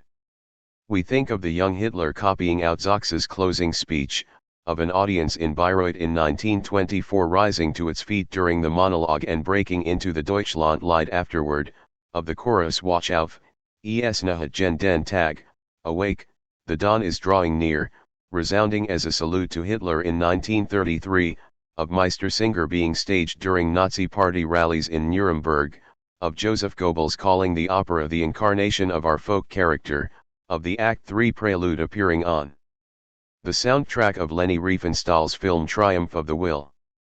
All of Wagner's operas have political dimensions, but Meistersinger is the only one that makes its politics unavoidable. Karel Berger, in his book Beyond Reason, Wagner contra Nietzsche, has written, I can think of no other example of a masterpiece so profoundly wounded by its ending. The question of how to stage Habtakt bedevils and fascinates latter-day stage directors. Wieland Wagner, the composer's grandson, de-Germanized Meistersinger in his 1956 production at Bayreuth, to the point that it was dubbed Meistersinger without Nuremberg. Peter Konwichny put history front and center in a 2002 production in Hamburg. The performance came to a halt while the singers debated the meaning of Holy German art on stage.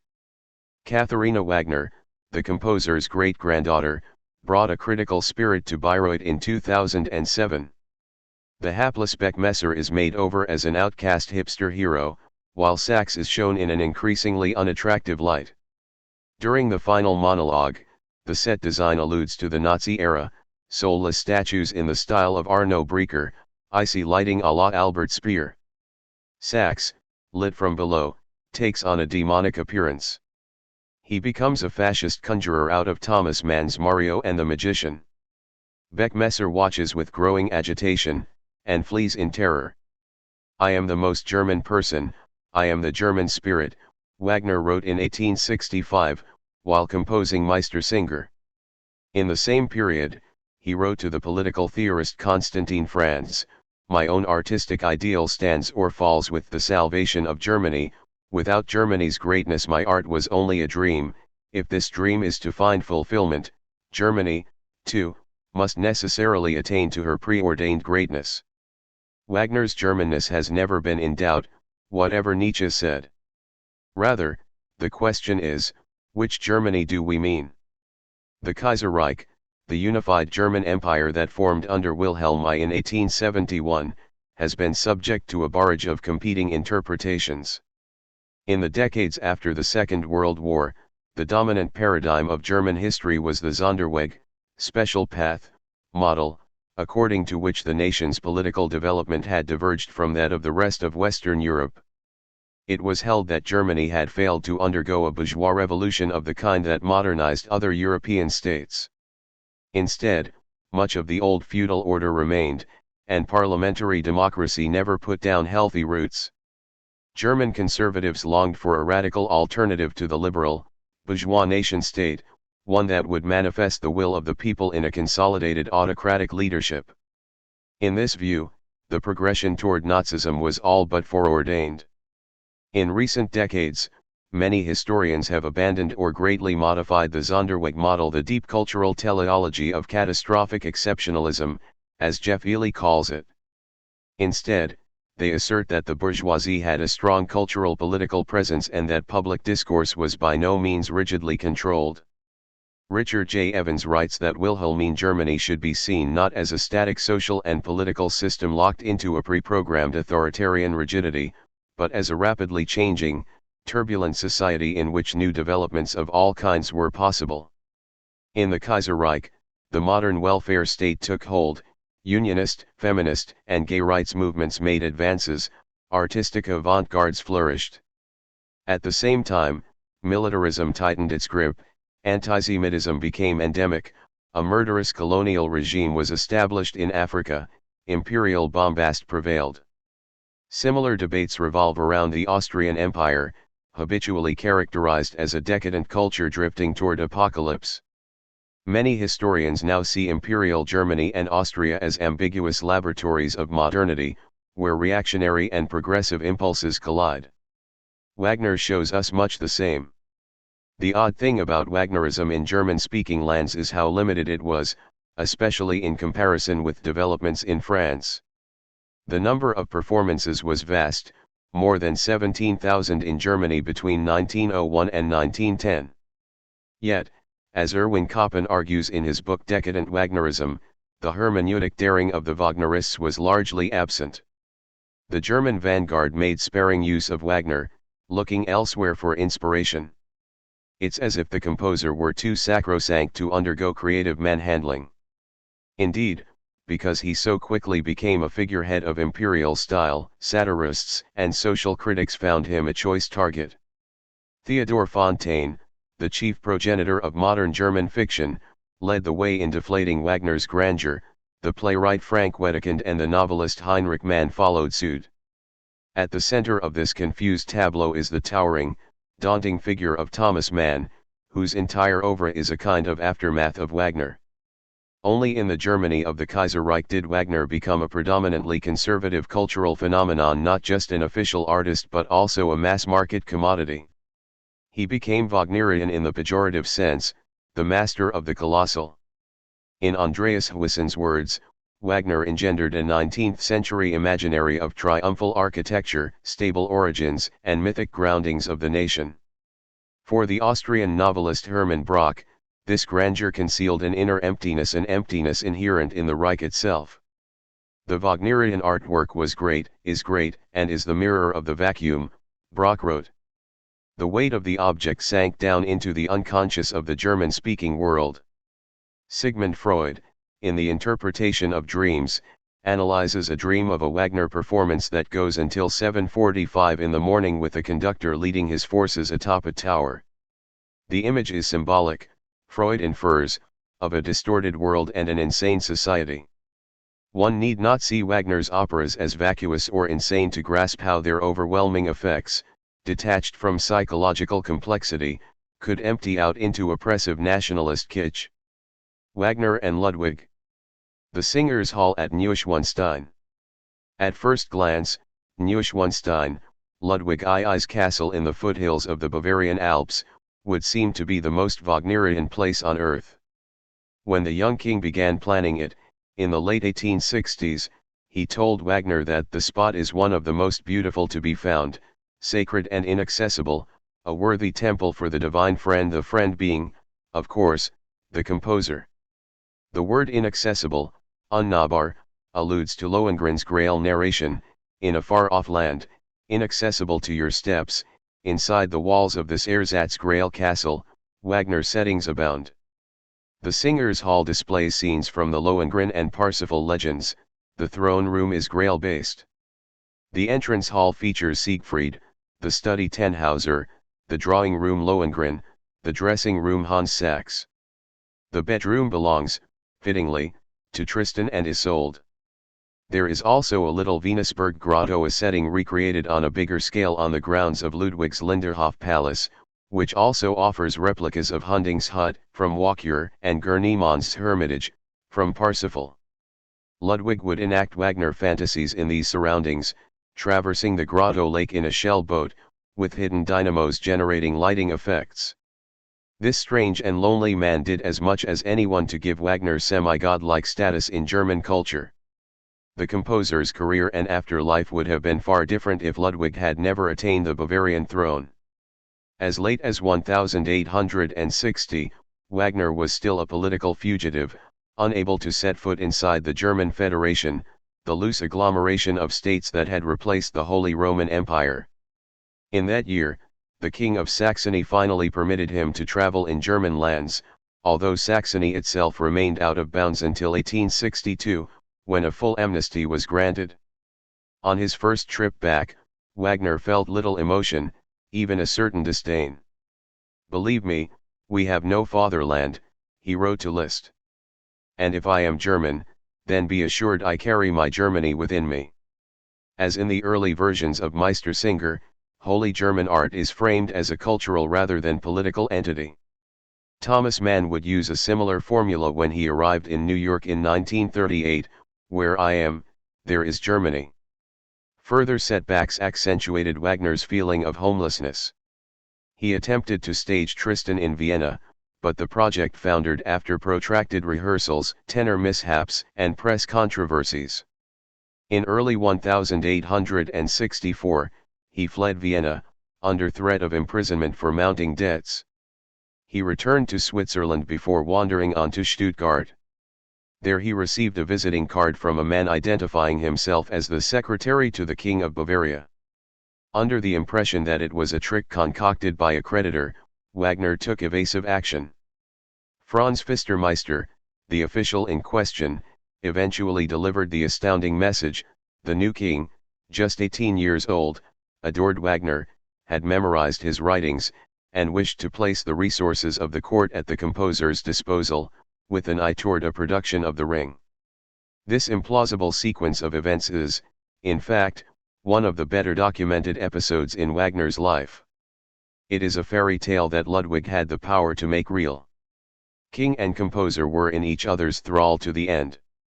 The attachment began with vows of affection, but within a few years it had grown more distant, mostly on account of Wagner's errant behavior, his prodigal spending, his adulterous affair with Cosima, his attempts to insert himself into Bavarian politics. After Wagner returned to Swiss exile at the end of 1865, he and the king rarely met face to face. Still, their bond of dependency remained. Ludwig could not exist without Wagner's music, Wagner could not exist without Ludwig's money. The landmark premieres of the composer's final period, Tristan in 1865, Meistersinger in 1868, Rheingold in 1869, Walkure in 1870, the entire Ring in 1876, and Parsifal in 1882 relied on Ludwig's support. The Bayreuth festival stayed afloat on the strength of royal loans.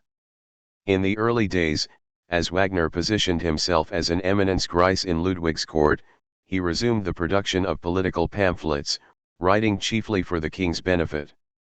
For the time being, though, purely nationalist definitions of Germanness remained foreign to him. In the 1864 essay on State and Religion, he criticizes patriotism as a collective blindness that undercuts human solidarity and promotes perpetual war. Patriotismus is one, madness the same word that Sachs intones when he rues the riot that overtakes Nuremberg in Act 2 of Meistersinger. In a kind of instructive journal that he wrote for Ludwig in 1865, Wagner denounces lust for power and the yearning after German mastery. The desire to conquer other lands is un-German. So is any system of standing armies, which creates a useless military class. The German nature is defensive conservative, he says, inclined toward contemplation rather than domination. It was, in fact, in the absence of political power that German art rose to greatness. Imperialism and militarism are blamed on Austrians, Junkers, and Jews. Wagner's political thinking showed the influence of Constantin Franz, whose conception of a pan-German metapolitics combined illiberal elements, anti-Semitism, anti-French rhetoric, cultural conservatism, with more progressive ones, opposition to Prussian aggression, advocacy of a European federation. To that viewpoint Wagner added his dream of a national aesthetic utopia, an entity that would transcend worldly politics and give itself over to the promotion of art. Essentially, he wanted a Ludwig for all the Germans. When Wagner came under Ludwig's protection, Bavaria was a prosperous independent kingdom with strong ties to Austria. In 1866, Prussia defeated Austria in the 7 Weeks' War, establishing itself as the chief German power. As a result, Wagner took a new tack. Although Bavaria had fought alongside Austria, he was impressed by the ruthlessness of Bismarck, the Prussian minister-president. Bismarck, for his part, made oblique overtures toward Wagner, hoping to use him to coax Ludwig away from the Austrians. It occurred to Wagner that a German emperor could replace Ludwig as his chief patron. In 1869, the composer spoke of sending Bismarck's wife, Johanna von Puttkamer, a copy of German Art and German Politics. Perhaps she can influence her husband to take an interest in German art. During the Franco-Prussian War of 1870–71, Wagner indulged in the kind of bellicosity he had warned against just a few years earlier. The conjunction of early performances of Meistersinger with the formation of the Reich seemed fateful. He wrote, "It appears that the entire German war is being waged only to help me achieve my goal, the performance of the Ring." As the years went by, it became clear that the war had been waged with other purposes in mind. Imperial support for Bayreuth failed to materialize. Yet Wagner's growing disaffection for the new Germany was not simply egotistical. Although he devoted many pages of his late writings to obnoxious claims of Germanic superiority, he was again recoiling from militarism and making noises of sympathy for the left. In 1879, he said that he felt shame over his former belief in the Kaiser, particularly when he thought back to old leftist comrades like George Herweg. His quasi-anarchism was resurfacing, now wedded to vegetarianism, anti-vivisectionism, temperance, and pacifism. In Religion and Art, he speaks fearfully of the latest technologies of war-armored monitors, against which the proud and noble sailing ship can no longer hold its own, and wonders whether humanity would one day accidentally blow itself up. His final opera decries violence. First, Parsifal is upbraided for his killing of the swan. Later, when the hero lunges for Kundry, Gurneeman's laments, violence again. In the end, Wagner fell back on Ludwig, who retained his royal title and considerable independence after Bavaria became part of the Kaiserreich. But the king's taste for kitsch was a source of aggravation. In January 1883, just before his death, Wagner shuddered at a news item about Neuschwanstein under construction, the description of the king's castle in L'Italienoise R, making him feel ashamed of the whole relationship. When Rheingold and Walküre were produced in Munich, Wagner grew irritated at Ludwig's desire for a pedantically detailed style of romantic neo-medievalism. As Patrick Carnegie writes, Ludwig's passion for scenic illusion derived from his need for a personal time machine in which he could relieve the past and visit fairy lands forlorn. This Wagner land had everything to do with Ludwig's dream world and very little to do with the composer's own images of his works. Ludwig, who was more than 30 years younger than Wagner, survived him by only 3 years. His still unexplained death, he was found floating in Lake Starnberg, next to the body of his psychiatrist, took place 3 days after Bavarian ministers had arranged for him to be declared unfit to rule. In his own unreal way, Ludwig represented the conflicting energies of the Kaiserreich. At times, he appeared progressive, advancing the rights of workers and rejecting Wagner's anti-Semitism. In other respects, he was dangerously out of touch, lost in feudal fantasies. Dieter Borchmeyer remarks that for Ludwig, Wagner's operas were his private mystery, divulging the nature of his kingship and his inner self. Even the composer's most zealous supporters would probably balk at the idea that his work should be used as a manual for governance. Wagner in the Kaiserreich. Hans Thoma, Wotan's head. Cosima Wagner wrote in her diary on November 20, 1870, a friend of Richter's writes that after the battle at Sedan the military band played the prayer from Lohengrin as the King of Prussia appeared. Sedan was the decisive victory of the Franco-Prussian War, leading to the fall of Napoleon III's regime. Various accounts indicate that some version of King Heinrich's prayer from Act I of the opera, beseeching God to speak through the sword's victory, a verdict that makes clear what is truth and what is deceit, was heard as Wilhelm I, soon to be emperor, toured the battlefield. One French source has the guttural shouts of these masses of men mixing with strains of Lohengrin. Theodore Fontaine, reporting on the German occupation of France, heard the march from Tannhauser played by the Kapelle of the 40th Regiment in Dieppe. The spread of such stories, both at home and abroad, marked a turning point in Wagner's public image. His music now signified the military might of the new German nation. The emperors themselves, Wilhelm I, Friedrich III, and Wilhelm II, kept a wary eye on Wagner and Bayreuth. Wilhelm I attended the opening of the festival in 1876, reserving no fewer than 26 seats for his party, but he absented himself after the first 2 ring operas to supervise military exercises. Nietzsche claimed that the Kaiser had applauded while barking to his adjutant, "Dreadful! Dreadful!" Friedrich, Princess Victoria's husband, was more culturally attuned. He saw the first Parsifal and marveled at the Grail temple scenes. Wagner's personality pleased him less, spoiled, pampered, vain. Whether Friedrich could have led the empire in a more liberal direction remains a matter of historical debate. In any event, he ruled for only 99 days, in 1888, before dying of cancer. His son Wilhelm would be the final occupant of the throne. The character defects of Wilhelm II were known to his mother, who described him as chauvinistic and ultra-Prussian to a degree and with a violence which is often very painful to me, this in a letter to Queen Victoria. Wilhelm seemed mildly besotted with Wagner in his youth. Like Ludwig, he delighted in the opera's exterior splendors, their brassy fanfares and medieval decor. He allegedly wore his admiral's uniform to performances of the Flying Dutchman and outfitted his automobile with a horn that played the thunder motif from Rheingold. He first visited Bayreuth in 1886, in the company of his confidant Philipp Eulenburg, and came away convinced that the festival was of national importance. Indeed, he proposed that it should become an annual event, so that its ennobling effect could spread. He returned in 1889, as Kaiser, but no official endorsement was forthcoming. By the turn of the century, his interest had waned. "I don't like Wagner, he is too noisy," he said.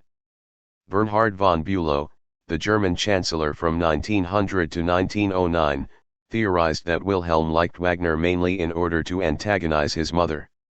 At heart, he preferred Mozart, Lortzing, Meyerbeer, and Gilbert and Sullivan.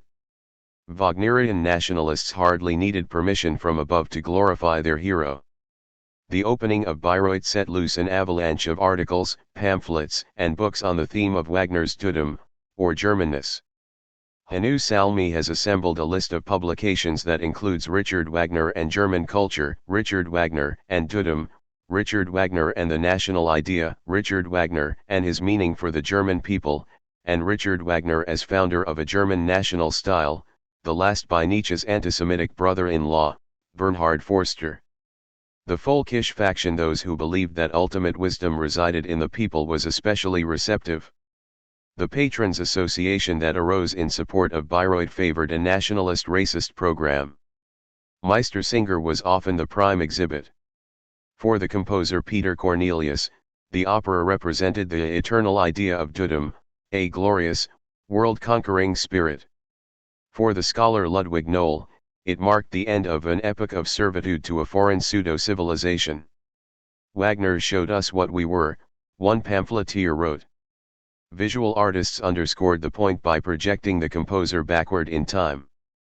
Franz von Lenbach, the reigning portraitist of Wilhelmine Germany, fashioned what became a more or less official image: head in profile, eyes fixed in the distance, nose and chin cutting into gray space, a large beret leaning to the side.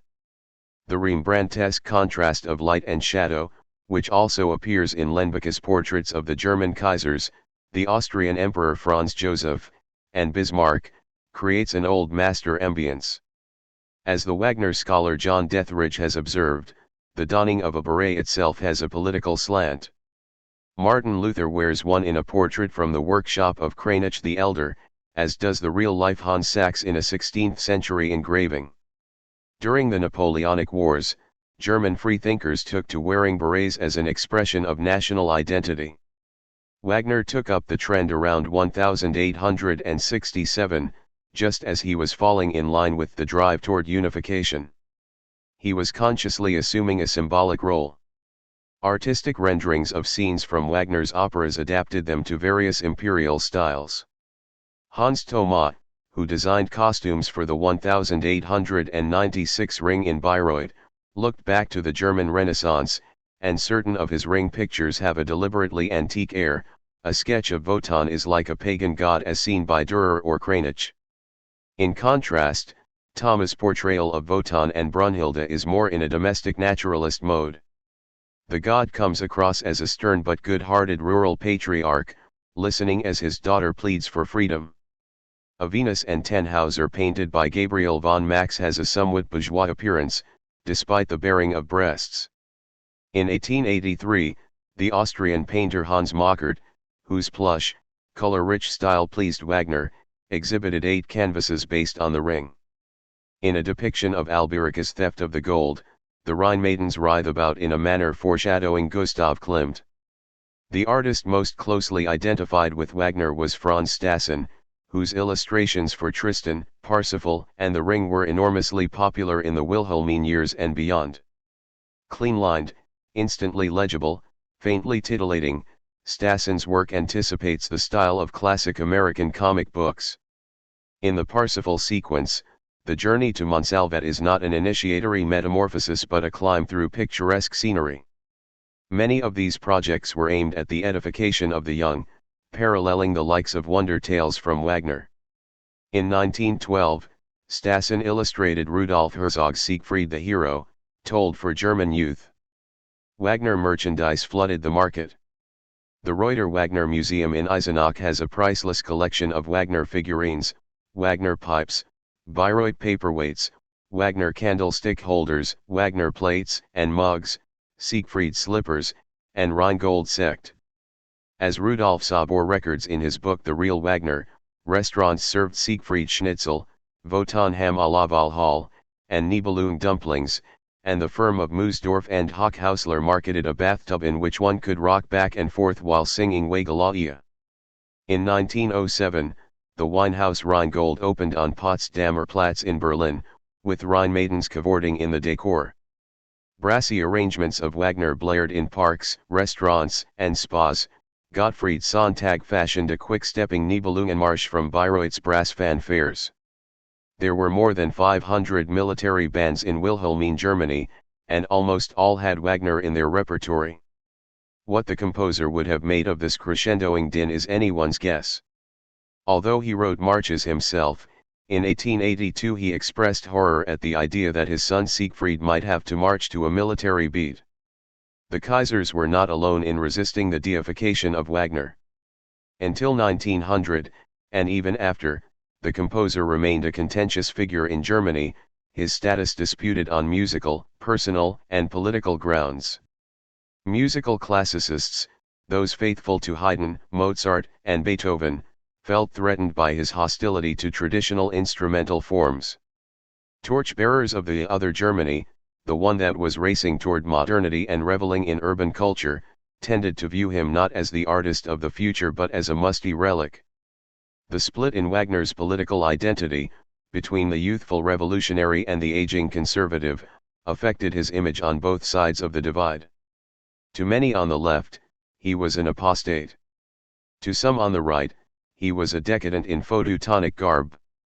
A 1903 publication collected epithets that critics had lobbed at Wagner over the years: Antichrist, Heliogabalus, Beelzebub, Arcus, Moloch, Megatherion. One camp of authors treated Wagner as an amusing fad. Johannes Scher's 1858 novel Michel describes a certain Herr Schwarbel as a musical savior and tyrant of the future, of whom musicians say that he is a great writer, and writers that he is a great musician. The Viennese playwright Johann Nestroy parodied Tannhauser in 1857 and Lohengrin in 1859. In the one, Tannhauser is a drunken student and Venus a beer keller hostess; in the other, Lohengrin enters drawn by a sheep, to which he sings a farewell aria, Leb Wohl, mein Gutes Schaf. Friedrich Theodor Vischer's 1878 satire Auchiner, another one, features a megalomaniacal druid who compels his village to perform his epic poem. It is a garbled version of the Ringwea. Wega becomes Pfasala, Fnisla, Fia. Set to a cacophony of bagpipes and steer horns. In an odd twist, Vischer, a philosopher and liberal politician, helped beget the Ring with an 1844 essay calling for a multi-part national opera based on the Nibelung story. Franz Stassen, Notthang is lodged in your heart. In right-wing circles, the most prominent Wagner skeptic was Paul de Lagarde, a scholar of Near Eastern languages and religion who found a second calling as a social critic and religious philosopher. In his German writings and other publications, Lagarde pilloried Wilhelmine materialism and espoused a pure Germanic Christian religion. Wagner read Lagarde's work with excitement. Yet Lagarde rebuffed approaches from Bayreuth. He disliked the music. I was bored to extinction, he said of Siegfried, and doubted that it could provide moral guidance. The Volk cannot travel to Bayreuth to become better, Lagarde wrote in 1888. Even more antipathetic was Julius Langben, whose pan-Germanist tract Rembrandt as Educator sold in huge quantities in the 90s. For Langben, Wagner was an empty showman, lacking the humility and depth of Shakespeare. He out Meyerbeer, Langben sneered, implying that Wagner fit the profile of a restless, rootless Jew. Wilhelm Heinrich Riehl, another folkish eminence, wondered whether Wagner could be truly German if he made such a positive impression on the French. Cosima herself did not avoid scrutiny. In 1894, an anonymous critic wrote, "As a half-Magyar, half-French woman, she is hardly called upon to assume a leading position in matters of German art." There were widespread complaints about the Überfremdung, or foreign colonization, of Bayreuth, whether in the casting of singers, the makeup of the audience, or the eclectic genealogy of the Wagner family. Such objections subsided as the 19th century gave way to the 20th. The alignment of Bayreuth with the German right was reinforced by the publication, in 1899, of Houston Stewart Chamberlain's Foundations of the 19th Century, which picked up strands from Lagarde and Langben but restored Wagner's primacy as a folkish prophet. Antisemitism cemented the bond, as the next chapter will show. Still, the composer was too eccentric to function as an infallible national signifier. As the historian Celia Applegate points out, Bayreuth failed to become a center of national spirit, despite aspirations in that direction. Instead, it was a kind of limbo, a musical neverland, in which adepts of various nationalities, faiths, and ideologies glided past one another, under the Wagner spell. Fontaine. When Theodor Fontaine came to Bayreuth in 1889, the summer of Wilhelm II's final visit, he was not among the enraptured. At Parsifal, the densely packed auditorium gave him an attack of claustrophobia, and he left as the prelude was ending. He amused his wife, Emily, by describing what he had done in his free time. He walked back to his hotel, he read, he went out for coffee, he returned to the hotel to write letters, he went out to mail the letters, he went for another walk, he returned to the hotel and read for an hour. Parsifal, though, is still far from over. He took more pleasure in observing the multilingual bustle of the town, visitors from Siam, Shanghai, Bombay, Colorado, Nebraska, Minnesota. The whole story is staged only for lords and bankiers, he wrote. Despite the waste of 100 marks, Fontaine felt that to have seen Bayreuth in the midst of the Wagner season and Wagner cult is worth much to me. Fontaine was the leading German exponent of novelistic realism, in the tradition of Balzac, Flaubert, and Turgenev. He came along later than those 19th-century masters, perhaps only after the empire had formed could such sharp-eyed dissections of German society be written. The mature Fontaine was by no means a radical. During the wars of unification, he took a patriotic line in his journalistic writing, and remained admiring of Bismarck. But the Kaiserreich did not fulfill his political dreams. In an increasingly anti-Semitic climate, he wrote with subtle sympathy about Jewish lives. He was, above all, a man of reason dedicated, in Thomas Mann's words, not to intoxication but to insight. The all-intoxicating Wagner became for him a symptom of the pretensions and delusions of Wilhelmine society. Although Fontaine generally took a dim view of Wagner's music, he was not insensible to its power. In an 1873 note about Meistersinger, he defended the opera against criticism that it had violated dramatic principles. Art is often most interesting when it breaks the rules, he wrote. In the early 80s, he studied the Ring librettos, chiding them for their childish, tasteless, pretentious language while admitting their mystical, profoundly fairy tale-like substance. Fontaine later sketched a novel called Ocean Yvonne Park-Eval, an interweaving of mythic and contemporary elements. The title character was to have been a modern Melusine, who glides through the human world and longs to experience the fullness of emotion. She can feel love but not pain. A scholar well versed in Wagner and the Edda suggests that there are more Wajlands than you know, and quotes the opening of The Ring. Her longings unfulfilled, Oceana goes for a swim and disappears whence she came. Fontaine inserted 3 major Wagner scenes into his fiction, with the Wagnerites in them becoming progressively uglier in spirit. In the novella El Adultera, 1882, the wealthy banker Ezekiel van der Straten, a converted Jew, is married to Melanie, a considerably younger woman. He cordially despises Wagner, she is a confirmed devotee. Ezekiel probably speaks for the author when he says, "And who is your idol?" That knight of Bayreuth, an enchanter if there ever was one. And you stake the salvation of your souls on that Tannhauser and Venusberg fellow. You sing and play the stuff morning, noon, and night. It's rotten magic, I tell you. Melanie feels attracted to a young businessman named Ebenezer Rubin, also Jewish. Noticing that the young man belongs to that little community whose name and focus I don't even need to mention, the Wagnerites, Melanie asks Rubin which of the master's works he likes the most. The answer, Die Meistersinger. Melanie falls in love with the young man, sings with him, and has a child by him in Venice. 19th-century stories of this kind usually end in tragedy, but here the denouement is unexpectedly happy. Van der Straten magnanimously grants a divorce, Melanie and Rubin work their way back into society, and they discover a maturer, more selfless form of love, one that has little use for Wagner. The crux of the 1886 novel Cecile is a fatal night at Tannhauser. Robert, an arrogant civil engineer, is in love with Cecile, a sensitive young woman with a soldier husband and a shadowy past. Robert prepares to immerse himself in Wagner, for he knew every note and followed with understanding and pleasure. The tenor is Albert Niemann, who sang in Tannhauser in Paris. Then Robert sees Cecile sharing a box with another man, a glib liberal, no less, and jealousy overcomes him.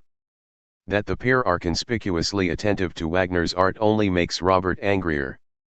He visits their box and engages in formulaic chatter. Niemann is of course a born Tannhauser and nobody else comes near him, but his manner is frosty.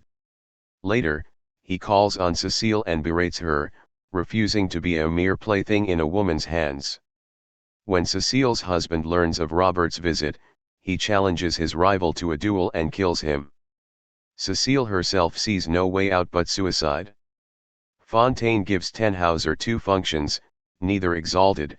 First it serves Robert's sententious self-presentation, then it becomes a trigger for his rage. Effie Briest, Fontaine's autumnal masterwork, is anti-Wagnerian in both content and style. Precise, subdued, detached, it thoroughly undermines the values of its time. Here again is a story of a captivating young woman married to a forbidding older man. Geert von Instetten, an aristocratic civil servant who takes great pride in his acquaintance with Bismarck, marries Effie and drags her to a remote estate. A Wagnerite, he often asks Effie to play him something from Lohengrin or Walküre. But it is enthusiasm without passion. Why he had been drawn to this composer was uncertain. Some said it was his nerves, for down to earth as he might seem, he was actually of a nervous disposition. Others put it down to Wagner's stand on the Jewish question. Probably both were right. For Effie, there is no escape from the ring of fire. When her affair with a major is discovered, her husband kills the lover in a duel, divorces Effie, and takes custody of their child. Despite his high status, he becomes a shell of a man, living one resigned day to the next. Effie dies young, her bright, childish nature systematically destroyed. Her true desire is simply to sleep a sleep from which, unlike Brunhilde, she will not awaken. In each of these novels, characters attempt to apply Wagner to their daily lives, with disastrous results. The lovers in El Adultera discover the hazards of world-defying Tristanoid bliss, and are saved by the compassion of a Wagner-hating Jew. In Cecile and Effie Briest, men use Wagner to ratify their righteous self-image, while for the women the music is a mirage of a liberated life that is ultimately unattainable. The Fontaine scholar Isabelle Nottinger describes this as a kind of low-level decadence, not the lurid excesses of French literature, but a subtler corrosion, in which the artificial takes the place of social reality. Thomas Mann, Fontaine's best disciple, inherits these themes, but he is more forgiving of Wagner's dream world, having grown up within it as a child of the Reich. Munich Modernism. München Lookatite Munich schon. So begins Mann's 1902 story Gladius Dei. The Bavarian capital was, by the end of the century, a metropolis of aesthetes, home to more than 1,000 painters and sculptors and many more writers. Art is flourishing, art rules the day, art with its rose-entwined scepter holds smiling sway over the city. Mann goes on, with a trace of a smirk. The city was also musical. An ambling pedestrian could hear strains of piano, violin, and cello floating from the windows. And the city was Wagnerian. Young men whistling the Notthorn motif stroll about with literary periodicals tucked under their arms. Like the Brussels of Art Nouveau, Munich strove to become the model of a comprehensively designed, beautified city. The aestheticization of the urban space meshed with the spirit of the Münchner Moderne, as the city's vanguard was known. In 1892, 96 members of the Munich Artists Association split off as the Munich Secession, which gravitated toward symbolism and the integrated decorative ethos of Jugendstil. The latter was the German version of Art Nouveau, taking its name from the lushly illustrated art magazine Jugend. As Maria Makila notes in her study of the secession, Two paintings at the Munich annual exhibition of 1889 signaled a shift from traditional subjects, Franz von Stuck's The Guardian of Paradise, in which a winged youth wields a sword as tall as he is, and Gabriel von Max's Monkeys as Critics, in which simians crowd around an unseen painting identified on the back as a rendering of Tristan und Isolde. The latter work lashed out at the jurors of the annual, just as Munich once stymied Wagner, now it was obstructing his successors.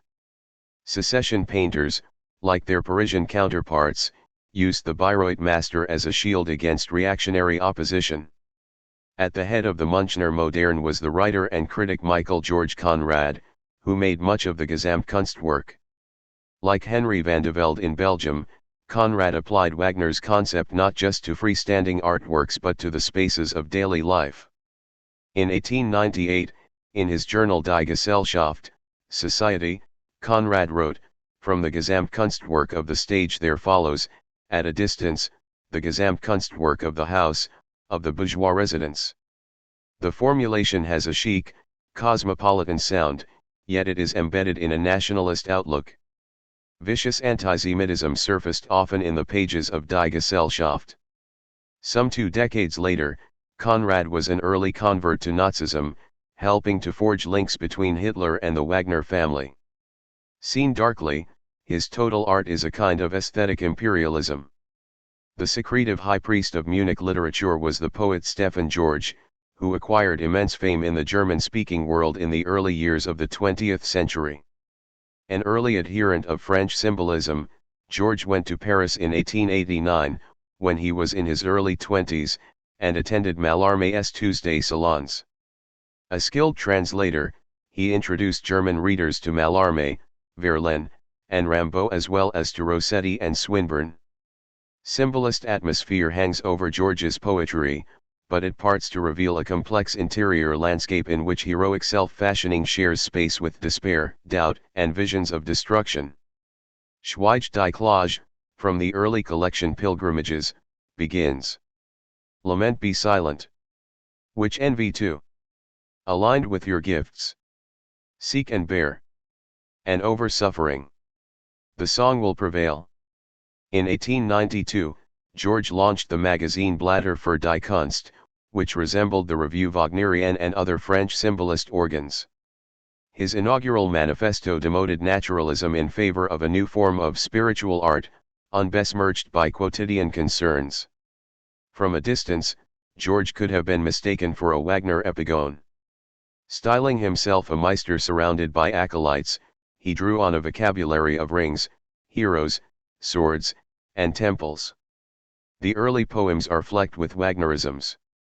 The first phrase of Schweige die Klage repeats a line from Act 2 of Götterdämmerung, the moment in which Siegfried is urged to swear an oath that he has not betrayed Gunther.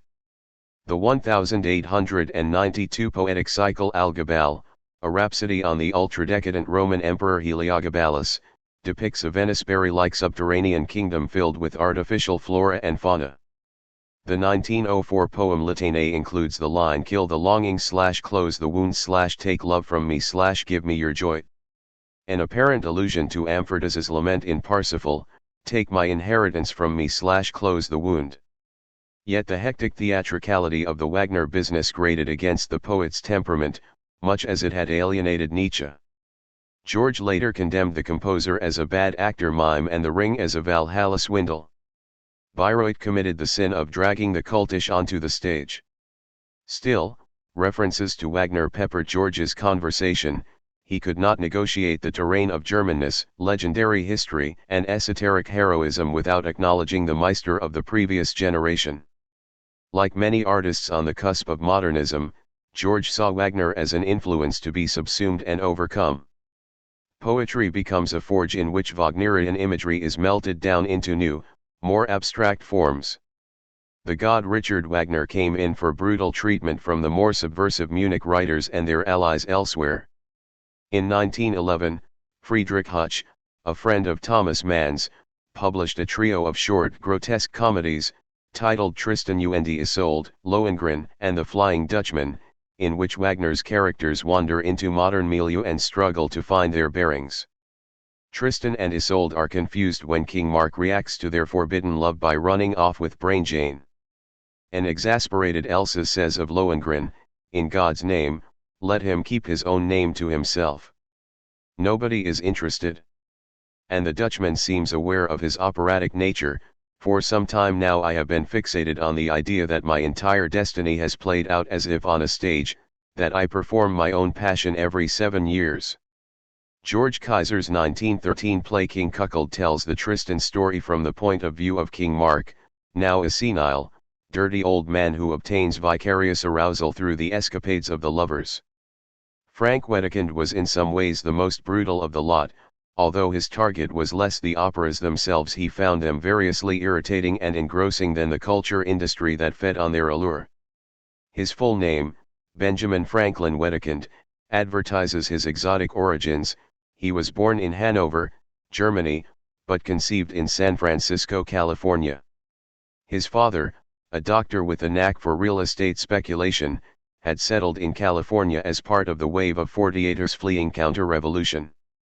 Wedekind's mother, Emily Kammerer, was singing with the San Francisco opera troupe when she met Dr. Wedekind, who forced her to give up her career.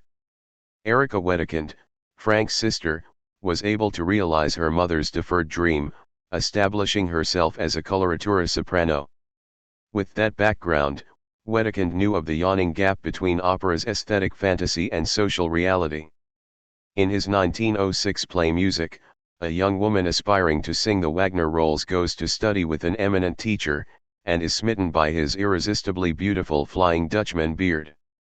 She sleeps with him and becomes pregnant. Her life is ruined by degrees. First she has an abortion and is jailed on account of it, then she bears a child, who dies. Surveying the wreckage of her hopes, she says, "Love for my art was to me my religion." Gerardo, the star Wagner singer in Wedekind's 1899 play Der Kammersänger, often translated as the tenor, shows the flip side of the opera trade, the wreckage of success. He resides at a grand hotel, where wreaths, laurels, and fan mail testify to his latest triumph. He exclaims to himself, "Good God! I am supposed to sing Tristan tomorrow night in Brussels and I don't remember a note." He sings Isolde.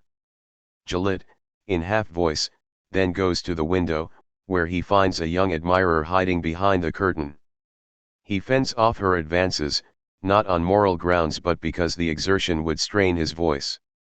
He is next inconvenienced by Dr. Düring, an elderly post-Wagnerian composer who wants Gerardo to perform his would-be chef d'oeuvre. The tenor apologetically explains that he is under contractual obligations, a knowing play both on the music business and on Wotan's dilemma in the ring. When Düring presses him, Gerardo dispenses with politesse and sings a soaring aria of cynicism. "We artists are a luxury article of the bourgeoisie, who outbid one another in order to pay the bill. If you are right that there is nothing higher than art, then how, for example, would an opera like Wagner be possible, one that deals with matters that the public would find abhorrent to the depths of their being if exposed? Yet when I sing Siegmund, even the most anxious mothers bring along their 13 and 14-year-old daughters. When I am on stage, I am absolutely certain that not a single person in the auditorium is paying attention to what we are acting out. If they were paying attention, they would run for the exits. That is what they did when the opera was new." Finally, we meet the 20-year-old Helen, with whom Gerardo has been having an affair. In the face of his heartlessness, love is a damned bourgeois virtue. Helen pulls out a revolver and shoots herself. At the end, Gerardo rushes out, shouting, "I must sing Tristan tomorrow night in Brussels." This blackly funny play presents Wagner as a hollowed-out shell, his formerly revolutionary ideas disregarded by the audience that enjoys the noise he makes. Wedekind's chief works Spring Awakening and the Lulu plays, Earth Spirit and Pandora's Box show the tragic consequences of the sensual-spiritual divide that found classic expression in Tannhauser. In the view of Eric Bentley, Lulu, the elemental figure on whom an array of men project their fantasies, is an inversion of Wagner's Venus. Although she goes to her doom, she is the demonic queen of love re-empowered. At the end of Tannhauser, the hero is tempted by Venus one last time, but turns away as Elizabeth, his angel, is said to be pleading his case in heaven. At the end of Pandora's Box, Jack the Ripper butchers Lulu's body while Countess Geschwitz, Lulu's lesbian admirer, exclaims, "My angel." The impulse to divide a woman along lines of sense and spirit ends in a pool of blood. The Viennese Secession. Vienna, the other glittering showplace of the German-speaking art world, was long divided on the Wagner question. At first, the music of the future seemed like an assault on the city's classical tradition, the legacy of Haydn, Mozart, Beethoven. Meistersinger, the most outwardly conventional of the later operas, turned Viennese opinion in Wagner's favor. Pan-Germanism, the dream of unifying all the German-speaking lands, had many believers across Austria, and Wagner became a focus of that longing, both on the right and on the left. Anti-Semitic nationalists such as George von Schonerer exploited Wagner, so did Victor Adler, the leader of the Social Democrats. Still, as in the Kaiserreich, some pan-Germanists spurned the composer as unworthy of the cause. The Viennese critic Ludwig Speidel had this to say about The Ring in 1876, "No, no, and 3 times no, the German people have nothing in common with this now evident musical dramatic Offenskanda beastly shame." That insult joined Beelzebub and Megatherion in the lexicon of anti-Wagner invective. Gustav Klimt's Beethoven Frieze. Artists of the Viennese fin de siècle, like their Munich counterparts, sought to unite the arts in a comprehensively aestheticized environment. Although such darker spirits as Oskar Kokoschka and Egon Schiele have come to dominate posterity's idea of Vienna, the musicologist Kevin Carnes highlights an optimistic, utopian strain in the city's artistic output, diverse imaginings of perfected places or states. As in Munich and Brussels, the Gesamtkunstwerk broadens to encompass the spaces of everyday life. The city was a dream, and the emperor a dream within its dream, Hermann Brock later wrote, in an ironic reminiscence of Vienna circa 1900. The most explicitly Wagnerian of Viennese dreamers was the architect and city planner Camillo Sitt, who named his first child Siegfried. In 1889, Sitt began to conceive of a different kind of cityscape, one that would resist the trend toward regimented grids, overbearing facades, onrushing traffic, and anonymous crowds. Wagner helped him to imagine an integrated environment in which individuals merge into a harmonious whole. As Karl Skorsk writes in his classic book Fin de siècle Vienna, Sitt translated Wagner's idea of the total work of art as social model for the future from the opera house to the city itself. Where Louis Sullivan and the Chicago School sought to beautify the rectilinear lines of modern architecture, Sitt wished to swerve back in time, to the irregular plan of medieval cities. Urban planning would be more spiritual than utilitarian, tied to the cultivation of national mythology. The isolated monads of modern existence would be rejoined, just as Siegfried reforged the fragments of Siegmund's sword. Reactionary as Sitt's vision may sound, it looked ahead to mid and late 20th century urban thinking. Skorsk comments that the American activist Jane Jacobs echoed Sitt as she called for the restoration of communal life in an over-administered city. The Viennese Secession, founded in 1897, had a similar craving for the lived-in Gesamtkunstwerk. Joseph Maria Olbricht's Secession building, with its gilt laurel dome, sought to transfigure the cityscape around it. The painter and sculptor Max Klinger, who had close ties to the Secession, expounded the concept of Raumkunst, an integration of architecture, artwork, and interior decor. The most ambitious of the Secession's presentations, the special exhibition of 1902, was built around Klinger's gargantuan sculpture of Beethoven naked, godlike, enthroned. Carnes and other scholars believe that the welter of Beethoven images produced for the 1902 spectacle reflect Wagner's understanding of the composer. In the 1870 essay Beethoven, Wagner speaks of music breaking from the chaos of modern civilization and uttering the biblical phrase, "Our kingdom is not of this world." Gustav Klimt affixed those words to one panel of the gigantic frieze that he created for the exhibition. Beethoven is cast as a knight in golden armor, holding an oversized sword. The composer of the Ode to Joy radiates both the ferocity of Siegfried and the gravitas of Wotan. The Secession's Beethoven exhibition coincided with the revolution in Wagner's staging. At a private viewing of the frieze, Gustav Mahler, the fiery young director of the Vienna Court Opera, conducted an excerpt from Beethoven's Ninth. Overlapping artistic circles brought Mahler into contact with the painter Alfred Roller, who criticized extant Wagner production and urged a bolder approach. The following year, Mahler invited Roller to design a new Tristan. Roller banished pseudo-realistic clutter and instituted a more suggestive, semi-abstract style. Settings were simplified and stylized. Lighting design took a considerable leap forward, as Roller devised color-coded schemes for various stages of the drama: scorching orange brightness for the first act on board the ship, a violet murk, augmented with twinkling stars, for the nocturnal love scene of Act 2, a chilly gray ambience for Tristan's madness and death. The costumes, too, showed intricate patterns of color.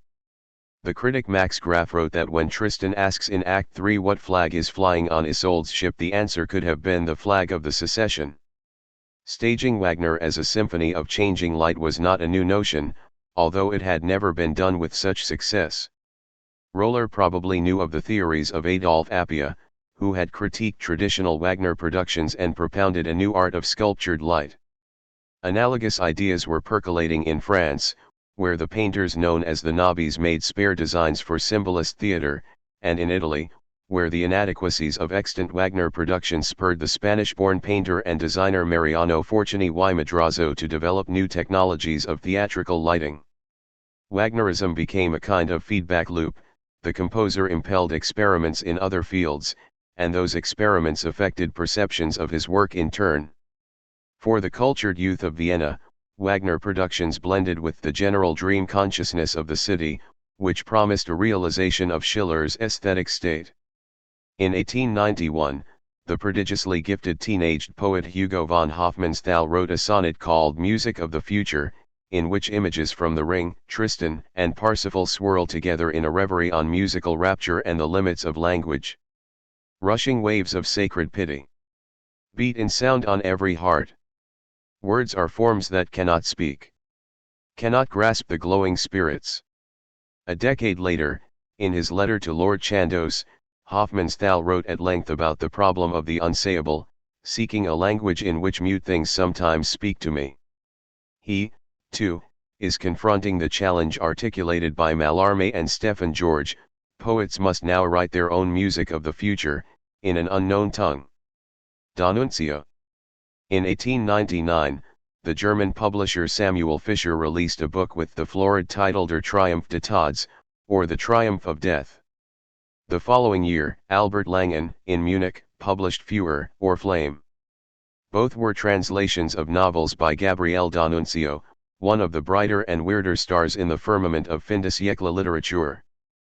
Both books allude to Wagner and Nietzsche, who seized D'Annunzio's imagination as he wavered between continental decadence and Italian nationalism. His work proceeded to make waves in German literature. An altered image of Wagner was projected back across the Alps. More ominously, D'Annunzio adumbrated a fusion of art and politics, Gesamtkunstwerk in the most all-devouring sense. He began as an apostle of aestheticism. By 1920, he had refashioned himself as a proto-fascist leader, the commandante of the city-state of Fiume. Italians, like Germans, had recently assembled a national unity from a host of older states, relying on cultural heritage as a bonding mechanism. In 1871, the year of the founding of the German Empire, the Risorgimento, the unification of Italy, reached its final stage with the incorporation of Rome. As in Germany, a composer symbolized the new order: Giuseppe Verdi, whose music had served an anthemic role during the drive toward unification, became a national hero, his name read as a cipher of the sovereign, Vittorio Emanuele, Re d'Italia. But for many progressive-minded Italian artists, Wagner's art mattered more than Verdi's. It had the gleam of the modern. The year 1871 also saw a triumphant performance of Lohengrin in Bologna, which marked the onset of Italian Wagnerism. In the 90s came a short-lived journal called the Cronica Wagneriana, the Italian equivalent of the Bayreuther Blatter, the Revue Wagnerienne, and the Meister. D'Annunzio found his way to Wagner along the decadent path. His first great success had been the 1889 novel Il Piacere, an ode to aestheticism in the Huysmans mode. During a stay in Naples in the early 90s, D'Annunzio became enamored of Tristan, to the point where he had the composer Niccolò van Westerhout play the entire score some 10 times at the piano. A member of his circle recalled, he wanted to hear the nagging prelude again and again, he took notes, he almost clung with his eyes to the page where the torture of the potion begins. This is the same musical passage that transfixed Fernand Knopf.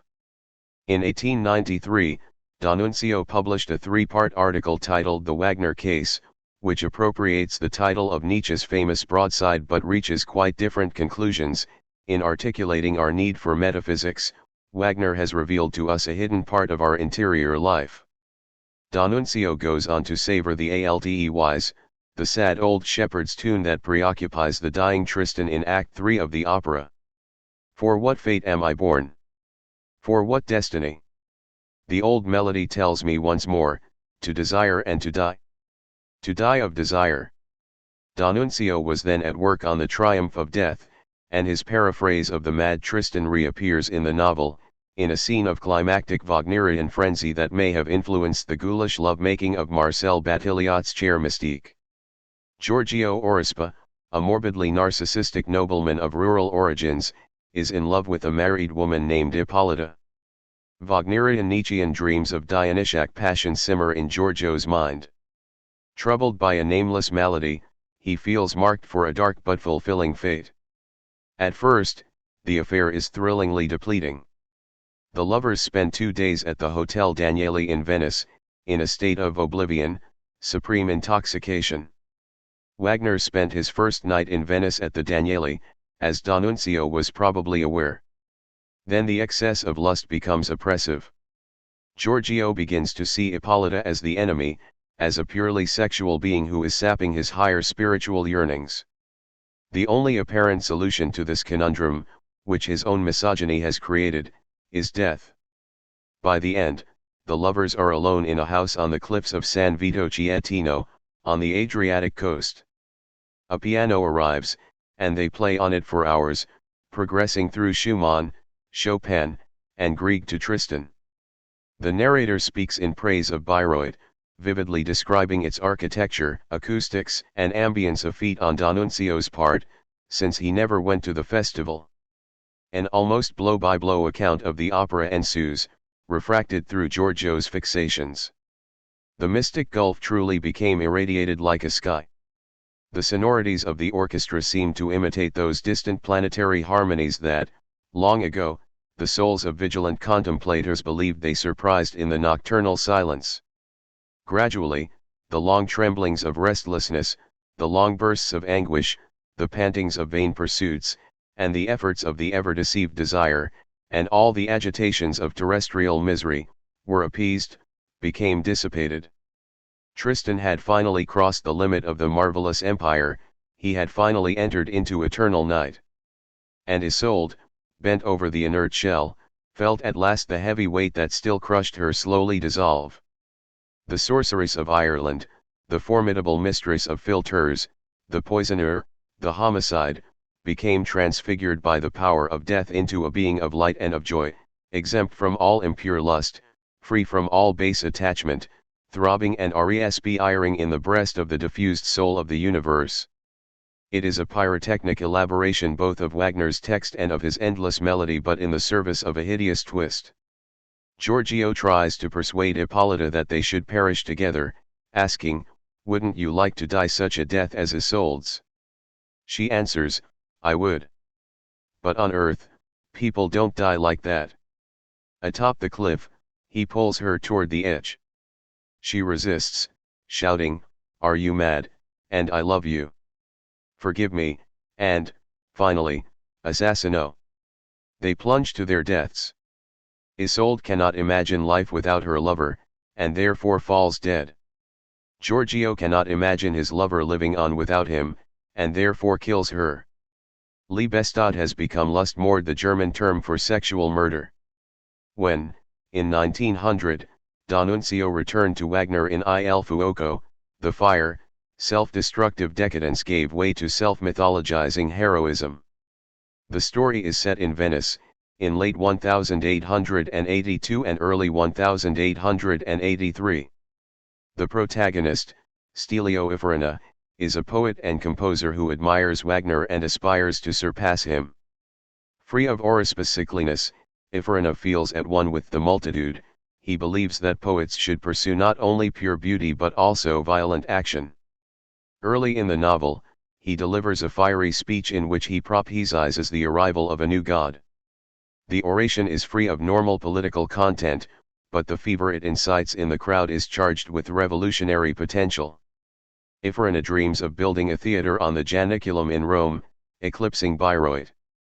Wagner is a model insofar as he helped to beget an empire.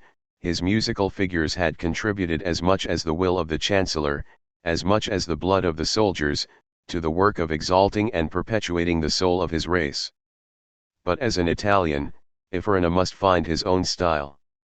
His art will be distinguished by the powerful, sincere simplicity of its lines, by its vigorous grace, by the ardor of its spirit, by the pure force of its harmonies.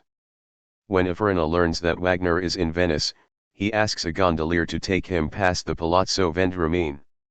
It was there that the great ailing heart was beating. The image of the barbaric creator reappeared, with its blue eyes shining under the vast brow, its lips closing above the robust chin that was armed with sensuality, pride, and disdain. Iferina throws flowers at the door, shouting, "Hail to the victorious one!" Later, he finds himself sharing a boat with the Meister, alongside Liszt and Cosima. Wagner collapses, and they carry him from the boat. Iferina quivers at the touch of the revealer who had brought forth the essences of the universe. All the while, he is crystallizing his own ideals. When Wagner dies, Iferina asks Cosima if he can join those who are to bear the casket at the beginning of its journey back to Bayreuth. The revealer's demise clears space for a new Italian art, whose contours are already visible in the sturdy bodies of two Roman Siegfrieds who assist Iferina with his new theatre. From the triumph of death to the fire, Wagner imagery undergoes an unsettling slippage. In the one, the hero descends into a hysteria in which homicidal and suicidal impulses become indistinguishable. In the other, the hero forges a new populist art that devolves toward demagoguery. The birth of hypernationalism from the spirit of aestheticism presages 20th-century developments. When, after the First World War, D'Annunzio established his short-lived dictatorship in Fiume, he virtually stepped into the character of Iferina, delivering vehement speeches from the balcony of the governor's palace. Mussolini learned much from D'Annunzio's style. Hitler, in turn, learned from Mussolini, while nursing his own Bayreuthian fantasies. D'Annunzio gives evidence of the political dangers inherent in Wagnerism. The Mann brothers, Heinrich and Thomas, studied his case closely.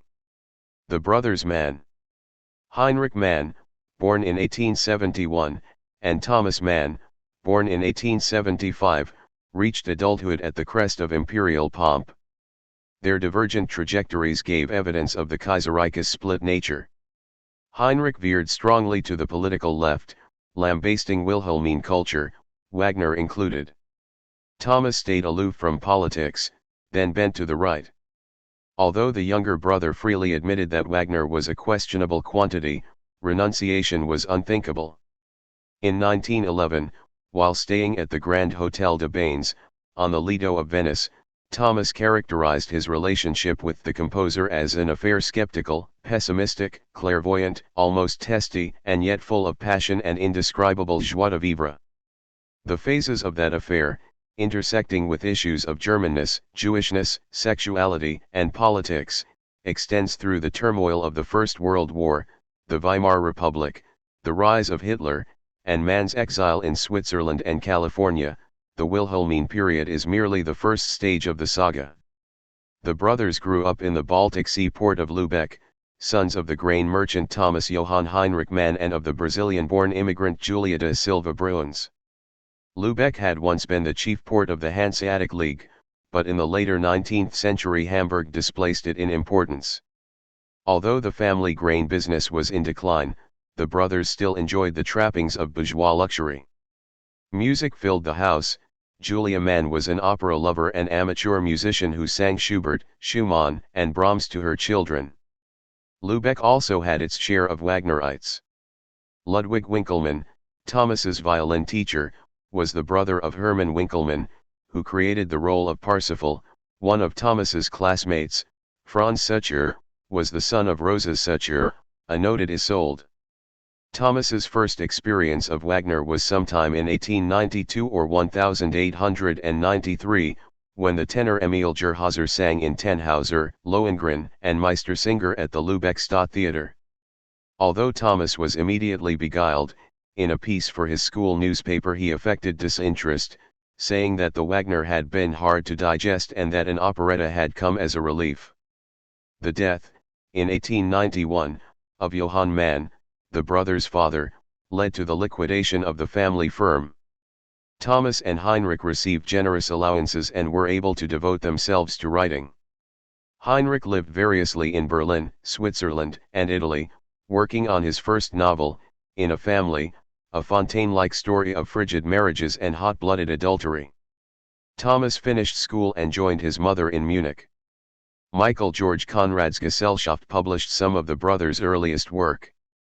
Of the two, Heinrich was the first to deploy Wagner.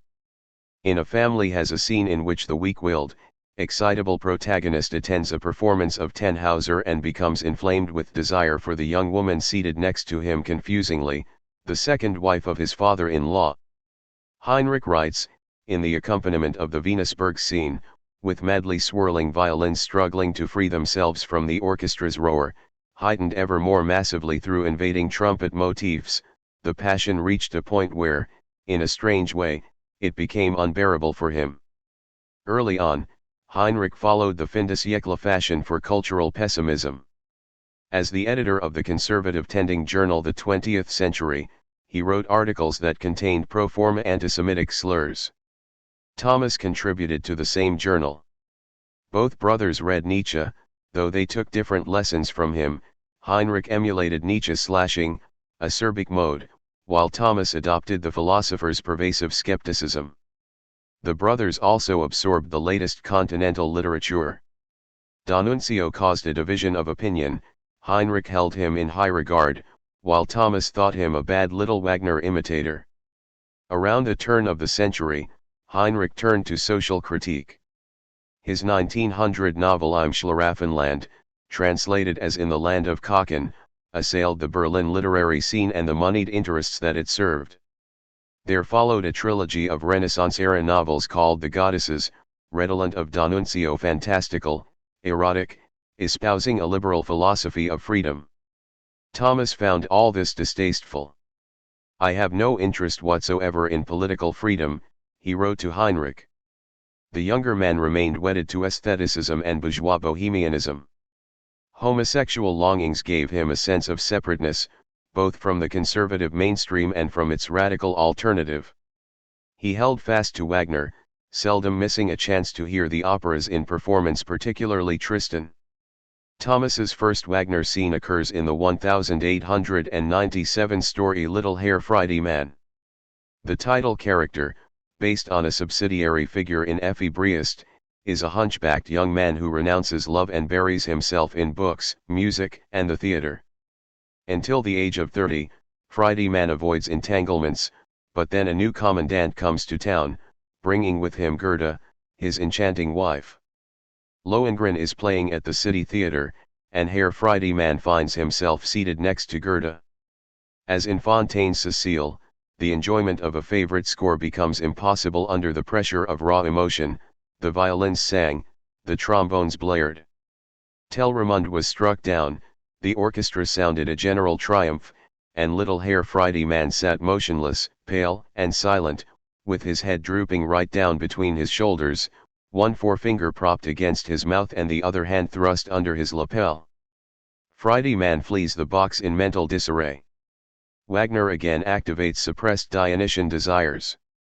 When, at the end, Friedemann realizes that Goethe's flirtatious attentions are meant in jest, he drowns himself. He is like Alberich taunted by the Rhine maidens, except that he is incapable of exacting revenge. Buddenbrook's Decline of a Family, Thomas's debut novel of 1901, evolves from irony in the Fontaine manner toward Wagnerism at highest pitch. The scope of the work almost begs for comparison with The Ring. As Wagner tells of the fall of the gods, Mann recounts the Verfall decay, downfall of a German mercantile family, modeled on his own. In a 1901 letter, he sketched the nature of Wagner's influence on the book, the considerable epic effect of the leitmotif. The Wagnerian in the effect of this literal reference back over long stretches, in the change of generations. Later, Mann maintained that, just as Wagner had first conceived Siegfried's death and then developed the earlier parts of the cycle, the final part of Buddenbrook's had been imagined first and that the story was then extended backward. Buddenbrook's begins, like The Ring, with the acquisition of real estate. Old Johann Buddenbrook, the son of the founder of the family business, has gathered relatives and friends to celebrate their move into a new home on Mengstrasse. Guests cross the threshold like the gods traversing the Rainbow Bridge. Just as Wotan's Valhalla rests on shady dealings, the new Buddenbrook mansion is haunted by a buried family conflict. A son from a prior marriage is demanding his part of the inheritance. Johann Jr. recommends reconciliation, saying, "There should be no secret crack-riss running through the building that we have erected with God's gracious help." In the prologue of Götterdämmerung, the three Norns, weavers of the rope of fate, find that their thread is fraying, and finally it breaks, riss. The gods' fate is sealed. By analogy, the Buddenbrooks face similar peril. Such portentous references have an undertow of comedy, as Mann pointed out, they underscore the self-aggrandizement of the German bourgeoisie, no less than the Neo-Grecian facades of villas like Wanfried. Later in the novel, Wagner assumes an active narrative role. Into the Lübeck community comes another Goethe, an elegant, superior young woman from Amsterdam, who plays violin